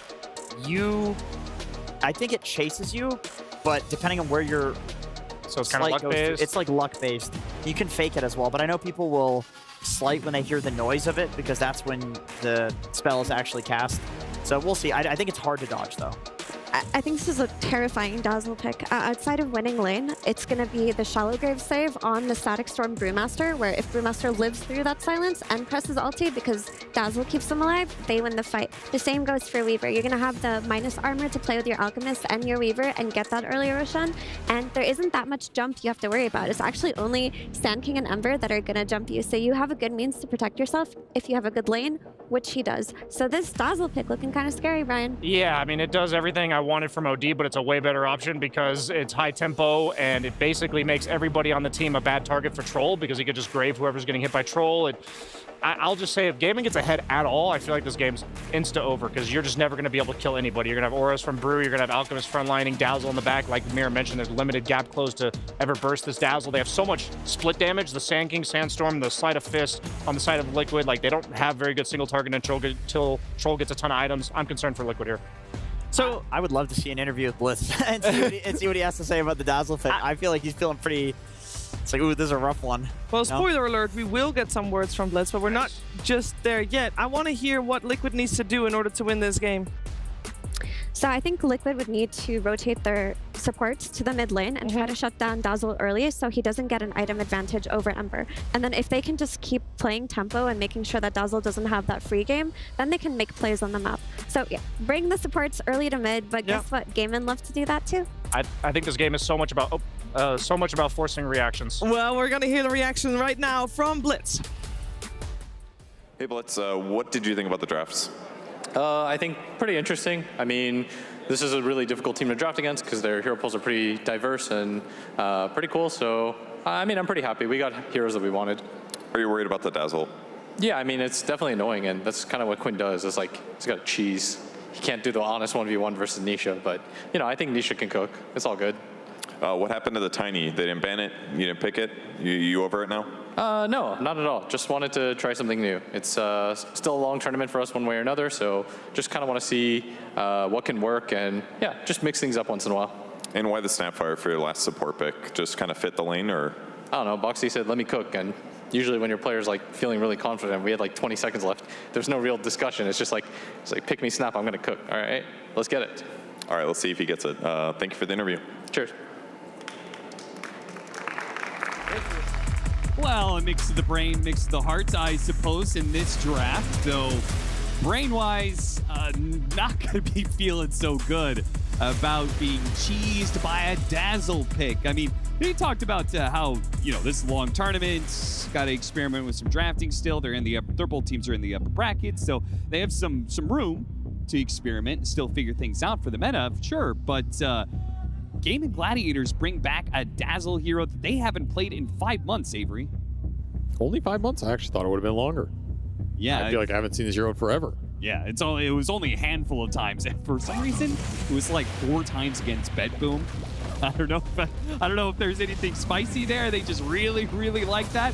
Tofu is going to be the first blood, though, as Mickey will be traded out here, and it looks like Boxy as well. So, while Liquid do manage to get that coveted first blood gold, a lot more goes back to Gaming Gladiators, and Ace is rolling in the dough. Yeah, Gaming are happy about that trade. They got a lot for the Brewmaster there, which is the hero you wanted. Again, this team loves to play around Ace with the early auras. The faster they come online, everything just comes together for them. They have Dazzle to give you sustain behind those auras too, so they're that much stronger. And this is a Dazzle who's looking to dominate this mid lane matchup. This can be an extremely one-sided affair if Quinn gets the upper hand and there are no ganks that come through. So there's a lot of pressure on Liquid in this game, in my opinion, to play a much better early game than they did last time against some cheesier counter picks as well. Really get this disruptor online. Sadie is going to have to do some heavy lifting in terms of the early game catch and kill potential. You're going to have to skew this Ember lane somehow, or maybe Nisha's just an absolute god and can get through it. But it looks rough from my opinion. I think this amount of sustained game and have a Brewmaster that should reliably be able to get off splits and get an early pipe in, or Vessel, Vlads, whatever you want in this game. That 5-man just looks scary. You have some Snapfire Sand King who can fight into it. So maybe you look towards the lane of 33 and Boxy to pick up some of the pace this time around, compared to last game especially. If you're Liquid, and that could be your saving grace here. Crazy. I don't know. We'll see what I thought the Disruptor was pretty questionable because I was looking at like the pace the Gaming Gladiators took in game 1 and thought, okay, if they're going to be balling up and running at you, like how good is Disruptor really in dealing with that? It's just like Glimpse is usually not the best at defensive, but I do think there is something to be said about this facet on Disruptor, the kinetic fence one. I think it's relatively unexplored. There are some interactions that I think are really interesting, though I don't know if any of these interactions are in this matchup. See, maybe it helps against the Weaver in some regard, but he just tags Insania, puts some damage onto Mickey. This is going to be really hard for them to deal with. Roll out the barrel into Shikuchi. There's not much to stop that activation. Yeah, I'm not even sure I would have wanted the fence this game when you're trying to lock down Weaver Brewmaster. Yeah.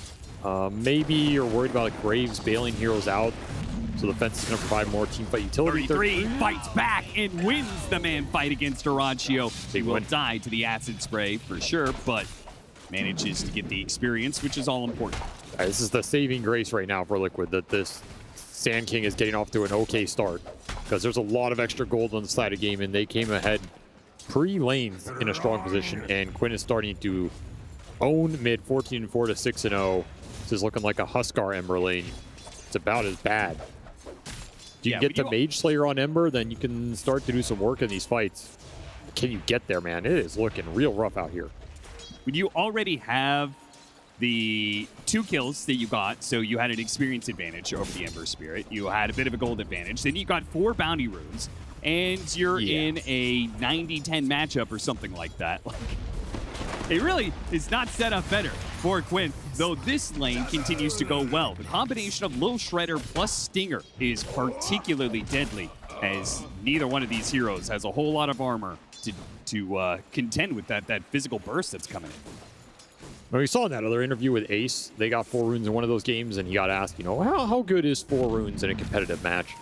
And he kind of lowbrowed it. You know, it's pretty good. It's pretty favorable. When a Dota player tells you something's pretty good, that means it's broken. So it is absolutely broken, and Gaming are running away with this laning phase, despite some of the kills coming out from Liquid. I mean, these are like recovery kills for this laning phase. All right, the fence blocks off the Brewmaster. That's about as best you could do, and Tofu still gets the kill on Mickey. Hey, this top lane just looks awful. Is this worse than game 1? Yeah, I think it might be, man. Liquid just can't stand on these lanes at all. They pulled the lanes. 33 comes back to try and save Boxy, but it's not good enough, and now his creeps are dying under towers, so... Kill himself with that grenade? Well, you gotta walk that one off. Nah, I mean, it slowed down the Alchemist, so... And Alchemist was still faster than him, so... Yeah, it also chunked his HP. I don't know, this does not feel like a game Liquid are getting anything they want. Radiant's bottom tower have to win lanes against Game of Gladiators, or at least not get demolished in lanes. And absolutely a cheesy team. They will cheese you in the lanes because they know they can usually just go high ground to 20, and you don't have time to recover that on the map. Gets out the unstable concoction. Will survive for now. This battle over this jungle area continues at bottom lane. 33 still getting a lot down here. Yeah, he is. They're going to have to ride this Sand King to success at this rate, because it is the only core that is doing all right. Yeah, let's just not look at the net worth chart for a while in this game. Keep it on that CS ladder. Yeah, production, can we hide that little 2K that's there? Maybe hide the kill score too. I mean, the CS is looking pretty good right now, you know. Yeah. Look at the CS. It's relatively even. Just the 32-11. Maybe fantasy points. Maybe fantasy points. That's still in the game. A little bit more even. Hey, look at that. It's a dead even game on fantasy points. Yeah, someone's really happy about that right now. It's probably Valve that you highlighted a defunct system that no longer does anything. Well, it's okay. You could always go to we lost this courier too, man. You could always go to the DPC app and place your predictions. What is happening in this game right now? Liquid just bleeding out net worth. Quinn pushing it mid. Okay, they're going to try and full run make something at happen. mid. Can Quinn 1v3? Because he's legitimately quite strong. Tofu's going to come in with the Shikuchi. Quinn does end up dying. They had the glimpse to pull him back too. Nisha couldn't even really get close to that. They still managed to get a kill on the Disruptor out of it, but it gets Nisha a little bit of time and experience, and maybe can get him to 6. Yeah, he was just getting abused straight up. You have to contest the 6-minute power rune as well. See if Gaming can take it away from the Ember, and they'll force Boxy to steal it. But that's a shield rune that doesn't go into the Dazzles bottle, so you're still happy about that. You get the refill. The Ember's almost level 6. This is the toughest part of the lane. That rotation was, I mean, about as good timing as you're going to get. You got the Dazzle kill, you're going to get the Ember to 6, you denied the power rune, and you killed that catapult wave. Decent amount of damage done. Tofu outpacing Insani here. We'll take the bounty rune away from him. Still a lot of scary pace these supports for Gaming can set right now. Maiden, Weaver, if they combine anywhere on the map, it's just a feeding frenzy. As Ace applies the pressure into Mickey, this might just be another kill on the Troll. You got him. Tofu gets here way before the Disruptor can. TPs are coming in, maybe with some misses, and the Ember Spirits having level 6. Mickey is going to die. Can Nisha get anything out of this? He's out of mana. Insani is running, hoping he can glimpse something, but... And you just run to 7-minute Wisdom Rune here? I don't know, this feels really bad for Nisha. This double bracer or headdress brew is just regenning in your face. And the urn is now done for the Weaver. Quinn's going to take your tower in the meantime. He's chipping away at it.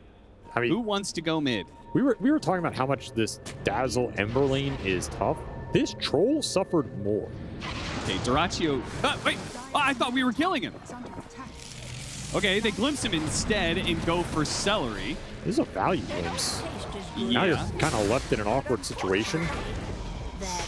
Cookie misses. If they killed the Alchemist, then he doesn't have TP on Revive, though. That could have been mega value. Yeah, and there's that net worth chart that is a lot more terrifying here. The product of the kills, the 4 runes, the extra kills on Troll, the courier deaths, just so much extra team gold going into Gaiman's pocket here. And Mike is going to be on some jungle recovery time. Liquid, what is a timing that they can play for here to chip away at some of this net worth lead the Gaming Gladiators are always going to have in this case? Because they have 4,000 right now, and it's with an Alchemist lineup. So probably means that they're going to be up by, 15K by 20 minutes. Are you saying that's the timing Liquid can play for? I don't understand your question. I'm asking you, what is Liquid playing for here? I mean, what time do they play tomorrow? There's a timing. Well, they're going to be playing in the first series tomorrow. I believe that's the lower bracket final. That's not that bad. You gotta play through this guy right here. This is your best bet to come back in this game. Kick good fights around tier 1s with the Sand King. Use the AoE to punish an overextension from Gaiman. These heroes are still fairly squishy right now.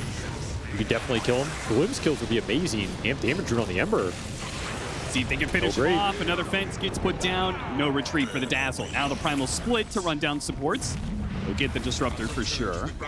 Still a very good trade for Liquid. Certainly.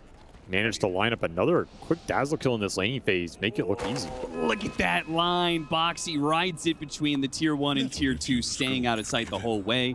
Well played. He's almost level 6, which the fact that they're getting kills with Snapfire Disruptor without level 6s is impressing me. This Ember is strong in this early game, even though he's kind of behind. The hero still does a lot of damage. He has good spells. What's going on? He got a courier. Frostbite used. He doesn't have TP. Boxy, do you want to stay alive? Go to neutral camp, maybe. Some time wasted, Yeah, get that little Satyr creep. Can he kill a second Satyr? Economic damage. No, he's just gonna go down. No good. Oh. It's gonna be a slow crawl back onto the map for these two supports, as both are gonna be forced back to the fountain. Try and make another play after that. You're still looking for these level 6s. Okay, so if you're gonna play through the Sand King, does that mean you think 33 should go Blink Dead? Because he is not. I don't think you can afford to. I think you have to rely on your supports to set the fight. Like, Ember gives you pretty reliable catch in this game. Glimpse also does, so... And you also know the fight's coming to you. You're not going to have to go find heroes in this game if you're Liquid. They are going to be in your face. I do not think the Blink really does anything. You're also going to have to combat a pretty fast pipe out from the Brewmaster, which is going to negate a lot of your early spell damage. As Ace is Omega Farm. Trying to get an epicenter from the trees. Can you burst the brew? He can bait him in. They just get close enough. Maybe 33. They actually start going for the kisses. Hit some of the back line. Not too bad. Glimpse back. And Quinn is a little bit stuck. Nice now, field. You have Shallow Grave this time around. They commit for it. Epicenter Pro Strike in. And Shallow Grave wears out. He ends up going down. Ace is still very strong, though. And right on top of 33 as well as Boxy. Those two are both going to die. A cookie and a shot attempted. Not quite good enough. Nisha pushes forward to cut the creep wide in the meanwhile. And goes for the kill on Crystal Maiden. Doesn't get it. And now he's going to be chain stunned to death. Boy, Liquid. They took some risks in game 1 to try and get some kills when they were behind. It didn't pay off, and I'm feeling like that's beginning to happen here in this game too. It's just such a tough fight, especially with the kisses not being able to really burst the hero at the start here. It takes so long for 33 to get in this engagement. Channel an epicenter for 10 seconds here, and half of it gets wasted on nothing. And he's the most damage in this fight by far, what you're hoping to. Really isn't even, a Brew ult in this fight or much impact from the Alch. Just the support's doing a lot here for Gaiman as they get multiple rounds of spells off. You even get a Frostbite at the end to finish off the Ember. Nisha, he dies with almost a full mana pool. That's not what you want to see if you're Liquid. And I'm not saying you're wrong about it. For me, though, it's just these supports. These ultimates would have a lot easier time landing if you have a Blink Stun, Especially since you have this kinetic wall instead of the AoE kinetic field, That's why I go back to the kinetic fence for field choice, though. I feel like just being able to lock somebody in a kinetic field helps your lineup so much. Like, those fences were honestly pretty good. It locked the Dazzle in, kind of forced Quinn into an awkward position. You have chains you can play off of. And Pipe at 1140 with Radiance. I mean, what are you supposed to do right now if Gaming can start forcing objectives now? You're just not winning the 5-on-5. Mickey, he's going to be forced to use his ult here. And then, okay, he doesn't even get off the ult. There's no point, right? Yeah, I mean, he's dead either way. Now, Boxy getting run down to the bottom lane. The wall blocking Celery from pursuing, but a Primal Split's going to be used. So Ace is going to look for 2 kills off of this. The fence does manage to block him off, so he'll just get Boxy.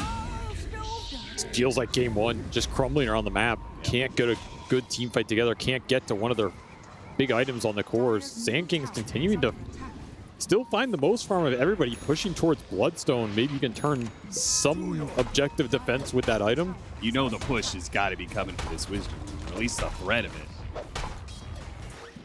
Maybe not. Tofu will catch the mid-wave. They'll hit the tier 1 tower at bottom. I mean, the Radiant wards are just so good right now. They have vision on effectively 3 lanes. Glimpse back, going for the Brewmaster. And they're going to blow a lot to kill him. I mean, Insania's doing a really good job landing these walls. Oh, yeah. They have been absolutely on point this game. Saving grace here for Liquid. They find a big kill, extra gold for the Sand King. That is a 7. Yeah, I was just about to say that is a big kill. Wow. As Ace was worth over 1,000 gold. You know, I guess that's a double-edged sword. You're like, man, we got 1,100 gold for that kill. Oh, wait, it's only 14 minutes in the game. Why is he worth 1,100 gold, guys? You know, it's like when Dakalis all-chatted his death bounty yesterday. You know, when you see that number is high, you're like, oh. Something went wrong. Really far behind. Still time to recover this game, though. Bloodstone done for the Sand King. Yep, and it'll help him here. Tofu puts some damage on him. 33, heals it back up. And they may have killed the Brewmaster once, but they used a lot to be able to do so underneath the tower. Second go around isn't going to be as easy. I mean, honestly, his position doesn't look terrible for Liquid considering what happened in this game. Like, I feel like they found a decent amount on their cores for how much map control they lost, tier 1s they lost, bounty runes they lost, lanes they lost. You know, those Ember's only 1,000 back. Maelstrom's done, so you have a decent timing here if you're Liquid to try and regain some map control, get a good fight going. Behind the tankiness of the Sand King, some damage from the Ember Spirit. Just got to land these big spells together. And the Static Storm, if it can lock in a Dazzle or a Brewmaster and you can play through the Shallow Grave, you're going to be pretty happy in that fight. These heroes are still kind of squishy outside the auras on Ace, which, I mean, Mech Pipe's already done. That is a lot to fight through here. But you are looking at like Maiden, Weaver, Dazzle. There's no real armor, no survivability on these heroes. They get locked in a cage. 33 being very careful, knows that Gaming Gladiators are coming in with some aggression.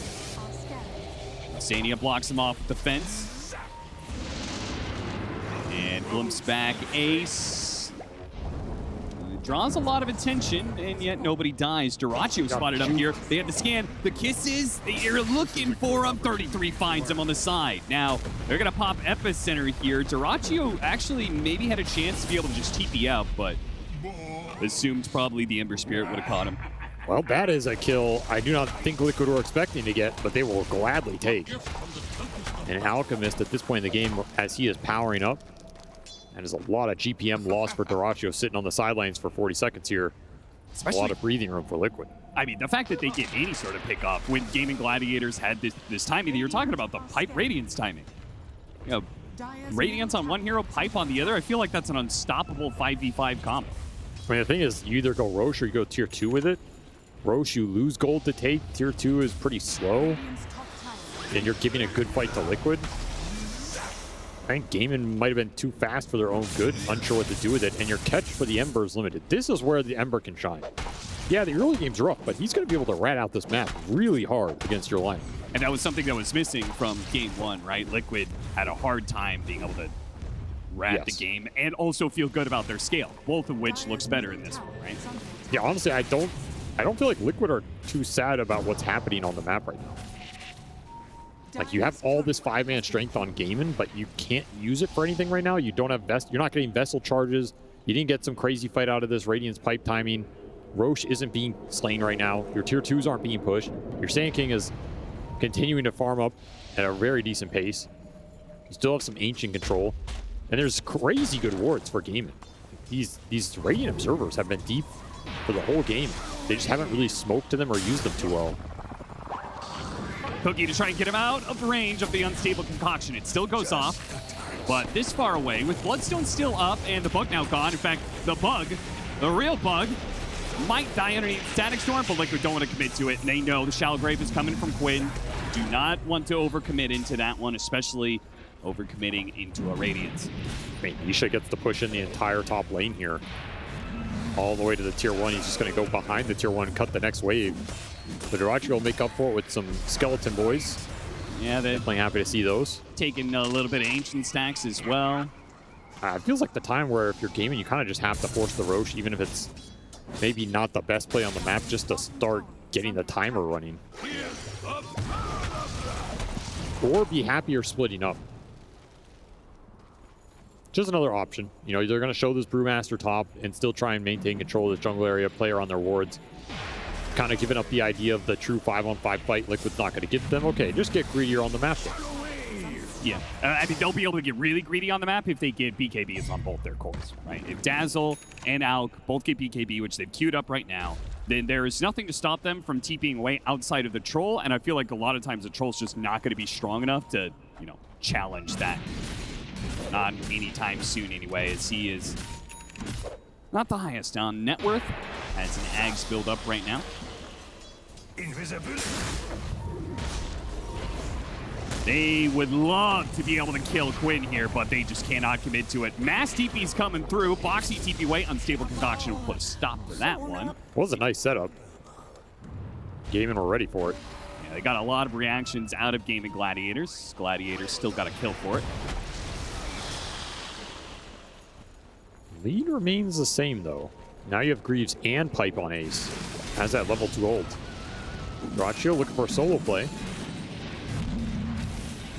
Okay, outrunning the Nova there from the Crystal Beta. As a result, he'll be able to stay ahead of the rest of the gank train. Yeah, Dispels will be nice this game for some of the Bait and Dazzle gunk. Yeah, seriously. Get rid of that poison touch. Still are going to have to contend with the BKBs here. I think if you get BKB up on at least the Alchemist, and if you have it on Alch and the Dazzle, that's a pretty terrifying point in the game for Liquid, as you do not have a lot that punches through that. It's supposed to be your Troll with some Snapfire, minus armor, or Sand King outlasting the BKBs. But in terms of damage getting pumped into these heroes, it's just not going to be there. Now, their Roche is pretty slow. This is why they didn't do it earlier. I mean, I get it. This does not feel great to do in this fashion, but you don't have a choice. It's a little bit okay just because Liquid is not taking the most advantage of the map. Nisha cut his split pushing early. They did Tormentor during this time. The only thing that's really happening elsewhere on the map is that Mickey is farming top. If you'd gotten like a Wisdom Rune Steel there or something, you'd be a lot happier for that. Yeah, or taking mid tower or something, but... Another round of Aura items on the table for Ace. The Aura Masters.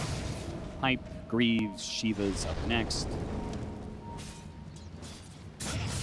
Sani is cutting over. He does have Static Storm, so they can have a go at Tofu if they want. Whitebeard is certainly going to make things a lot easier for this Static Storm to be effective. BKBs are done. Pretty much here for the Alch, but he has Aegis, so I don't think Dyrachio cares. No. The important one for the Dazzle is completed. So you already have ability to, you know, force high ground, force Liquid back if you really want to commit to a lane here. I don't think you're committing for racks or anything, but you can show some force. Still have a ward in the enemy base. You don't really have initiators though, so I don't know if you can really do anything with it. Yeah, there is. But they're going to present here. Their initiation is Dyrachio. Ooh, missed Static Storm. That is costly. Just walking into the base. Burrow Strike does manage to get out the Unstable Concoction. They pulled the creep wave back. They're going to use the glyph early here. Deal with the wave. Yeah, they don't have another one. Gladiators back. Game Gladiators will switch over to the tier 2 mid. Yep. Troll top, Ember bottom, both side lanes being farmed and cut right now. Your last wave on the map is whatever's coming in mid right now.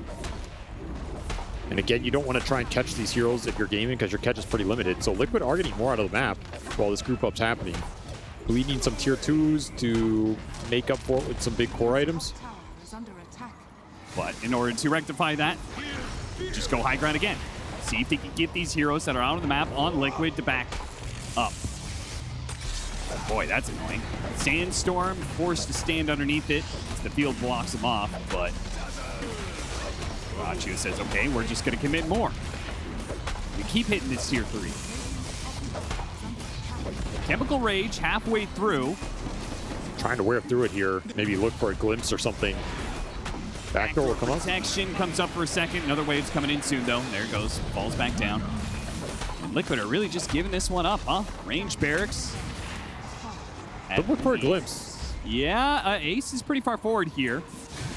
Can't go for Darachu. He's got BKB Aegis. And Nisha is finally here to start cutting waves, but it may end up being too late. Oh, they're going to go for it. Kisses and the Gleipnir from behind. A glimpse back onto the Crystal Main. They want the easy kill here. Epicenter, Static Storm, both being used as the Brewmaster tries to come back in. Man, even the Crystal Maiden is not dying easy. And this Bloodstone is keeping the Sand King alive for now, but eventually he's going to have to Burrow Strike back. Darachu just keep pushing forward with another round. Unstable Concoction lands on 3. More damage from the Dazzle pops Manta, gets rid of the Gleipnir and backs away. He's slowed down a bit, but he still has the Aegis and plenty of time.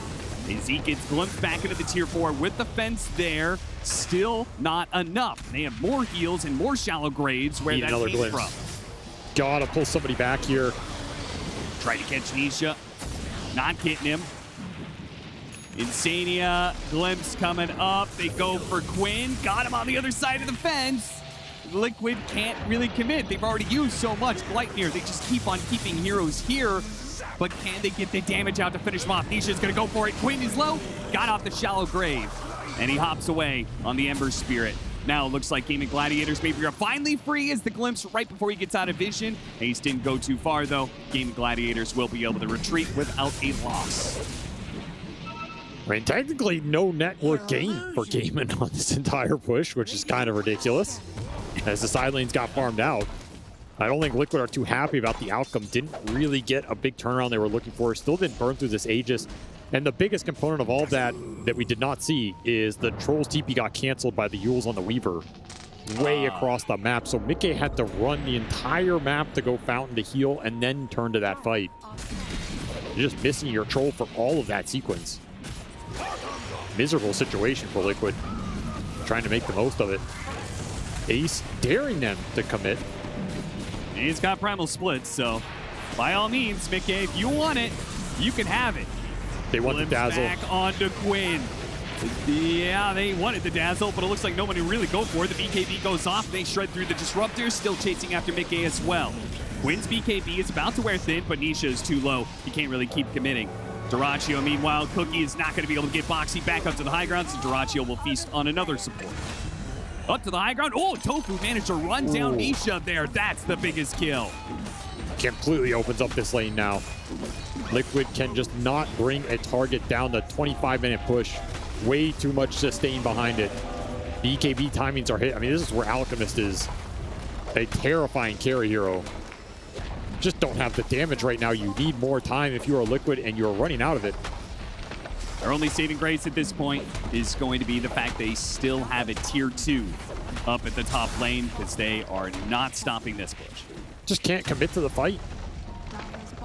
Don't think we've seen a Troll. We haven't really seen this Epicenter get put to amazing use. No. At some point, you just have to bite the bullet and take the risk, full commit to the team fight, and see what happens here if you're Liquid. You're just continuing to bleed buildings, bleed a lead. And I think a lot of it were all around finding the Dazzle, which your tools are limited to do so, especially into the Dazzle BKB, which you don't have hexes or anything to prevent this going off, as Nisha was trying to dodge out the poison damage, but can only do it for so long. AC done. That is not a sight you want to see here if you're Mickey, who's already struggling to put the damage in.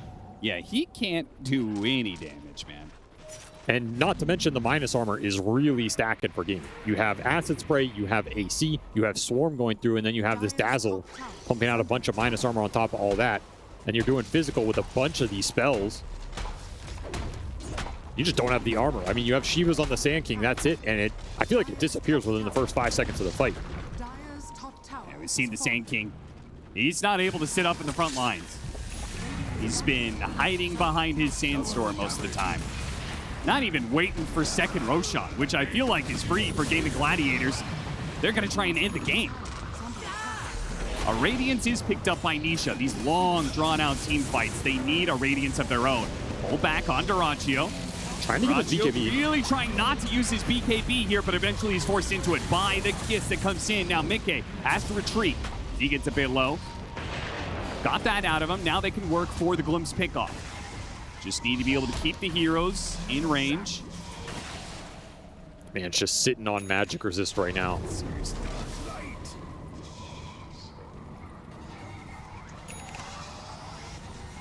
Vlad's coming together for Tofu. They are really putting the final touches on this lineup to end the game.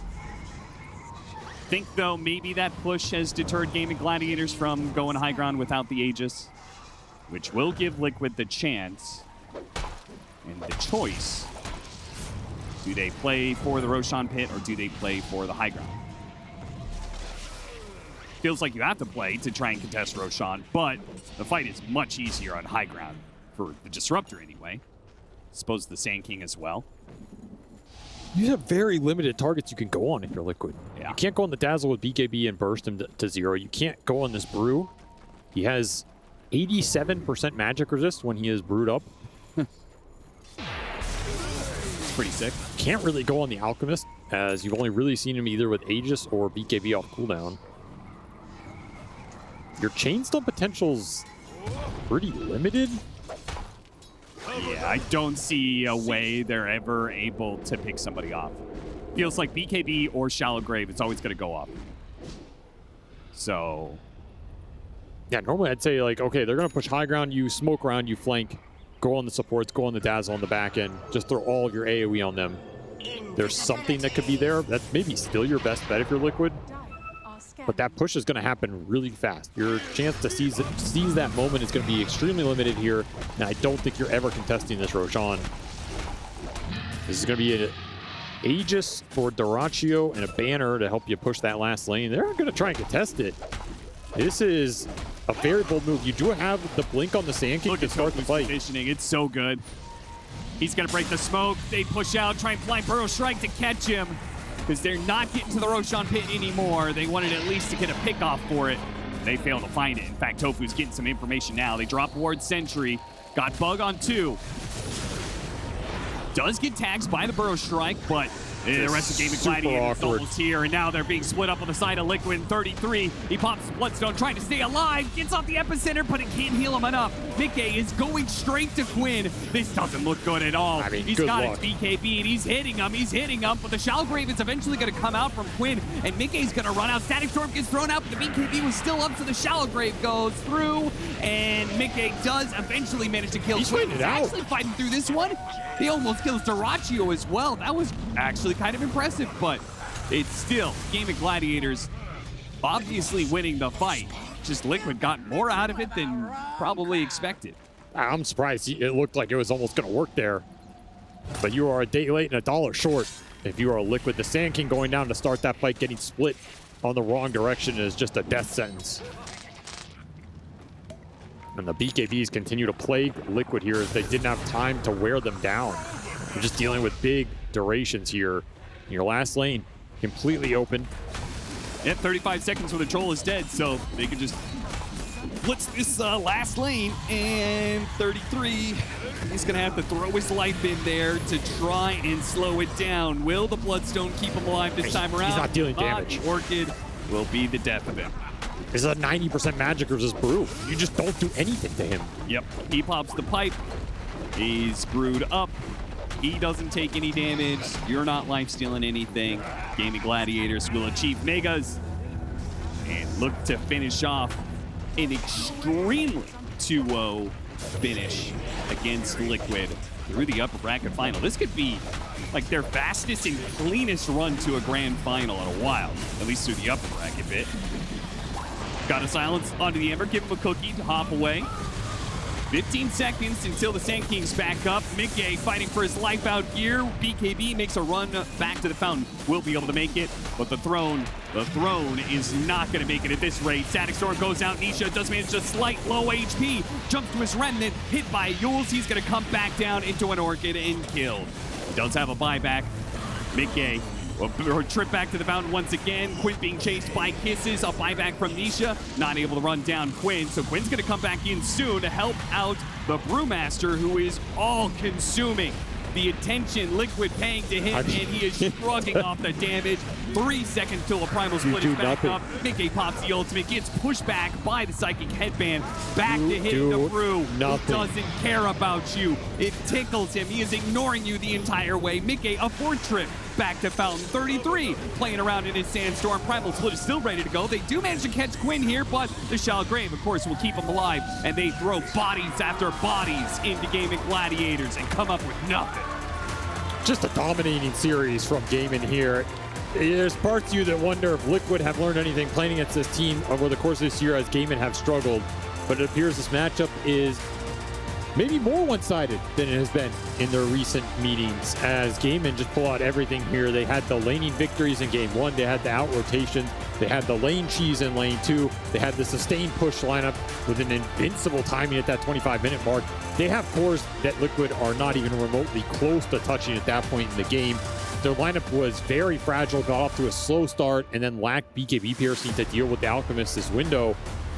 And man, I think they talked about this Brewmaster versus Sand King matchup in terms of there are instances about the Brewmaster that really mess with what Sand King wants to do in the fight. I think this game showed that more than anything. Ace was absolutely invincible in that front line with the brewed up Magic Resist versus Sand King. And then when the Troll goes on him, he switches to the Wind Stance, 90% evasion. Mickey does nothing to him.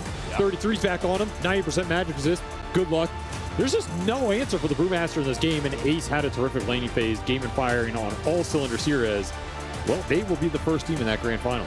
They will indeed. They do it off of dominating lanes, as they have done so many times in this tournament. And Liquid, who thought they were prepared to be able to deal with it, were clearly not. It's back to the drawing board for them, but they may not even get the chance at a rematch against Gaming Gladiators, as they are going to have to play the lower bracket final if they want to have a chance at redemption. Meanwhile, Gaming Gladiators look better than ever heading to the grand finals. We're heading to the main stage with Tofu and Tsunami. Thank you very much. I am joined by Tofu of Gaming Gladiators, who has now secured grand finals, a minimum of 2nd place, and a minimum of 800,000 USD. Congratulations.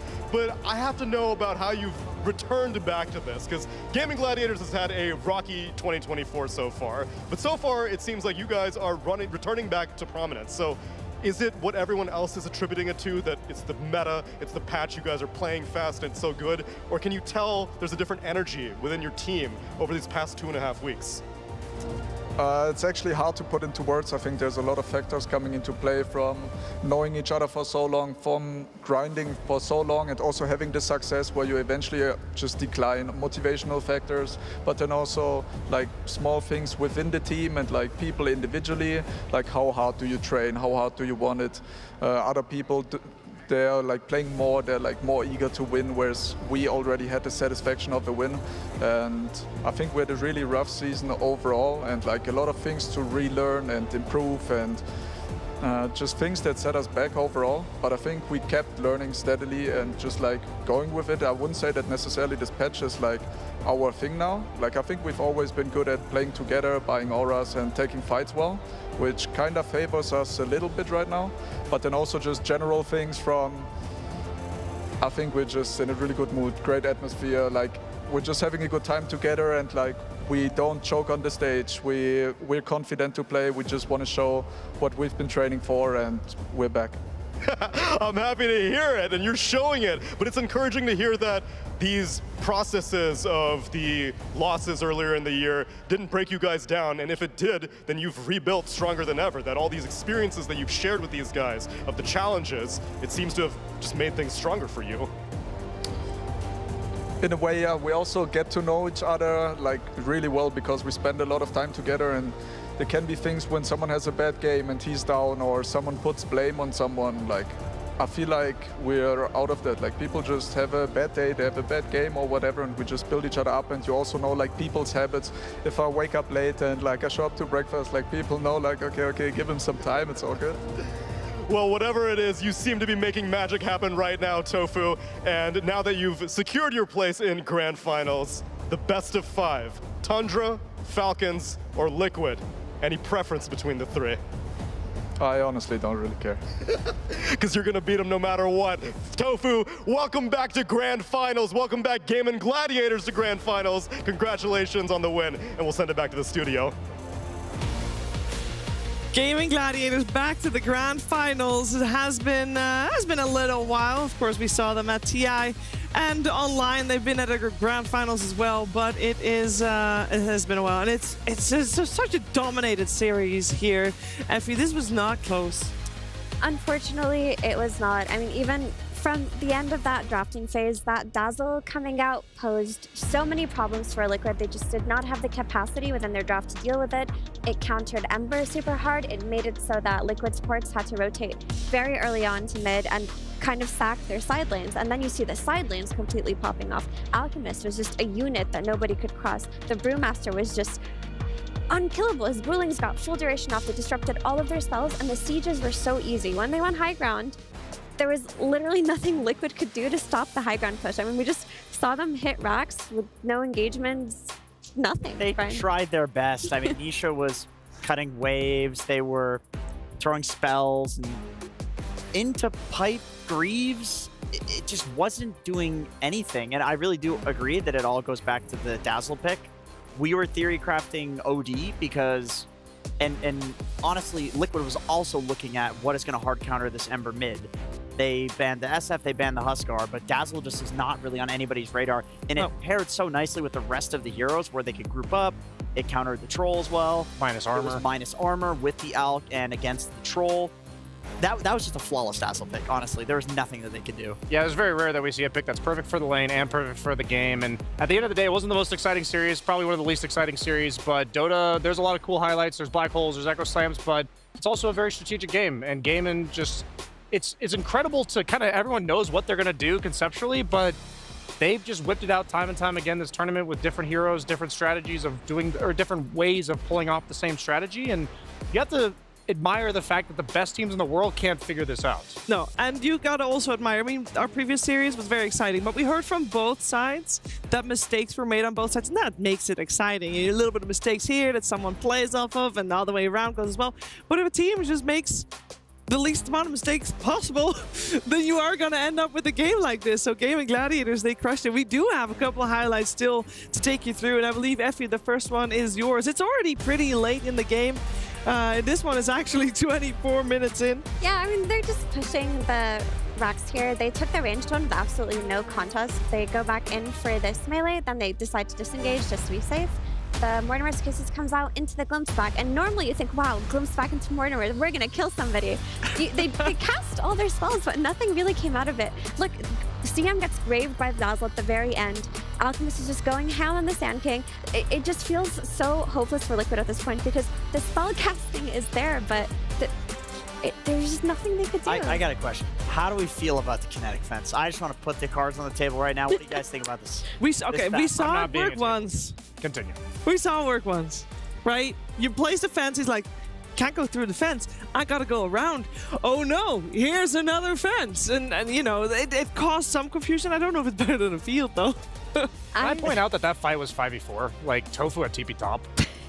Like, literally right as that fight started. That's why Liquid took the fight. I didn't even know. Ideal conditions for Liquid, but nothing can be done. On your question, Choose, I prefer the field personally, but maybe we just haven't seen enough of the fence. We saw Insania doing cool stuff like cut off like ramps so that they couldn't go up ramps, so there's definitely room for it there, but I think also having the Thunder Strike in the static field is extra damage and it's more valuable. Yeah, Brian, before you give your opinion, we also have a highlight of you. Maybe we'll see the kinetic fence come into play? Heck yes, we will, as it's going to be a fight right in the same spot because it's always just gaming, kind of ramming their heads into the Liquid base, as Liquid's actually going to pushed back this one time where Troll's got the Axe, he's finally got his BKB, or he doesn't even have his BKB yet, excuse me, but you're thinking, okay, we can purge the Solar Crest, we can purge these other like debuffs on us, but here's what basically happens. You chase far enough. This is why you can see that Liquid was basically doing nothing in terms of letting Gaimin just hit the buildings. It was the first time they actually step out of the base, the first time they actually try to fight their way into Gaimin head on.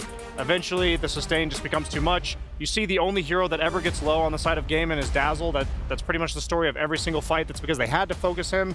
Anybody else who's getting focused is just getting graved and healed consistently. It's depressing to think that like all of Gaimin's just 95% HP at the end of a 30-second long fight. Yeah, and then I mean, they gotta play to win, right? You gotta make these plays. Team Liquid's trying to make a play with their last highlight. They try to contest the Roshan. I think that's the idea, Effie. Yeah, you want to take this on, Jenkins?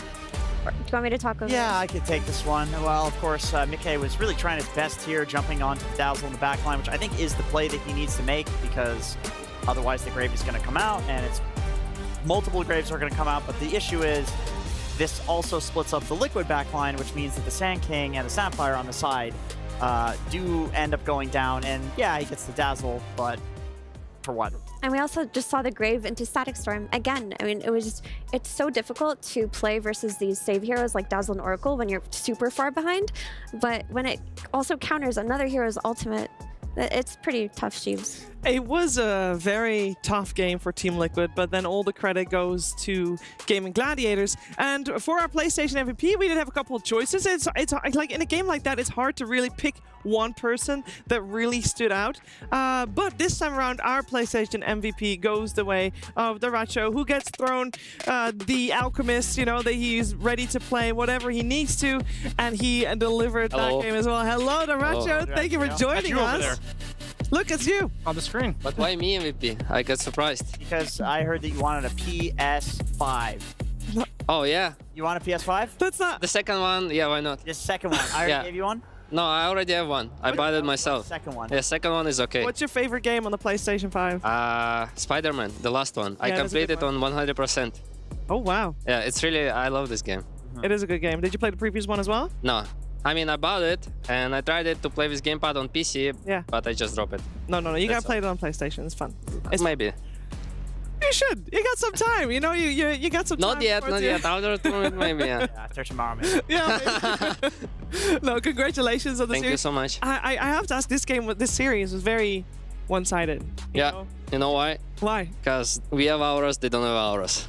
And that's why. And also, I think all 3 lanes really good. Like, mid Queen died a couple times, whatever, but both side lanes is really going really well for us. Especially first game. This Beastmaster has no game.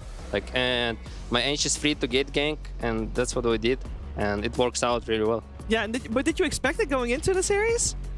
Yeah. Yeah. To be honest, I mean, I expect to go our safe lane like this because we scream them a lot. Yeah. And I hate this team because they all love doing this pull, break the lane. Bro, I know what you're gonna do. I'm gonna chase you forever. I'm gonna kill these sneaks.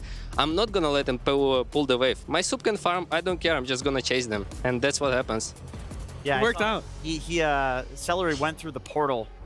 Minute 5, yeah. Yeah, you're just completely free farming. How's that feel as an Ursa Bear? Feels pretty good, yeah. I'm free farming. I'm like, I want to kill them, but they're not really coming to my lane, so I just hit creeps. That's hard for you. It's really hard for me. For me, it's really hard. I have to control myself. I really want to TP. I really want to go and kill them. Right, but it's free farming. Blitz called Quinn dishonorable in the pre-game interview because of the Dazzle pick mid. What do you think about that? Do you think that your teammate is a dishonorable player? I don't know what this word means. Like he's a bad guy for last picking Dazzle and just... To be honest, they also did it to us. They also did it the same. They last picked Dazzle against us in some tournament and they smash us because we cannot kill them. I remember I played Bristol against Brew and Dazzle and I'm always flying in the air because of the Brew. Yeah. We also lane against Brew Ayo and like I give them infinity mana. And infinity HP, and they smack us with last pick Dazzle, so I don't think it's fair. So you think Blitz is a hypocrite then? Yeah. Can you look into that camera and say Blitz William Lee is a hypocrite? Who? Blitz William Lee is a hypocrite. Hypocrite? Yeah, hypocrite. Blitz William Lee is a hypocrite. Clip it. I have one more final thing. Do we have the... Yeah, we do have the clip ready. If you could look at the... Actually, that screen is easier for you. Yeah, okay, let's go. If go. you look at the screen. Peter, let's get the replay going. So this is I know. To be honest, I expect them to fight me and kill me here. Yeah. And I was ready for it. Right. I also put the sun. Yeah, I was ready to D-ward.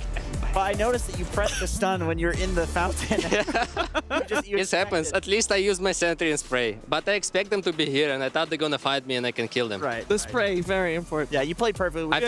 I think some of them are died, or like we didn't lose anything from it. Or I only tip it base, and then I ran to the medium camp and double stack it and farm, and it's not bad for me. Yeah. I just didn't die the second time, but I was expecting me to fight until the death. That sounds like a very drastic thing to say. Yeah, that makes sense. So I was looking at your guys' Liquipedia, and you guys have been a team for about 2.5 years. Yeah. Which is like a really long time for you guys to stick together. Like, what do you think is what allows you guys to play through such a stressful game like Dota, many patches, many years, and be able to like maintain such like a close knit that Tofu was talking about? You guys know each other's habits. You're good friends, all that kind of stuff. Like why we are playing for so long time? Yeah, I think because we like everyone, we like how we are working together and the way we are talking with everyone. Like if you don't like something, we can straight up tell it. Because I also remember during the Falcon games, we almost have a fight during the first game. Because it's really cold. And Celery is saying, it's really cold. For me, it's also I'm shaking. I cannot play last 5 minutes. And like then Tofu is saying, it's not cold for me. And then then it's, you know what can happen. That's when it really heated up. Yeah. And this game is also stressful. So I think everyone is like already used to each other. And we understand everyone, like each other in our team, so yeah, that's why we are playing for too long. And we know how to fix conflicts, I think. That seems important because it's really awesome to watch you guys come back from a loss. I feel like I'm also happy. I hope we're gonna win. How do you feel in this upcoming grand finals versus all the other grand finals you've been in? How confident?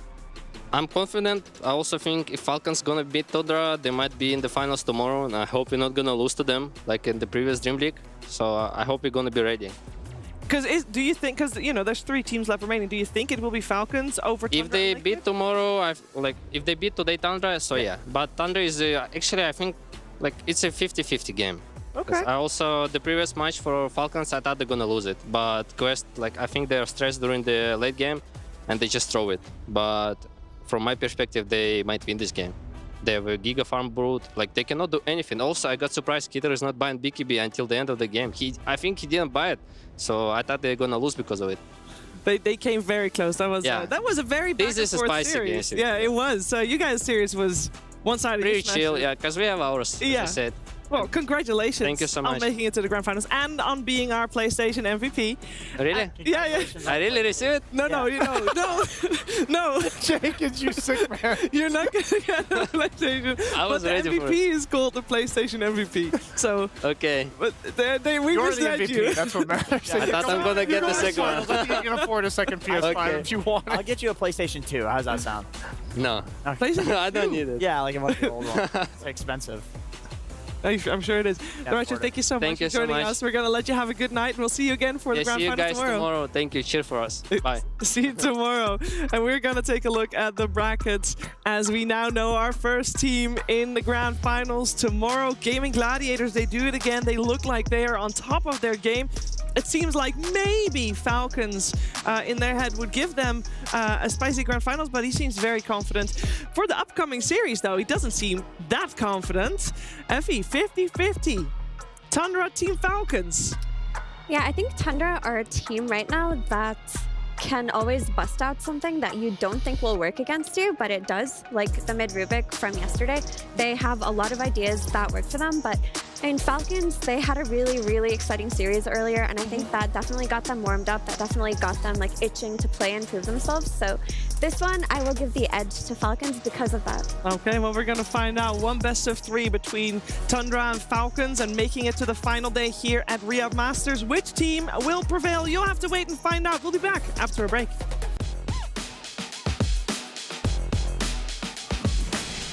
A grenade. Go, go, go. Yeah, black out for now. Snap, snap, snap. I stun troll. Troll. Snap. Hitting once.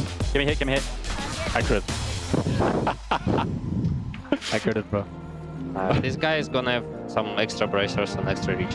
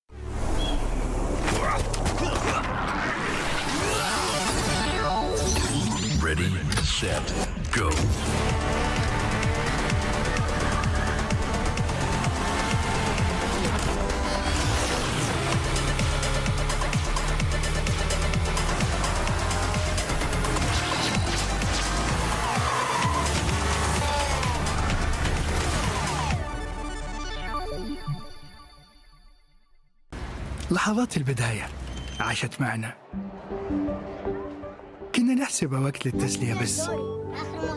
نحسبها بس ذكريات. عبود أعطي أختك اليد يا ولد. ابتكرنا فيها ابتكارات، وإذا بغينا قلبناها خرافات. كنا نحسبها بس لمة وصحبة وسهرات. انتبه نوب ترى نوب. لكن كنا نشوف عالم ما حد يشوفه. ليت يشغل وقته بشيء يفيده. الله عليك على اليد. عالم كبر وعاش فينا. عالم الحماس فيه يوصلك كل مرة لحلم أصعب، بس ما يصعب عليك. بارت معك وين ما تروح.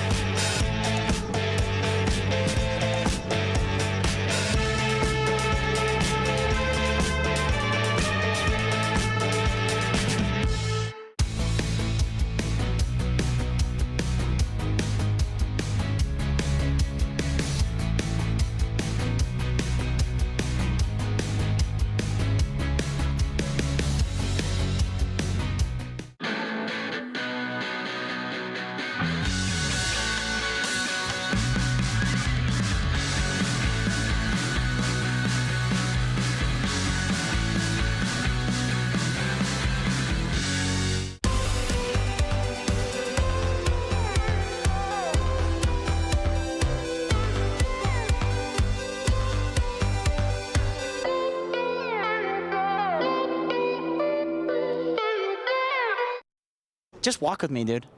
Don't do that. Don't do what? You were a professional at TI. Which TI was it? Professional what? Like, talent. Oh, 7. Oh yeah, because you were a player. I guess we started the interview, by the way. Oh, I guess we did. Hello.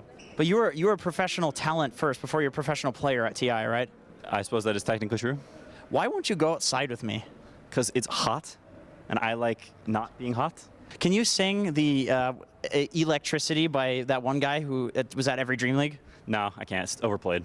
What about Welcome to the Black Parade by My Chemical Romance? It's not karaoke night either. Could you sing that song if we were doing karaoke night? Theoretically, sure. What's your favorite song to do on karaoke night? We'll say Welcome to the Black Parade. Don't do weird noises with your mouth. That's going to have to get cut because it does things to the microphone. You're not a professional. Sorry. Okay, sing Welcome to the Black Parade with me. I'm not singing it. When I was a young boy. Nice. What happened when you were a young boy? My father took me into the city. What did you see? A marching band. Okay. That's cool. Sing it, dude. No. It's for content. I don't care about content. This has been an interview with Quinn. This has been quite thought-provoking. Provoked my thoughts. And back to you. Where's your team? The other guys, they're like right behind. Okay, yeah, I'll go harass them. Yeah, thank you. Tofu, Seller, whoever that was. This is Jenkins Dota, and I am here behind the scenes at the Esports World Cup, Dota 2, Riyadh Masters. And we're gonna go check out Gaming Gladiators, the best team in the world. So, sorry, best team in the world. Can I show you some videos and get your reaction to them? Okay. That's good. Okay, so this is a TikTok song. Do you know TikTok? Yeah. Yeah, big. It's a cute vibe. Can you not interrupt the video? Okay, sorry, bro. I just thought you wanted me to talk since it's in my. No, can you? I'm just trying to watch. Why is the mic here if I'm not supposed to talk? That's a 45-second clip of that's 10 minutes long though. I'll send you. Can I get your Discord? You're gonna spam me? I'm not. I might send you an invite to a Counter-Strike tournament. Okay, then I'm pretty good at Counter-Strike. You like win free Arcanas. Sounds boss. Yeah, that's good. Do you like TikTok? Nah, it's a bit too time-consuming. Don't have time for that. Do you like try to stay off of social media because you think it's like a waste of time? Exactly. Yeah. I think playing Dota might be worse than going on TikTok. Ladies and gentlemen, this has been Jenkins Dota and behind the scenes with Game Gladiators and with. Yeah. Thanks for checking us out. We play? Yeah, we're doing an interview now, I guess. Okay. He just turned it on, dude. I don't know. He just followed me turning it on. You got any questions for me? Or should I ask you something? You can ask me questions. What is your outfit today? I'm going for like a. They might censor this because of copyright, but Criminal Minds. You know the guy from Criminal Minds? Yeah. Which one? You don't know? I don't know. You don't. Do you do that normally, where like somebody brings up a thing and you just want to continue the conversation, so you say you know the thing just so they continue, but then they ask about it, and then you're like, oh, I shouldn't have committed to that. No, not really. If I don't know it, I'll like ask more about it. Because you're like high riz. Because somebody asked me about Shrek the other day, and I didn't know what it was, and then they bring up this character. There's apparently a donkey in it. You don't know Shrek? Not personally. Well, I do. He's not. I don't even know the movie. You know Shrek personally? I do. Yeah. I think that's Mike Myers. Yeah. Which was also a killer in I don't know Mike Myers though. In Halloween. I don't know Mike Myers. You know Shrek personally? I only know Shrek personally. Why are you slowly moving away from me? I don't know, man. It's getting weird. Who? We need some other content boys over there. I guess someone switched with me. Do you have any question, or it's just like me pouring my feelings out? Do you write poetry? You look like the type of guy that writes poetry. Not recently, no. And probably also not before that, no. I haven't really gotten into it at all, actually. That's a really good response. That's like a very you response. Yes. What's the most heartbreak that you've ever felt in your life? That's deep. Real quick, I guess. Not sure, bro. It's hard to come up with that stuff on the spot.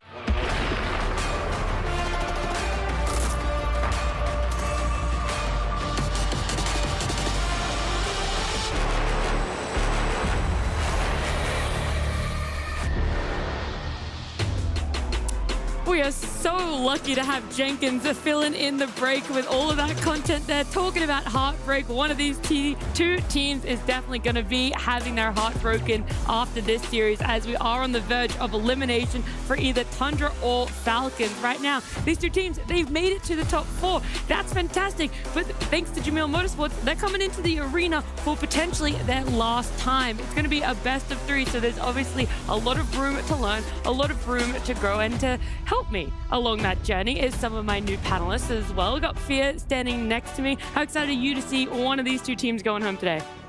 Very excited. I can hear it in your voice. I can hear it in your voice, buddy. For the teams going home. But it should be a very good match. I think both these teams had a very different path of getting where they are here. And Falcons, they're showing they're not invincible. Already going through a 3-game series with PSG Quest, losing to Game in 3 games as well. So very curious to see if they've kind of like hit their peak or if they have a lot more to show. And then Lacoste as well joining. We're going to give some of his thoughts here. Yeah, love to see tears on stage, love to see keys being crushed, losers interviews. Jokes aside, you know, it's all about the good feelings when you're playing Dota. And that's what I've seen from Tundra, especially when they're winning. This is the team that, you know, they can... and we heard some of their comms yesterday. It was pretty clear, and they're having a lot of fun. You mentioned Ramses. He's the one, you know, being the voice of the team. Same goes for Pure. They have a lot of different voices, but the comms are clear, and that's what I want to see coming into this series, because they're going to need to, you know, pretty much fire in every cylinder possible to beat Falcons. I'm feeling the nerves when I'm watching these teams play. Like, they're making uncharacteristic mistakes, and that's because there's a lot on the line, and you can see that, like, it's all about who triumphs through these hardships, who is able to, like, lose that game 2. A lot of these series are going to best of 3, and we've seen, like, the reverse 2-game sweeps. We've been seeing like the teams bounce back in game 3. Like, let's ignore that last series, right? Like, pretty much all these lower bracket series have gone to 3 games, and like Tundra, they lost game 1 yesterday. They were backs against the wall, and like Falcons just now, like they were literally backs against the wall 60-minute game of game 3, and it's like you mentioned, Fear, different paths to get here, but at the same time, I feel like there's been so much chaos for all these teams, and like none of these wins are exactly smooth. So it's gonna come down to who can level themselves, ground themselves coming into such like a pivotal series. And I'm also curious to see if the 3 of you will have different takes or different viewpoints on Tundra's drafts, because yesterday, Fear, you kind of described some of them as uninspiring. And yet they still won with it. So they still won with it. What does that really say? I know this is a team that can draft very differently, but they're showing they can make it work. Yeah, well, look, it's been 24 hours, roughly, give or take a little bit less than that, since we've actually seen Tundra. So they have a slight advantage here. They've been able to reset, and let's catch up with one of their players and Purge to see where the reset is going to happen for them. Hey there, I'm here with Ramses of Team Tundra. You guys had a really close series yesterday against BB Team. It felt like anybody could win that one, so what was the game like for you? Hey, yeah, yesterday was a hard day.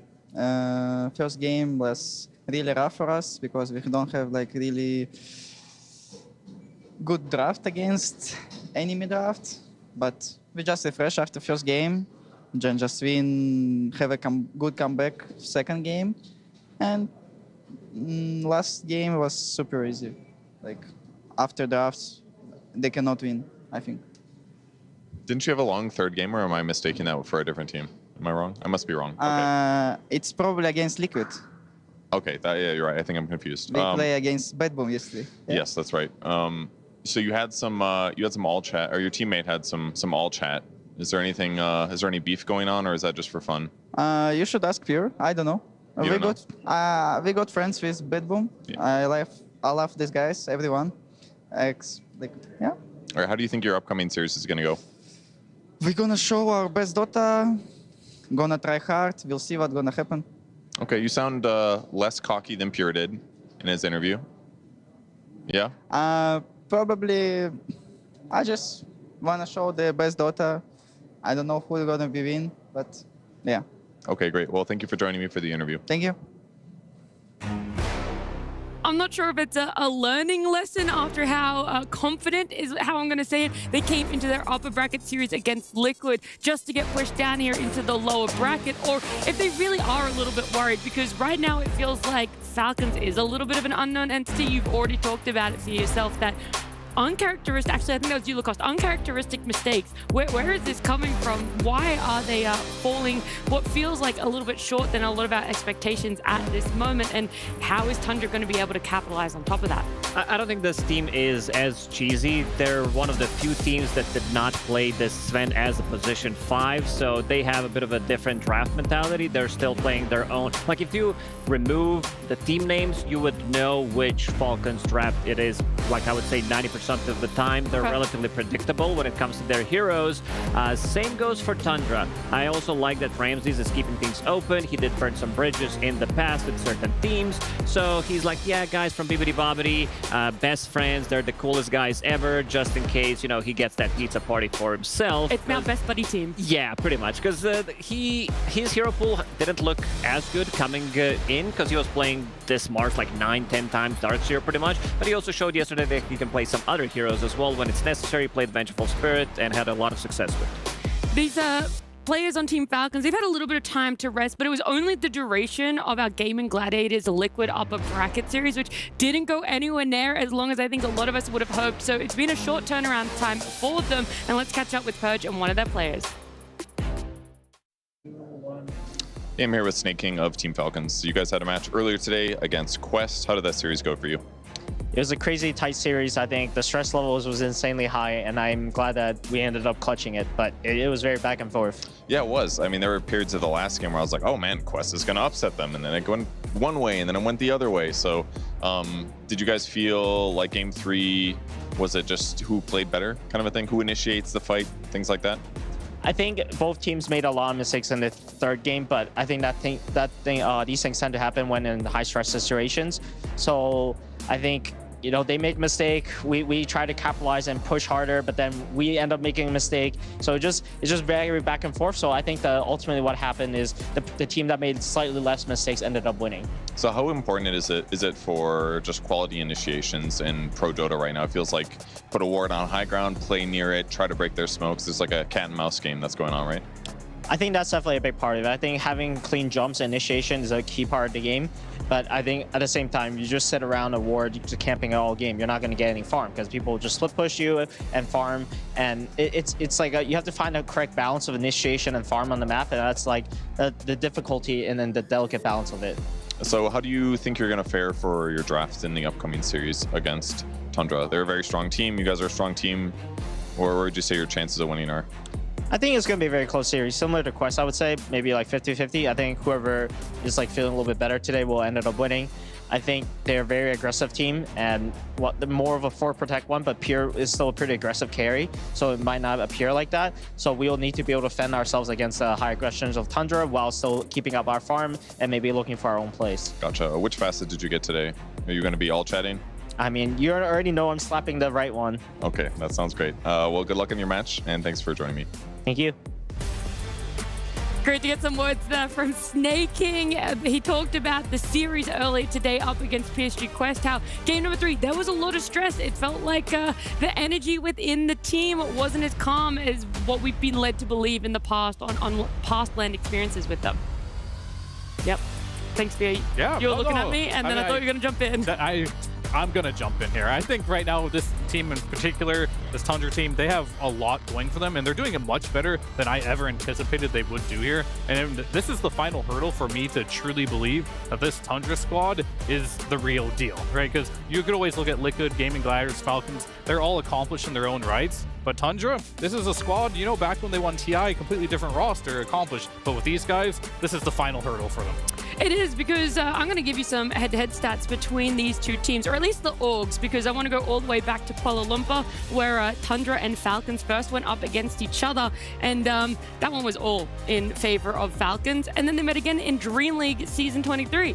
That one a little bit more back and forth, but still on the side of Falcons. So we're going to see exactly just how it's going to play out between these two teams. But do you remember the most recent time they faced off? All the way back at Birmingham.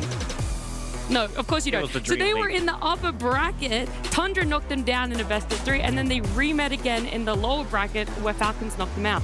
So I'm wondering if history is going to repeat itself, if that is just the destiny of Tundra in the lower bracket, or if they're going to be able to put up a fight. But either way, let's get our teams out into the stage and head on down to Qadir Arena.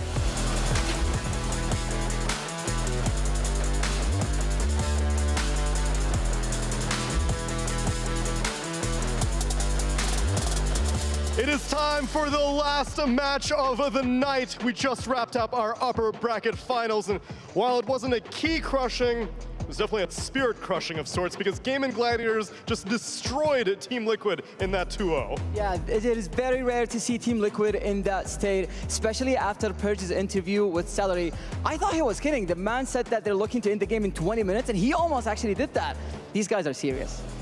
And in contrast, meanwhile, earlier today, we had long 3-game series. Falcons versus PSG Quest. Edge of my seat the entire time. Long matches the whole way through. But Falcons weren't done with the day, and I hope that they've been spending that time to recharge, because they are going to be coming back to the Qadir Arena to face off against Tundra. Yeah, it's not going to be an easy match for them either. Tundra has been doing very well for the tournament so far, going 11-3 in the group stage, heading to the upper bracket, but then losing to Team Liquid into the lower bracket after beating OG as well. And now they're 2 steps away from qualifying to the grand final and facing Gaming Gladiators for this trophy. Lower bracket finals has a Liquid waiting eagerly, and both these teams are looking for an opportunity to face them. So let's bring out the competitors. And for the first team that is walking on stage, please welcome Tundra Esports.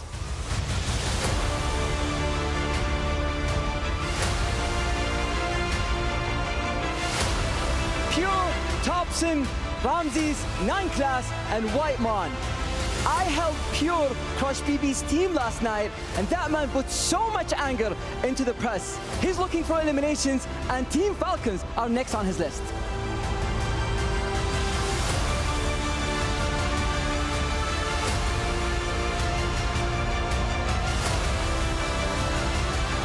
And making a reappearance on the stage, it's Team Falcons!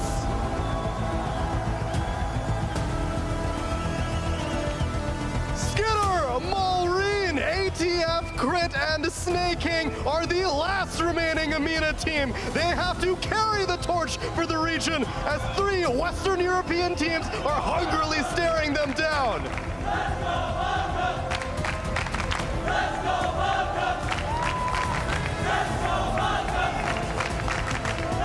Teams, take your seats and place your keys.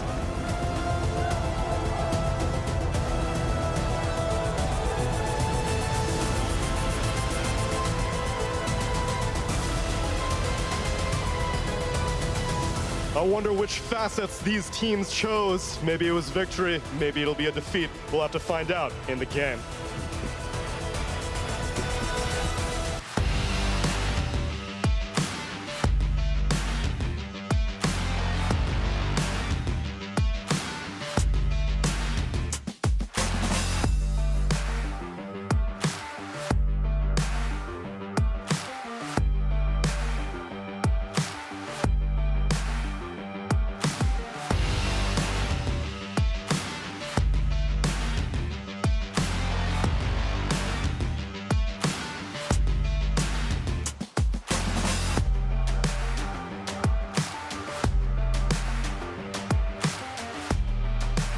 Tundra Esports Team Falcons. They've made it to the top 4, but one of them is going to go home at the end of this best of 3. The other one advancing on to top 3, and they're going to be playing tomorrow in our last day of Riyadh Masters at Esports World Cup. It's been 3 weeks, a lot leading up to it, but if you guys were to head on over to stcplay.gg and give us your prediction, where exactly would you place it, BSJ? I'm going to place it 2-1 Falcons. I think Tundra's going to give them a game. I think Tundra has some staple heroes. Even the pure DK we got whipped out twice yesterday for both their wins. Both teams kind of have their signatures, but I think at the end of the day, Falcons has been known for their just really high skill execution, and that's going to triumph in these pretty chaotic, mistake-ridden series. I mean, we did see that earlier today, that game number 3, Snake King described it pretty much exactly like that when they went up against PSG Quest. Game number 3 is where it went beforehand. We'll see if it goes the distance again in this best of 3, our final series for the day. But first, let's start off with game number 1. We got the draft here coming up on our screens, and let's see what meta has been forming between these two teams. What's been happening over the last few days, Lacoste? Yeah, this one is I would not say surprising one, but Timber saw this is something that Falcons had a lot of success with. It's one of Amar's best heroes. As well, other teams are not touching the hero, but they're going to remove it in the first phase. A lot of the times you would see them also pick it up as the last pick. It seemed like a really good pick overall. And Falcons will remove the Sven, a hero that we did talk about, they play exceptionally well with it. Pipe from the off lane, Sven position 5 with the Warcry. They also banged out some really nice strat yesterday. It was pretty much 4 heroes buffing up Dragon Knight that was played by Pure with the Sidekick, with the Solar Crest, and all these stuff, Vengeful Spirit, Aura. So some new tech coming out from Tundra, and I want to see how they're going to end up their draft. I think there's a cool little back and forth in the ban phase because Sven, you mentioned Lacoste, like people are just picking the Warcry plus Pipe, and that's the strat. Well, what Team Falcons did in their previous series was pick Timbersaw against it. Why? Because you have high physical damage reduction, you have high magic resistance reduction, but you don't have pure damage reduction. And so what you see is first pick ban Timbersaw from Tundra, and then in response they banned Sven, knowing that that's their answer. What if Pure builds into damage reduction items? Is that pure damage reduction? He got yes, and I'm dumbfounded. I have absolutely no witty response to that one, Lacoste. Welcome back, sir. Back to you, Fear. Well, I mean, I really like the fact that Tundra is banning here. The first thing I was thinking about when you look at Tundra, one is where CK looks incredibly good, and the other one is, they're the only ones doing this, but the carry DK. And the 2 heroes I thought about that Amar plays that really shuts it down is Doom and Timbersaw. Those are 2 incredibly good heroes that can be played against that DK carry, which is a staple now for Pure, already removed from the pool. So innately, just the hero pool of Amar is kind of good against what Pure likes to play right now, which is a little bit of an issue. But Tundra, they will get the Monkey King on the first pick. This is the most banned hero of the tournament. Almost nobody is letting this one through, so... And we don't have the information yet, because Tundra did not play the hero. It is flexed across 3 different roles, playing from position 4. I've seen 9 class. He enjoys playing this hero in the pubs when you can be pretty much anywhere on the map. With the facet, you need to stay above 90% HP, but it's also really good in the mid lane if it's a good matchup for it. Great carry, builds into flips and flops, and the best item in the game, of course. And it's also a setup. His shard has also been improved in the patch or the patch before that, which makes it really nice. So you have a stun, you have an extra slow on top of that, and you can also get out of trouble with it. Yeah, you mentioned building the flips and flops, and I think that's very likely that it's going to be Thompson building the flips and flops. And as this guy was one of the original pioneers of Monkey King mid before it was cool, and we've seen all types of builds. I think what makes Monkey King a fascinating Dota hero is the fact that he can be flexed between core and support roles pretty much across every single patch, and it feels like every single patch it's a different build with the hero as well. We've even seen like Battle Fury of old, we've seen the Gleipnirs, we've seen the Battle Furies, Radiance, like Echo Saber, Diffusals, Desos. Like if it's a right-click based item, I think Monkey King at some point has built it across all patches. I do like the Weaver as a response, though, to the Monkey King. One of the better heroes. The bugs can follow him onto the trees there. And of course, it's very hard to get that maximum number of stacks required on a hero that can skitter away. Speaking of a skitter, he has been playing that hero the most on the team, but they did show recently that Crit can play it too. And you know which facet he takes on Weaver? The Skitter Scatter. Skitter Scatter, there we go. Or Skitter Step, not sure which I just wanted to say, because the Weaver as a hero, one of his voice lines is Skitter Scatter. So. Okay, but it is called, I believe, Skitter Step. So literally made for this man. He saw that and he's like, well, good I can't play this hero. Man is a good friend with Dice Frog. So Nat, I think you're a big advocate for the skitter gyro. You know, you love seeing the gyro come out. Okay, you know, I've never actually said it on broadcast. Oh, I'm sorry. Throwing you under the bus.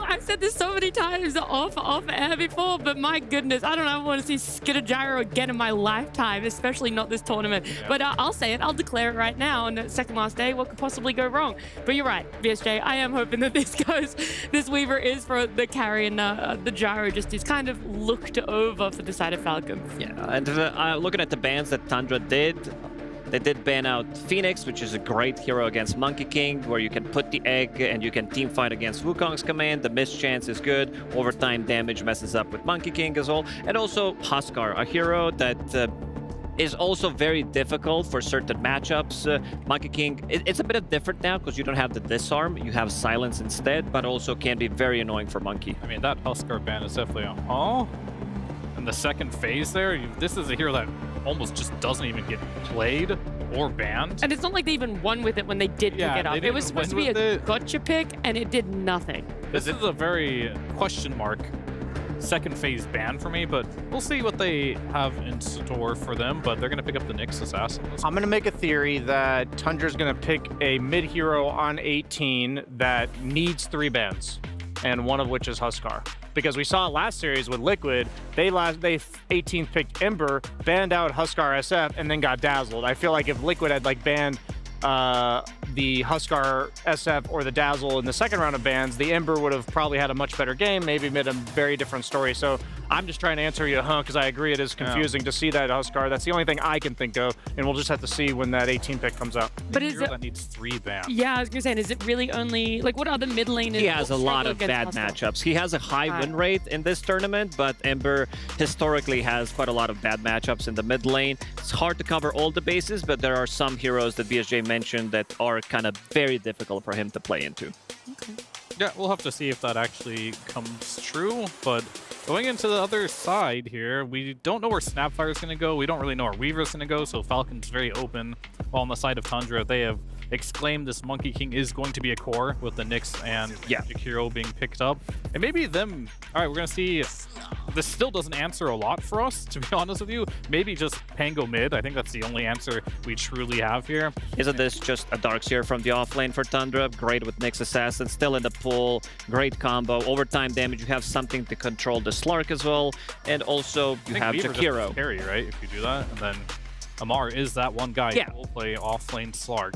True. I mean, it's almost certainly an offlane Slark, like meaning it could be flexed to carry, but it's not a carry Slark getting flexed to offlane. It's an offlane Slark that could be flexed to carry. I think that's an important distinction to make based on what they've been with this team. With this team specifically, guys. Please do not pick offlane Slark in your pubs. Amar is on one. He also used to be a carry player for like a year in competitive, so and he played Slark every game. And he played Slark every game. So how many times did people play Rubik with Glibson Globson after seeing Thompson yesterday? What do you think? I think Rubik's win rate safely dropped at least 3%. Yeah, I would say between 7 and 200 people played it. Okay. That's a pretty wide range. At least 2 people did it, Lacoste. At least a minimum of 2.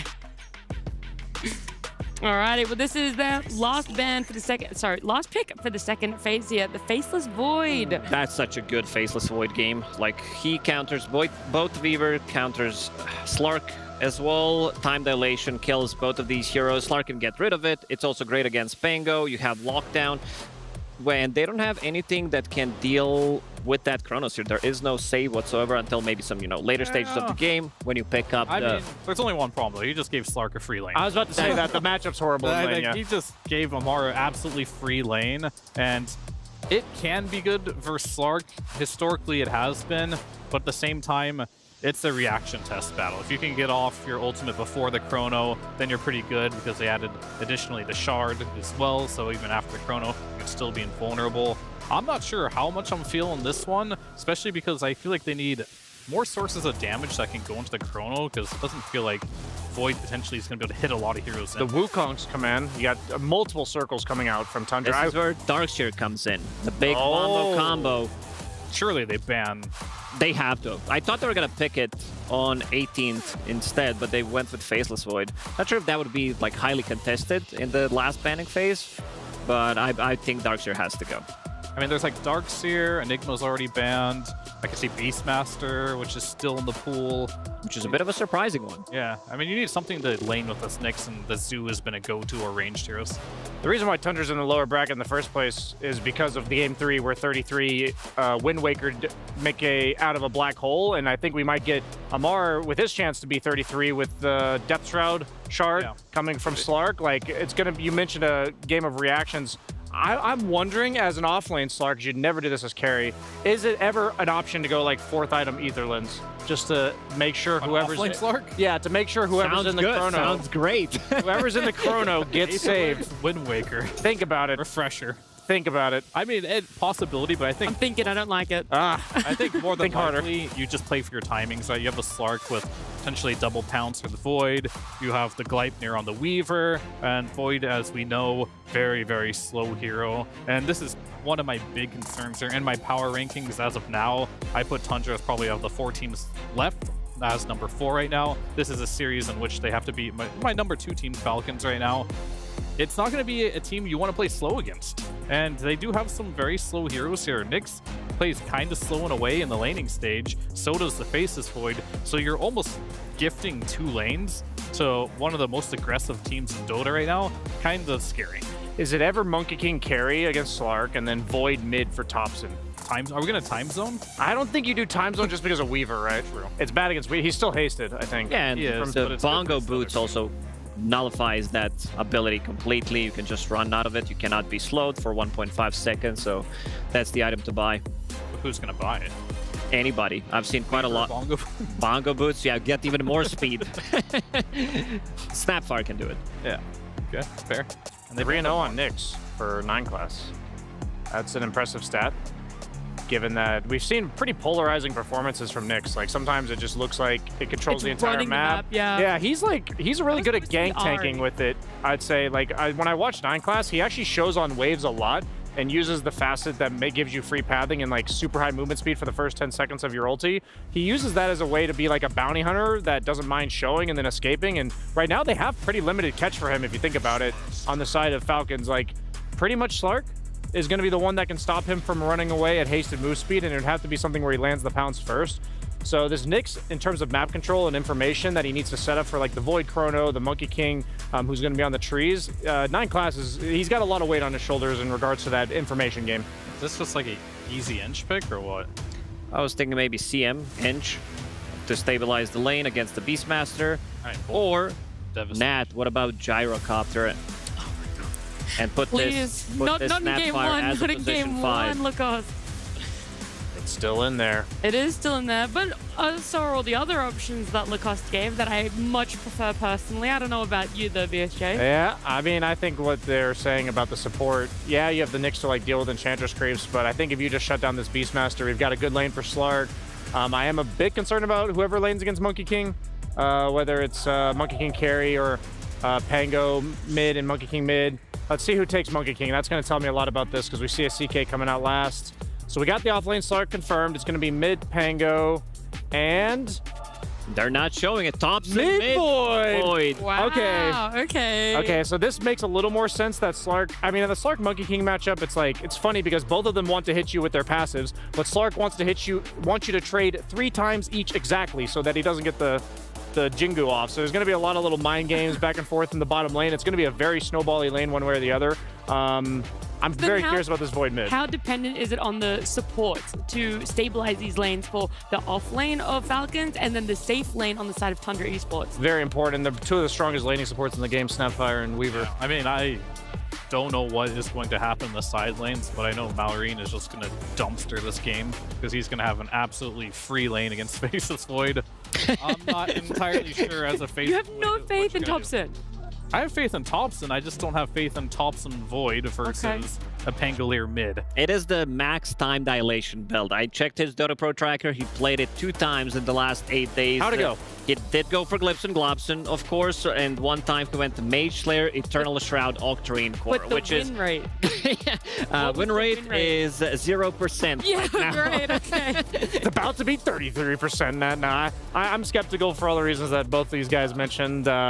I think the tempo that Falcons is presenting as too high, and once they're going to chase you to the ends of the earth. They have Slark, they have Weaver, they have Pangolier. There's no escaping these guys. They're just going to run at you. My biggest question now is, having seen both drafts, Via, is your tempo issues questioned? Sorry, is Answered? your yes? Thank you. Yeah.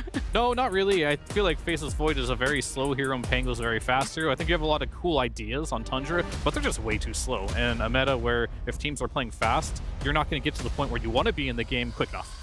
Alrighty, Lucas, you're going to have to hold your thoughts. Whatever you say, you can say it at the end, because right now, let's head on down to our Tundra coach and Purge. Hey, I'm here with the coach. Tell me, is this going to be a time zone game? Definitely going to be a time zone game. It's Thompson. I suppose that's right. I can't wait to see what items he goes. Why is Monkey King the most contested hero of this tournament? Because we play Monkey King on 3 roles. Every team has never given us Monkey King once this tournament, and whenever they try to play Monkey King against us, we beat everyone. So I'm very surprised we get Monkey King. Okay, that should give you a decent matchup against the Slark, unless we're going to see Omar do some crazy stuff. Do you think Monkey's going to beat Slark in lane? We don't really know. Omar wants to play Slark off lane, so Thompson's like, if he's playing a cool hero, I'm playing a cool hero too. I'm playing Faceless Void. Can you share us what items he's going to buy as the mid Faceless Void?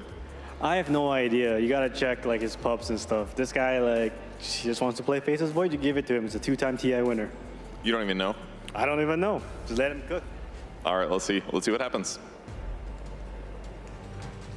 Nobody is gonna out-hipster Thompson.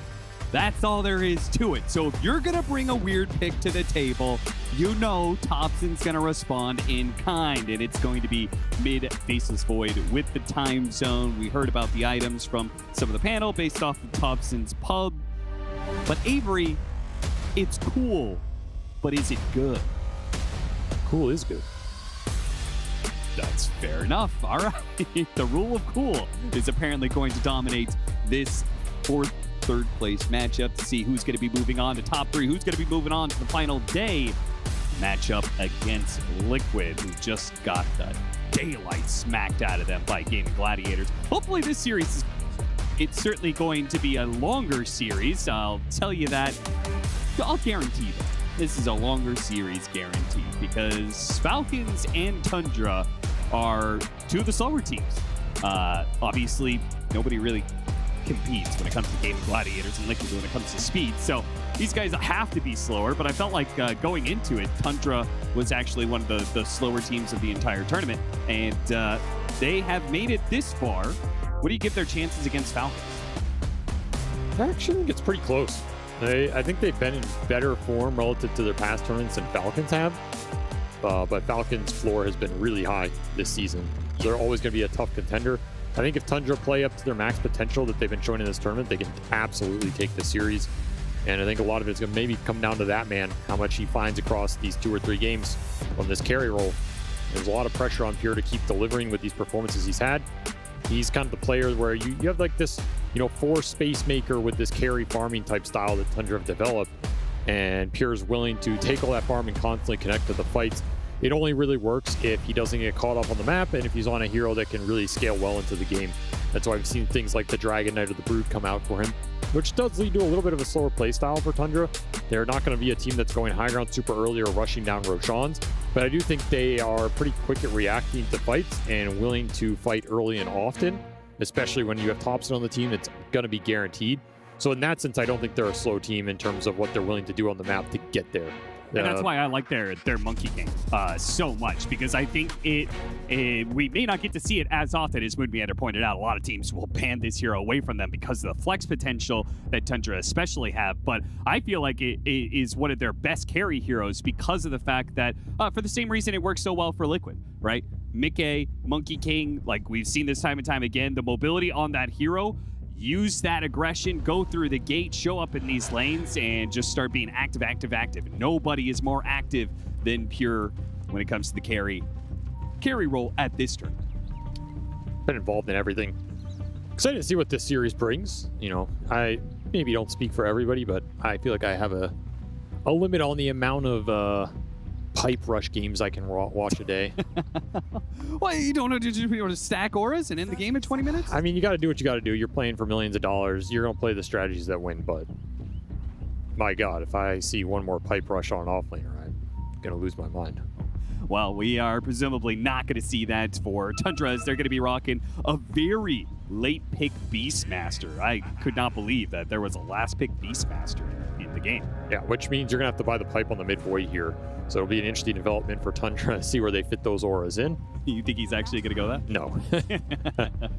Interesting. So, I mean, let's talk about this mid void for a little bit, because it is obviously the flashy pick here, the Thompson special. Here's going to get harassed on his way to lane. Not too happy about it, but he'll walk it off. So my theory about this whole time zone thing, you know, there's like this big debate. Well, why would you want time zone over Chronosphere? Yeah. The biggest argument in my mind for this facet is when you have a bunch of other melee heroes on your team that do not interact well with Chronosphere. Yes. Because in this type of game, you have 2 melee cores that are a lot of your damage. The only spell that does work with Chronosphere is Macropyre, and let me tell you something, you're not throwing down Chronosphere for Macropyre. So this time zone works way better with every single other hero on his team, which sometimes is a big problem for this hero. Is like, okay, you can have a great Faceless Void game versus what you're seeing, but is it that good with the heroes on your team? This hero has big synergy problems a lot of time. He has big pace problems a lot of time.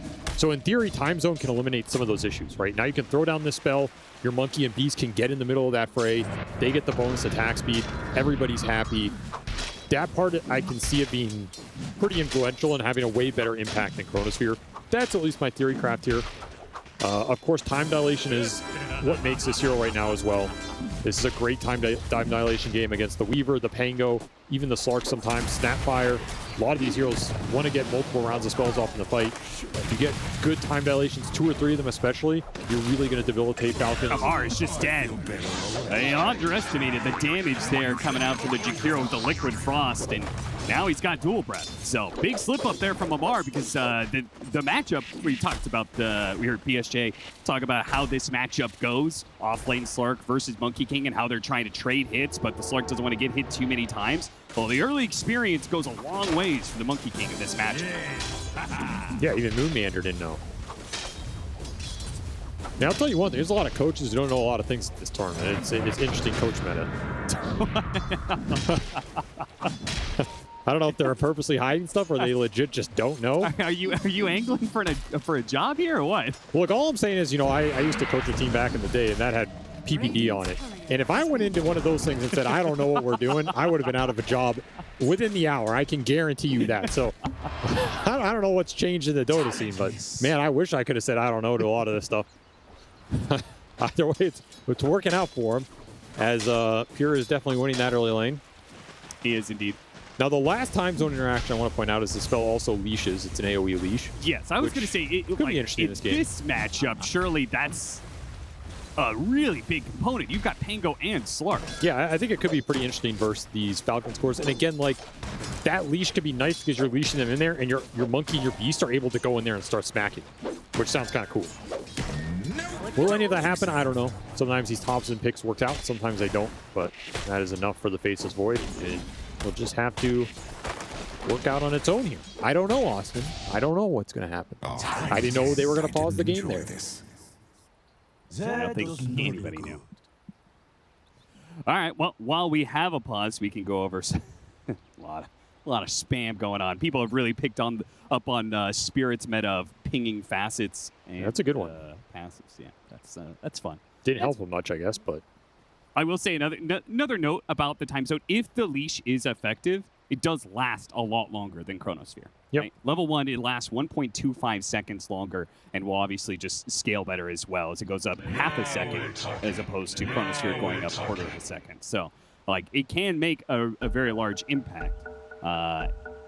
We'll just see how it goes. I mean, right now, as long as lanes are good, I think Tundra is in a pretty happy position, because I do think that this Faceless Void destroys the Slark. On paper, it looks good. In practice, that's another question. And of course, you got to get out of lanes. You got to be able to play Dota here. It's a rough meta for the hero when he has super long cooldowns. We've seen a lot of the big ultimate heroes, in fact, just suffer because the pace is too fast for them. You know what happens when you throw out these chrono time zone type spells, Ravage, even some big dooms and stuff, and then enemies take Roshan in a tower while you're waiting for the spell to come back up. That's the part you have to alleviate. I also think you're up against what in my opinion has been the standout carry of the tournament in the Chaos Knight. You were talking about the Monkey King, but I rate Chaos Knight extremely high. I think especially when you get it in that second phase where you see some good core matchups. This hero is just a lane demolisher. Yep. He is a beast in the team fight. It feels like at every point in the game. He has great itemization paths, gives you objectives, gives you lane shove.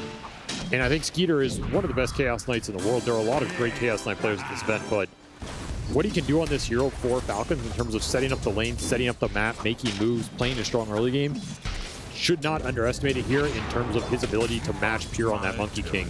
Both these carries are very active players. Will be looking to exert pressure at their whim. Yeah, frankly, it feels like there's no downside to this carry right now. There isn't. There really isn't. I mean, even the counters are supposed to deal with him. These big guys, you know, like Underlords and Elder Titans. And yeah, you can sometimes get him in the fight, but I feel like he still does enough damage and tanks enough that it's worth it anyway. Yeah, and part of it being like those tanky heroes with the Orchid build, you just get demolished by the Chaos Knight anyway. Like, you can't actually survive. This hero's terrifying to play against, especially in the ultra late. We saw that game earlier today from Falcons where they just had the Ag CK in the ultra late, and he's creating a billion illusions of everybody, and it's way too hard to focus in that fight for PSG Quest. They really suffered in those late game team fights versus Hero. So I feel like this hero's gone, not that he's gone under the radar, but he's definitely been performing well. Night Class going to be hit by the cookie here and will be brought low by a Falcon support rotation. So they rotate, I like the timing of this. They do it a little bit after 5 minutes, so you move along from here to then trying to secure the power room. So you are effectively trying to win 2 lanes with one like minute-long move. We'll see what shows up because Jakiro is on the other side of things. Mainly about taking this rune away from Maureen rather than anything. The chain stun, but all they had to do is threaten heroes and then they could secure the power room, maybe even secure a kill. It's Whitemon hoping that he gets bounced up to the high ground. He does, but the neutral creep will take the last hit while Crit takes the invis rune. Yeah, well played. Wasted Rolling Thunder there. Didn't even get the rune on the Pango, but Ramses is getting wasted. Yeah, he is getting massacred in this lane. This is the power of the Chaos Knight, and there's a massive gap opening up on that safe lane for Falcons here. Skeeter's just completely taking this lane over. Every time there's a swarm out, it's a kill, and Ramses continues to suffer. And you know what? We saw this lane earlier today, Austin. The old Nyx Beastmaster for Liquid. Oh, yeah. I don't think they did much better with it. No, they didn't. Wow. It bothers me because, like, Beastmaster has got to be the offlaner that I feel like is one of the best carry heroes off the offlane. What a hit. Dual breath on 3 like that with the blood grenade on top. These supports are going to get melted. Okay, that is a massive turnaround for Tundra. They were looking to get routed there, maybe lose your Wisdom Rune. Instead, 3-man Impale, 3-man Dual Breath. Whitemon cleans up a nice little rune here. Big swing in this early game as that lane was just turning into a completely one-sided affair. Did not get the Chaos Knight, so you're a little sad about that, but you will definitely take your reward. And hey, Time Zone is online. It is ready. Anyway, I just feel like if there's any hero I want to make sure has like a clean laning phase, if you win the laning phase, then your support has more room to go stack, in which case the Beastmaster just, you know, accelerates even faster. I feel like, why are these teams not given a stronger support to the Beastmaster? Does that work, by the way? Like, can you just ask politely and then... Yeah, Mar asking for some farm. Please, sir. May I have some creeps? Pure relentless. Gives no response. And there's the time zone. So they're all going to crowd in here to kill the Chaos Knight, and they've got him dead right. I'm not going to lie, I don't think it really did anything there, but it looked cool. It did look cool. Well, they were all able to walk into it, you know? Radiant's middle tower And it increased attack speed while they were inside. And I'll say one thing, you know, ATF throwing out some all chat here. It's good to see before you're winning the game, you know. But is he the guy who they're going to, you know, suddenly give some farm to? I feel like he is the last person I want to give farm. That's what I'm saying, man. I feel like after you've been trash talked by this guy for the entire year, yeah, the last person I'm going to give some farm to is that man. In fact, they probably have him all muted, so... Yes, I believe that's why nobody has responded. Oh, nice. Core kill for Thompson. Shuts down the Chaos Knight. Getting something for this time zone early. Nightglass trying really hard to defend this Ancient stack that they're trying to clear through on the Beastmaster, but it looks like the supports will finally get got. Axis time? Ramses tries to take the last couple of last hits here, but he'll miss out on the 2 big boys that are left. Sad for Ramses. This is my issue with the Nyx Beast lane. I don't doubt these heroes' strengths, and I don't doubt what they can do in the mid game. But the lane is a big issue for these heroes, and then when you start to fall behind, you lose access to your Ancients. And that's the recovery for the Beast. Nyx doesn't really help you defend that early. He needs a lot of levels. So they're going to have to rotate Thompson over here to try and defend the area. Pure Twice here now, well. that Pure has made this move through the gate to get to the enemy safe lane, joins his team in a big mass move to overwhelm Falcons, and is unable to get the kill on Maureen this time. Who's a courier for their trouble. I mean, this ward on the cliff is doing a lot of work for Falcons right now. Spotting a lot of Tundra's movement. Just didn't have time dilation or time zone up on that play. And of course, no points in the bash yet. So Skeeter continues to have a very strong early game here despite the 1 death. This Chaos Knight has abused Tundra's offlane. Forced a lot of response there, which in theory would free up this Sark to farm a bit, but as we saw, he was not doing amazing in this one-on-one. Did get some recovery time. The levels are still solid here for ATF. Be interesting how Falcons decide to play this early game out from here. If they want to continue to try and clash around the tier 1s, if they're worried about the counter initiation from the Faceless Void Jakiro.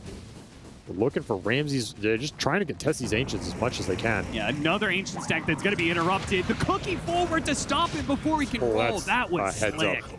That is a super heads-up play. Oh, that was so cool. They'll still get him on the Ice Path Impale here, so looks like they will get the rebuttal kill on Maureen, which is, I mean, he is worth more than the Beastmaster, surely. Disrupting Ramsey's game by a lot at the price of your mid laner. I feel like Falcons are still okay with that exchange overall. Again, you're forcing reaction out of Tundra, which means there's space elsewhere, and that's just a free tier 1 mid. The last hit by the Catapult. You're unable to get there in time to go for the deny. He's going Battle Fury build up. Do you like that in this game? No Gleitner? Suppose maybe that's Thompson's territory. Battle Fury is interesting. Maybe the cleave will be solid later around the CK and some illusions and stuff like that. But yeah, kind of surprising. I haven't really felt the strength of Battle Fury in general this tournament, but it is being built a lot. Do you think time zone affects the statues? Think they attack faster as a result? Probably not, right? I don't Pretty think sure they the would. statues just operate on a time deal. Yeah, I don't see it buffing the statues. Would be cool though. That sounds insanely broken. So I imagine it does not work. Well, I thought you were going to say, imagine it doesn't work that way, because that's kind of the essence of Dota. Breaking things. No. Austin. You break things so that they're so tanky they can't die, not that they do so much damage you can kill stuff. Right, sorry. Yeah. You're going in the wrong direction. Now, let's say Time Zone gave those monkey statues 90% damage resistance. You'd be onto something. Yeah, sure. What's Dota without 10,000 effective HP? Yeah, what if Time Zone just spawned a Wraith Pact? Dude, that would be a good spell. Holy cow. A Wraith Pack just in the middle of the time zone. Can't attack, can't do damage with spells. Thompson looking for the Gleipnir build-up. Going to be a pretty slow one for him. He is very tanky. He can get multiple time dilations off in the fight due to his tankiness. That's kind of what you're looking for. But I also don't think Tundra mind trading farm during this period. Diffusal is up for Amar, so Falcons would kind of like to get some skirmishing done here. Big old Lotus might be needed for Amar, or he's just 2 heads up. Tundra unable to catch him. And at this rate, they're going to get caught by Maureen. Whitemon, he stops some smoke. Maureen's going to cut the wave. And Tundra feel the constriction coming. With it coming through the gate. Uh-oh! He walks right into that ice path. They thought they were going to sandwich. Instead, Tundra, they blow up snaking and then go through the gate themselves. They say, okay, you want to take over this safe lane? That's fine. We'll do the same to you. Had that ward on the top gate. that just spotted that easy pickup there for Tundra. And again, showing the activity of Pure in this game. He's been on both side lanes, very active with this Monkey King, and Tundra need it. I think it's one of the things that has helped these two teams in particular remain in the tournament against a lot of the pace. When you have a very active carry who's willing to fight, join early ganks, even if he's building a farming item, it counts for a lot. Yes, I don't think you can play the 4 positions and some of the bids that Tundra does without having a carry who is proactive in his movements around the map. Or at least willing to read the situation and not just AFK farm. Contributing a little makes a big difference. Level 10 for this Monkey King. He's in a solid position. Level 10 for Thompson. Also doing quite fine here. I think that Atos is done. Starting to get some points into the bash. Kind of an even, quiet early game from both teams. So Thompson plays mid-Rugal. He goes Glyton. Yeah. He builds the Maelstrom first. Yeah. He plays Faceless Void. Yeah. He goes Glyton. He goes the Rod of Atos first. Yeah. What? What? Shouldn't it be the other way around? No, because you need Maelstrom on Rubik to farm the Atos. You need Atos on Faceless Void to kill enemy heroes to get the Maelstrom. Ah.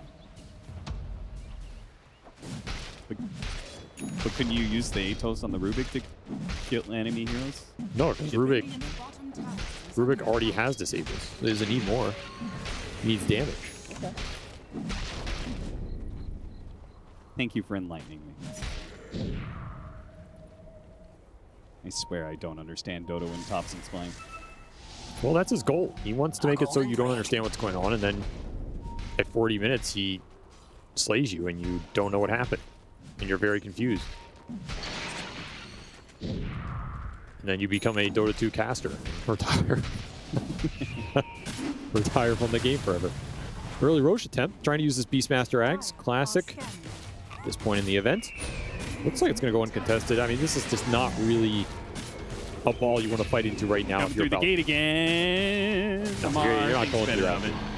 That's a tough fight for Falcons. You have to go into the Wukong, into the Roar Drums. Macropyre. Tundra have a very strong setup when they're together, and Falcons are forced to go into them. That's where the time zone macro Wukong can really do some damage.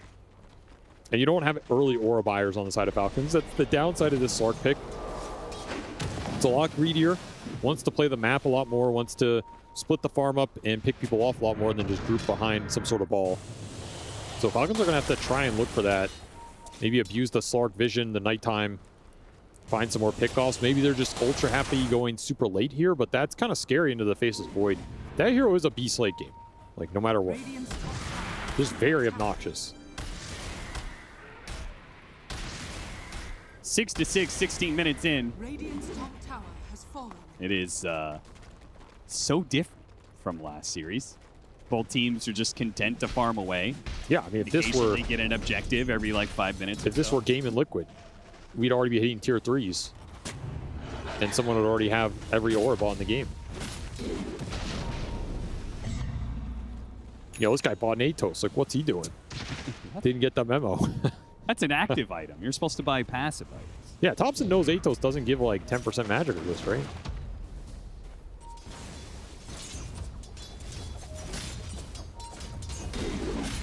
Blink Dagger up soon for Ramses with the Aegis.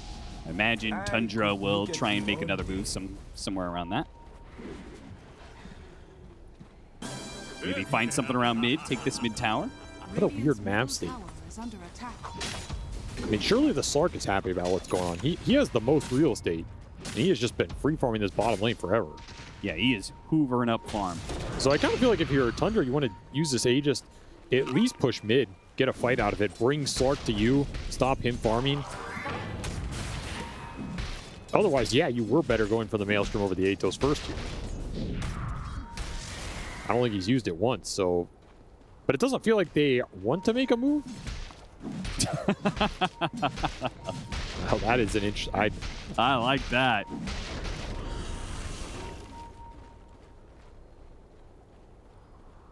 Pure spotting out Maureen. Don't pull the trigger on it. And they can't keep on running at this mid lane because You saw what happened earlier. Snapfire just shot down the creep wave from way in the back. And then there was nothing to hit the tower with. So they break apart, have to go to bottom. Here's going to show up. Amar, he's going to try and slip the noose here. Fights him a bit. Can't TP with the boundless up. He's going to eat that Lotus, hit by the Ice Path, and now Thompson's here, ready to go with the time zone if it's needed. It is not. Amar, curious that he chose to fight that one. I guess he truly didn't believe Tundra was making a full rotation. I mean, he can't get away, technically. You can always outchase the Slark here with the monkey passive. Yeah, I guess so. Like, he doesn't have an Ags or anything. One little pounce and that's it. Falcons kind of stuck on the map right now. Stuck on the map, but stuck owning 80% of the map. Yeah. But it feels like they do want to do something. They're gonna try a little bit.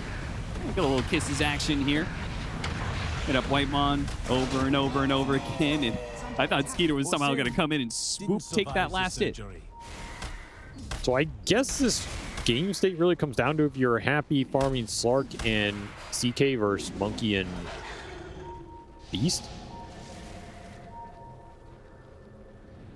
Or if you can break this stalemate, either with like a Nyx pickoff or extra farm on the supports. If you're Falcons, both of them looking to clear up some waves. Okay, they're going to force the fight mid. Oh, had the Dark Pack, so that's not so good for Tundra. Their initiation fails to find its mark on Amar. But because of the Aegis and a Thompson time walk, nobody will die on the side of Tundra. Aegis expiring in 35 seconds. They're just not going to get anything really for it. Ended up losing network in this period of time. Not the most aggressive Aegis usage I've seen. Did get the Monkey King to the BKB, so maybe now you're a bit more confident to force the head-on objective pushes or wraparounds with this Monkey being able to commit to the fight. Is a big deal here for Pure. Probably would have just got chain stunned in a lot of these engagements by the Pango. Well, BKB on one core. Know the Beastmasters building BKB as well, so maybe Tundra they're going to chill, wait on that timing. Here it does look like he's going to be able to take the mid tower while they're doing Tormentor from the side of Falcons. 9 class, sneaky, sneaky. Another Dagon build-up for a Nyx that just can't find the pickoffs. Pure does start forcing got that him power. on the pounce. Amar laid the ambush and catches Pure out. Pure has to use the BKB, and he's still going to go for the fight, though. Ramsey's coming in from behind. The Primal Roar on Skeeter brings him low, and he's nowhere to run to. He's going to die. Man. Okay. Monkey is strong, man. Not an easy target for Falcons to fight into.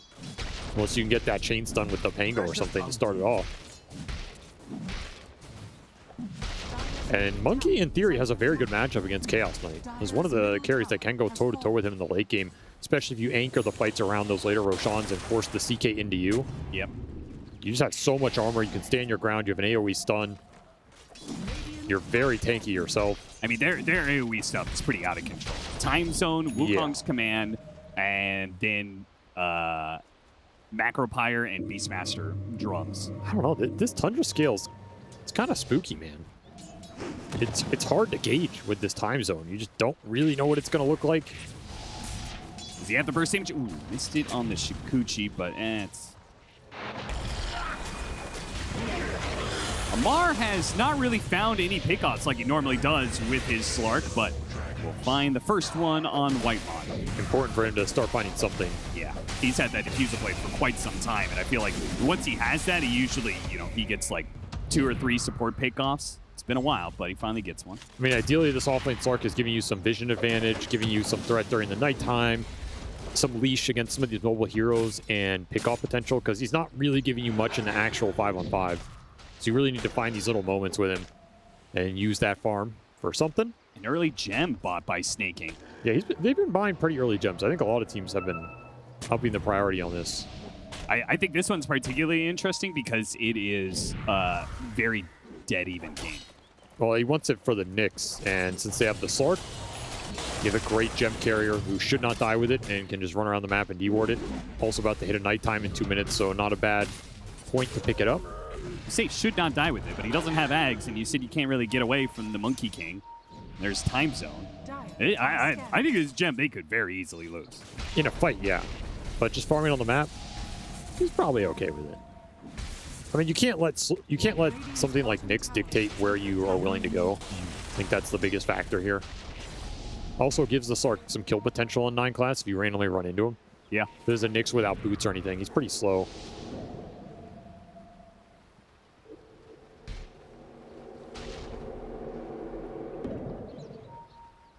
The dodging continues. No, he's building the bongo boots. Crit on point with the itemization here. Yeah, somebody has to. Somebody's got to get the team out of the time zone. There's also another thing about time zone. It gives you cast speed as well when you're inside of it, which is really good for Monkey King, right? Like, he can hop into the time zone and get his ultimate off really quickly. Big pick off, Primal Roar into 3 cores right on top of you. Maureen is not expecting that bit of aggression, I'm sure, as Tundra really haven't been on this side of the river for a while. Nice little pickup. Orb of Destruction going to do some work for this Monkey, and Pure. Man, this guy just outfarms everybody. You cannot stop him unless you're killing him. And he's just going into the Ags. This is basically the hardest scaling Monkey build you can have. He's going to be a beast. BKB is done for Ramses. These guys are just scaling up, man. When are you going to try and take a fight if you're Falcons? You've had this Blink Orchid CK for a while and just got nothing done with it. You haven't gotten a lot of map control at the start. I think this is a classic Falcons situation where they think they're like, we're outscaling you guys. I don't know if that's true. I really agree. I think, like, looking at the way that this is developing, I do favor Tundra a bit. I think with this CK Manta, you have to start playing more aggressive, and you definitely want to contest this next Roshan if you're Falcons. Like, you have some nice early item buildups. You've had this Vessel for a while. You have the Drum on the Snap. You want to skirmish with these items. This Monkey King is just getting away with Battle Fury BKB Ags, and he's getting kills on top of it. Has not died once. That Ags is done.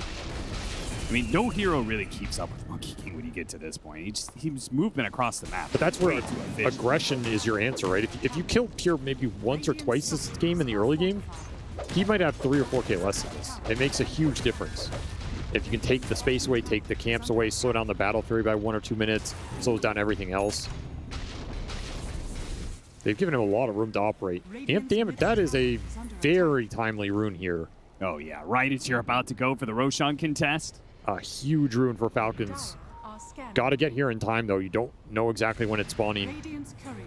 Pure is settled in with his Aghanim Scepter. It's the right play to do because Roshan's actually going to spawn very soon. Pop out of the pit to try and take the fight into Falcons. Stinking has to use his ult to slip away. Pure running forward, diving forward through the trees, getting information. Maureen, he gets his jump in alongside of Mar. Let's see what the Primal Roar is going to go on. The Chaos Knight, he just gets blown up right away. Skeeter does not last long. He tries to get out Phantasm Manta, but he cannot get out of the Wukong's command. It's too much for him. So yeah, they stop the Faceless Void from getting off the time zone, but they've lost their carry. Amar and Maureen are going to have to do it, the two of them, up against this Monkey King, and it looks like they've got it. They just wiped through Tundra. The scaling up Slark and Pango don't need their Chaos Knight, apparently, who got very little off in that team. All Pango and Snapfire doing the damage here, 8,000 combined. And the biggest thing is, Thompson does not get anything off in this fight. He is 100-0 chain controlled through the Rolling Thunder plus the Orchid. Skeeter got the job done, pays for it with his life, but ultimately wins the team fight for Falcons here as the other two cores are able to clean up. And that amp damage rune for Maureen did some work. Beautiful cookie at the end to snag both of them as well when the BKBs are out. I mean, this is the point in theory where you can take advantage of the Monkey King, who he's not dealing the most insane burst damage. Kind of needs to play around the Wukong, and it does take out the Chaos Knight, but does not get anybody else on top of that. And that'll be a Roshan into Falcon's hands. A cheese for the Slark and Nagus for the Chaos Knight. And those bongo boots are done now, so your time zone definitely less effective. Yeah, you also are going to have the Slark with the Shard, so that's an answer to Wukong's command as well. Like they have some pretty good answers to this like AoE control that Tundra has. You know, for a minute there, I saw Crit eyeing up some Greaves there. That would be the third boot type. Nice pick off on the next assassin. Falcons feeling the control now. Is this like that meme where you're at the two ends of the bell curve? Like the 1K MMR Dota player buys multiple boots. Then why would you ever buy multiple boots? Waste the gold, and then the 14K MMR player. Triple boot good. I buy every boot.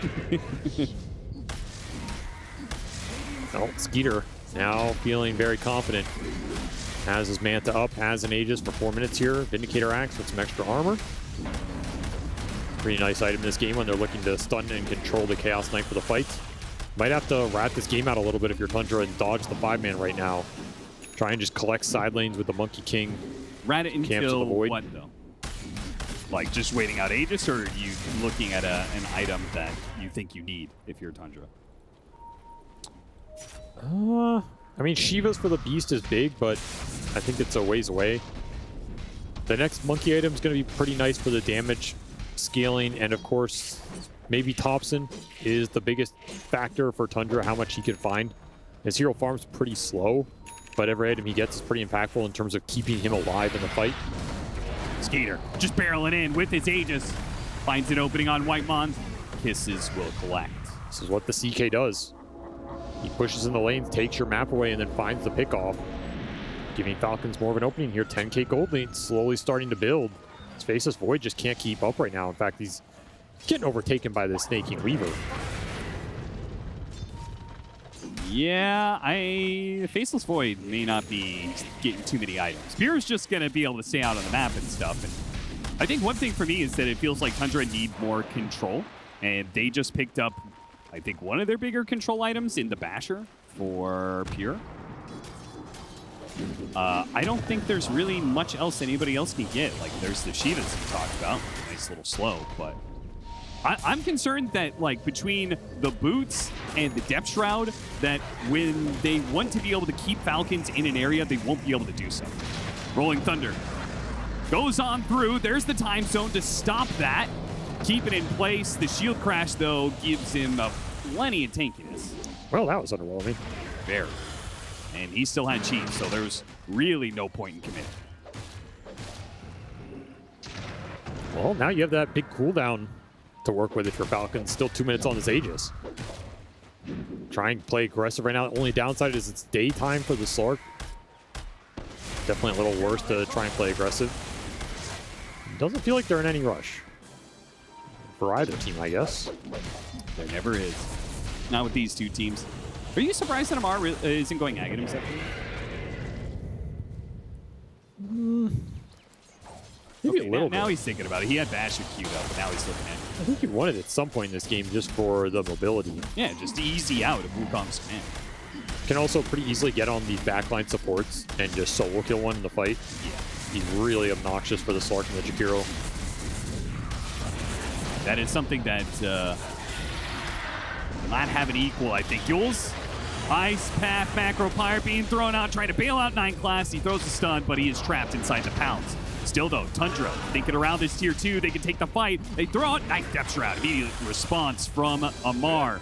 Again, Malrine still had the cheese, so I really don't think they had a chance of being able to kill him there. Ramsey's not realizing that he needs to just get out. Yeah, Falcons feel strong. They still have 30 seconds left on these Aegis. They want to keep running at you. I mean, you have not respecting that one bit. You do have Wukong that entire time. There's not really anything to throw at him. Your stuns are very limited, especially with the Nyx going down first. Falcons just having the answers right now. The Depth Shroud, the pipe on the Weaver, the ability for Skeeter to start every fight and just frontline. And hard for Tundra to commit back onto this Chaos Knight, especially when he has Aegis, but just in general, you need to combine the lockdown plus a Wukong to bring these big tanky heroes down. And that's not proving to be so easy. They'll get a shard for the Faceless Void. A little more mobility here for Thompson. He's gonna have to start doing something though in this game. I'll tell you that much. Like, this is a 16k net worth mid Faceless Void that Yeah, maybe you're content scaling into the ultra late, but you cannot afford to be giving up more Roshans in this game and the amount of map control you're giving as well. Gonna have to come in clutch with some big time zones. He's going to try and get Ags next, which will help with their control problem they're experiencing. Definitely a Noxious build. I would say another big point would be level 25 for the Monkey King, right? For sure. Just a bigger Wukong's command will go a long ways. But Pure has to be able to survive the fight. He can't be the one getting jumped.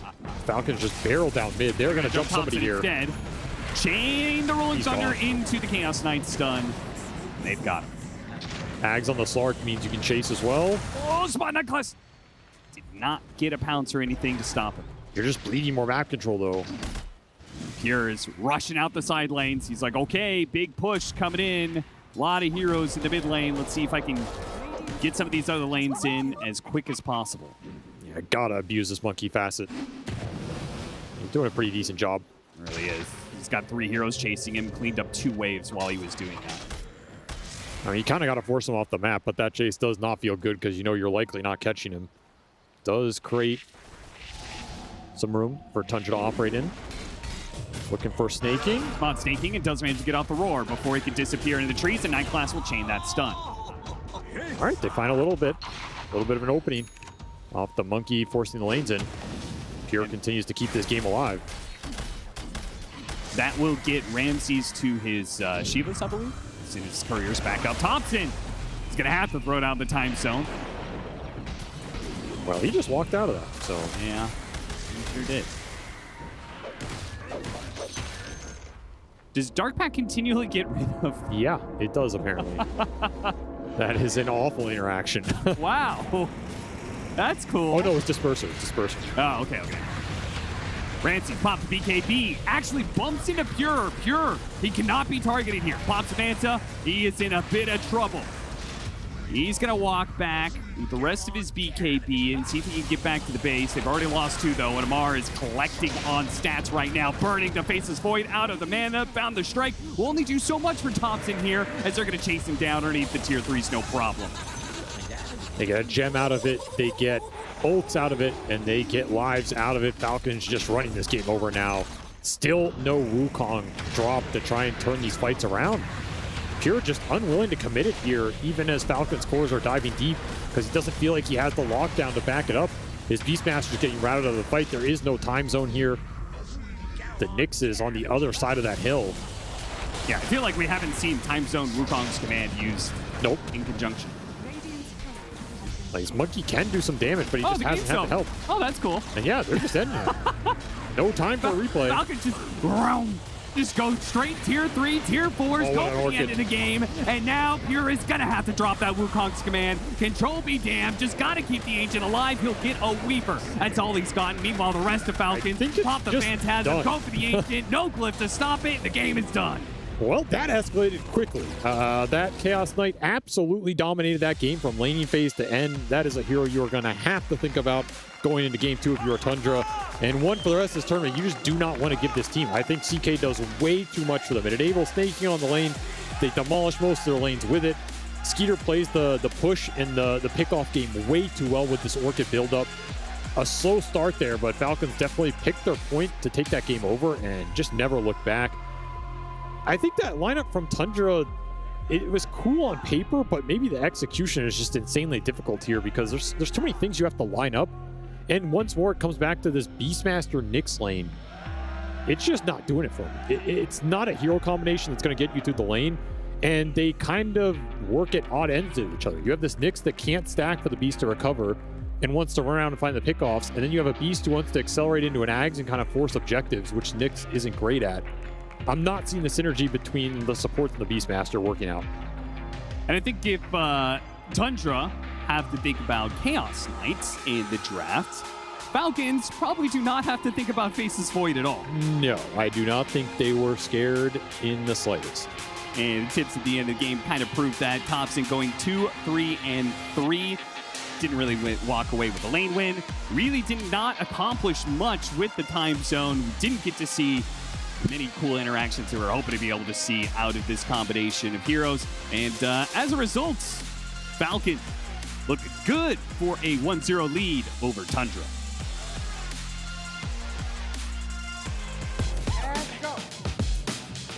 Tundra up against Falcons. Lacoste, let's just get straight on into it and talk about the mid Faceless Void and also the facet that he picked. I feel like both those things combined, not necessarily a recipe for success.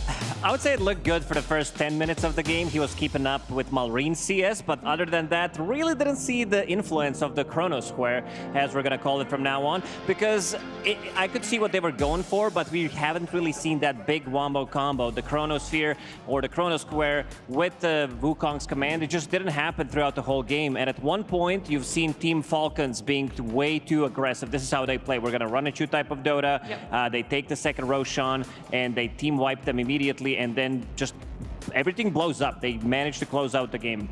Okay, but it wasn't always run at you, Dota. Like, let's be real. Yeah, the first 15 odd minutes were a little bit slow paced. So what was the exact timings for Falcons to be able to have that explosion and just run at them and feel like this is our strongest point? They understood that they could cut into backlines, kill some of these supports early on, and also they were separating the whole Tundra's team fight. They were unable to lock them together. You've seen Amar being in the backlines, forcing them to use a bad Chrono Square, or just killing supports immediately with the Pango's role. So quite a difficult game for Tundra. They did cook something, but seems like people are not hungry, not for this type of a draft. And coming into the second game, they will need to adapt. Same things how they adapted yesterday when they're playing against BBD team.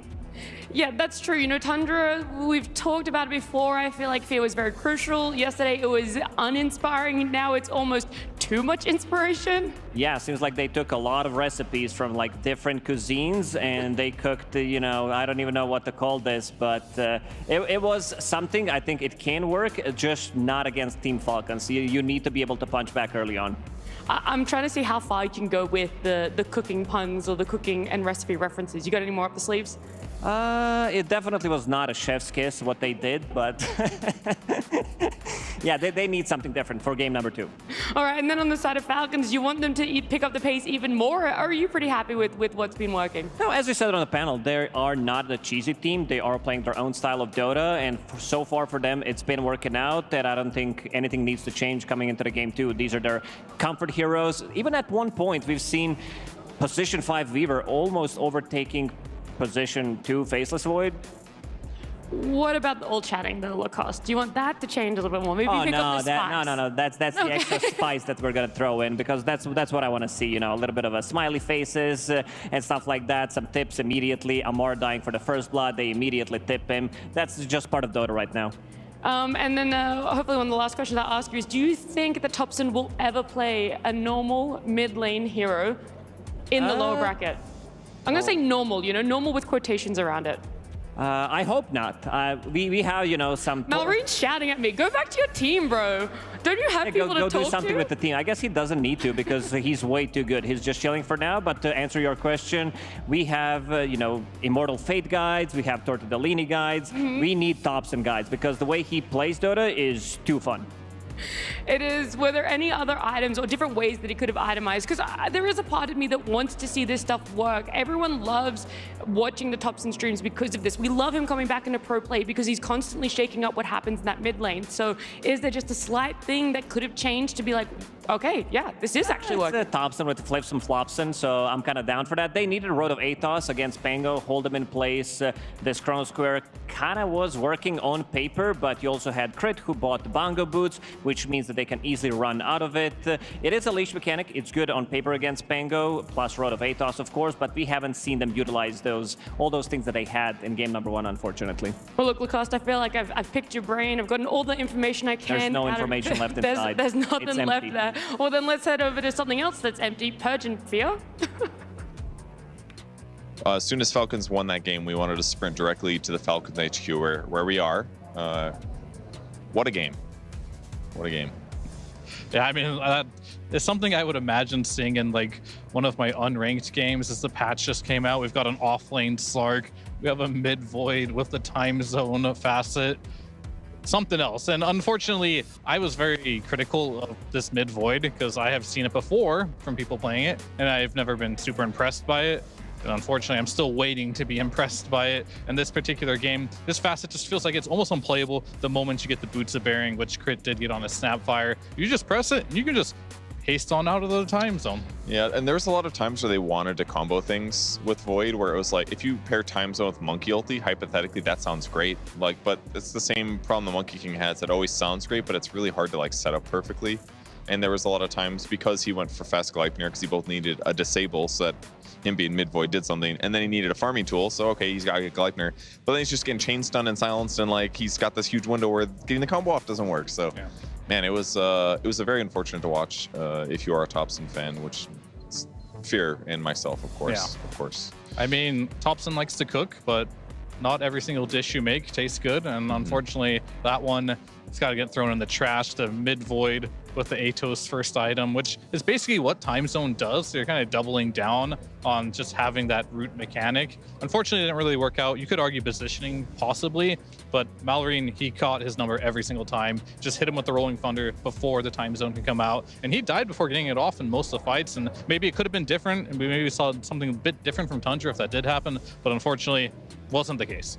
Yeah, so once again, Falcons take a victory. It was pretty one-sided by the end of it. I mean, the early game looked a little dicey for sure. Very slow. But they started winning fights and winning fights and winning fights, and then it just kind of looked one-sided towards the end. So very good for Falcons. That's their first match of the series. We will have a second, maybe a third match if we don't see a mid-void next game. But we'll be right back after a break.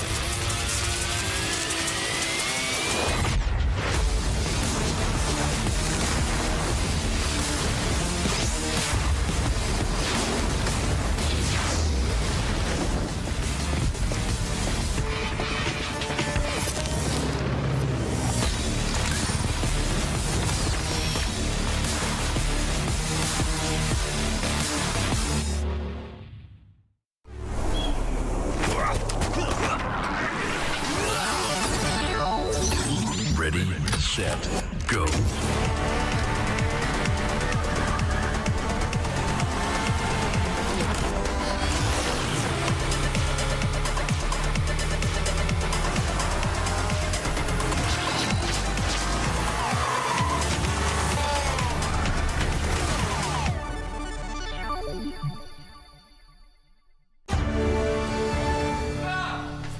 You ever wondered how a Hollywood movie is shot? On a Sony. You review it on a Sony. And how do you make that sound epic? You record it on a Sony. Lunch break on a Sony. So why wouldn't you watch it on a Bravia by Sony? Have you got what it takes to get to the top? It doesn't matter how high you climb. To reach the top, even the biggest champ needs a break. So you can recharge, dive back in, and dominate.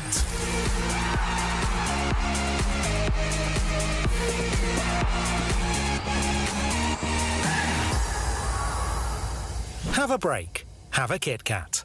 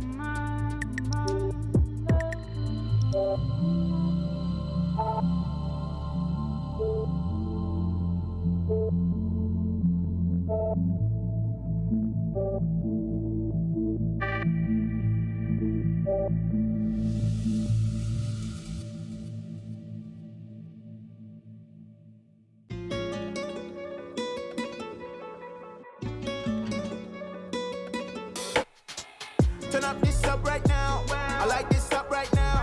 You might be stuck right now. This might loosen me up right, up right, up right, up right, up right now. Get off this bus right now. You're acting sus right now. This one. Turn up this up right now. I like this up right now. You might be stuck right now. This might loosen me up right, up right, up right, up right, up right now. Get off this bus right now. You're acting sus right now. This one. I know what you want. I know what you need. Here's some seeds. Grow some trees. Ain't no smoke, it's made for lungs, but you believe. But it's okay, we make mistakes, be relieved. So why art doubting? They're not like me, my eyebrows too intense. I rock out like the Brahma. I wanted to be like Dwayne Johnson. Teacher said I'm trouble. Once I clocked my dreams won't work, I started snapping, I bust bubbles. I think it's how creators see. Other creators be perceived as fly. You're whipping right, but off IG, you're broken cheap. I need an electric bike to vend this food, to vend these rules. Get these tools, cause haters drool. They're watching me.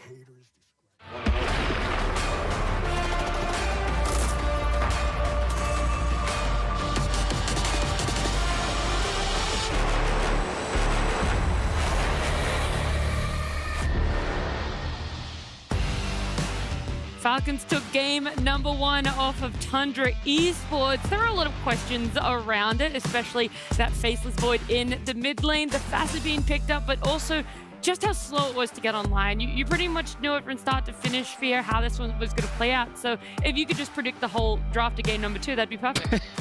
Wow, that escalated quickly. But sometimes when you see a draft, you just kind of know how it's going to play out. And I have some experience with this Faceless Void mid on my team, and it has never looked good. We saw Thompson's Dojo Pro Tracker. He also is yet to win with it, so a lot to be desired with that particular pick. I know what he was going for. The idea was there, but unfortunately, that facet has too many counters in the game right now for it to be even viable. My curiosity about players like Thompson is it actually possible for him to just play a standard mid? That's what I've been asking. And just play the game. You know, that's like the funny thing is he's obviously an incredibly skilled player. I wonder what it is about him. The answer is actually yes. He did play one game of Sand King, remember? Well, the Sand King, I feel like Sand King's like the ultra broken meta mid that like he specifically probably has to play to make his drafts work because you only have 4 first-round bans, but I feel like he used to play Tiny back when Tiny, like he pioneered Tiny, if you remember that one patch that nobody was picking him, and now it's like, now that Tiny's super broken, how many times do we get to see Thompson play Tiny? He does not want to play what other people showed it's good already. He needs to be the meta setter, pretty much. He needs to create new stuff. It's been working out for him so far, so I don't see why he should change it. Maybe in this might be the last game, so it might be time to change it, but maybe a little less outside the box. Yes. Pretty much. Like, I'm still fine with him, his Rubik mids, these type of things. It's always good to experiment, but unfortunately, just Faceless Void mid has so many issues. One is you don't really use a bottle that well. You don't have innate region like a lot of heroes like Dragonite who go mid, don't buy bottle, can really do.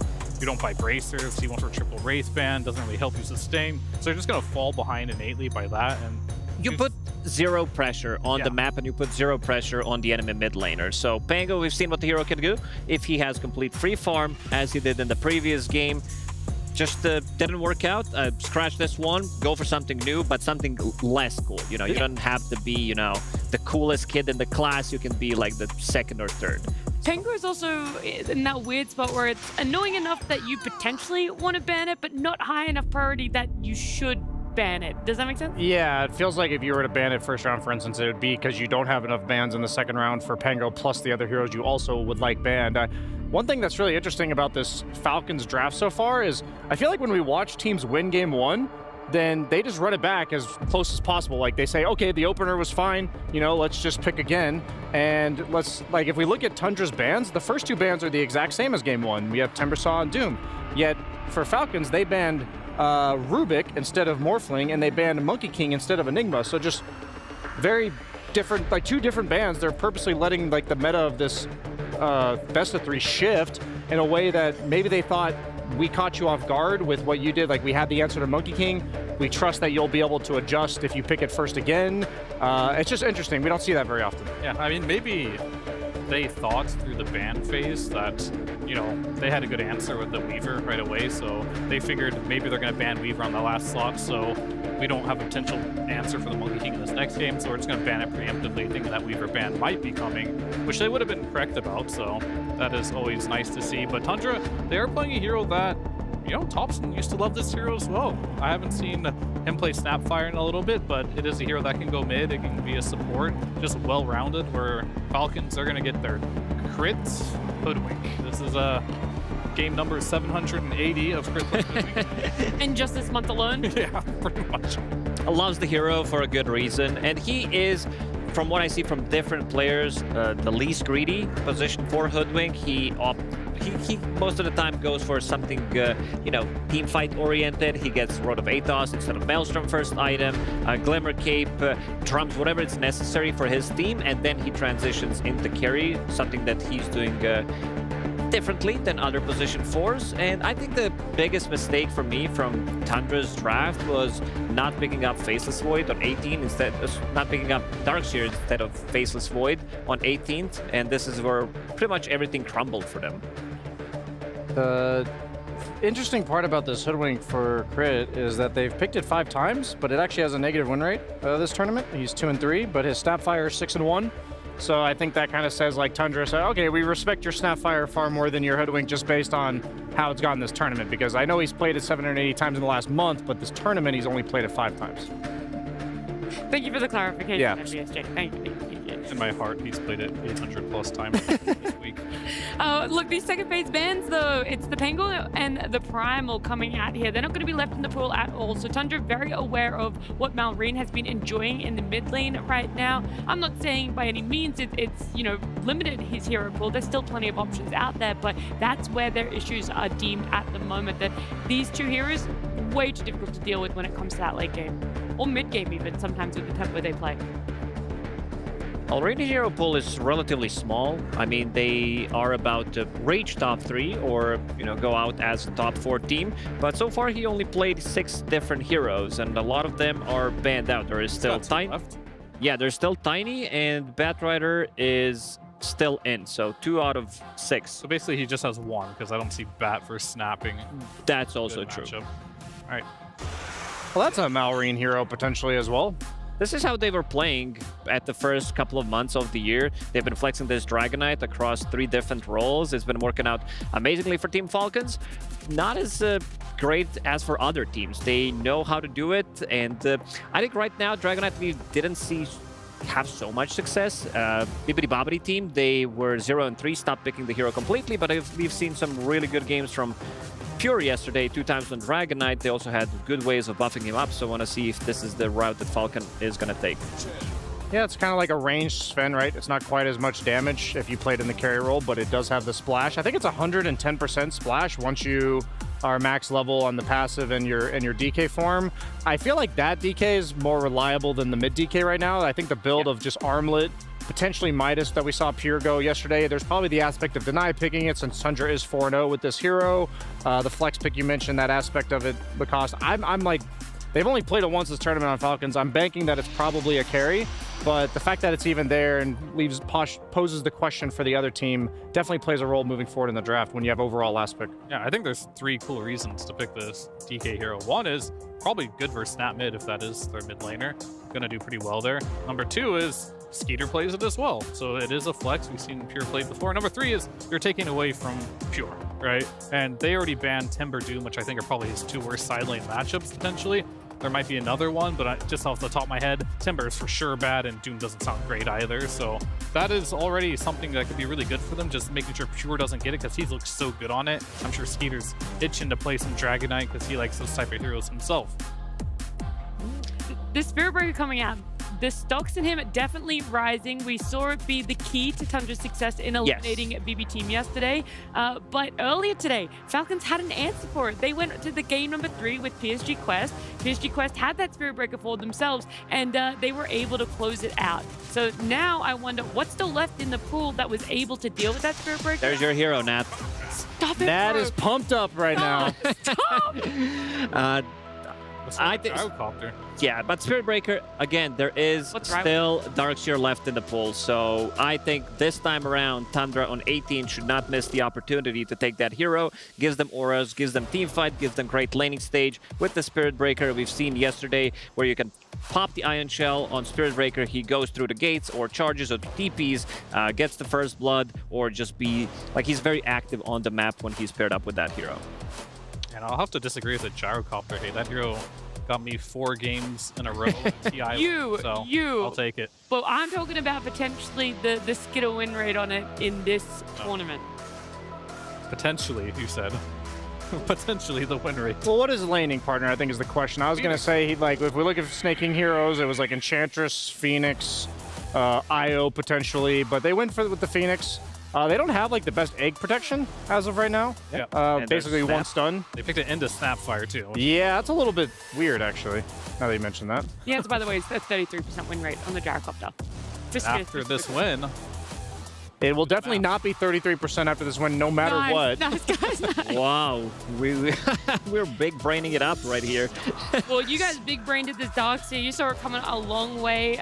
Tundra learning from their mistakes after game number 1 and more than willing to pick it up here and not risking it being banned in the next phase. Yeah, I mean, this Darkseer hero, even though they picked it yesterday in a lane matchup that shouldn't be good with, I think, was the Ursa, right? Also not in good lane versus a Gyrocopter, but they just value the combination more than anything. Spirit Breaker, this is a hero you kind of need to enable to have a good game, and whether you have good lane matchup or not, I think you just got to make this hero work, because Spirit Breaker can carry the game for you if you For sure. And you mentioned Ursa. I want to see that hero on Tundra. It makes a great matchup against Gyro, great against Dragonite. Have another egg hitter. I don't think it survives the next banning phase.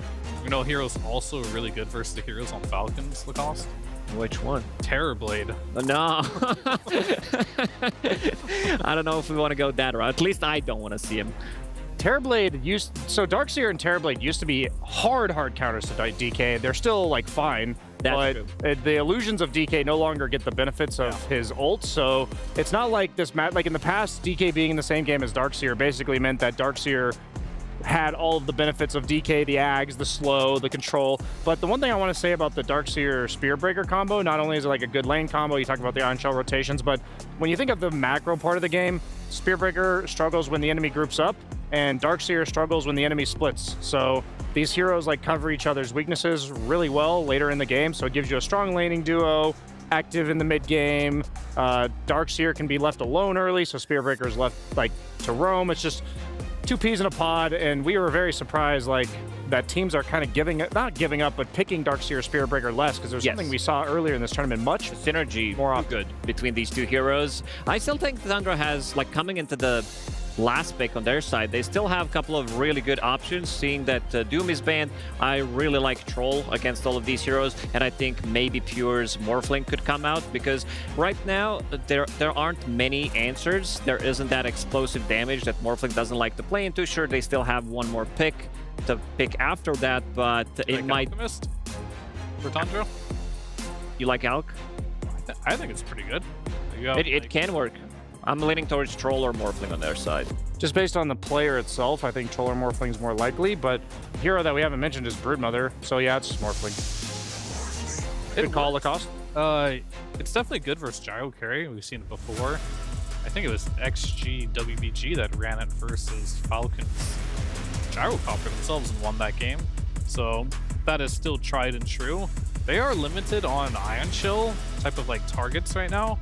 So it's just mainly just the Darkseer himself and the Spirit Breaker, so that's somewhat concerning, but we'll have to see here, as Amar does get a free pick for the offlane now, and Centaur's going to come out.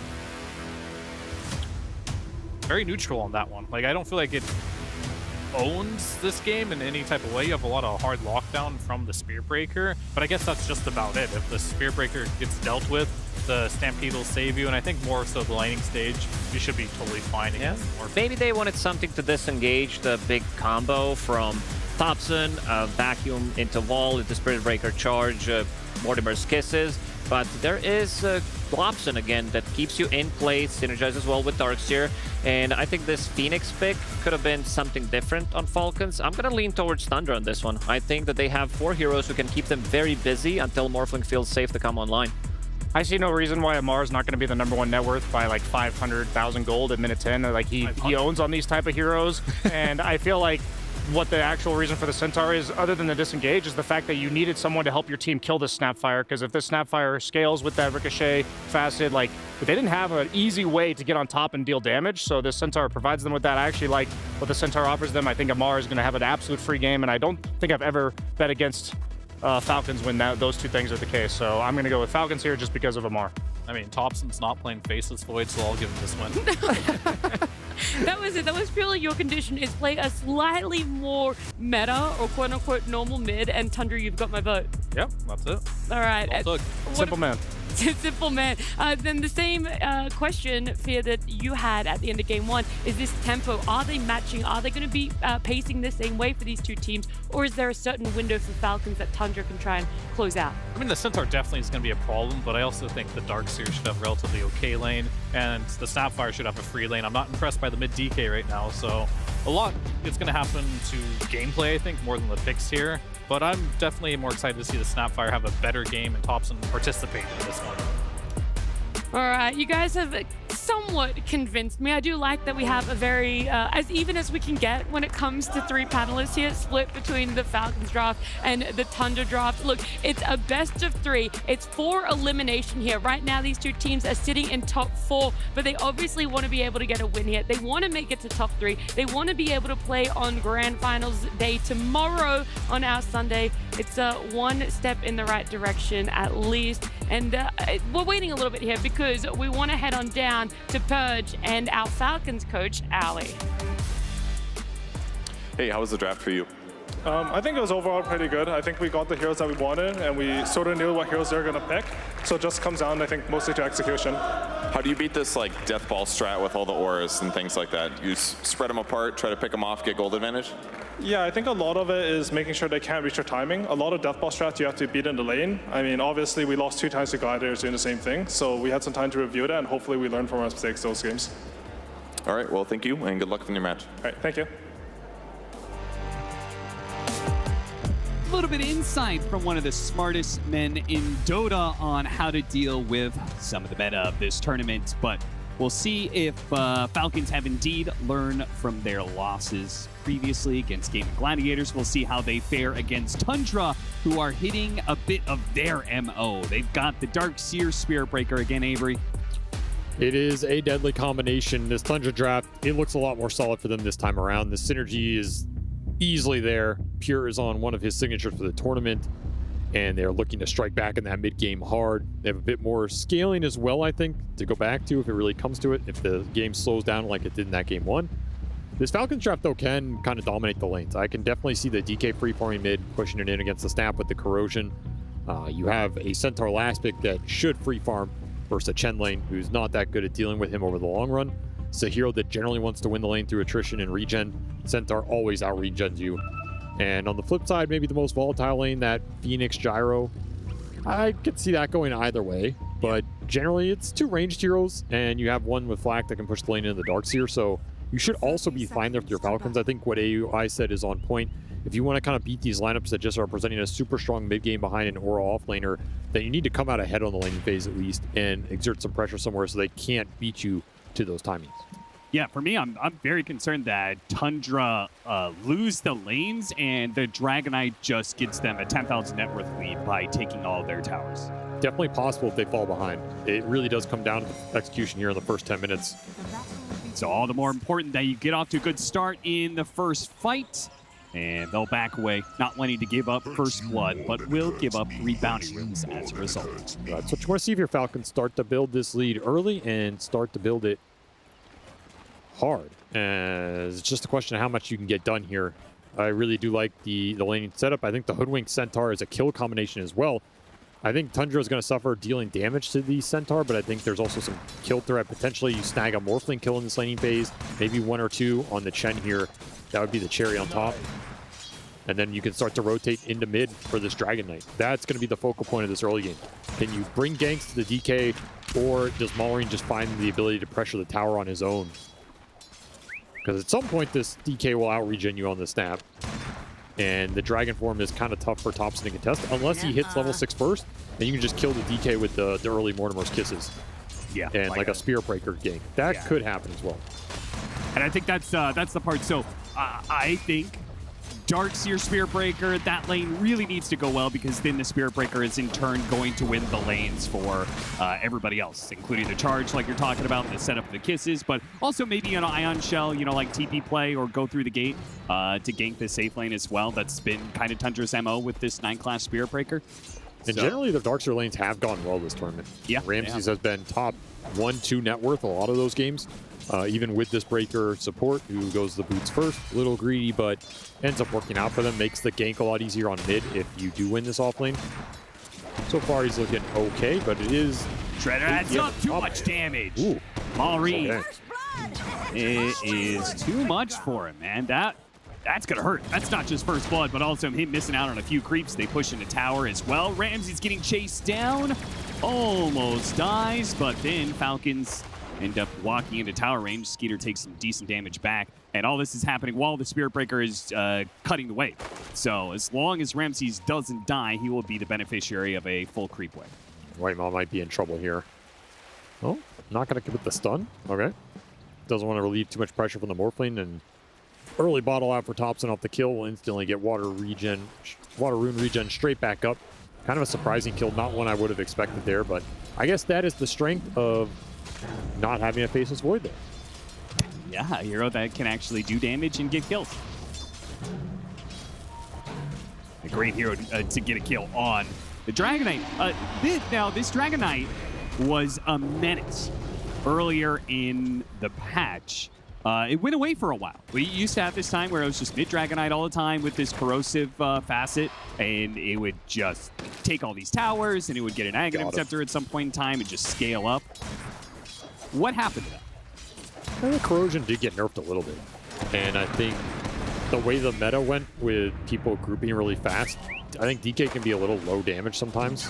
So if you're not dominating the mid lane and snowballing off the towers, he feels kind of bad just fighting into all these auras, like these Brewmaster, Darkseers, Underlords, all kind of own you. Yeah, Pure going forward with the waveform. That was Take a lot of damage on his way back. He might live, but certainly taking some punishment for that. You get Skeeter's Courier up top. That's a pretty nice one to pick up. Giving some extra gold across the board here. Now Thompson pulling ahead decently here with the first blood gold, plus some extra Courier, plus some water regen. Kind of cruising in this lane. And he's likely going to get the 6 first.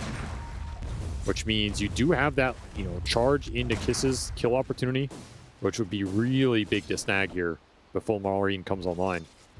And if they start getting ahead, the damage problems for Dragon Knight are going to wrap up, right? Because they have Darkseer, they have Spirit Breaker, they have Snapfire. When you're ahead, you actually do become decently tanky, and a Morphling. And then you have Chen Heal on top of all of that. Like, this entire lineup from Tundra could get really tanky. Maybe that's where the Hoodwink comes in, give you a little extra damage to push it through, but generally if the Chen is snowballing more than the Hoodwink can find the pickoffs, then you struggle as well. Yeah. They will have some percentage-based damage from the Phoenix that'll certainly become effective over time. You can just leave ATF alone down here, though. The benefit of this Centaur pick is he's completely untouchable for this Morph Chen lane. So as a result, the Hoodwink's going to try and gank mid. Thompson doesn't have Cookie. He does have a lot of wand charges. That might just bail him out. And now Credit's going to be slowed down, though. Thompson can't really chase, so it's up to Whitemon to do it with his two creeps. And he's just going to get this solo. In fact, with the charge coming in, they can do really good damage to Maureen. Maureen has to run back the other direction. Otherwise, he was going to get blocked up by the neutrals with the Ion Shell on 9 class. It would have added up to be too much damage. I like that move from Whitemon. I don't think he would do anything to the Centaur bottom. Instead, he chases the Hoodwink, gets the defensive turnaround play mid, snags some extra golden XP for himself, finds some impact on the map right here with a low-level Chen. Not always the easiest to do. So lanes, these two side lanes going Falcons' way, I expected that a bit, but I thought this mid lane would go better for Maureen. So far, Thompson's been dominating it and is closing in on that 6, very pivotal point in this lane with the catapults up. Yeah, if he gets it He gets 6 off of this catapult, which I think is enough experience. Oh yeah, they're looking for this kill. Yeah, they're gonna charge. The tower is no protection either because the Chen army can come in and take up the tower, and the Spirit Breaker is great at diving. They know this is coming. They're gonna pop the glyph already, but it might be too late. The kisses are gonna be stopped by crit, so he was well positioned. Hits the bushwhack to stop Thompson. They managed to deter that and take the power rune away. Now, Sinking, he might have given up his life to do so. Oh, never mind. Bushwhack in 9 class is the one to die. That doesn't, I mean, Falcons were very prepared for that and just outplayed him there, straight up. Better positioning. They had that ward that did a lot of work scouting. The supports did get dewarded in the middle of that, but that ward did its job. Prevented that Kisses kill from going off and buys Maureen a lot of time here. Dragon Tail. Bushwhack. Nah, okay, now coming out on to 2. Well timed to buy a crit. Waits it out. Gets the extra disable. They'll get the kill on Thompson and some damage on 9 class to go. Gonna go for the dive? Diving for it? It was close. That Acorn, man. That Acorn trick shot does something. I think it does damage. Meanwhile, Skeeter gets the kill on Ramsey solo. And he's gonna go for it? Is he gonna go for it? He's gonna get it? Oh, he got it! Oh, what a big play. He's out. Oh, and he charges away before. Oh, man, that was perfect. Dude, what a massive swing in this game. I mean, that is the definition of active carry gameplay, right? Yep. Like, you could go flack some jungle creeps, but this man just accomplished maybe the most in the last 2 minutes and entirely on his own. Refusing to give Ramses these creeps, steals Wisdom Rune, forces double support rotation, now denies XP from the Chen and the Breaker, who, you know, we're having a pretty good early game here. Would have really enjoyed it.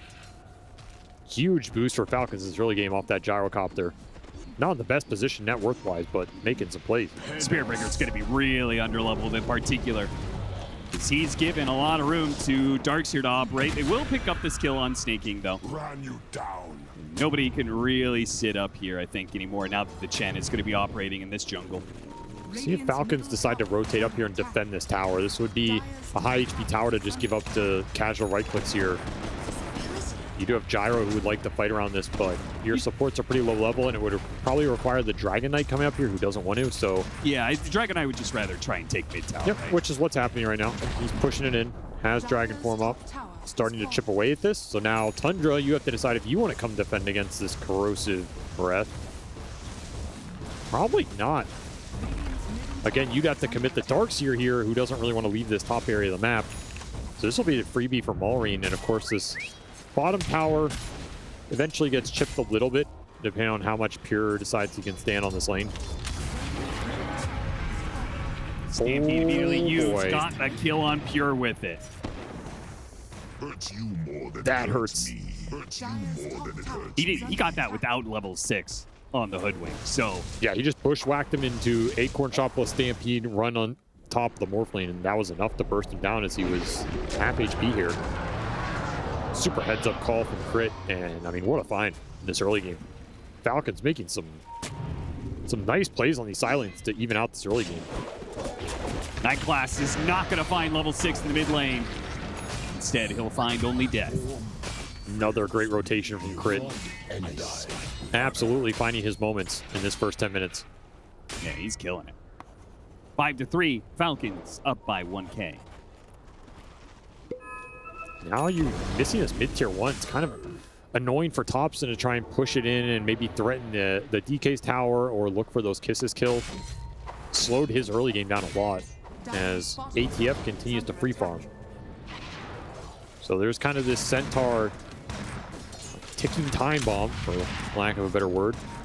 You get this Blink Blade Mail with triple bracer up, he's going to be an absolute beast in the early fights. He's going to be looking for him.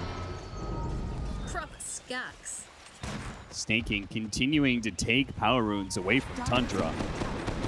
Yeah, just brutal. This time. 2 runes Thompson would have used really well. Yeah. Another little victory here. And this will mean that, you know, Snaking, he can sit mid now. He's not threatened by the haste rune dive, which means extra XP for the Phoenix. Which will get him over the threshold to level 6 very likely.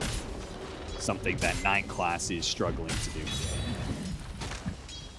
2,000 HP on this man at 10 minutes.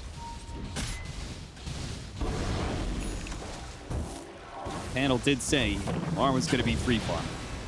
I like to move from Malrine. Just get this tower down, exert some pressure on it. The Centaur wasn't doing it on his own. Do have to be a little careful about Tundra bringing a bunch of heroes down here. He's not going to commit for it. A little surprising. I feel like if you see Core showing on the lanes, you can keep going for that chip. Especially if the Snapfire is showing, right? I just don't think they have the damage to deal with the Dragonite unless it involves No way. There's no way. You have to bring the Darkseer or the Snap, and you saw both of them on the lanes. But we'll play it safe. Go back to the triangle and do a bit of farming. Skeeter's the one who's kind of been relegated to this poor portion of the map, but we have seen him come back with this gyro more often than not. Yeah, I think that's the only part about Falcons game they maybe aren't the happiest with. Gyrocopter is not ahead of any core. So great for Amar, and Malrine is taking objectives like he should, but the jungle is getting crowded out here. With the Chen taking over this area, they're going to punish him. Beautiful. Centaur stopping the charge on through on the two of them. This is looking not bad for Tundra and just the two, but they don't have anybody else that's helping out. They're going to pop the Supernova and chase down the Chen. Yeah, that was an insanely strong micro from Whitemon, but it cannot bail him out, and they're going to lose a bigger prize in mid as once more Crit making the plays here. Snags Thompson with Malrine in that mid lane, starting to build the lead. That whole time that's happening, your Centaur finally accomplishes the long-awaited task of taking this tier 1 bottom.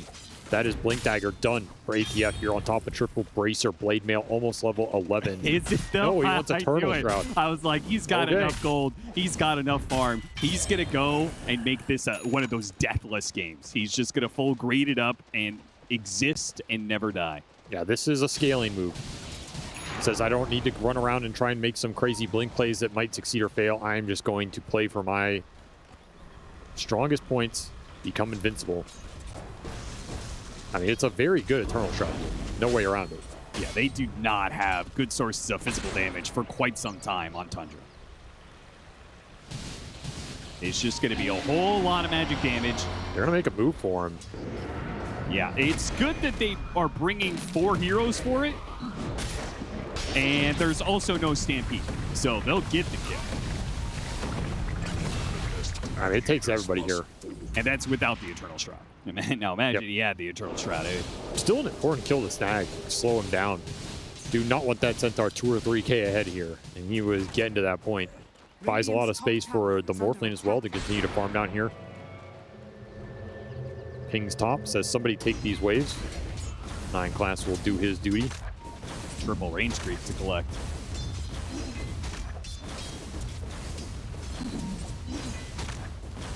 '47 reaching a little bit of a slower part here as the next round of Wisdom Runes are going to spawn. Tundra don't want to miss out on this one. Already experience starved enough. They've got the pipe done on Ramses. Is that enough that you want to make a move? Or are you still chilling? You just don't have an initiator. It's kind of awkward to just try and force this mid tower. I think you kind of have to keep farming. I think your biggest move in this game as Tundra is taking Roshan with the Chen army plus Penitence plus, you know, Drum Charge or whatever. Get an Aegis on this Morphling. Otherwise, I think you're just pushing waves out. What is this army he has? 4 Warpine Raiders. Is he going to show up to some team fight and cast 4 Siege Shots? And they're just all going to bounce around and annihilate Falcons?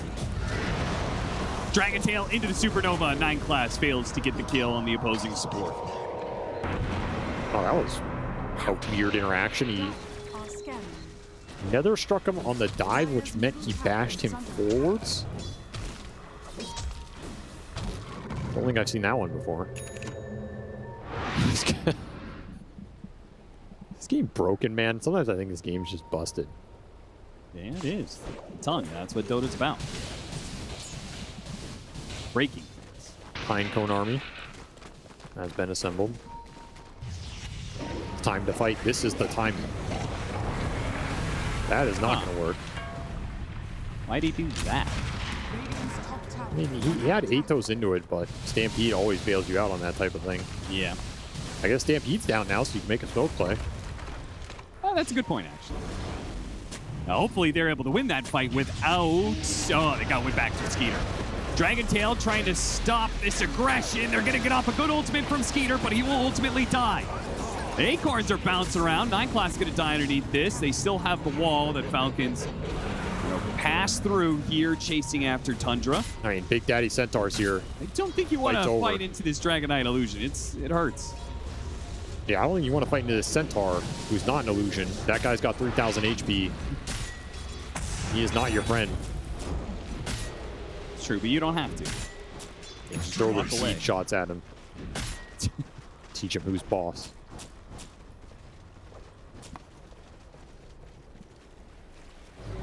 I can't get over this.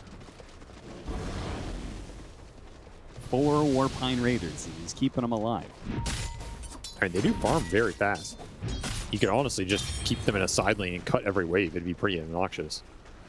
I don't know if that's what you want to do with your waves on the map, but it is an option. Sanj and Yasha for the Morphling. So no Manta for Fire Spirit Dispel. Downside here. No Manta for dodging some hoodooing spells. Better for the instant initiation of Dragon Tail and then the follow-up disables, right? Yeah. And we'll let him man up, take this tower.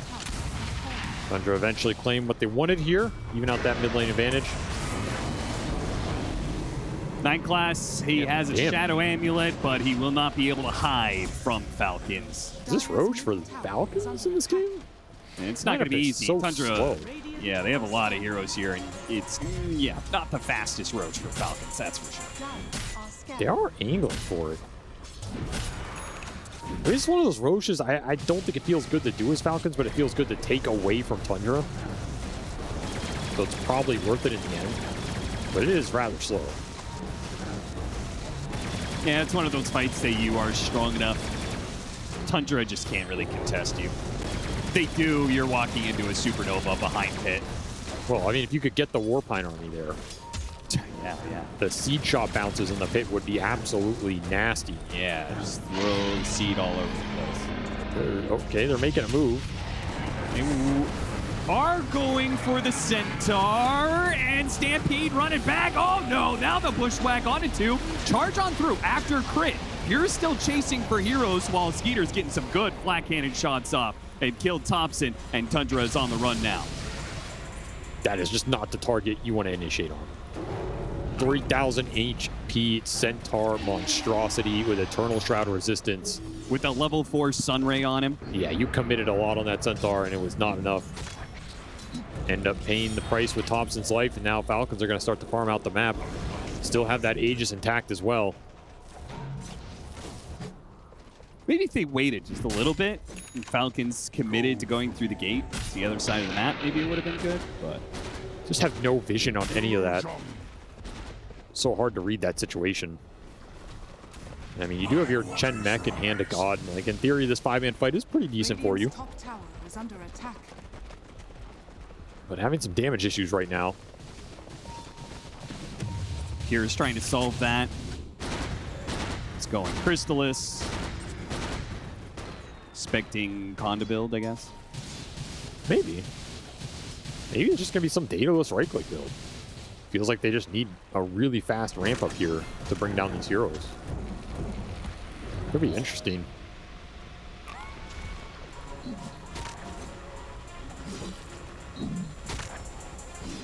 Blink is done on Amar, so he's got it all now. Not the most farmed hero in the game, but he is very close, and a very strong anchor to fight around here for Falcons. They already have level 2 Supernova up as well. So if you can land some good hoof stomps into the Supernova and protect it with some of your other stuns, it's going to be quite good, though. Falcons... 9 Class trying to get the jump on a crit. Crit's going to shoot himself down to the low ground. Nice play, but Skeeter, that is a big pick if they can just get it and get out, but they don't actually manage to take away that Aegis. Stampede's going to use to re-engage. Malrine looking for his target. Can't quite close. Dragon Form bails out, but that's fine. And they're already in a good position to be able to win this. It seems like pulled back into the vacuum, actually. Whitemon doesn't die. The heals are going through. A charge that is beautiful from 9 class, bumping into all 3 cores, took 2 of them down. Now on the second life, Skeeter's going to come back, and he is walked into a gyrocopter that is full-on flacked and ready to go. Its Morphling is strong now. That Crystallis timing really paid off. He gets the flak hits in too. This Morph is a problem in the team fights if you're not starting on him and draining his damage away. Supernova cannot bail you out of those situations. He's going to even get the Phoenix on the back end. Pure dealing almost 6k damage. Just puts the fight on his shoulders, and the auras did their job there for Tundra as they bailed him out of the initiation. This is something that's a problem with Centaur. Like, you can be insanely tanky. If they go on you, you're happy about it. But if they don't focus you, are you a big enough a threat in the fight to actually win it? Yeah, it actually, Falcons having the damage problems here. They couldn't kill Whitemon. Got up and snag forever. Pipe goes off. You also don't have DK form here, and Maureen was very low resources. Put himself in kind of an insane spot for how little he was able to tank. And of course, you don't have any BKBs here or anything to tank the spell damage, so Tundra's team fight's still very strong. Hero's going to be a beast if he ever gets this gyro steal. The barrages are nice. The flak cannons are nice. Tundra's starting to pick up some pace and scale here. His item choice, just that crystal has paid off so. Like the fact that he almost soloed the gyrocopter right away in that fight, and then later on gets this, turns into the gyrocopter, gets his flak cannon. He's going to get dataless very, very soon. Yeah, I like this. This makes a lot of sense to me. I don't think he's under a lot of pressure of being bursted. He has auras to bail him out.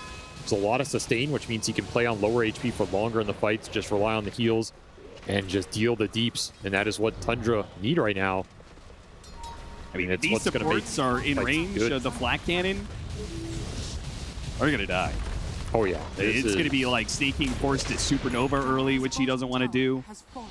A gyrocopter cannot stand toe-to-toe against this Morphling. And it's going to be a good while until he has a chance to do so, as the Satanic is nowhere in sight.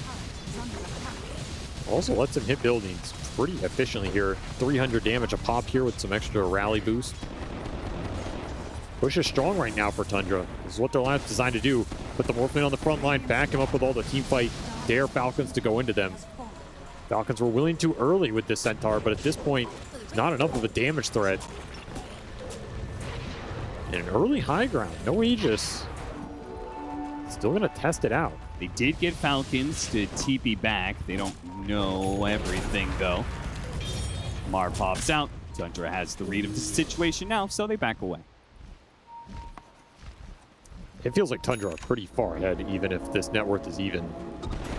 Now, a lot of it is on the Falcon supports, but I don't know how much that's actually going to do in the fight if this Morphling just gets to play his game. You have to worry about this Spirit Breaker Darkseer combination as well. A Dragon Knight illusion. The flak hits going off. Thompson's in the middle of it all too, just raining down spell damage, and he's fairly tanky. We've seen these the illusion spells be a good answer to the Dragon Knight, I think. I think the Shadow Demon, even though they lost that game, it definitely showed a little bit of promise. This Darkseer has routinely been a good choice. Amar, Thompson puts himself in the front. Amar is going to try for it. The Black Cannon shot start coming in, but the heals will keep Thompson alive for now. Too much to punch through here for Falcons, and Pure pushing the limits. Did he go too far? Yeah, he definitely went too far. The charge is going to bail him out, but they are going to be caught a little bit. The final kiss comes in, does not kill crit. Now they're on the run. Tundra trying to get out. More Black Cannon shots, a missile charging after them. Thompson deals with that one, but Ramses, who gave away his surge to somebody else, is going to be left behind, trying to get him a cookie. Now another surge, but a Dragon Tail hits him right after that. And the missile? Now the missile goes to the Chen army to get the Yules on the Chen, stopping that TP instead. Oh, man. Yeah, Pure went too far. He doesn't take the punishment for it. His team does. Yeah, his team paid for his sins there. And he was dead 100% with that Centaur Stomp coming through if it did not get interrupted with the charge through. So Tundra bail out their carry, but an expensive bailout here as they lose 3 and shift the momentum back towards Falcons, who surprised they were able to get 2 more on that chase down. Didn't feel like they had the reach or the catch there, but able to make it work. This is an interesting charge. He does have Shadow Blade, so he can make it. Yeah. And you know, Night Class, the way he was playing Nyx, he was definitely doing that like, yeah, I'm down to trade 1-for-1 every single time. Oh, he got him. He got him. Now, can he TP out? Doing a little squirrel hunt. Or maybe just run around until charge is back up. Oh, man, they're TPing back for everything. They're not going to get him. They're not going to get him. They're trying to hit him with a Dragon Tail. They do. And the stun. Jules is going to get him. All right. Well, I mean, he pulled a lot of heroes back here and still traded 1-for-1. I did not see the 4-staff on Maureen, but it actually works there. Going Hurricane Pike. Mage Slayer, kind of a weird buildup for this DK, honestly. Yeah, very low damage. I mean, we talked about Pure's Dragonite and how he was able to scale up because he didn't have to build any tank. It just went just pure damage. This is a very different kind of build, way utility focused. Yeah, very frontline centric. Going to be trying to be more of a nuisance and win the longer fight than just man fight the Morphling. I mean, Mage Slayer is interesting here. If you can hit the Snapfire or the Darkseer, you do eliminate a lot of their damage output. You're going to be a lot tankier on the front line. You don't have to go earlier BKB here. It looks a little weird now. Grove Bow definitely helps. No, Mortimer, it's not playtime. And I mean, these Falcon supports are doing some work in this game. Crit did a lot of the heavy lifting early, and Snake King, he is finding a lot of farm on this Phoenix, doing a lot of damage in the fights with this Sunray, and this Yules has caught the breaker at least 2 or 3 times now. That being said, Tundra, with their dataless timing on Morphling, still feel maybe stronger? If they can steal the gyro and get the team fight they're looking for, yeah, I think they're still a little bit stronger. But the next set of items are starting to be built up by Falcons, and all 3 of their cores are in a very solid position. Yeah. Can't underestimate how tanky they are collectively and how good they are in a very long fight. I think they're going to hit that Snapfire core valley that we talk about, you know, where it's like the magic damage has started to fall off and you don't have the physical damage talents yet, level 20 and 25. Yeah, Thompson is not on the stronger side of all these cores in the current fight. And the Aegis might help them weather through that valley, but Falcons is getting close. Are they going to dive into the pit? Pure popping out, deals with the wards, goes back in to commit, and will get the Aegis. Now Falcons, are they going to retreat or still try and take a fight around this area? Looks like retreat for now. There's no reason to fight into potentially more vision there. Might be willing to take a fight somewhere else. Night Class. He chases up the high ground. That's bold. Spot Snake King. Almost got him on the Nether Strike.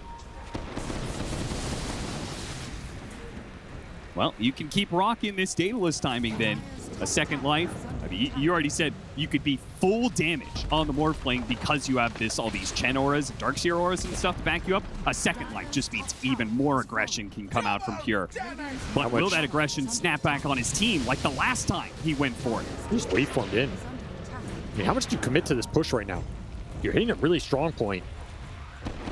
Feels like Falcons might still lack a little bit of the damage, but if you can't actually force the high ground, then you need to think about how much you're getting off the map relative to these cores who are split pushing you. And it's a quick smoke from Falcons, trying to take advantage of these heroes that went back to the other side. Very heads-up play if they find something. Problem is the Spirit Breaker is charged away.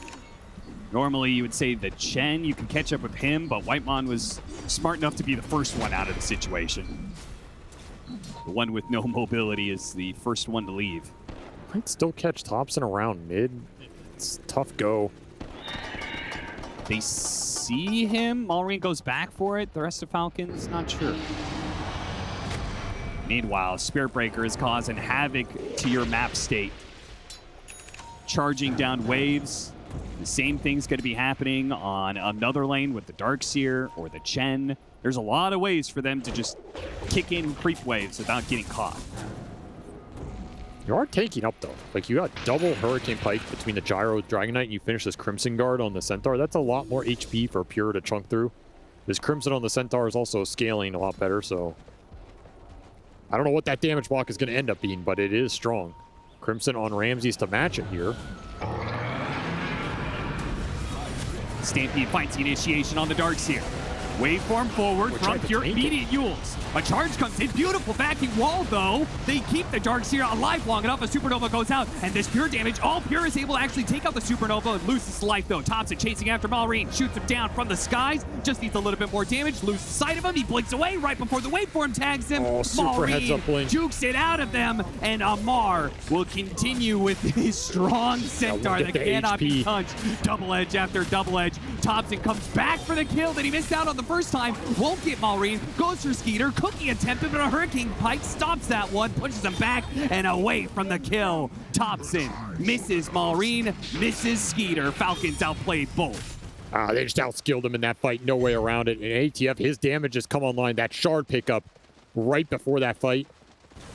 So damn good here. He ends up being level 20 as a result, deals over 8,000 damage. He had over 6,000 HP there. No way you can turn on him. Just landed some massive double-edged stomps in the middle of all that. Even though your Supernova goes down, it gets the job done there with double Sunray, as Tundra were just burning under that vacuum wall that did him no favors. And the blink from Malrine was the cherry on top there. Falcons take a lead in this game off a big team fight win, trying to angle for this next Roshan and keep everybody, all their important cores alive. Perhaps the biggest victory there. Now we reach that point. We said Falcons is getting tanky enough that Thompson can't come close to one-shotting anybody. His little Shredder's damage is falling off a bit.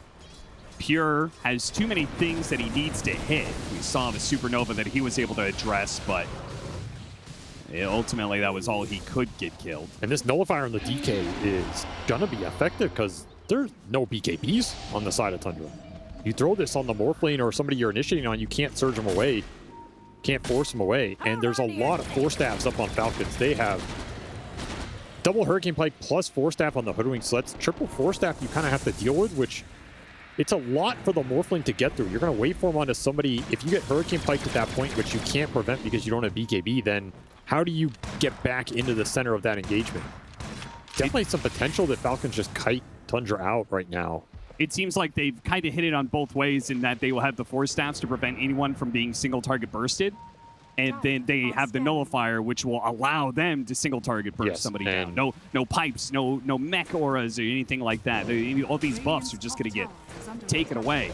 And they're smoking up looking for it. Feels like you need BKBs now on these Tundra cores. Allow you to commit into the fight. But it'll be satanic for the Morphling. Yeah. Pure just looking to tank up, play the longer game. They also need some anti-healing, right? And so that needs Shivas, that needs Scotty. Need these Snapfire talents too. Yeah, it's real bad. It's the Valley. They need like a solid 10 minutes to come back online, and they're going to be able to weather through this storm. A Satanic picked up by Pure. 9 class charging forward. Gleipnir, Yules. He's going to come back down in big trouble. Stuns are going to be raining in. Supernova on top, or excuse me, Sunray on top of that is all that's needed. They'll be able to get that one. Pure going in. I don't think you want to challenge the Centaur. It's just a hero with too much HP. Nice Force Staff down to low ground. Grid is going to get charged up, though. A vacuum that hits the Dragonite. From the high ground, they try and beat him down, but more Force Staffs and a Supernova to cover their retreat. Falcons using the mobility very well to their advantage. Got a buyback out of 9 class, lost nothing for it. The kiting, just controlling when and where the fight happens right now. They're going to go back to it. Even though they do not have a wall, they are still going to try and take the fight with the Supernova being on cooldown here. They'll catch up to the Phoenix and get him. Very good bash there. Seal Staking's fate. No shenanigans. And can you just start the push? Gleipnir, that's almost catching him. Good Hurricane Pike. Cookie, that's a dieback. Thompson shoved him into that one, and now Thompson is sitting underneath the tier 3. Almost shot the head the cheese, though. That'll help him quite a bit. The Black Cannon shots, watch out for those. Pure in the background. Crit's gonna be okay. Everyone's gonna survive through that for now, but not Amar. The one person I thought was gonna be fine against that. Got absolutely chunked here. Suddenly you're just taking a Rax. That turned awfully quick. Tundra will get a full lane off of this. and maybe more. They still have time where they have this gyrocopter flat cannon shots. Waste them on the tier 3. Falcons come back in for a poke.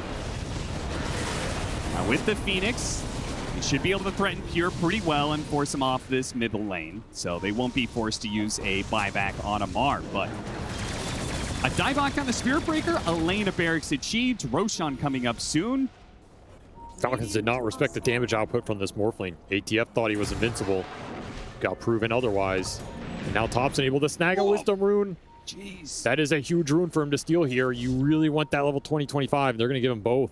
Yeah. Oh, wow. He's... Big win. Yeah, he's going to get very close to 20 off of this. This is the scaling in the Tundra lineup. It's the Snapfire talents coming into this late game.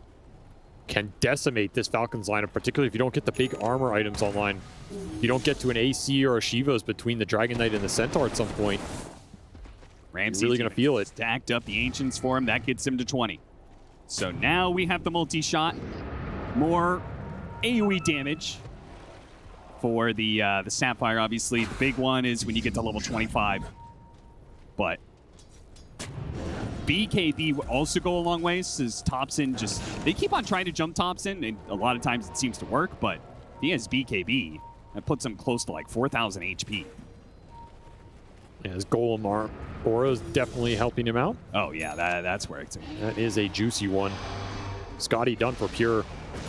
Yeah, he had that Satanic, won that mid-fight, took that lane of barracks, and then almost had a full-out Scotty afterwards. That timing is just insane. I mean, he is tanky, and he does some serious damage, and he's not reliant on a BKB here. Nemesis Curse is going to give him the extra single-target boost.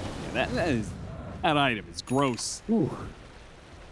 This is a power point for Tundra right now. Need to make the most of this. Begging for this Roshan spawn. They're going to look for the team fight after, bring down these big tanky frontliners before they get jumped. Halberd on ATF should point that out. Very important item for this fight. You're guaranteed a disarm on this Morphling. There's no dispel here. That's true. So 4 staffs, halberds, more problems for Pure if Falcons are set up for the fight. But if Tundra gets the initiation, like they did... This halberd could really ruin him, because he goes in the fight to try and kill a supernova lane. This Morphling gets disarmed. It might just be his death. Yeah, he's also a range hero, so it's 5 seconds. Yeah, that's a long time for Tundra to be lacking the Morphling's damage. This might be the most pivotal item in this next fight. ATF can put it to use. Dire's top tower is under attack. And in theory, it's pretty reliable here. Okay, so Satanic, is that a turning point for Gyrocopter in this matchup against Morphling? Because I feel like so many times he's like waveformed and he just almost instantly goes down to like half HP and just has to run. Will that allow him to be able to do a bit better against this Morphling? Or do you think the Morphling's damage is just too intense? I mean, Skeeter does have almost 4,000 HP. I think he needs Daedalus with the Satanic to really feel more secure, but even if he just stays alive long enough that the rest of his team can win the fight, that is worth something here. Yeah. Oh, that would have been a dream pickoff, because it's right as Roshan does his roar too. Well, I guess they did it so quickly they couldn't get to that corner of the map. I was going to say a pick off and a Spirit Breaker into a Roshan fight could have been a dream for Falcons, but instead it's Tundra getting everything. Ags for Ramses here, massive. Lets you get more illusions on the battlefield, more of this Dragon Knight, more damage over the long course of the fight. Even just some extra disables. I mean, the right disable at the right time. Oh, yeah. Against Gyrocopter Satanic might outright win you the fight. So it's looking like a strong push for Tundra. Potentially trying to end this game right here, right now. Push it to a game 3. Cheese on Thompson could also be huge here if he gets able to get it off at a clutch point and has the BKB to back it up. You have your Chen auras. Feels like go time.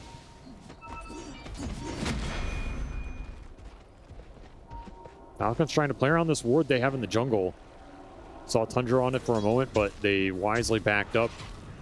BKB not is have the almost gem done there. for Ramses. I think you want to wait for that, because it's also pretty big. Yeah, I think it is integral to your success that you get off the wall vacuum, particularly since he has the Ags. It's not just like just the wall vacuum. You still have some more power.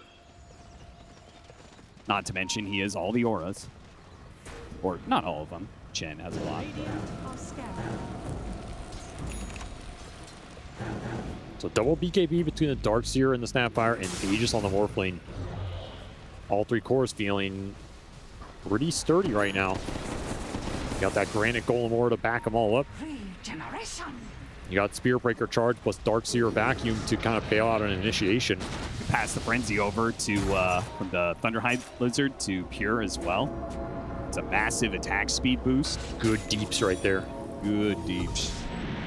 But can you push? Can you hit the high ground? Right now, they're getting all the lanes in. Bit by bit, Falcons are being forced back. Are scanning. Settled on a high ground hold, they wait.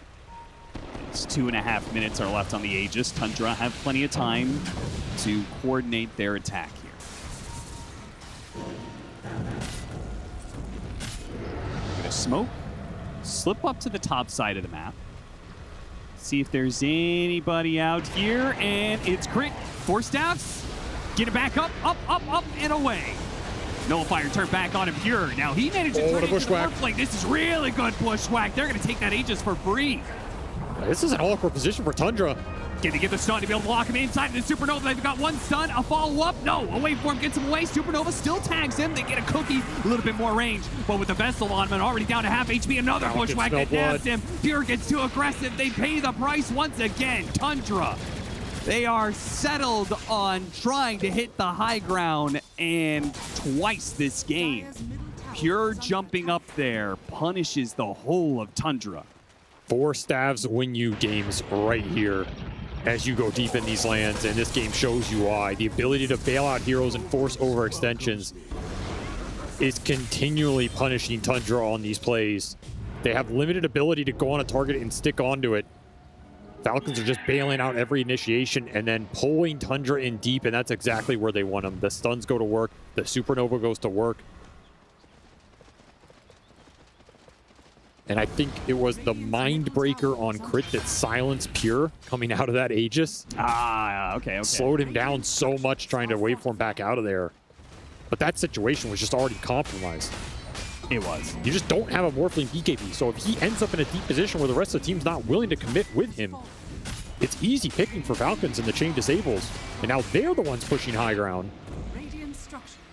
leaving Ramses to try and find anything on the map. 20 seconds, no Morphling. You definitely are not buying back this carry to defend one lane. They have tier 2 subs, so it's not like another lane. It's going to be threatened. But that will get Daedalus for the Gyrocopter, which you said was kind of needed in this man fight against the Morphling. It's a big point here, especially with the HP as Crimson Guard to back him up. I mean, it felt like that Morphling had control of the game, but it also feels like it's starting to slip away a little as Tundra are just outscaling them, perhaps going into this ultra late. Yeah, the next step is these 3 cores are scary together, man. Yeah. And I feel like a lot of the scale for Tundra was that Snapfire level 25, but you're going to have to win a big fight here to get it. Thompson is too far off to just kind of trickle into this 25 talent to give you that extra oomph. Yeah, this has always been the problem with Snapfire, right? It's like, it looks fantastic when you're winning the game. You're getting so much experience, you get to 25, and a 1 game becomes easily won. But in these stalemates, getting over that threshold, oh boy. Oh boy, oh boy. Not even going to bottle it. You know, somebody smoked this man. Yeah, they better hope they find something right away. This is a Rune of Destiny right here to keep your tournament dreams alive.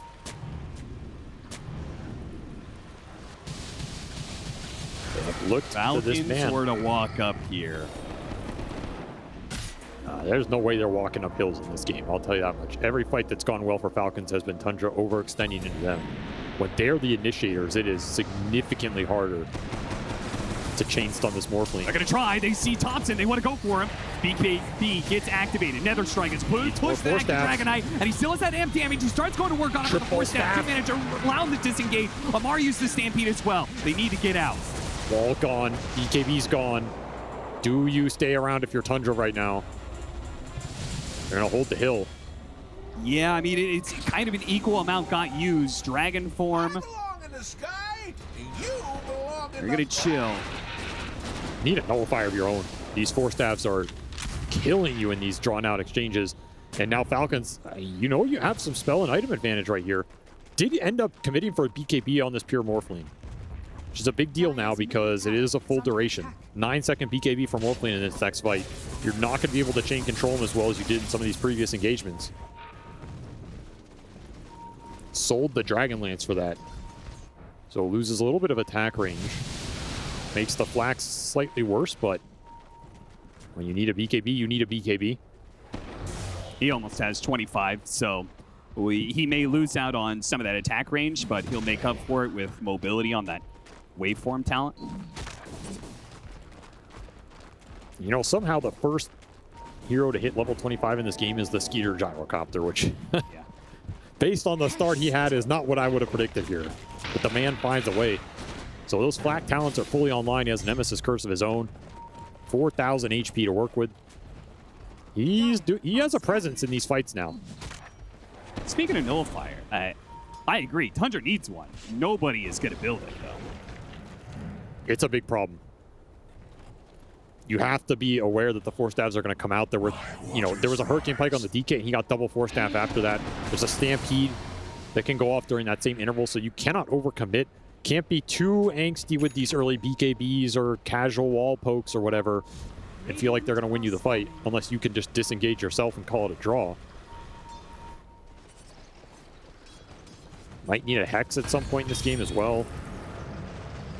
The Hoodwink is 6,000 gold on the Centaur. Bottom on the Centaur's top.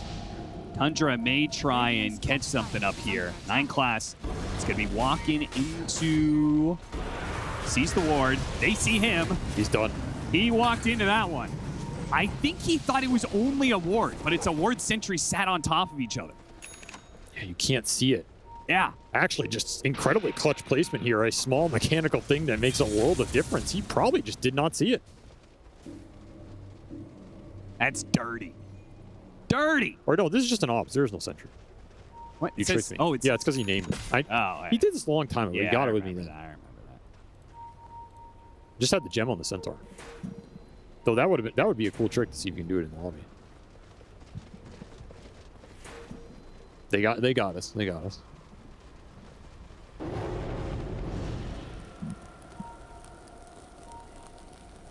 Roshan time for Falcons then. You have this wave pushing in bottom, but it is a dire Roshan, so you can sit somebody in base and just TP him to the outpost. There should be a Ags for... Oh, who do you want to give this Ags to? Give it to the Centaur, put the gyro in the cart? I'm down with that. Yeah, especially since the Morphling has been targeting this Gyrocopter so much. What if you just straight up... You can't target it. You can't steal flak here. This is potentially pretty nice. I mean, also, it's just a gyro driving through the fight, hitting anybody with flak, so he doesn't care who he hits. I mean, it's also just a solid Ags now. Second Stampede, good save mechanism, another bailout tool. Closing in on the level 25 snap, that is the biggest thing for Tundra here, but they do not have it right now. And Pure just buys out. He fully commits, 6 slotted. Try and get the pick on Maureen. Maureen down to half already. Amar goes for the stomp. BKB activated by Pure. Turns into the Gyrocopter now. Starts throwing those flat cannon shots out. Maureen needs to be careful of them. They got the pick off on the Spirit Breaker, though, and are able to kite back to their base. The kiting mechanisms in this game, they just have no answer for them. They get punished every single time they commit to an engagement. BKB down for Pure. They lose 9 class again. They are unable to burst the Dragon Knight. Frustration is building here as the lead builds alongside it. 17,000 now after that Roshan. Look at a little shard for the Dragon Knight. Falcons grinding out this game win. One little kill at a time. I hope your snap is 25. You just took that. Yeah, he is. He is. Let's see if this is a game changer. I mean, it is a significant damage increase. You should not underestimate what this hero does with the level 25 talents, especially with the amount of damage Thompson's been able to build up in this game. Yeah, he also has 4,000 gold and an empty slot. I'm just saying, Divine Rapier may not be out of the question. You might need it. Might kill yourself on the blade mail, but... Pure, he's a bit of a long ways away from home here, and he doesn't have any movement speed to get back home. What a find. Dead with no buyback. That was such a casual kill for how much it was worth. And Falcons don't know this, but they could actually, they could just end the game. Yeah, they can technically end the game right here, but there's no way of knowing it based, you know, this Morphling is so wealthy this game. You automatically assume he has buyback here. Or maybe they go for it anyway. The tier 2s are up on the side lanes and they're marching down mid. I mean, you definitely try and force the buyback here. You still have Aegis on the gyro for 2.5. Shield Rune on Skeeter as well. Thompson's going to have to do something real good here for Tundra to hold this game, as Falcons are calling Pure, and it's bluff. It's no bluff at all. He straight up just does not have the buyback. Sunray keeping Skeeter healthy. As the tier 4, first one falls, second one down to half health. Stun's coming in, have to go for the charge. What a vacuum on 4 with the wall on top of it. Will this be enough? Thompson, where's his shredder? Starts throwing it out. A lot of damage. Not enough to kill anything though. And Skeeter, he keeps on trucking. He's taking down the second tier 4. Thompson now starts throwing out some kisses, hoping it's going to be enough on Falcons. Falcons, the name of the game is hitting the 18. It's already down to half. A buyback now. There it is. Flip, a second round. Oh, now that takes down the gyrocopter. But will you have Blue Shredder up for a third time to be able to stop Falcons? It doesn't look like it. Skeeter, he's going for the throne. Another vacuum back in. Another charge. The cart goes out. Can they pull it in? They got it. 2-0. Falcons will take it. Tundra 2-0. What an ending here as Falcons, like you said, they call the bluff on the Morphling and just full commit. Pure eventually respawns into this game, but it is too late here as the all-in on the butterfly does not pay off. They casually find him top. And just like that, after one of the most dominating performances, I think, of Pure's career on LAN, it goes out with a random feed top lane on a dire ward that Falcons got gifted to them. They did not have to work for that Morphling kill at all, though they had to work for that throne at the end with the Snapfire Shredders coming through. Still, what a way to pull back this game. It felt like they were on the edge multiple times there with Tundra finding momentum, finding those early Roshans, building up steam on this Morphling. I think Pure's itemization was absolutely on point to give them that oomph to cut through these heroes. But some missteps going high ground and the itemization from Falcons, the execution in the team fights, that is something that separates this team from a lot of their other world-class competitors. 4 staffs, 4 staffs, 4 staffs, win you games on LAN. Falcons prove it here again. They certainly do. What a way to make top 3 for Falcons. Just slow and methodical in taking the advantage in both game 1 and game 2, but confidently going for the throat when they know they have the enemy on the back foot, going straight throne 2 games in a row when they know they can just end it. Falcons, they have picked up a lot of steam in this lower bracket, and they are going to be a fearsome opponent to meet in the final day of Riyadh Masters. Should give a big shout out to Tundra here, though. I mean, they had an incredible run this event, and this is, you know, after ESL Birmingham and some of these other lands they did well at. People are questioning, like, is this team a fluke? Do they have certain runs? You know, Thompson would meme heroes, but they're going to be a real competitor going into TI. They certainly are.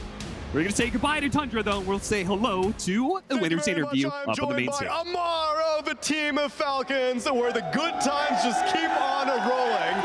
You have now every single event of 2024 that you've attended on Team Falcons, you have not gotten lower than 3rd place. And so far, the trend is continuing here at Riyadh Masters. And as a result of you defeating Tundra Esports, could I please get the key passed over, as this is the first part of perhaps many trophies for you. It was an amazing show, Pure, but the journey ends here.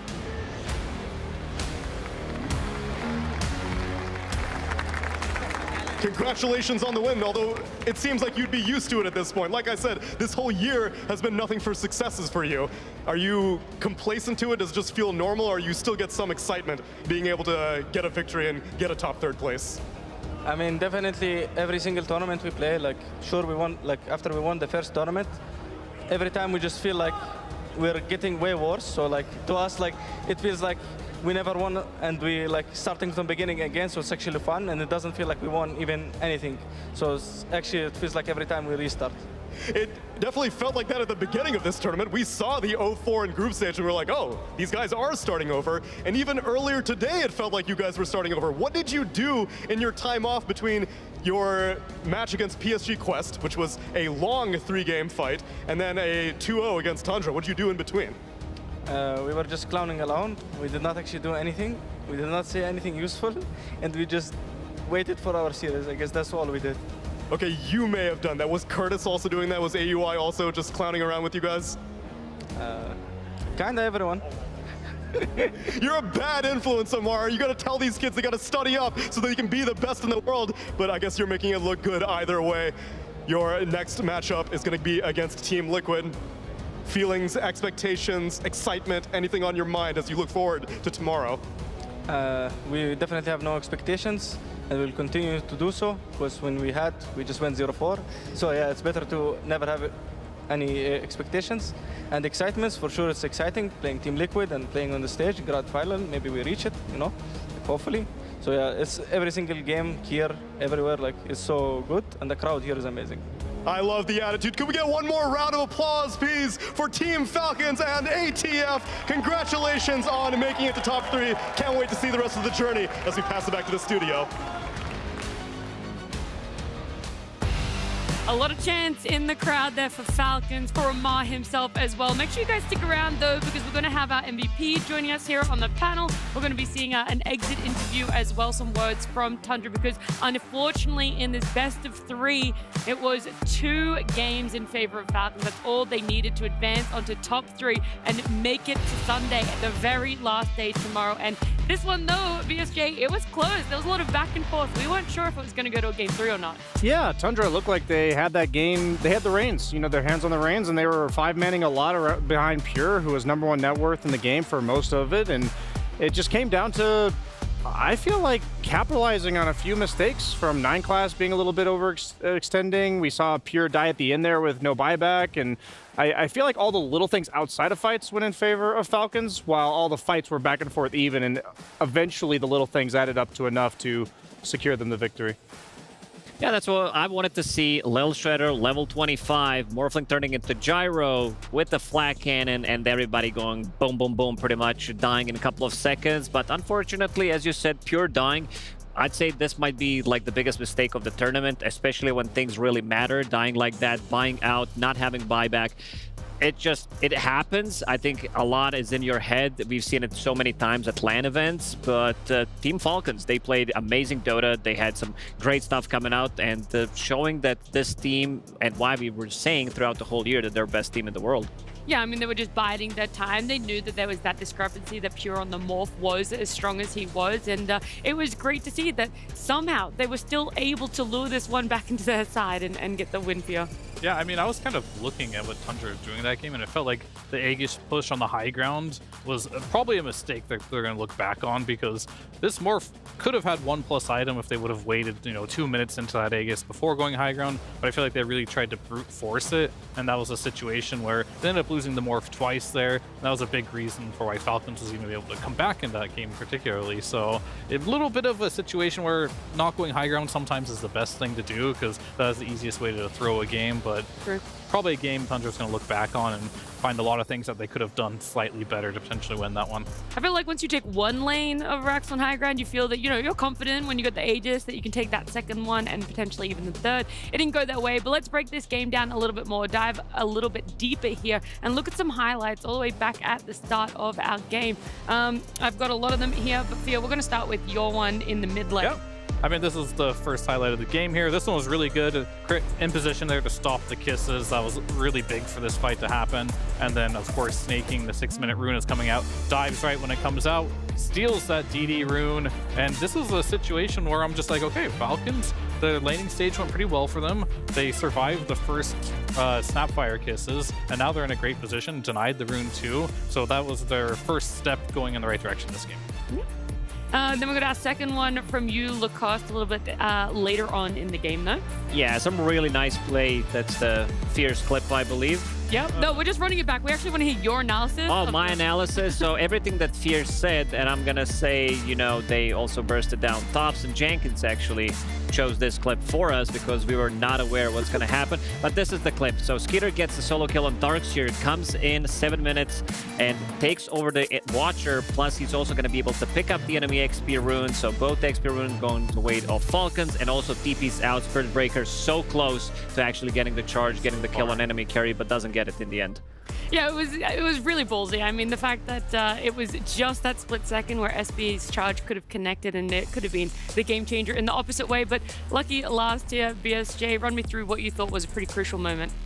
Yeah, I feel like those moments with the gyrocopter getting out is like what sets up these like later fights where, you know, we see a 2K, 3K net worth lead on the side of Falcons, and like when he lives on a sliver of HP there, why? It's like if that XP room goes slightly differently, if he doesn't get out that time, maybe he has a bit less farm, and this allows Falcons to actually turn the fight in their favor as Tundra, like, they do end up taking down the DK as well as the gyrocopter Aegis, and we see that the teamfight AoE group up on the side of Falcons was like not quite as good as Tundra's, and the aura's paying off here, and Falcon's able to only get away with 1 or 2 cores. But I feel like those are the type of fights where it showed how hard it was for Tundra to lock them down, and it took Falcons going back in and maybe taking 1 or 2 misguided decisions to actually finish them off, and later on that was not the case, and Falcons was too tanky to bring down.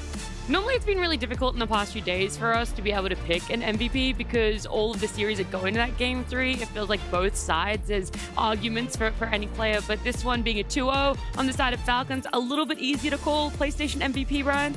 Yeah, I think this one we saw he was in what, both of the highlights that you guys gave in the first 2, and then played a huge role in catching and bursting down heroes. And you want to announce it, or am I? No, you. I'm handing over the host. Oh, nice. Well, our PlayStation MVP for this final series was none other than Crit on the Hoodwink, one of his most signature heroes, as you know, he put on a clinic, and we're going to see some sick late game plays from him that decided this one. Yeah, and I always say this every time we announce our PlayStation MVP, but it's enjoyable to get them on the panel. Join us here so we can ask them more deeper questions. First of all, I mean, you guys had a big day. You were in the first series, in this final series. How has it been just managing the exhaustion from such a long day? I think honestly a bit easier than we were expecting. I think it's also just you get the adrenaline going, and then the first series we had was pretty long, so that cut into our break, which I think was probably pretty good for us, because if we'd won against Quest early, we'd have like 5 hours to kill. Instead we had 3 hours, and it was just a quick 2-0 for Gladiators. So it was honestly just like waiting for one series. It was not like a big break, and it was fine. Yeah, I want to ask you about game number 1. When you saw that Faceless Void go in mid, were you guys like aware of what's going to happen? Because you bought Bongo Boots immediately as your first item to counter the Chrono Square. Yeah, I mean, we've seen some voids going for the, I don't even know the name of it, time zone? Time zone, yeah. Yeah. So we have some theories about, we also have like some of the biggest nerds in Dota, so they know how to counter it. And I think it was pretty simple for us to play against just because of that. I think we did not expect it to go mid. When we thought it was going to be Monkey, because Thompson has like level 30 Monkey or something. And obviously Pure likes Void. So we were a little bit surprised they did that, but it worked well for them on lanes. And then I think we did well to stabilize and kind of come out of it somewhat well. Like we played well on the Beast, even though our Slug was having a rough time. So it was not too bad. Yeah. While we're on game 1, there is a very specific clip. This one is thanks to BSJ, who isn't on the panel right now, but we're going to run it. You're going to watch it and kind of walk us through this exact moment where we see you guys trying to dive at Ramses here, and let's just watch it play out. All right. Hopefully it slows down a bit. Keep an eye on the boars. Yep. That's the main thing that we're going to keep our eye on here. Slow it down even more. Oh yeah, because it wasn't slow enough, but that's done. Did you realize in the moment? Skeeter was pretty fast to take responsibility, but honestly, I don't know how much it would have mattered. I think best case is we kill Beastmaster and then we still die, all of us. So yeah, I think, you know, it's not ideal to stun boars and hawks. I know there's an ancient meme with Soxka. Some of these guys will know the meme. It was a content piece that actually showed it recently. Oh, okay.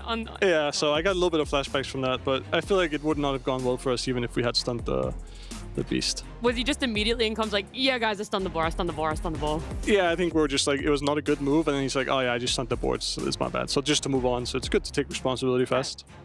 All right, yeah, my question is, are you guys feeling like additional pressure in this tournament compared to other tournaments because you guys are making a lower bracket run? And I kind of feel so when we talk to Mallory and even ATF that they're feeling a little more flustered than usual, or the games are a bit harder. Is that like common with your team right now? This tournament's a bit harder than all the other ones for you?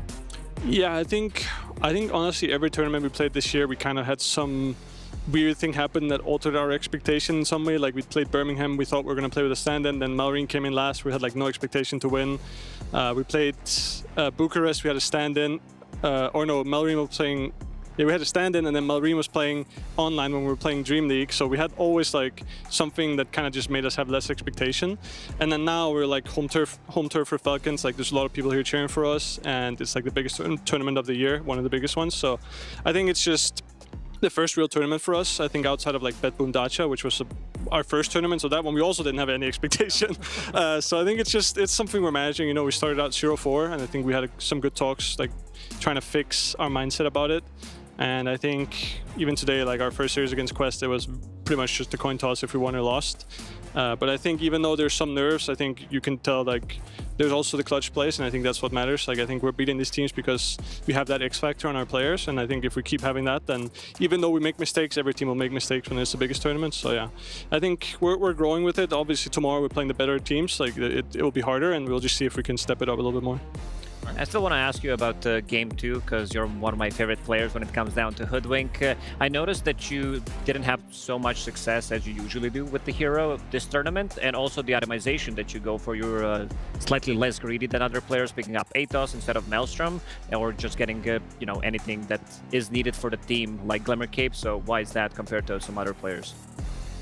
I think it's just a hard balance when you're not having like a great game. I think a lot of the games we played Hoodwink, I had like a bad lane matchup, and then I kind of feel like going into the Maelstrom, like you're just not providing much, and then buying a Greaves or like buying something that'll just help your team is a little bit better. I honestly also just don't like Hoodwink as much now as before the trick shot, tree bounce, whatever it's called. Like I think it's just, I preferred the cast range a lot because it gives you option to buy Glimmer Cape and Force Staff and stuff and use it very effectively. So I think the hero is just a little bit worse. It's obviously strong in some aspects, like the tree bounce is good in lane, like you can trade with most heroes, but yeah, I think maybe just a little bit weaker than people think. I got one final question before we let you go, is because you're doing this, you know, even slight lower bracket run, what has been maybe the toughest or more enjoyable series that you've had in playoffs so far? I think the most enjoyable was probably Extreme, just because it was the first series, and I think there was some jitters, but we're also just, it was fun to play, and we had obviously, like, we have some history with them. I think against Quest this morning was not very enjoyable for us. It was very stressful. We did not play very well, and we kind of just had to clinch it out. And then this series was a little bit more calm, like a 2-0 is good. It's like the first time we didn't lose game 2, which is also nice, because we've pretty much won game 1 and lost game 2 all tournament. Yep. So yeah, I think the Tundra one was the calmest one, and then the Extreme one was probably the most enjoyable one. I lied to you. This is actually going to be my last question now. Coming up against Liquid tomorrow, do you think it's going to be more of that chaotic, how you had your series earlier today against PSG Quest, or is it going to be more similar to this series against Tundra, where you come in really confident and you think it's going to be nice and a lot more clean? No, I think it'll be similar to Tundra. I think they're teams that have a lot of similarities. I think we understand Liquid very well. We have a good record against them. So I think it's a good matchup for us. We'll see. I think it's going to come down to a lot to drafts and probably the prep as well, and we'll see. Like, we don't have that much time. I know they've been watching this game, so it just comes down to that. But I'm confident we can beat them. I'm also confident we can beat Gladiators if we make it there, so we'll just see what happens. Alrighty, well, I don't want to keep you too much longer. Like you said, you're already short on time, so thank you so much for joining us, Kritten. We're going to bring up our lower bracket here so you guys can see the journey so far that Falcons have taken along the way. They fell down from that upper bracket when they faced a game in Gladiators, but earlier today they were able to get that 2-1 against PSG Quest. We unfortunately had to say goodbye to them, and then we went to that upper bracket, but most recently we had Team Falcons 2-0ing Tundra. So saying that sad goodbye to Tundra, let's hear a couple more words, the last words that we will hear in this tournament from their player Pure.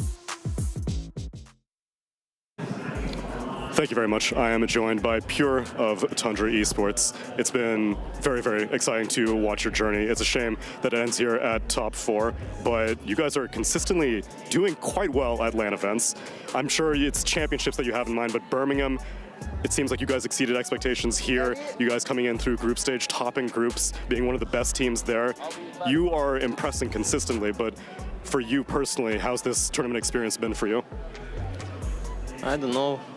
Every time I play Dota, I feel like that I can win a lot of a lot of tournaments. I can win a lot of series, but in the end, I end up with missing some small things, and then you losing the games, losing the maps for some random stuff, for some people that I mean not overexcited, just emotions are getting over them. Maybe sometimes emotions are getting over me. So I mean it's always tough to lose. I don't know. Like I hope I'm gonna win something someday, but for now, again, like I don't know. Like, I think we got game 1. I think we should have won game 2, but then some stupid stuff happening that like would never happen at some not the stage games, but some group for some group stage games. So I don't know. Feels tough, man. It's inspiring to see that you take it this seriously, because I know for a lot of younger players, they're like, my time will come eventually, but it seems like each loss really hits for you. But as much as you're speaking to your own individual performance, Dota's a team game, and I was wondering what it was like for you to be able to play with Ramses on LAN, because I know you guys have been friends for a long time. You're finally teammates. Was that at least somewhat special experience, being able to join him on stage like that? I mean, we're not really friends for a long time, but we kind of close friends now, yeah. So, I mean, it's cool to play with him. I think he still needs to learn a lot how to play the offlane properly. But I mean, we improving as a team. We improving as persons, as players, on the roles, on overall. So, I mean, we'll see how it goes. We'll see. I just think that Falcons is just better teams than we are, because I mean, as I said, I think we got game 1, game 2, but it ends up like that every time. So I guess they're just better as a team. The way this year has proven, it seems like Falcons is a lot better than a lot of teams, but you have been showing an incredible performance throughout the entire event. Pure, it's a shame that the run ends here, but it was very fun watching you. Congratulations. Can't wait to see the rest of the journey for Tundra, and we'll send it back to the studio. Appreciate it.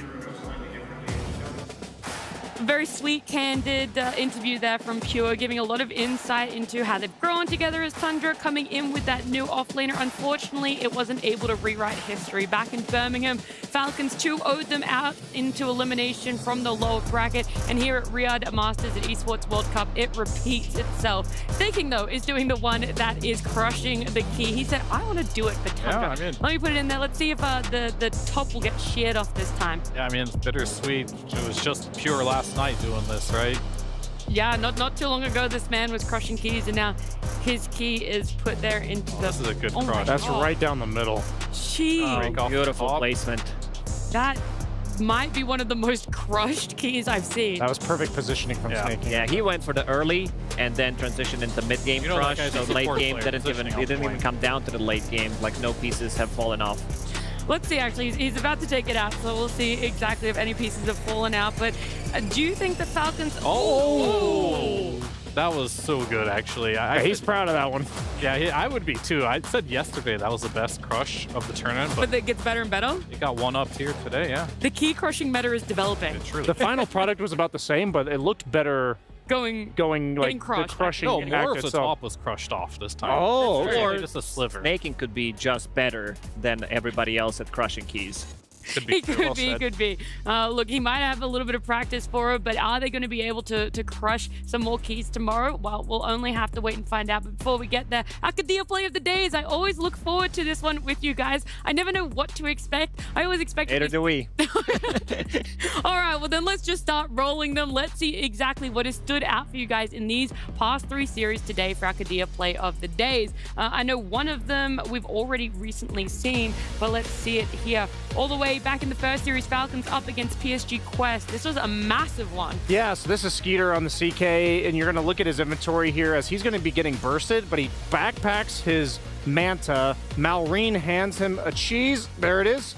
And then he ends up surviving because of it, and this was game 3 of the PSG Quest. versus Falcons series. We heard Crit on the interview saying like that was kind of a coin flip who was going to win this game, and even though this fight wasn't like some perfect result for them or anything like that, like Malrine does end up going down. Like if Skeeter had fallen there, like notice how Doom's already dead, Malrine ends up being dead. If he was dead too as CK, they'd likely lose that game entirely, and we might not even be seeing Falcons tomorrow at all. So we might not even be seeing them this afternoon. But I want to jump in there because I got some really exciting news. Apparently, we're going to get the quest listen in to that exact moment. So it's a double on the play of the day. Let's run bonus it. kill. Yeah, we got some bonus action here. Real CK, guys. Don't have ice pass. Real CK? No. Look at Shan. Primal cheese. Oh, CK, behind. Real CK. They even called the primal cheese. 5 second charge. Give him cheese. Give him cheese. Okay. I'm watching guys pass. Can we still kill? Oh, they were ready for it too. Okay. I ice pass? Primal. Yeah. Primal. CK, stand. Finish, first of all, guys. He's very slow on primal. Be careful. I have nothing. Don't go too deep. CK, be careful. Nice. I'm out, guys. I'm out. Keep blink time. These professional league gamers, they know. They see every move you make, every step you take. They're going to be watching. So they noticed, like two different voices noticing what happened with the cheese. Yep. They were completely unscathed. Like they just like were like, yeah, standard play. Like we're like all impressed. They really knew it, and all of us watching are just like, what just happened? But look, the professional e-gamers, as you like to coin them, Lacoste, they knew what was going on. They've got eyes everywhere, but so do you guys. So we've got another Kadia play of the day that my panelists love to point out here. I believe that's you, Fear.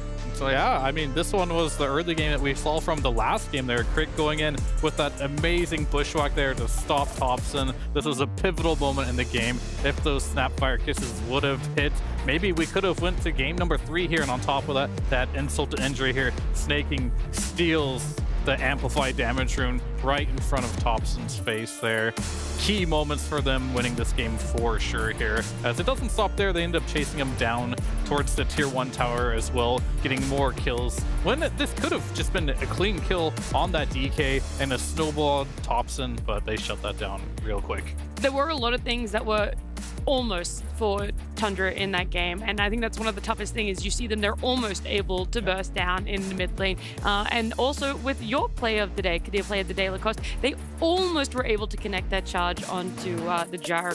Just kidding, it's not the play of the day. It's not that one, it's the other one. It's the Crit one. Like that's just a beautiful tree planting, thinks about the climate change and everything while also playing Dota, gets a 2-man bushwhack on top of 2 heroes, and look at Supernova, what a timing. So they don't have any stuns after that, even though Morphling has shard, has that S and Y, so has a bit of a status resistance. Supernova explodes, gets him just a little bit enough time for their cooldowns to reset on those stuns, so they get multiple kills from that, and beautiful execution from pretty much everybody on side of Falcons. Yep. There were honestly so many play of the days that, you know, behind what you guys don't see is that we're changing our minds on what feels more impactful, what was one of the cooler ones. So sometimes we have like 6 or 7 of them played lined up, and we're just like, all right, which one do we get to pick from now? So it's nice to be able to see that, but they were the 3 main ones for us, our Kadia play of the days. Any last thoughts about today before we close out our penultimate day here at Riyadh Masters? I mean, I just love seeing the keys getting crushed, and you just want to see more of that. There's not many more that we can crush, which is sad, but we do get to see who is going to be the crowned the best in the world tomorrow, and that's very exciting. Yeah, Team Falcons, they kind of resurrected like a phoenix after a bad group stage 0-4, and still showing what they're made of. This team, they're serious tomorrow against Team Liquid. You heard Crit, he was talking about how confident they are that they can take down Liquid. They have pretty similar playstyle as Tundra does, and also against Gaming Gladiators. So that's what I want to see. I want to see confidence, even though they looked a little bit shaky in their series against PSG Quest, but that's Dota is about, you know, nerves, winning, losing.